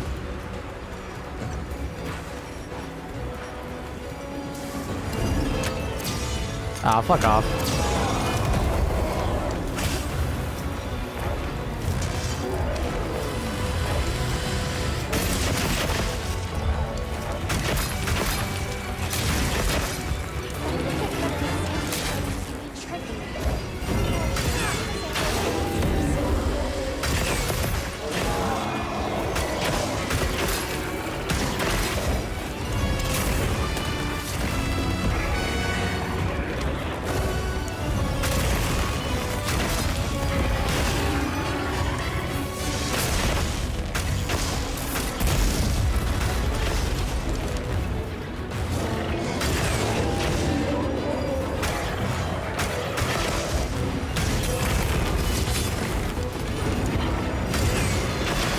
Bitch.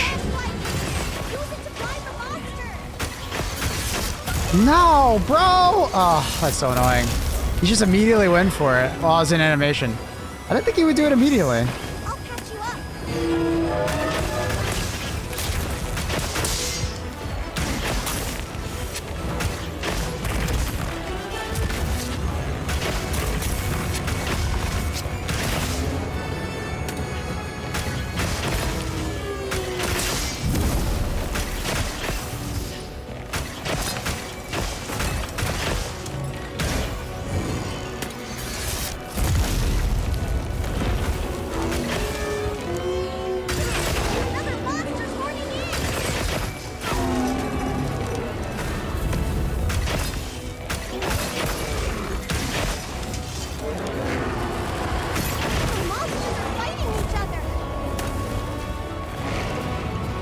Come on, dude. He's on the ground. This is your opportunity. You don't have to be afraid of him.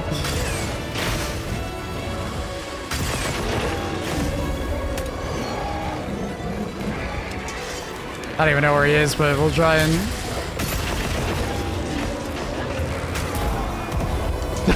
Poor guy.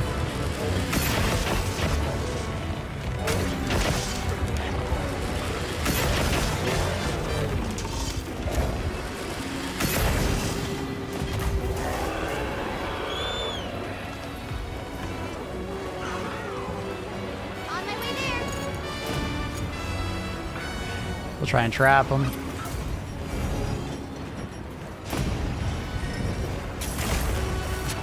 It's my fucking trap. Am I blind? There it is.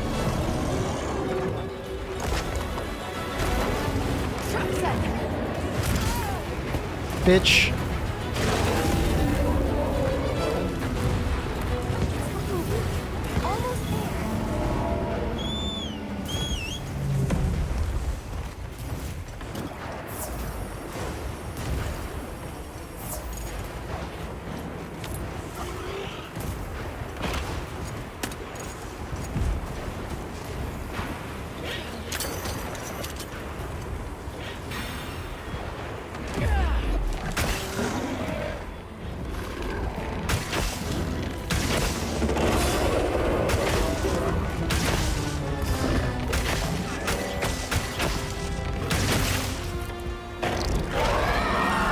Another screen already?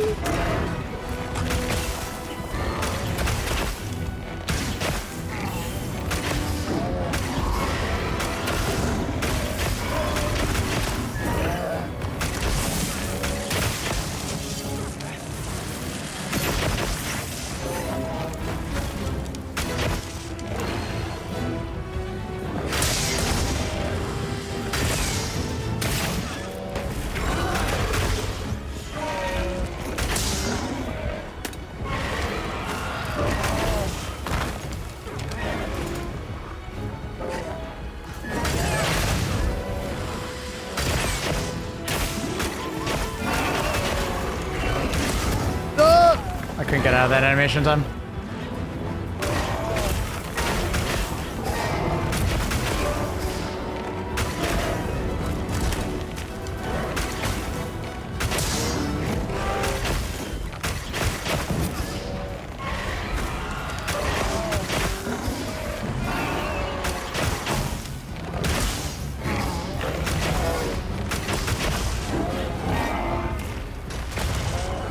Is my other bow better?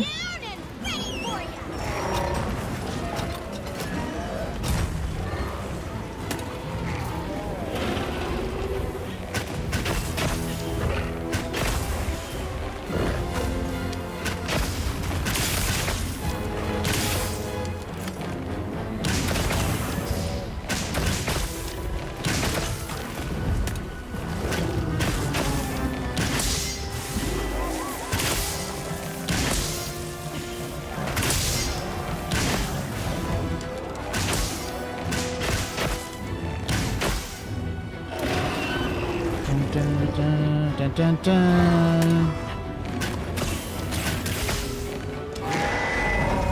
Fucker.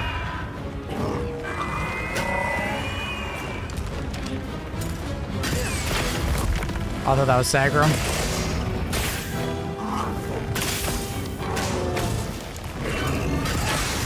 Thought that was Sagram too. Oh god. I deserve it. I'm just trying to get focus attacks on him. He's pissed.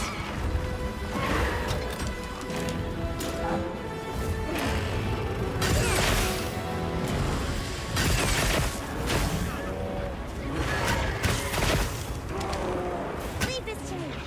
Heels inbound. Dun, dun, dun. I think my other bow is doing more damage. I think he might be like very lightning resistant. I think.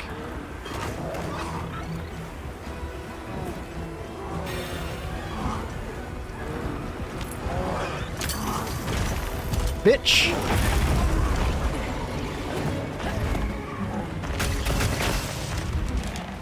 I love those moments.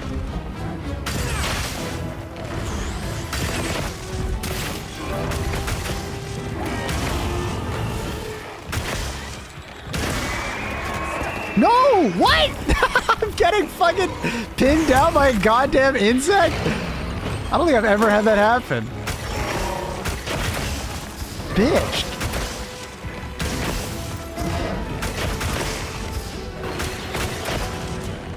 I didn't even know that could happen. No idea.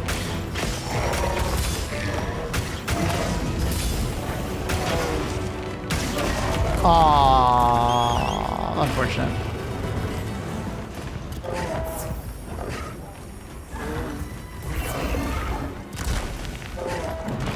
I can't get the height.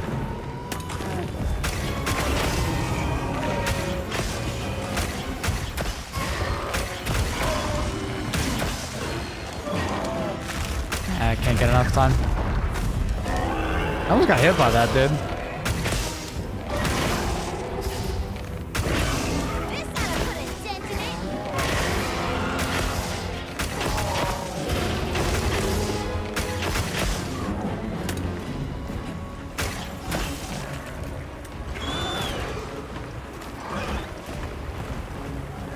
Give you some kisses. Oh, I didn't walk over there.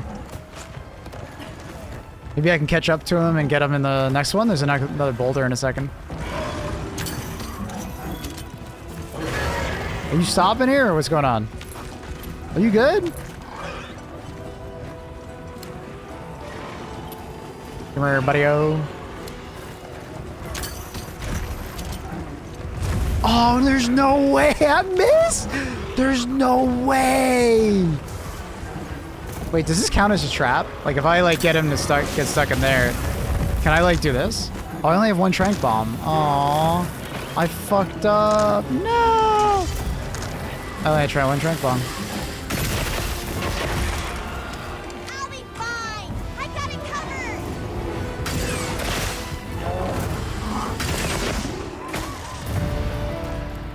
I swear that boulder landed on him. I swear it did. I swear.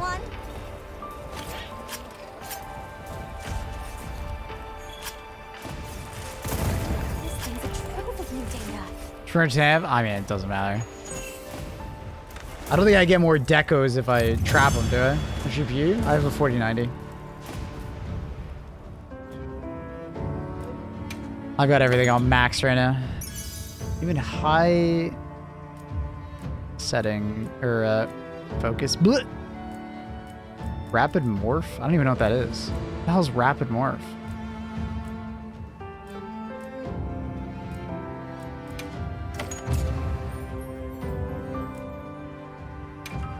The game is trash in optimization. It's not great. If you have a high-end or a more high-end PC from at least the last couple of years, you'll be more than fine to just boost everything up to max and have a good time at like 70 to 80 FPS. If you have like a mid-range PC from the last couple of years, you'll be fine.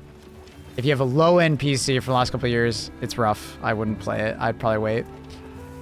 And if you have like an older PC, I would probably wait. But I think it runs very well if you have good hardware, right? Like, I don't need more than 70 to 80 FPS with max settings, right? Like, and when I'm talking max settings, I have like no DLSS on or anything like that, right? I'm what DLA? Where is it? I'm blind. I'm blind. Is it here? DLA, no frame gen, high res textures, ray tracing on. So.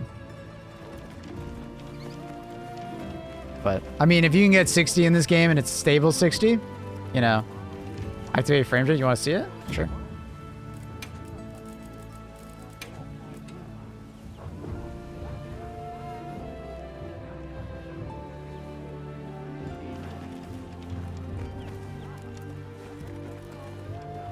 With frame jam, we're sitting around like 111, 120, something like that. Depends on what area you are, right? Like, if you're in like a more open world area, you can actually get some decent like frames. This is a more CPU limited area, so it's probably not going to feel very good.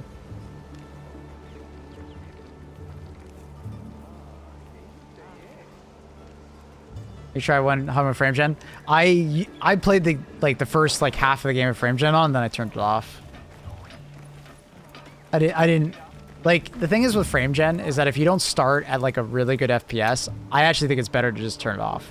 Since I'm only getting like 70 or so FPS in this game, I'd rather keep it off. 60 to 70 FPS, right? If I was getting like closer to 100 at base, I'd keep it on. If that does that make sense? That's typically how I think about frame gen. Yep. You want to start off at a good base frame rate. If you don't, it's gonna not feel very good. It'll actually probably make your entire like feeling of the game be worse, right?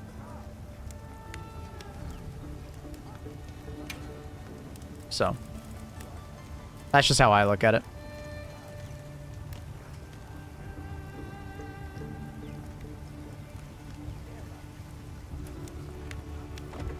Done already?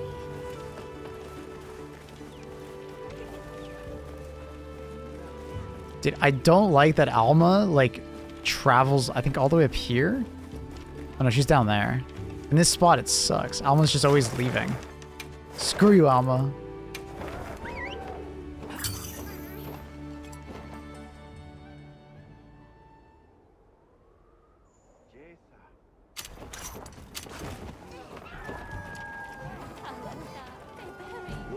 Santiago.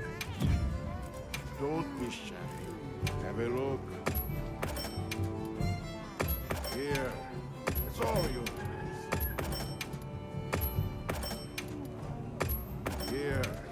It's all yours. I'm gonna swap this over to miscellaneous. I'm just gonna buy it off quick. So, what are you after? Apparently miscellaneous sells a bunch of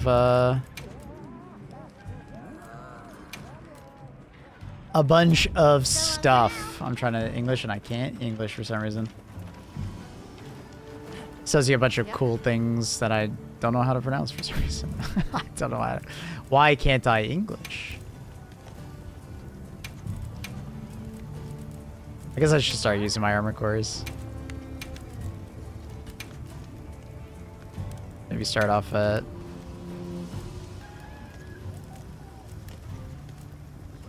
There we go.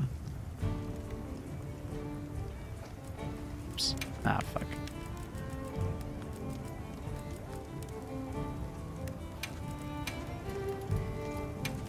I should start spending them. Or do we just go all out? Fuck it.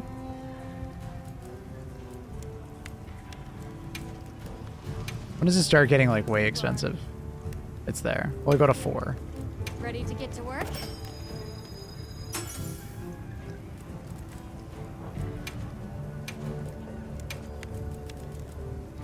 Oh, this piece is expensive already. Does it get more expensive? It does. I'm ready to work.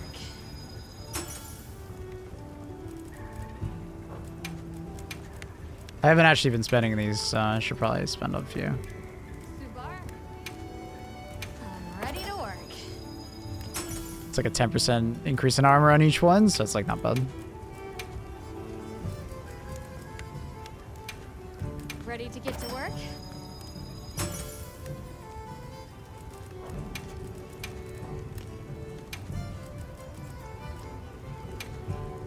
Look good? And then that's already maxed out, and I don't think there's any bows that I want to craft. Like, better? It's mostly at this point I make relics. Can't wait for the new monitor to arrive. Oh, you already bought it? Fuck yeah. Hell yeah, accurate. I'm excited for you, dude. All right, let's see what we can I am excited for you. So we're basically looking for another...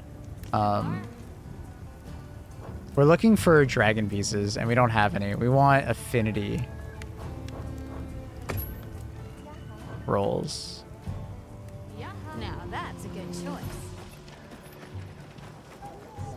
Yes.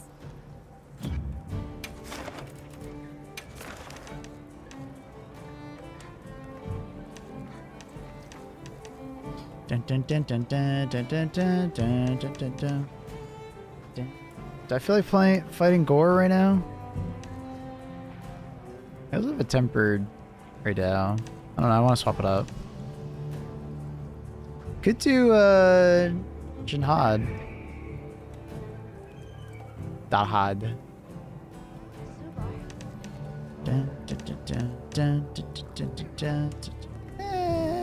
I don't know who I want to fight right now.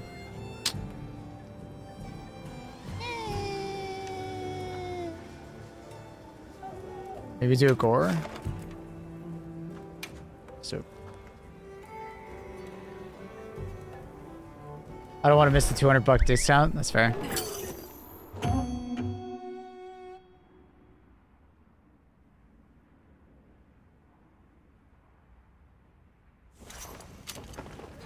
Now commencing quest by order of the guild. Still got 34 minutes on that. Let's get our shit though. Shipments come in. Hope you find something useful.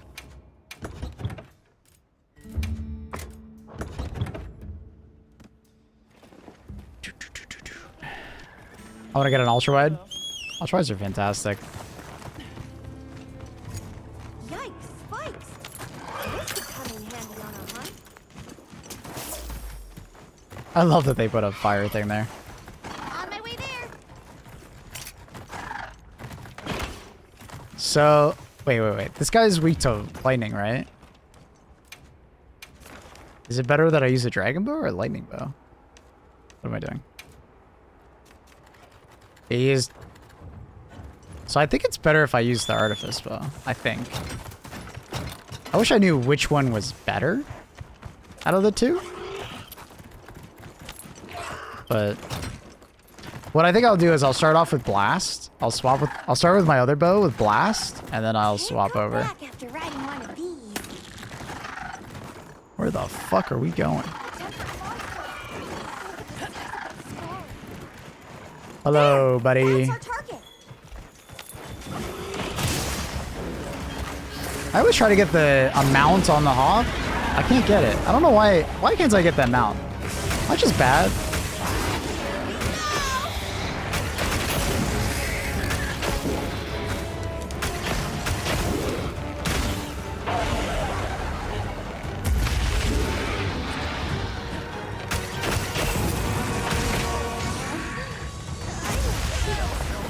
That hit me?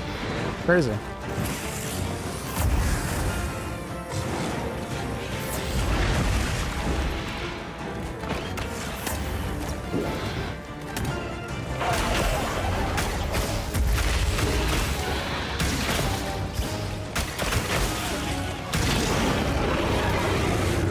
What?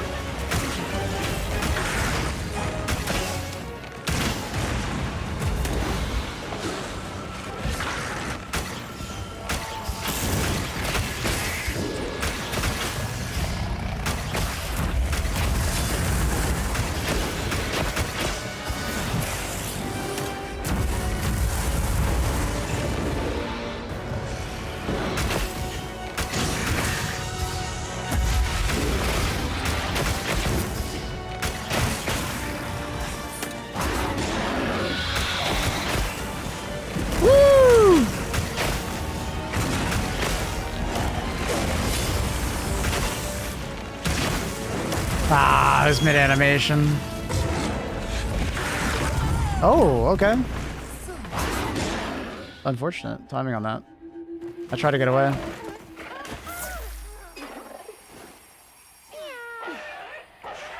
I should have ran probably the other direction. Unfortunate. I think I've used enough blast, so let's try the other bow.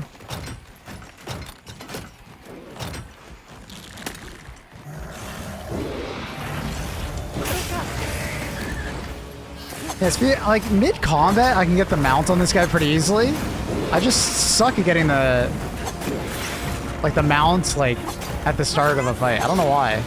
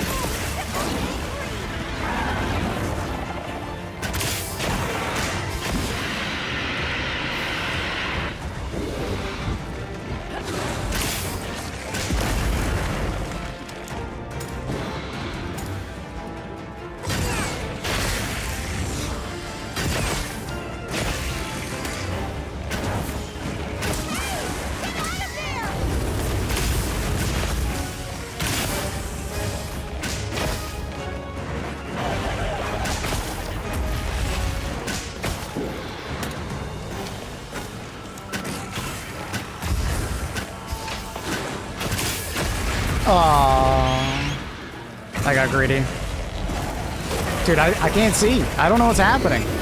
I just got stuck against the wall. That's unfortunate.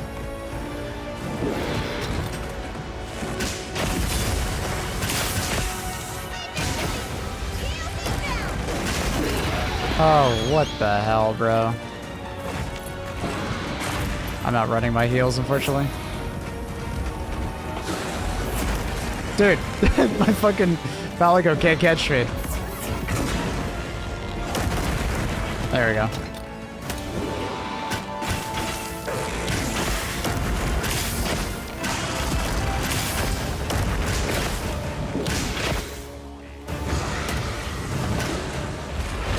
What?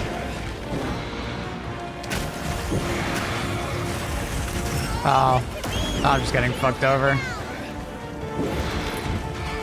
Yeah, bro. Man, it's just rerunning. I'm trying to get the Palico heal, but it's like it's actually doing such a good job following me. The Palico's still following. There we go. Hilarious.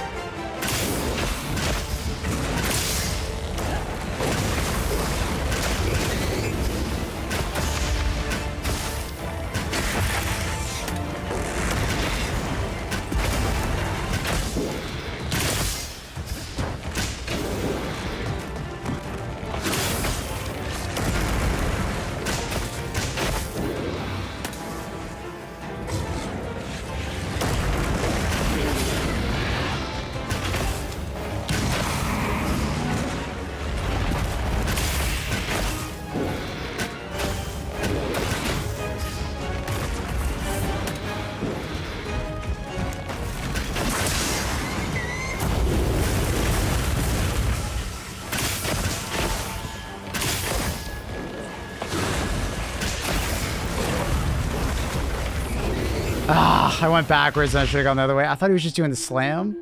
He was doing the fucking wing. Damn, bro. Bad decision making.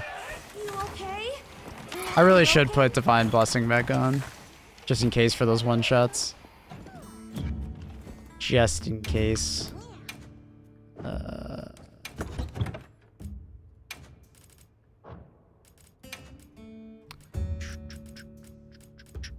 Just so I'm not getting one shot. Fuck is it? Ugh. I can't see it. Where is it? How long did the story take you? I have no idea what the actual time ended up being.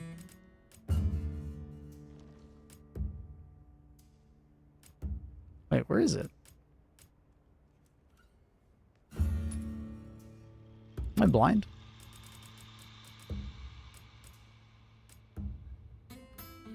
Oh, they're there. Jeez.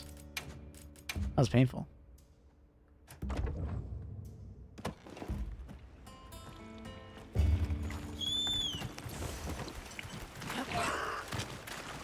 Yeah, I don't remember how long it took me. I'll be honest. It was pretty fast though. The main story ended up being pretty fast, and then you like move on.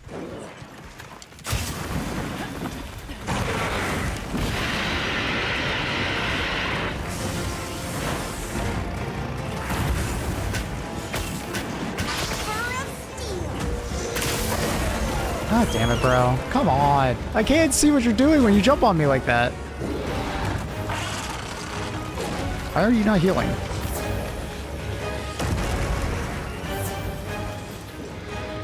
When he jumps on top of you, I just don't know what attack he's doing. It's hard. He's actually just gonna chill there?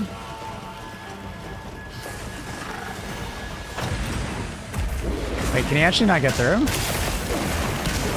Cheese moment?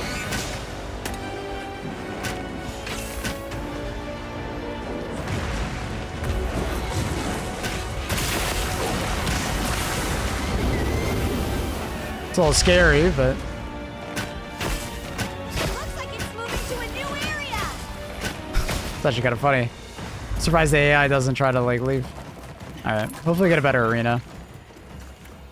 This'll freshen you up quick.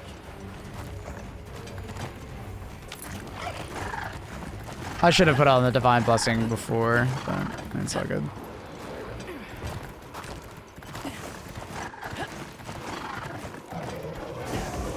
Wow, what a view! Is this a good one? This is the good one. Are they mad at each other?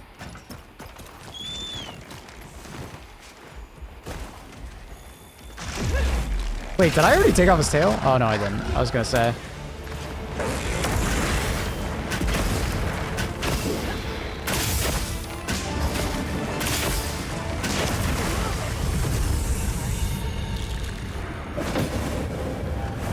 Okay. Fuck me. I don't think I got one Divine Blessing. And I put the VOD. Fuck. I'll try it again. Yes. The one shot is just real nasty on him.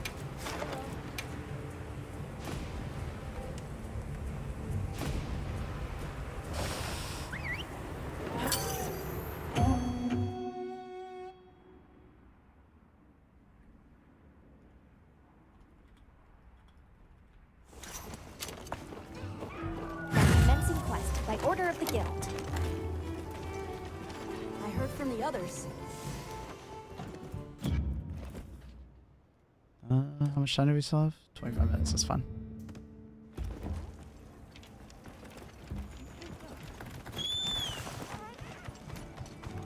Yikes! Ice! Those could come in handy on a hunt. Yeah, I don't know which bow's better. I think we'll find. GTA 5 on PC is finally getting a new gen patch. Yeah, I saw that. It's getting like ray tracing and all the other optimization that PS5 and Xbox Series X got like fucking so long ago. It just shows you how much they prioritize PC with 2K. Even though PC gamers fucking love GTA. Can't go back after riding one of these.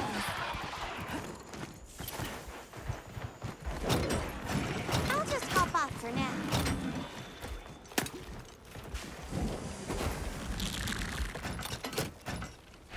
Tempered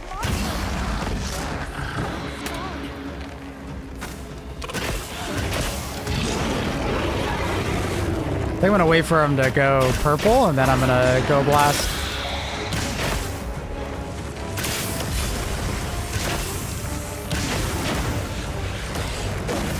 That was close.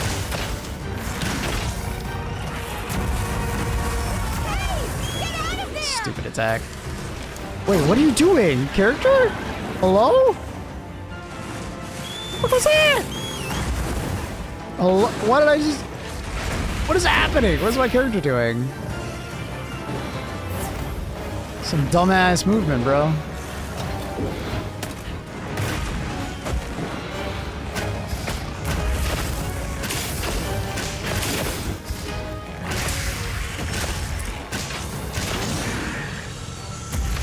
Oh, I'm a dumb. Why did I do that? Oh.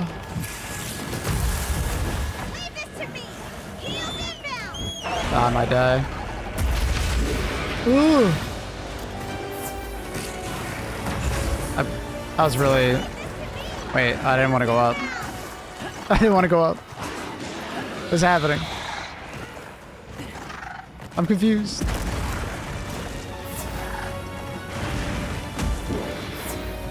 Hello? Jump down?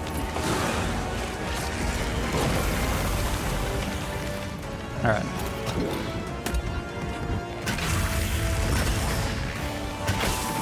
Ah, fuck. As soon as I went for the bonus attack, I knew I was fucked. Man, making bad choices right now.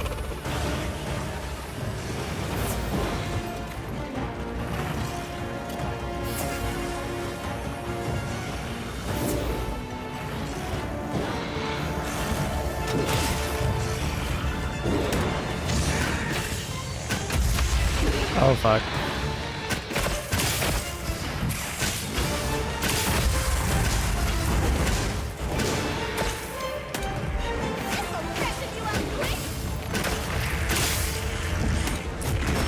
The tail!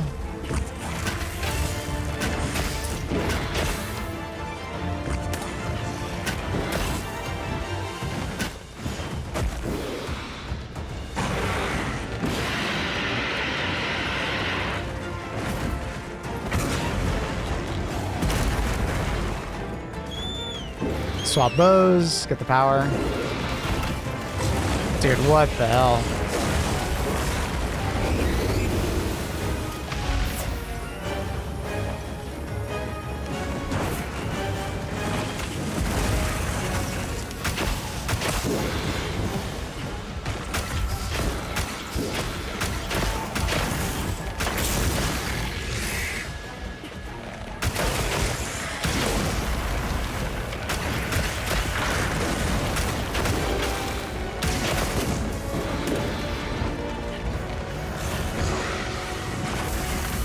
I hate when he fucking does this.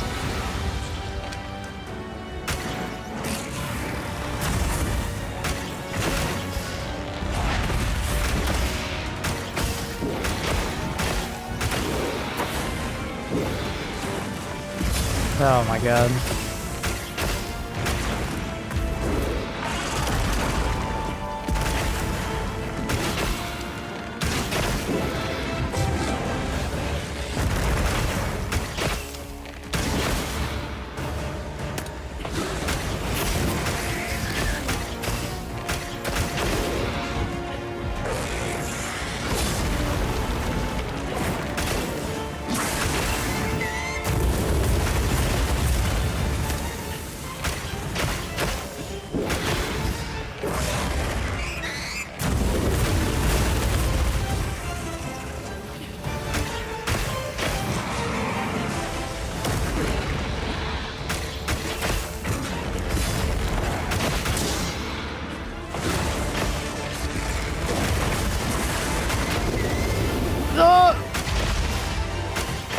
God damn.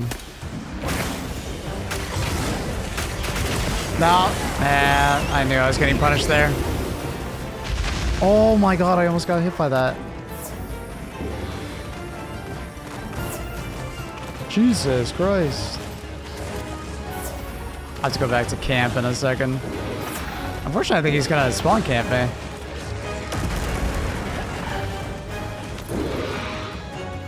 There we go.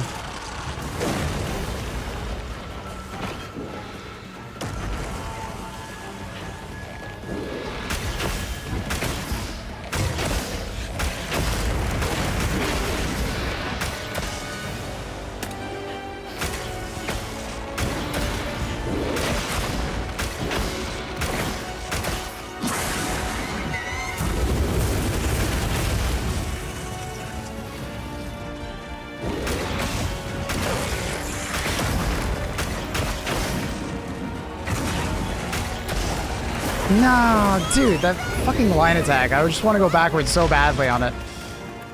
But I can't space it. Alright, I gotta go back to camp. I got heals.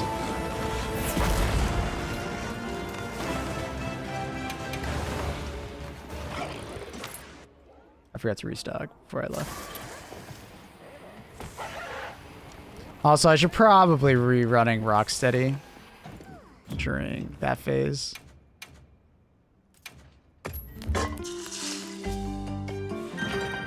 Need to eat. Get this.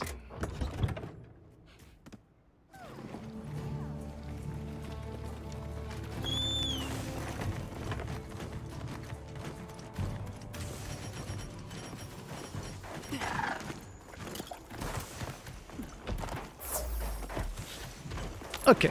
Please don't let it spot me.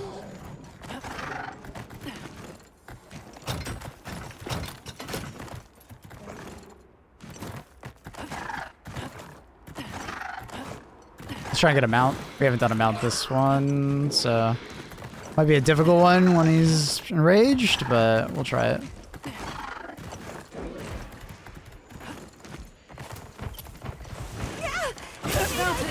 Oh, I got it. Don't get shaken off.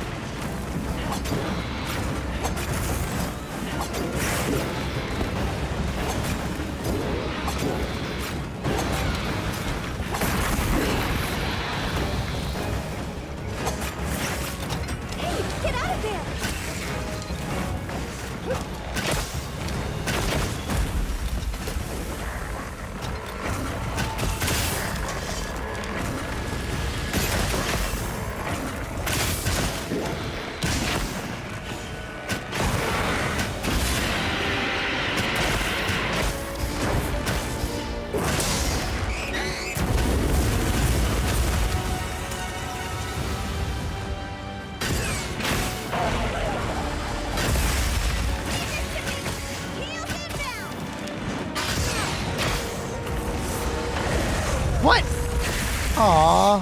I thought I could stagger him out of that. That sucks. I thought I could stagger him there. Let's take a quick break. That was ballsy of me. I shouldn't have done it. Check your safety. I shouldn't have done it. Are you alright? Take a second to restock your supplies before heading out.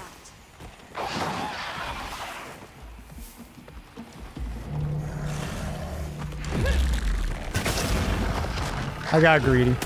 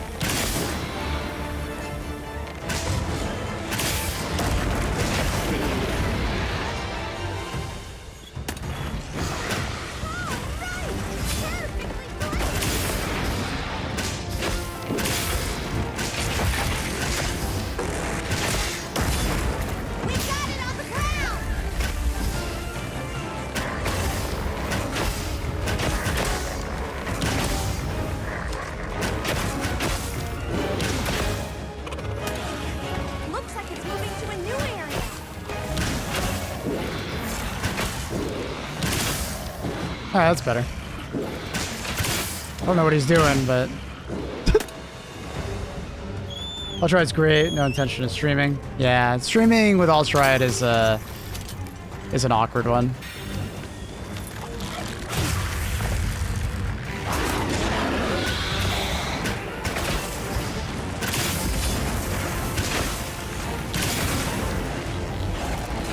Oh my god.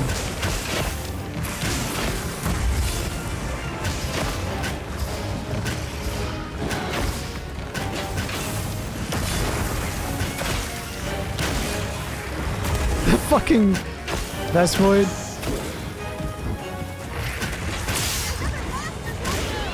Oh, hi. Let you two fight, I guess. The monsters are fighting each other.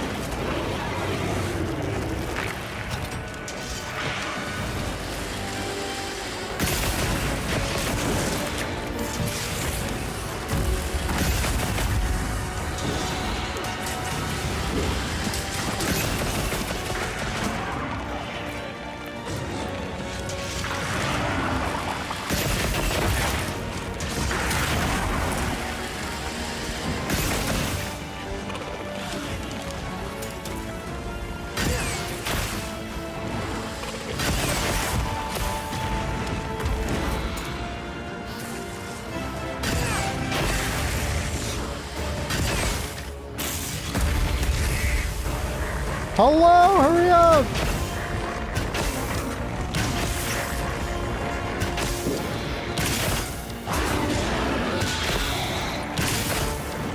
No! Oh my god.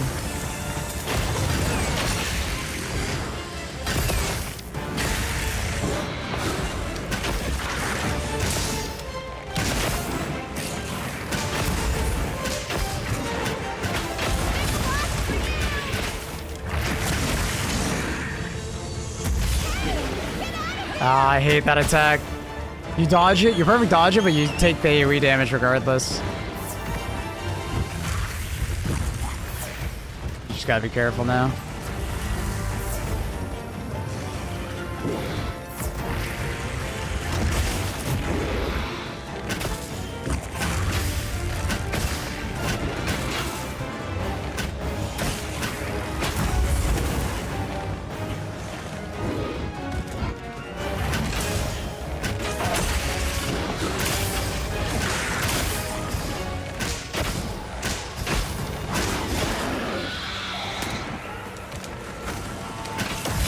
Oh, we're good.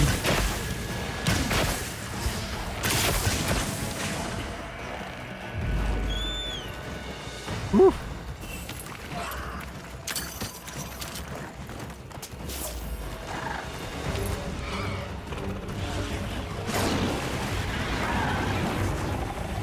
I greet thee, impending death.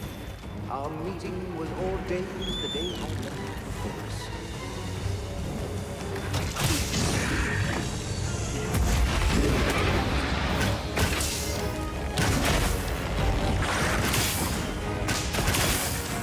Nah. Oh, we got lucky. We got lucky on that one.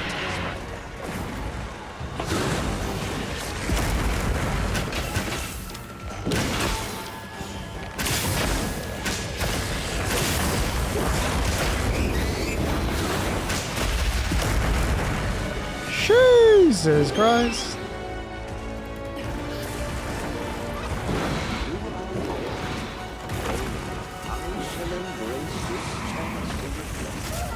Oh, alright.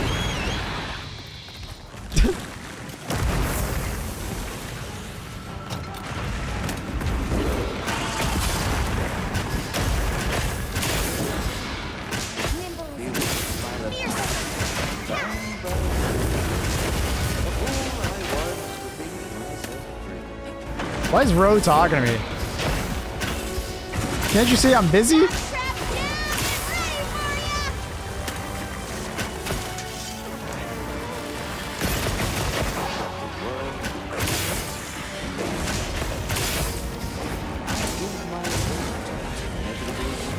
Oh my god.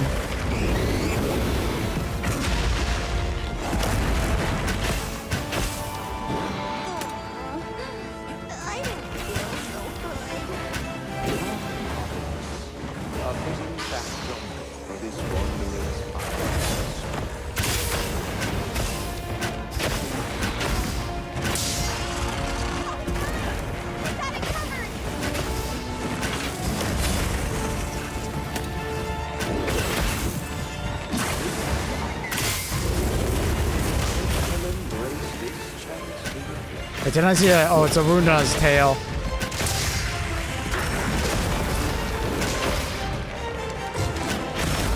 Dude, fuck off. Give me a fucking break for a second, dude.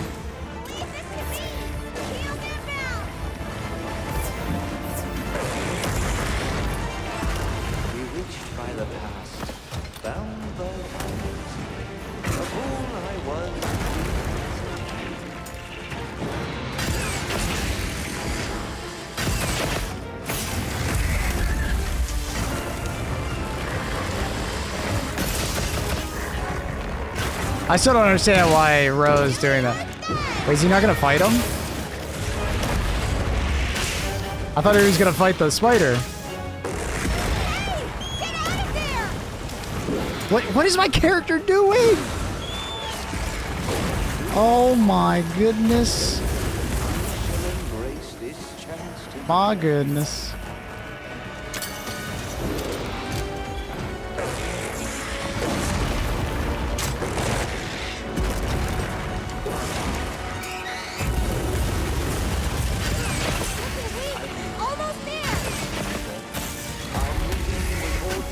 No, there's a sleep toad!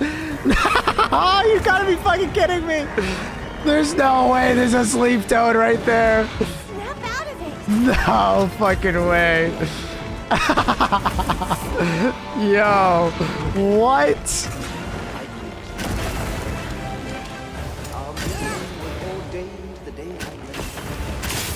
I can't see. I can't fucking see.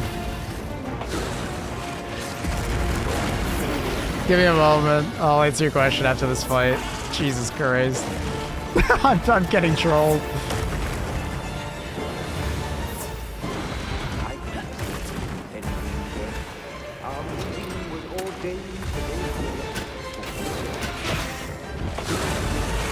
Oh god, dude, I don't know what he's doing. I don't know what he's doing. He's too close to me.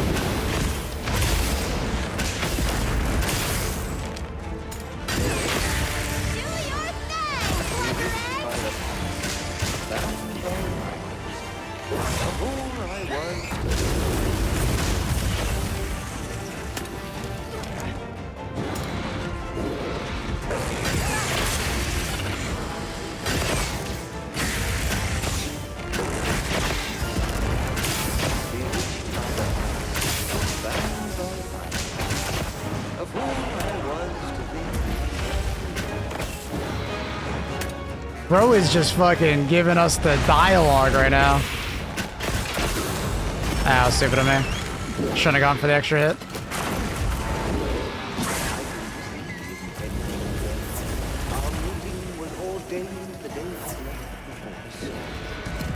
Honestly, I should be using this and poisoning them.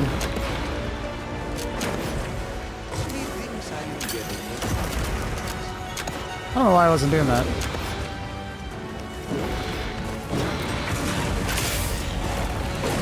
Oh my god, that was too close.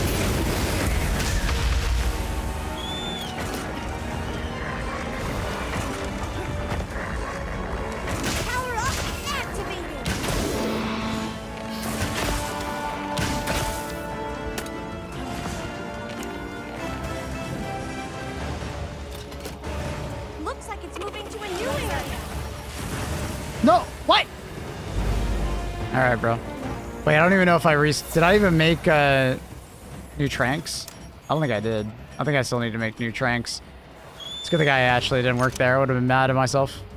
Make sure to grab anything a monster leaves behind. I gotta craft tranks, I forgot. All right, hi. I have a question. How to craft a bow with power coating. I'm not sure exactly how it works. I believe it's just a randomized chance on what exactly you get on the bow when you craft it. Like what you have available to you. I'm not exactly sure if there's like a way to guarantee it, but I know my first bow that I crafted at tier 8 was close range, and now this one's power. So I'm not sure exactly what determines it. See you later. So I wish I could tell you. Heard from the others. But maybe someone else knows. Chat. All right. I gotta craft.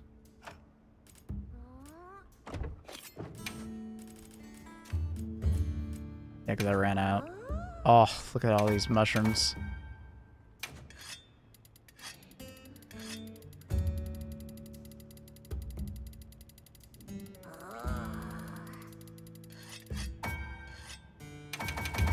Alright. Is everything else fine?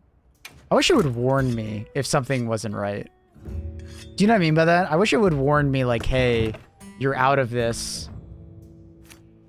How do you find so many sleep herb? Talk to Nata.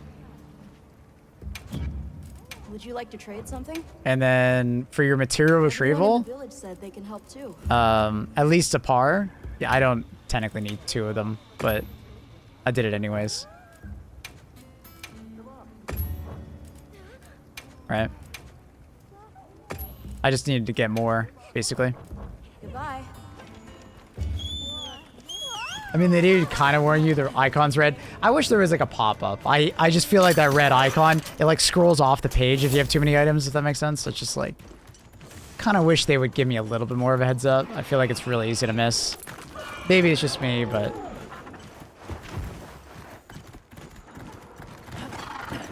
I like a little bit more of a heads up. That'd be nice. Just a little bit more. All right, buddy. I'll just hop off for now. It was a pleasure fighting you. I saw the trap. GG's.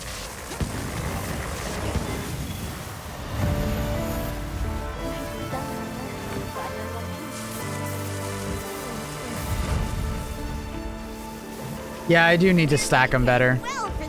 Yeah, for sure.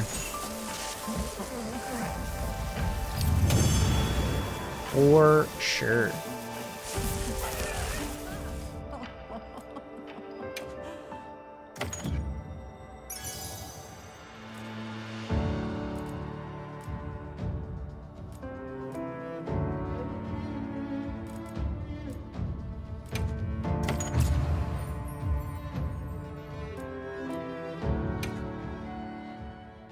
Did we get a wreck? No, we got him. I only got 1 feint on that.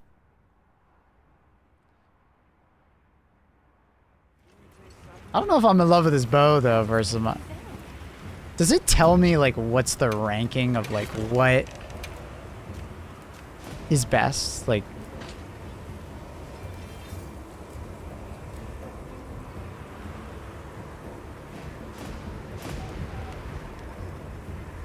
Because it almost feels like when I used Dragon or Fire, it did more damage than the Thunder. I was kind of disappointed in my new bow. I thought my new bow would be better. Okay, let's crack a few ancient mysteries.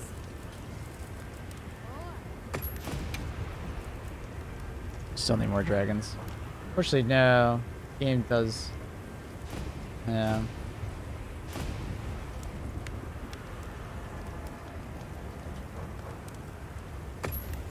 Yeah. See you later.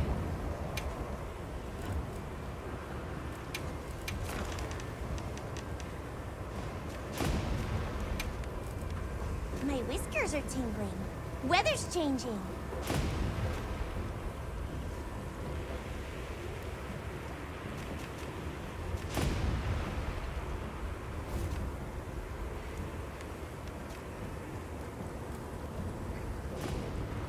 So if I'm looking at this, I mean, Dragon takes bonus damage from antenna. But it looks like they're all equal, but I can't tell.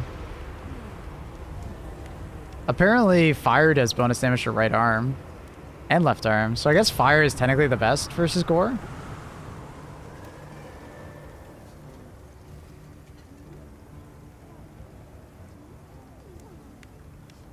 I love how, like, water is literally immune. It's funny.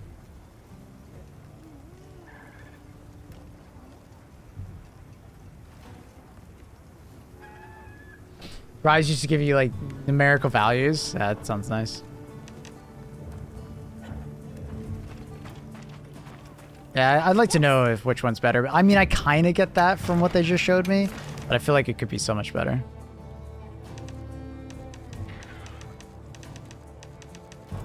Understood. I heard from the others. Dude, this fucking shit, I hate it. Just let me open my map! Let me open my map! Hate it. Balding. So not cool. So there's another tempered gore. Might as well grab it.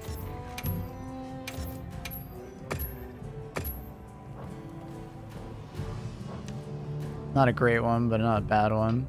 Tempered Rathalos with 3 yellows. Not bad. Not amazing, but not bad. Let's go get our meal. If you use binoculars to look at the monster, you can see. Yeah, I heard about that one, Josh. Yeah, it's cool. It's nice. I'm sure anyone that's out there looking for higher crowns. Gore is generally weak to fire, so if you want fire, shoot the head. Most damage your neck. Well, it seems like the wings versus fire was the best. It was 2 stars for wings. I didn't expect that. Welcome. Welcome. Hey, welcome here anytime. Sheesh.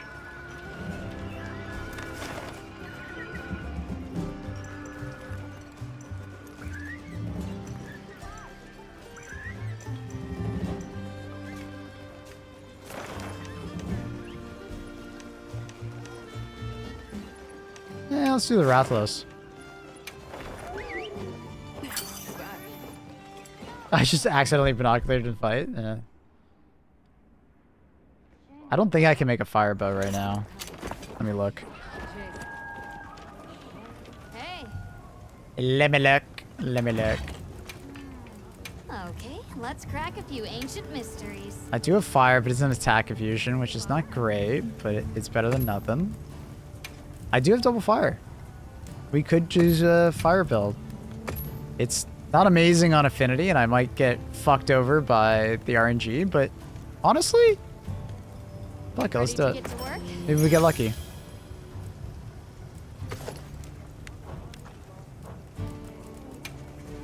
All right, let's see what we can come up with. Is that my fire bow? That's my fire bow.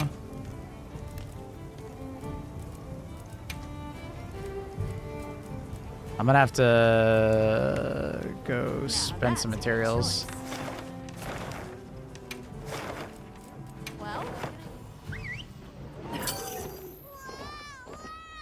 Let's see if we can get lucky and get some affinities.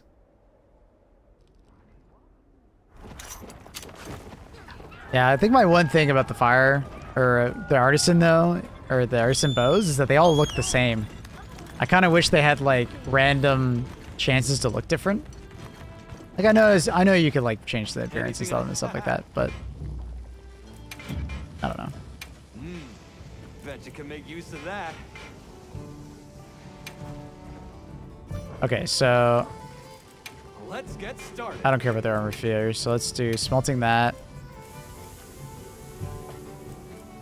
Is there any animal that like you think I should like get rid of? I feel like I have like extra of certain ones.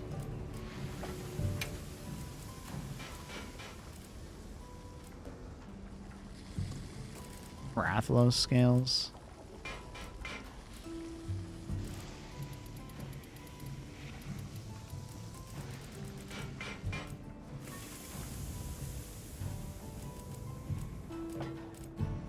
That's a lot of tails.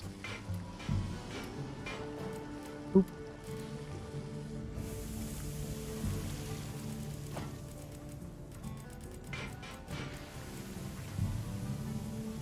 Pressing X sorts by amount, yeah. I'm more or less just like trying to go through and like find that what I have a lot of.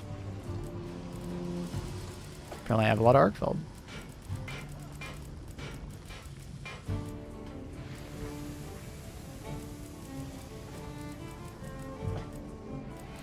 I have a lot of tails from Arkfeld.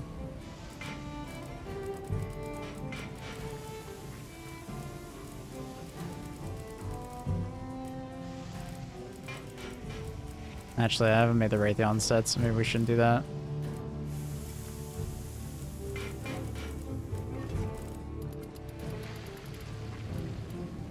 Why did the sound get different when I did that one?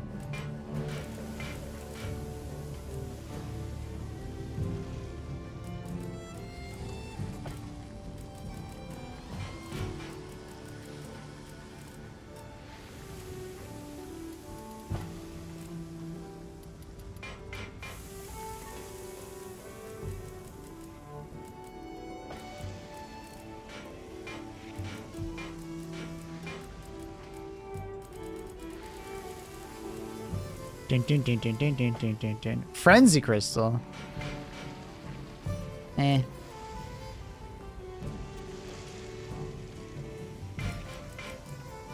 Alright.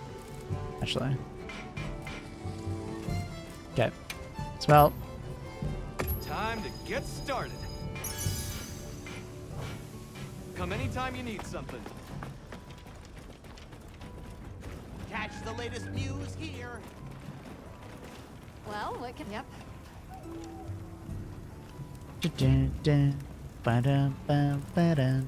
Alright. What's it doing? Oh, yeah. Reinforce. Okay, let's crack RNG time. That's not that one, that one.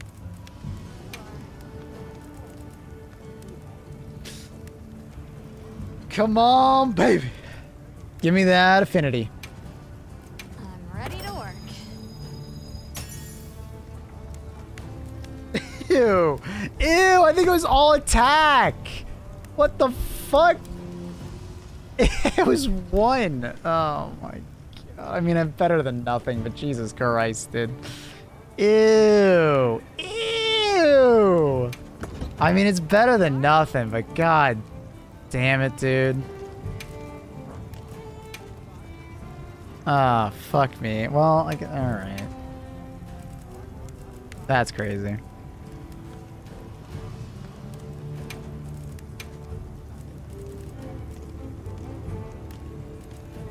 Wait, did I at least get...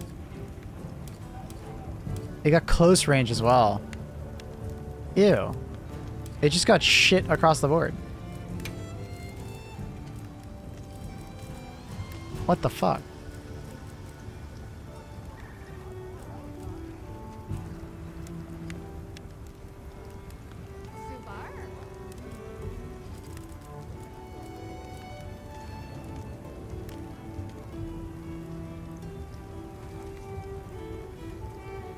Honestly, I feel like I need to get some crit.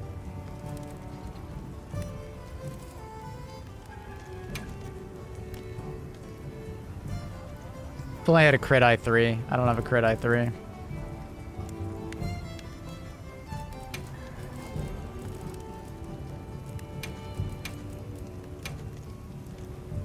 want to mess around with it, you can reroll as well. You can reroll? I didn't know that. It's a reroll function? Who doesn't love a little ancient technology? How do you reroll it? You can Not a function. I'm so confused. If you want to mess around with it, you can reroll as well. What do you mean? What are you talking about? Well, reroll, dismantling all refunds. All the ore used. Oh, sorry. Yeah, then you need new parts. Once you craft a specific weapon, it gets a seed, and then you always get the same reinforcements. Really?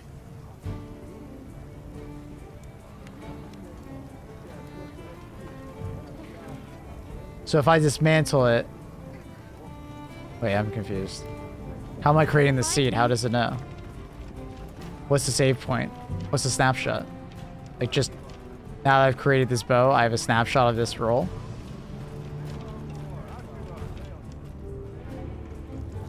What you do is, like, roll a few, see what you get, go back out of the game without saving, craft several weapons with shit reinforcements.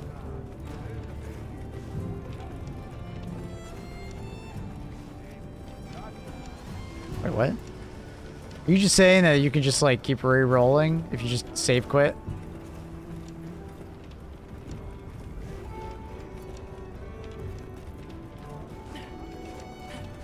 Oh, okay. Yeah.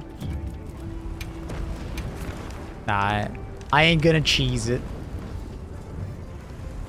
Each weapon gets a seed. I get it. So you can re-roll. You can roll a bunch of separate weapons if you want to. Fair. Fair.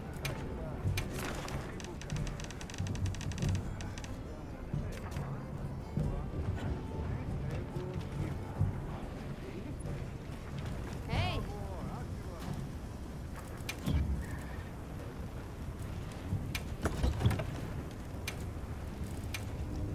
Subar?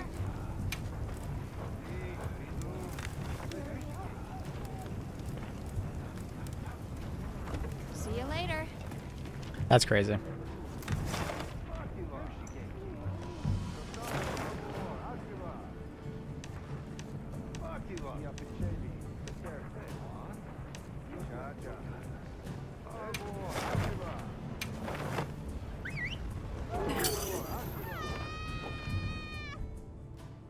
I did it to transfer a few of my good reinforcements to my first weapon. Fair. Fair. Yes.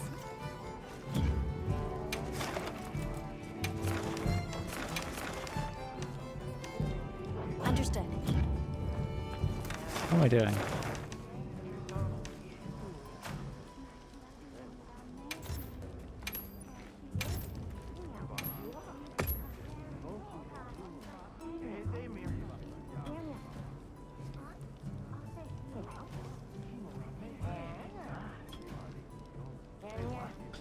Okay.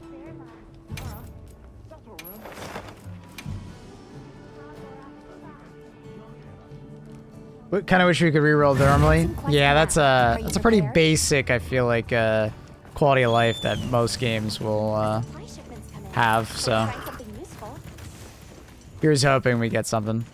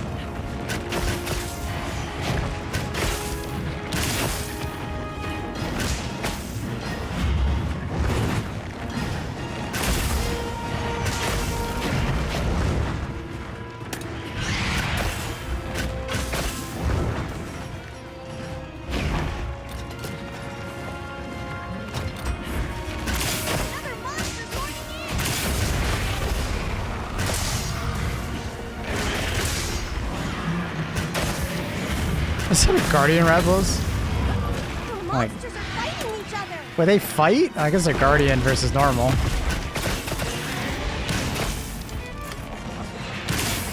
So far away.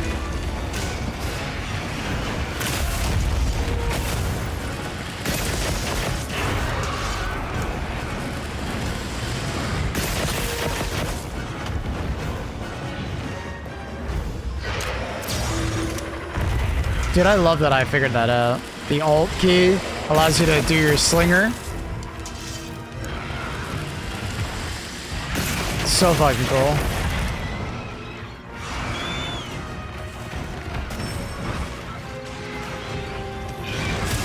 Ah, I should have done that. Looks like it's moving to a new area. I'm getting bullied. Being able to use your slinger while you have your weapon unsheathed is sick. So good.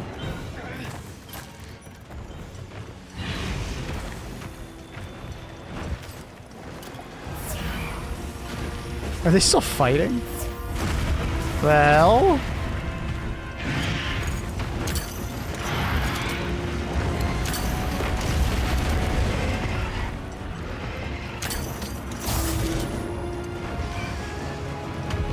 This is very awkward.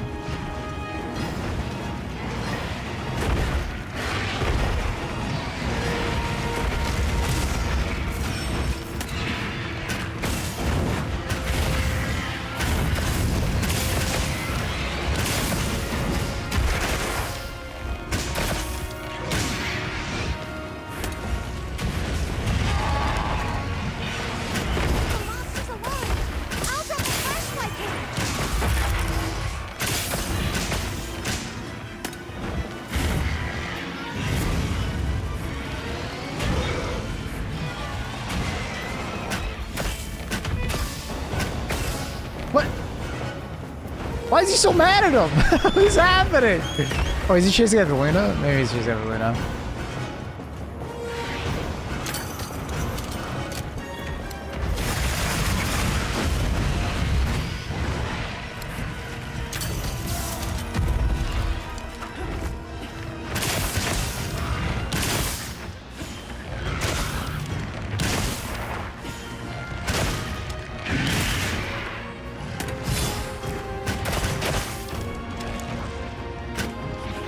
Wait for him to fly. Fly, bitch. Fly. You're not gonna fly? Alright, whatever.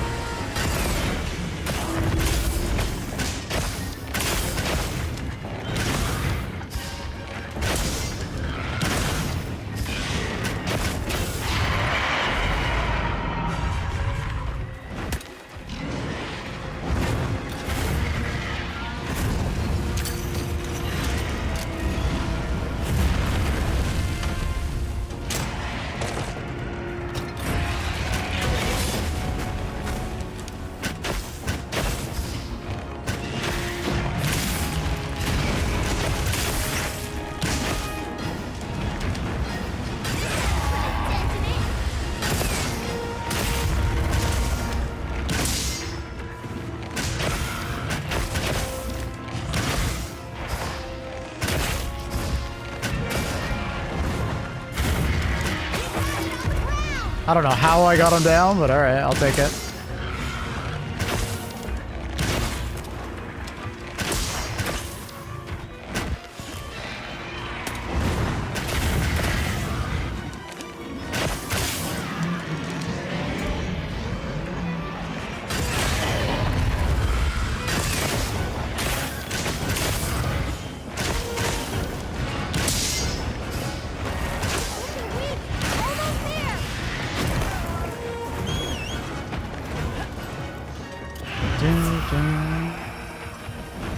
Shaft straps down and ready for you. What? Where'd that go?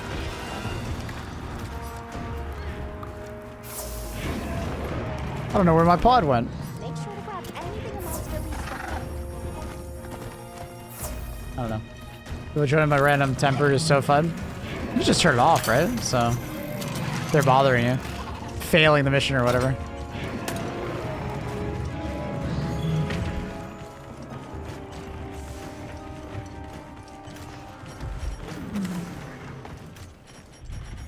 Is this actually where the guy's sleeping?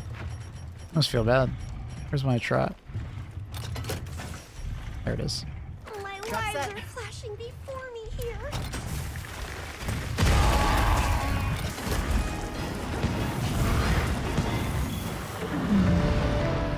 I enjoyed it, I enjoyed it. Oh, I thought you were being sarcastic.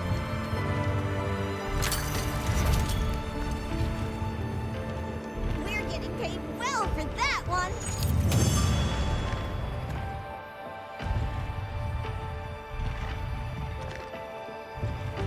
Well done, Hunter. Now let's continue our investigation.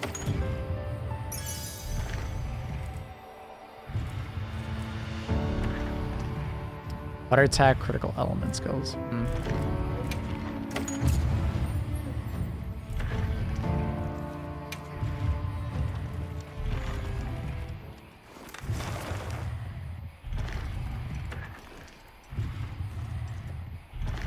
Oh, that arc velt's not bad.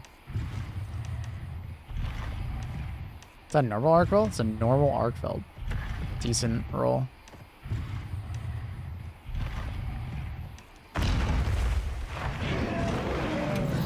Let's cleanse that status.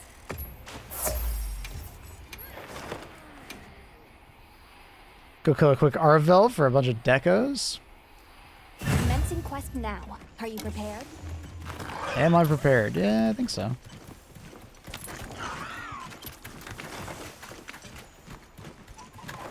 Let me resupply real quick though. We're right next to it. An Arcvel we should use. I actually don't know what I should use against Arcvel. What the fuck is Arcvel weak to? I guess Dragon and that's it? That I have?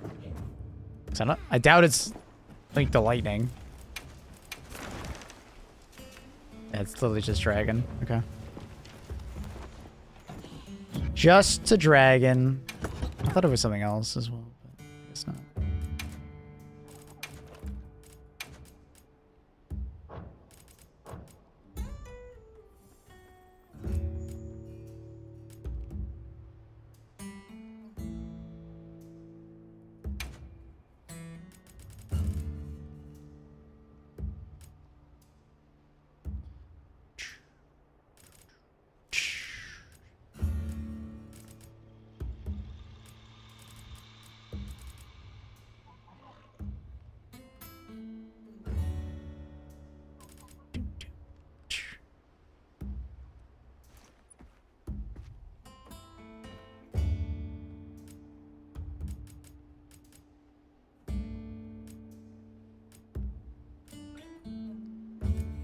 I had crit eye, I'd probably put it on. I'm kind of low on those. Can't wait till I get 100, then I can just buy crit eyes too. Main gimmick with him is that you have to pump element into his chain blades to get him knocked out. Rage. The element is absorbed and deals 0 damage. I didn't know that, really? Huh. I just fight him normally and just shoot his head. I shoot his chains when I can, I guess. That's funny. I didn't realize that they did that. I guess I could play blast into him.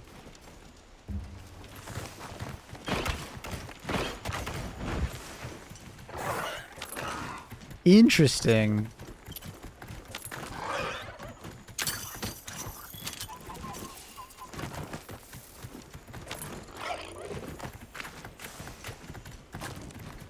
Chains have like quite thick raw hit zone, so it's nice for shooting. Oh yeah, no, I always shoot it regardless. I just didn't know that was the case. That's really interesting. Good tip.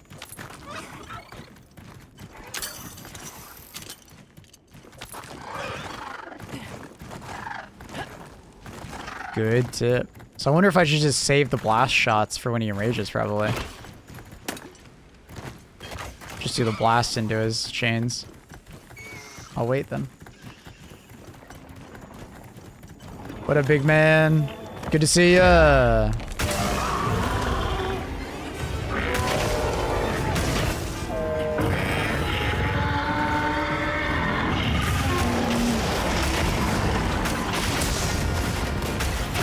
I'm surprised I am not hurt there. Aw, no, early enough.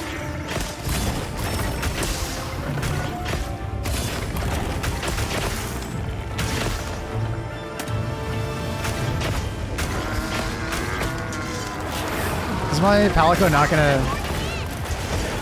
Is my Palico not gonna help me? Palico! Save my status! I don't want to do it. You do it.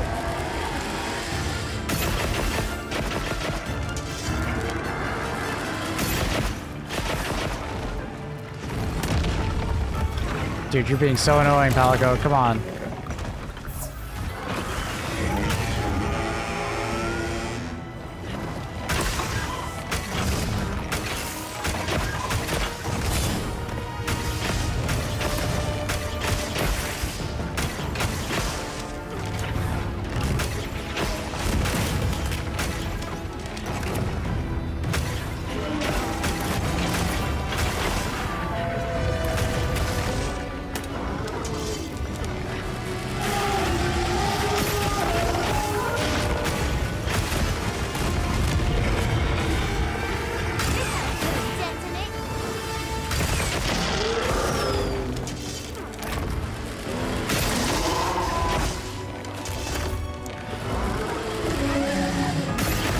Ah!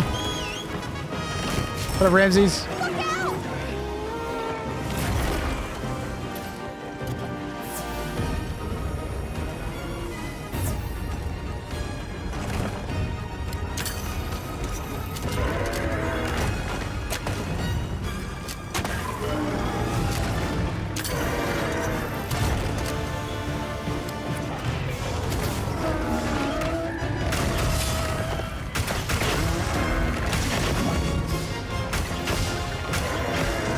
Oh, I thought he was doing something else.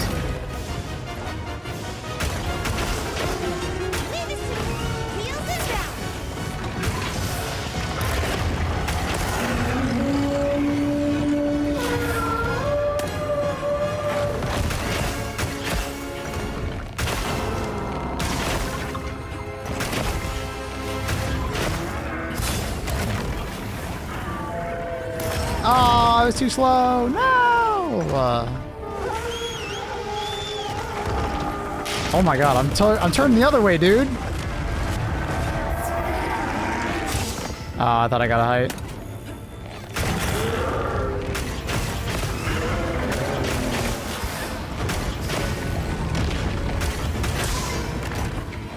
Oh, fuck.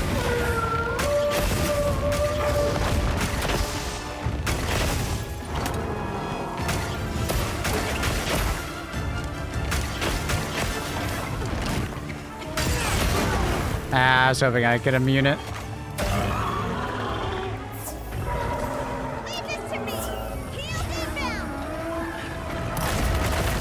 Fuck off.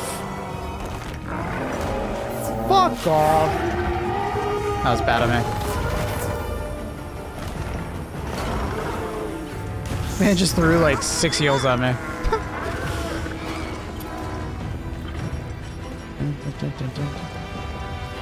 Oh, that's awkward. Better collect this trap.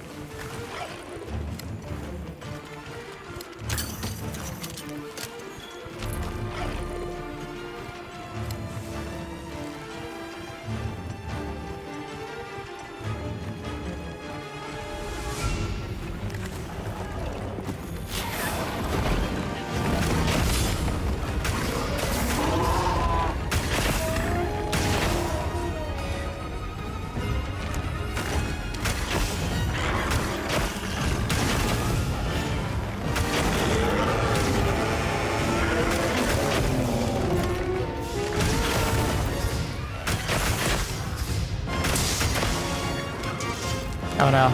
Tail attack?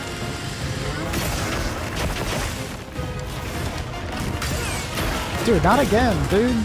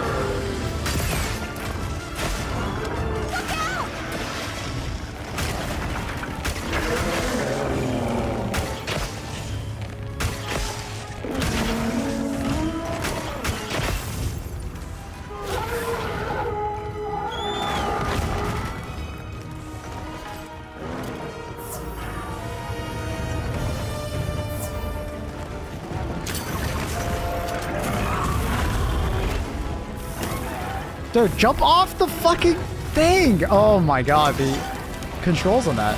Spamming it.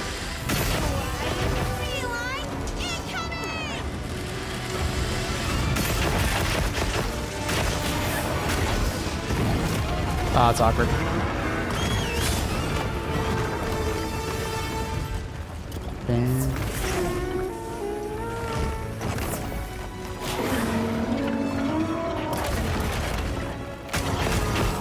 Oh.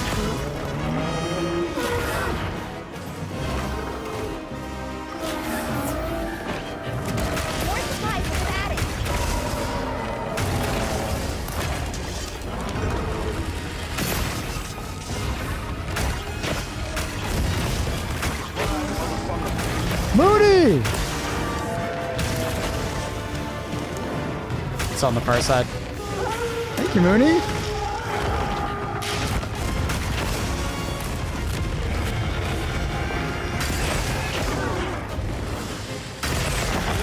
That's so fucking kind, Mooney.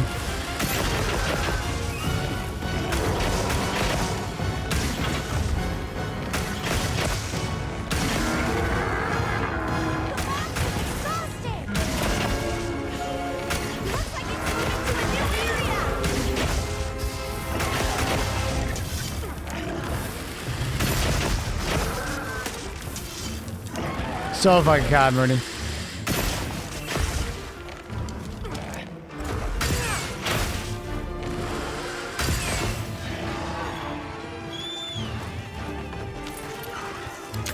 Thank you so much.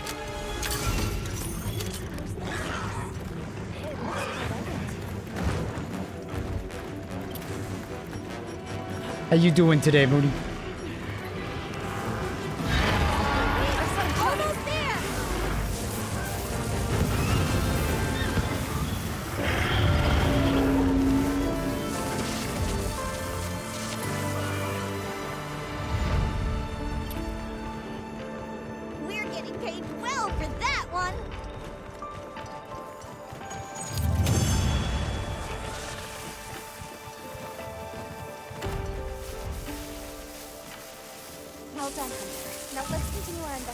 What we get? What we get? Power prolonger, blit, crit draw. Good. No, wait, bad. We don't like crit draw. Never mind. Adrenaline rush. Wait, finally. Isn't adrenaline rush the one we wanted? I think it's the one we've been missing. We haven't gotten it. I think it is. Just finished one Hell Dive difficulty game. It was tiring. I bet. Oh, it was a silver crown. Cool. Mind if I hop on? The Wi-Fi seems to be leaking. Yes. Let's do another one. Another one.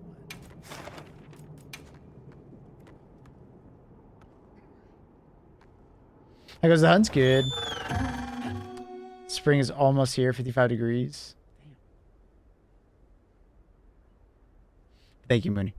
And I'm happy about the Hell Dive. I mean, they're rough. They can be rough, man. But they'll get easier over time. You'll get used to it. They'll get easier, don't worry.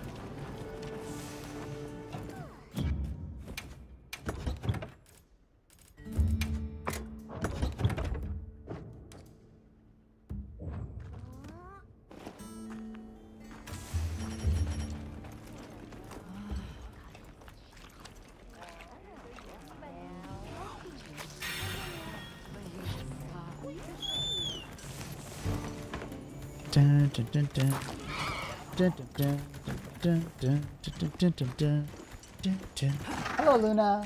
Hi, kitten. You okay, kitten?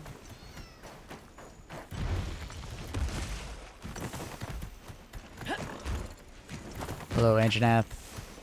Goodbye, Anjanath. Hi, kitten. What's wrong, little girl? Hi, kitten. Wow, what a view! I think this time I'll just go immediately for the blast coating.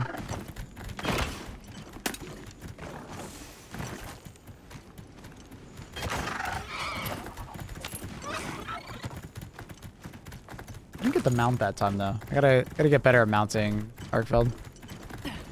There! That's our target! Hi, Luna.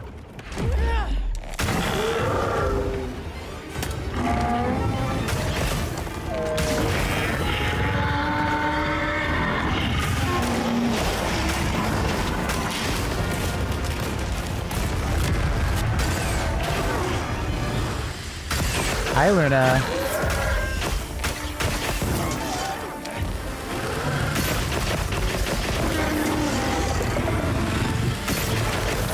Oh shit, I thought he was just yelling.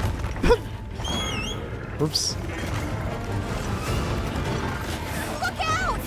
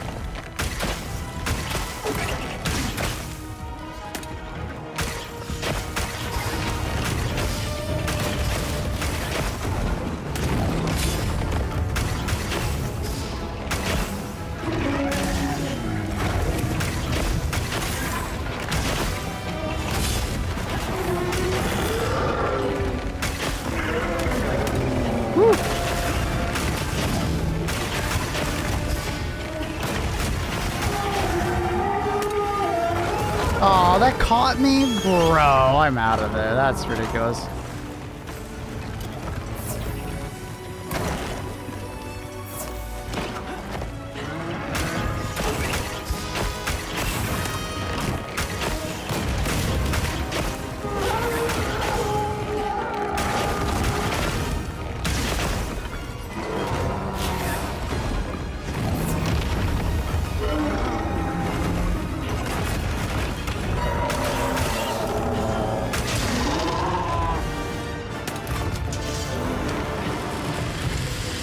Aww. I was like, why is he taking so long to turn around? Oh, it turns out he's fucking with me. How do you access your Sacred's pouch on controller? On mouse and keyboard, I know it's N. I'm not sure what it is on controller.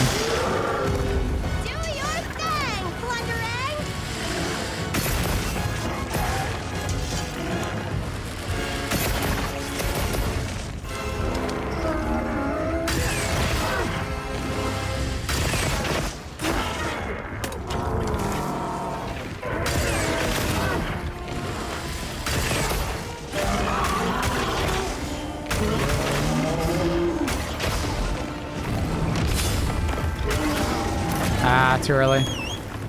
I was ready for the fucking attack. I just did too early.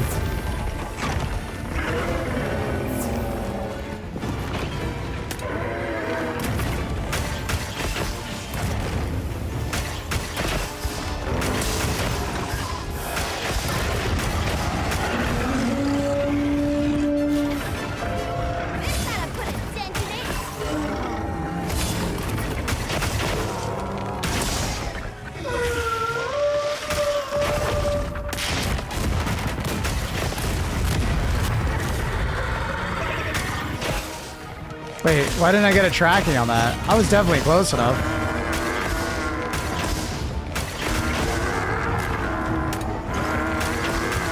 Why is this man just fucking screaming at me? Oh, he's leaving. Okay, that's fine.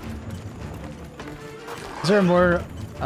Is the major order option 2 of yours still stuck at 2? I believe we're failing, so that's why it's only at 2. We need to actually prevent the invasion. Just because they didn't get the planet doesn't mean anything.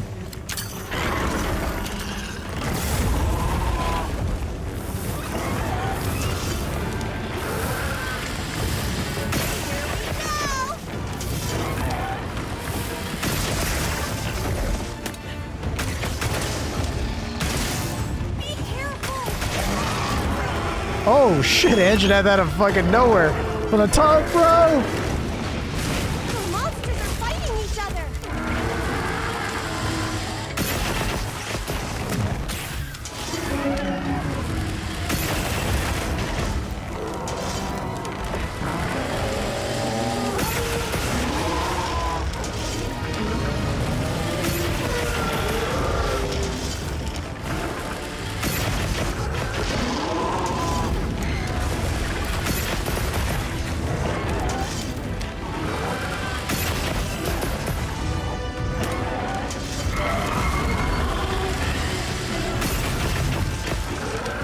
Internet coming in crutch, man.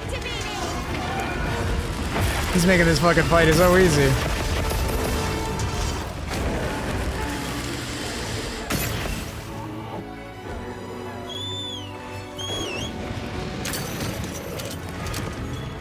Why is hit detection so often in Monster Hunter games? What's off about it?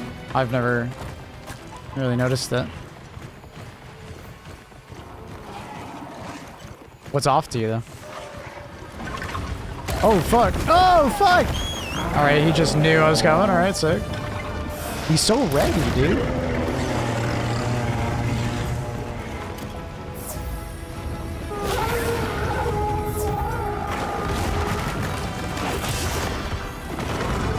The boulder you knocked down at the beginning or whatever it was.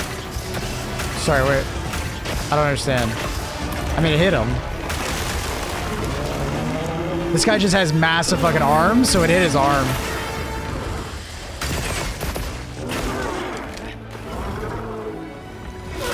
It knocked behind the monster and it hit him.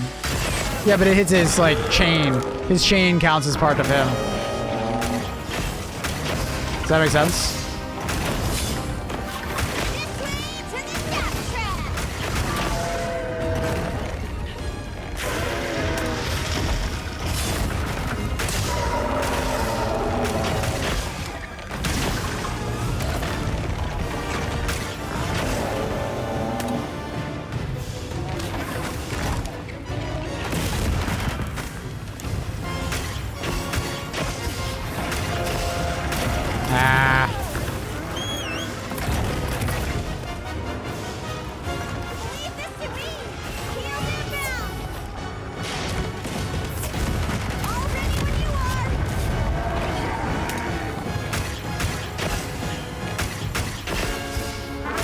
Trying to get him to stand on this fucking trap. He's stepping around it. He's so smart. Dude, how the fuck are you so smart to get around it?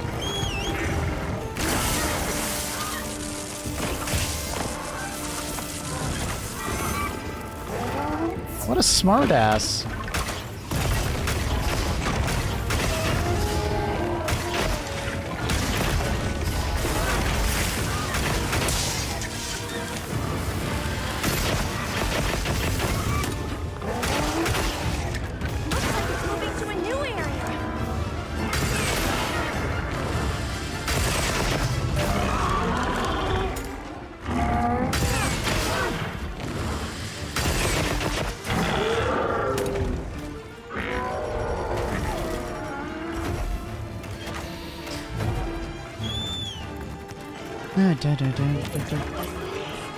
Yeah, so basically his chains and his wings, if they get hit as well, it counts as him getting hit. So I think that's what it looked off because of that. What's the second weapon? I just have a second bow. Different element. I swap between it depending on the fight. I'm a one trick.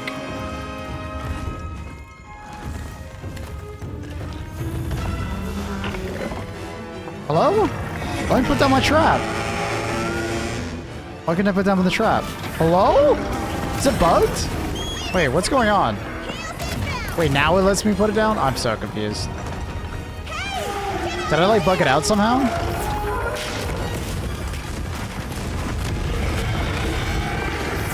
Let me put it down! What? Is it because of this like weird terrain? What is wrong with that terrain over there? Huh? It's so weird. What's wrong with that fucking area? You can't put a trap up there? Let's study this. So this spot, can't put trap. Couldn't put a trap, couldn't put a trap. Still can't put a trap. Still can't put a trap. Still can't put a trap? Why?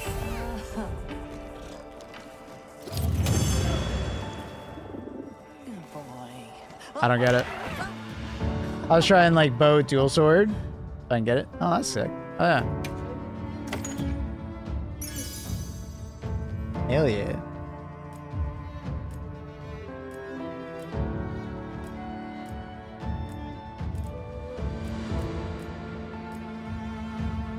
Dun, dun, dun, dun. Master's touch. The fuck? That doesn't sound right.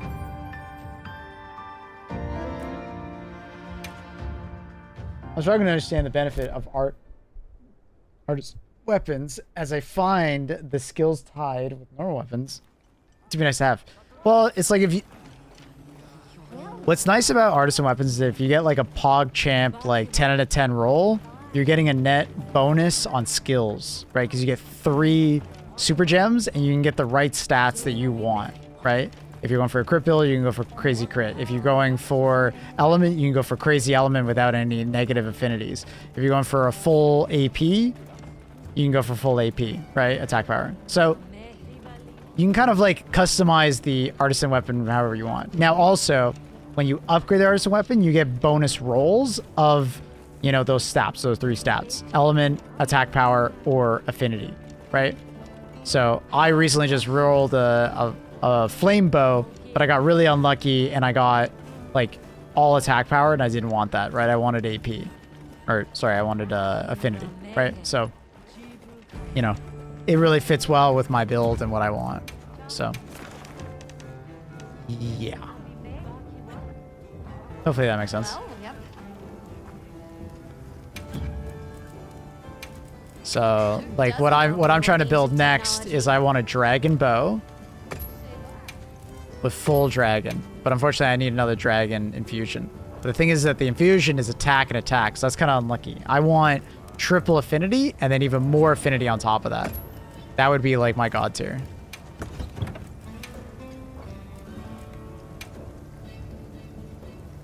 But you're not always lucky enough to get what you want, you know?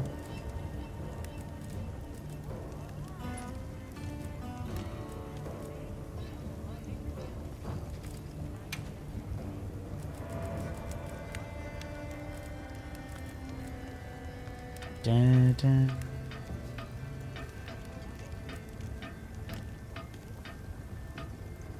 Dun, dun.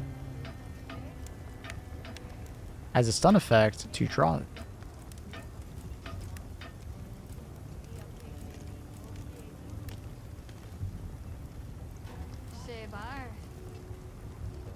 I like the idea of this one. I just don't feel like it's very good.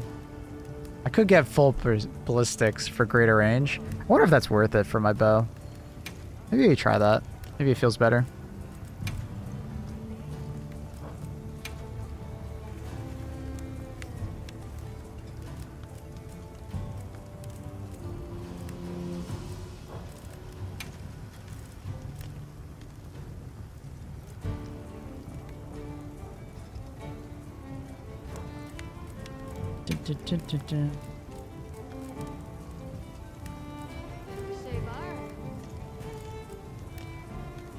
What's the perk that I was wanting to try out? I think I need Adrenaline Rush. That's the one I want, and I just haven't gotten it.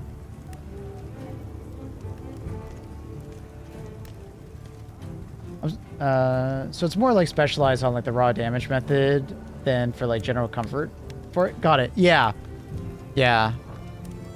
You're like specifically building a bow for a specific type of gameplay, essentially, right? Or a particular build. It's not like an all-arounder.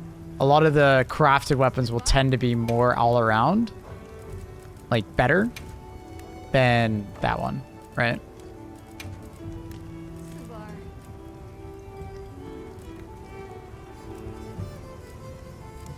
So, hopefully that makes sense.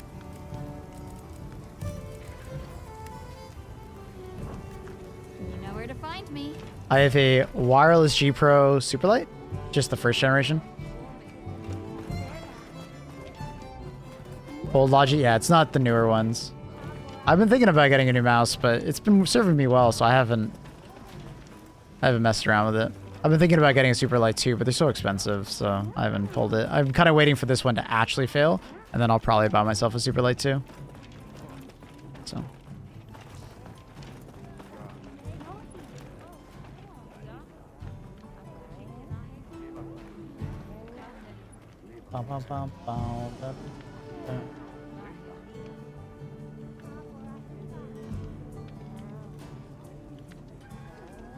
What's this?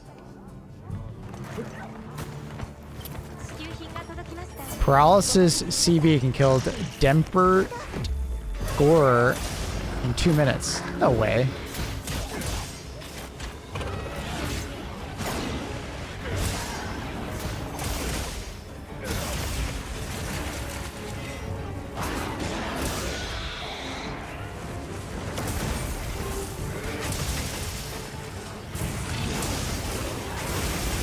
It's pretty good damage to start off, dude.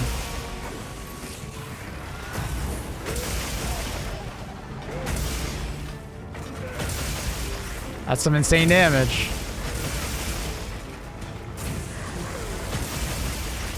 Has he even gotten a paralysis proc yet?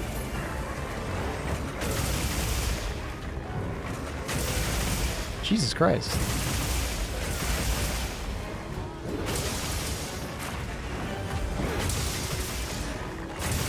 There he goes. I think, is that his first paralysis proc?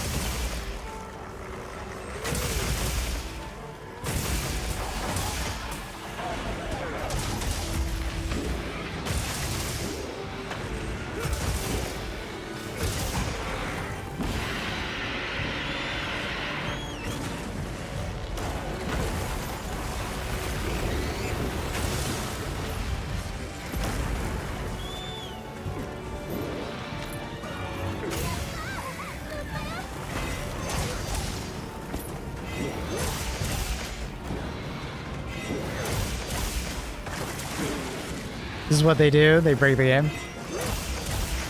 It's nuts.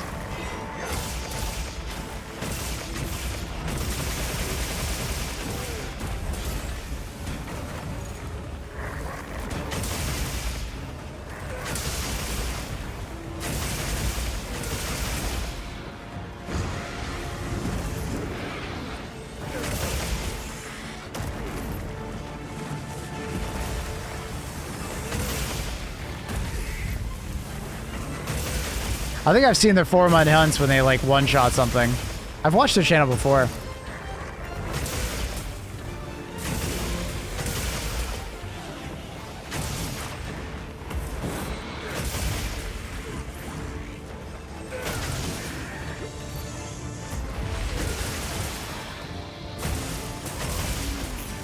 That's insane. Didn't even go for the trap or anything. Dude's like, fuck it. Just kill. That's wild.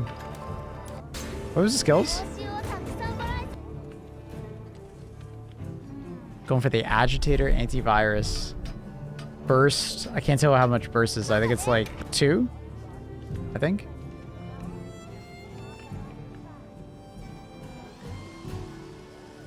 Gore 2 set.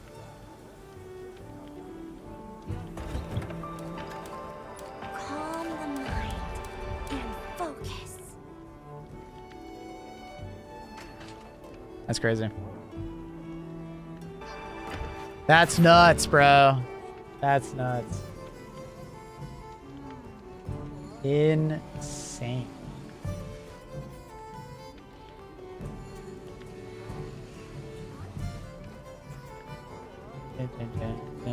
Anyways, I'm gonna call it there, chat. We'll be back on tomorrow with some Helldivers and Monster Hunter. Much love. Have a great morning, evening, afternoon, night. I'm just starving. I'm actually starving IRL, so I'm gonna go eat. Much love. GG's. Have a great morning, evening, afternoon, night. And thank you for watching. Bye, everybody. Peace. Bye.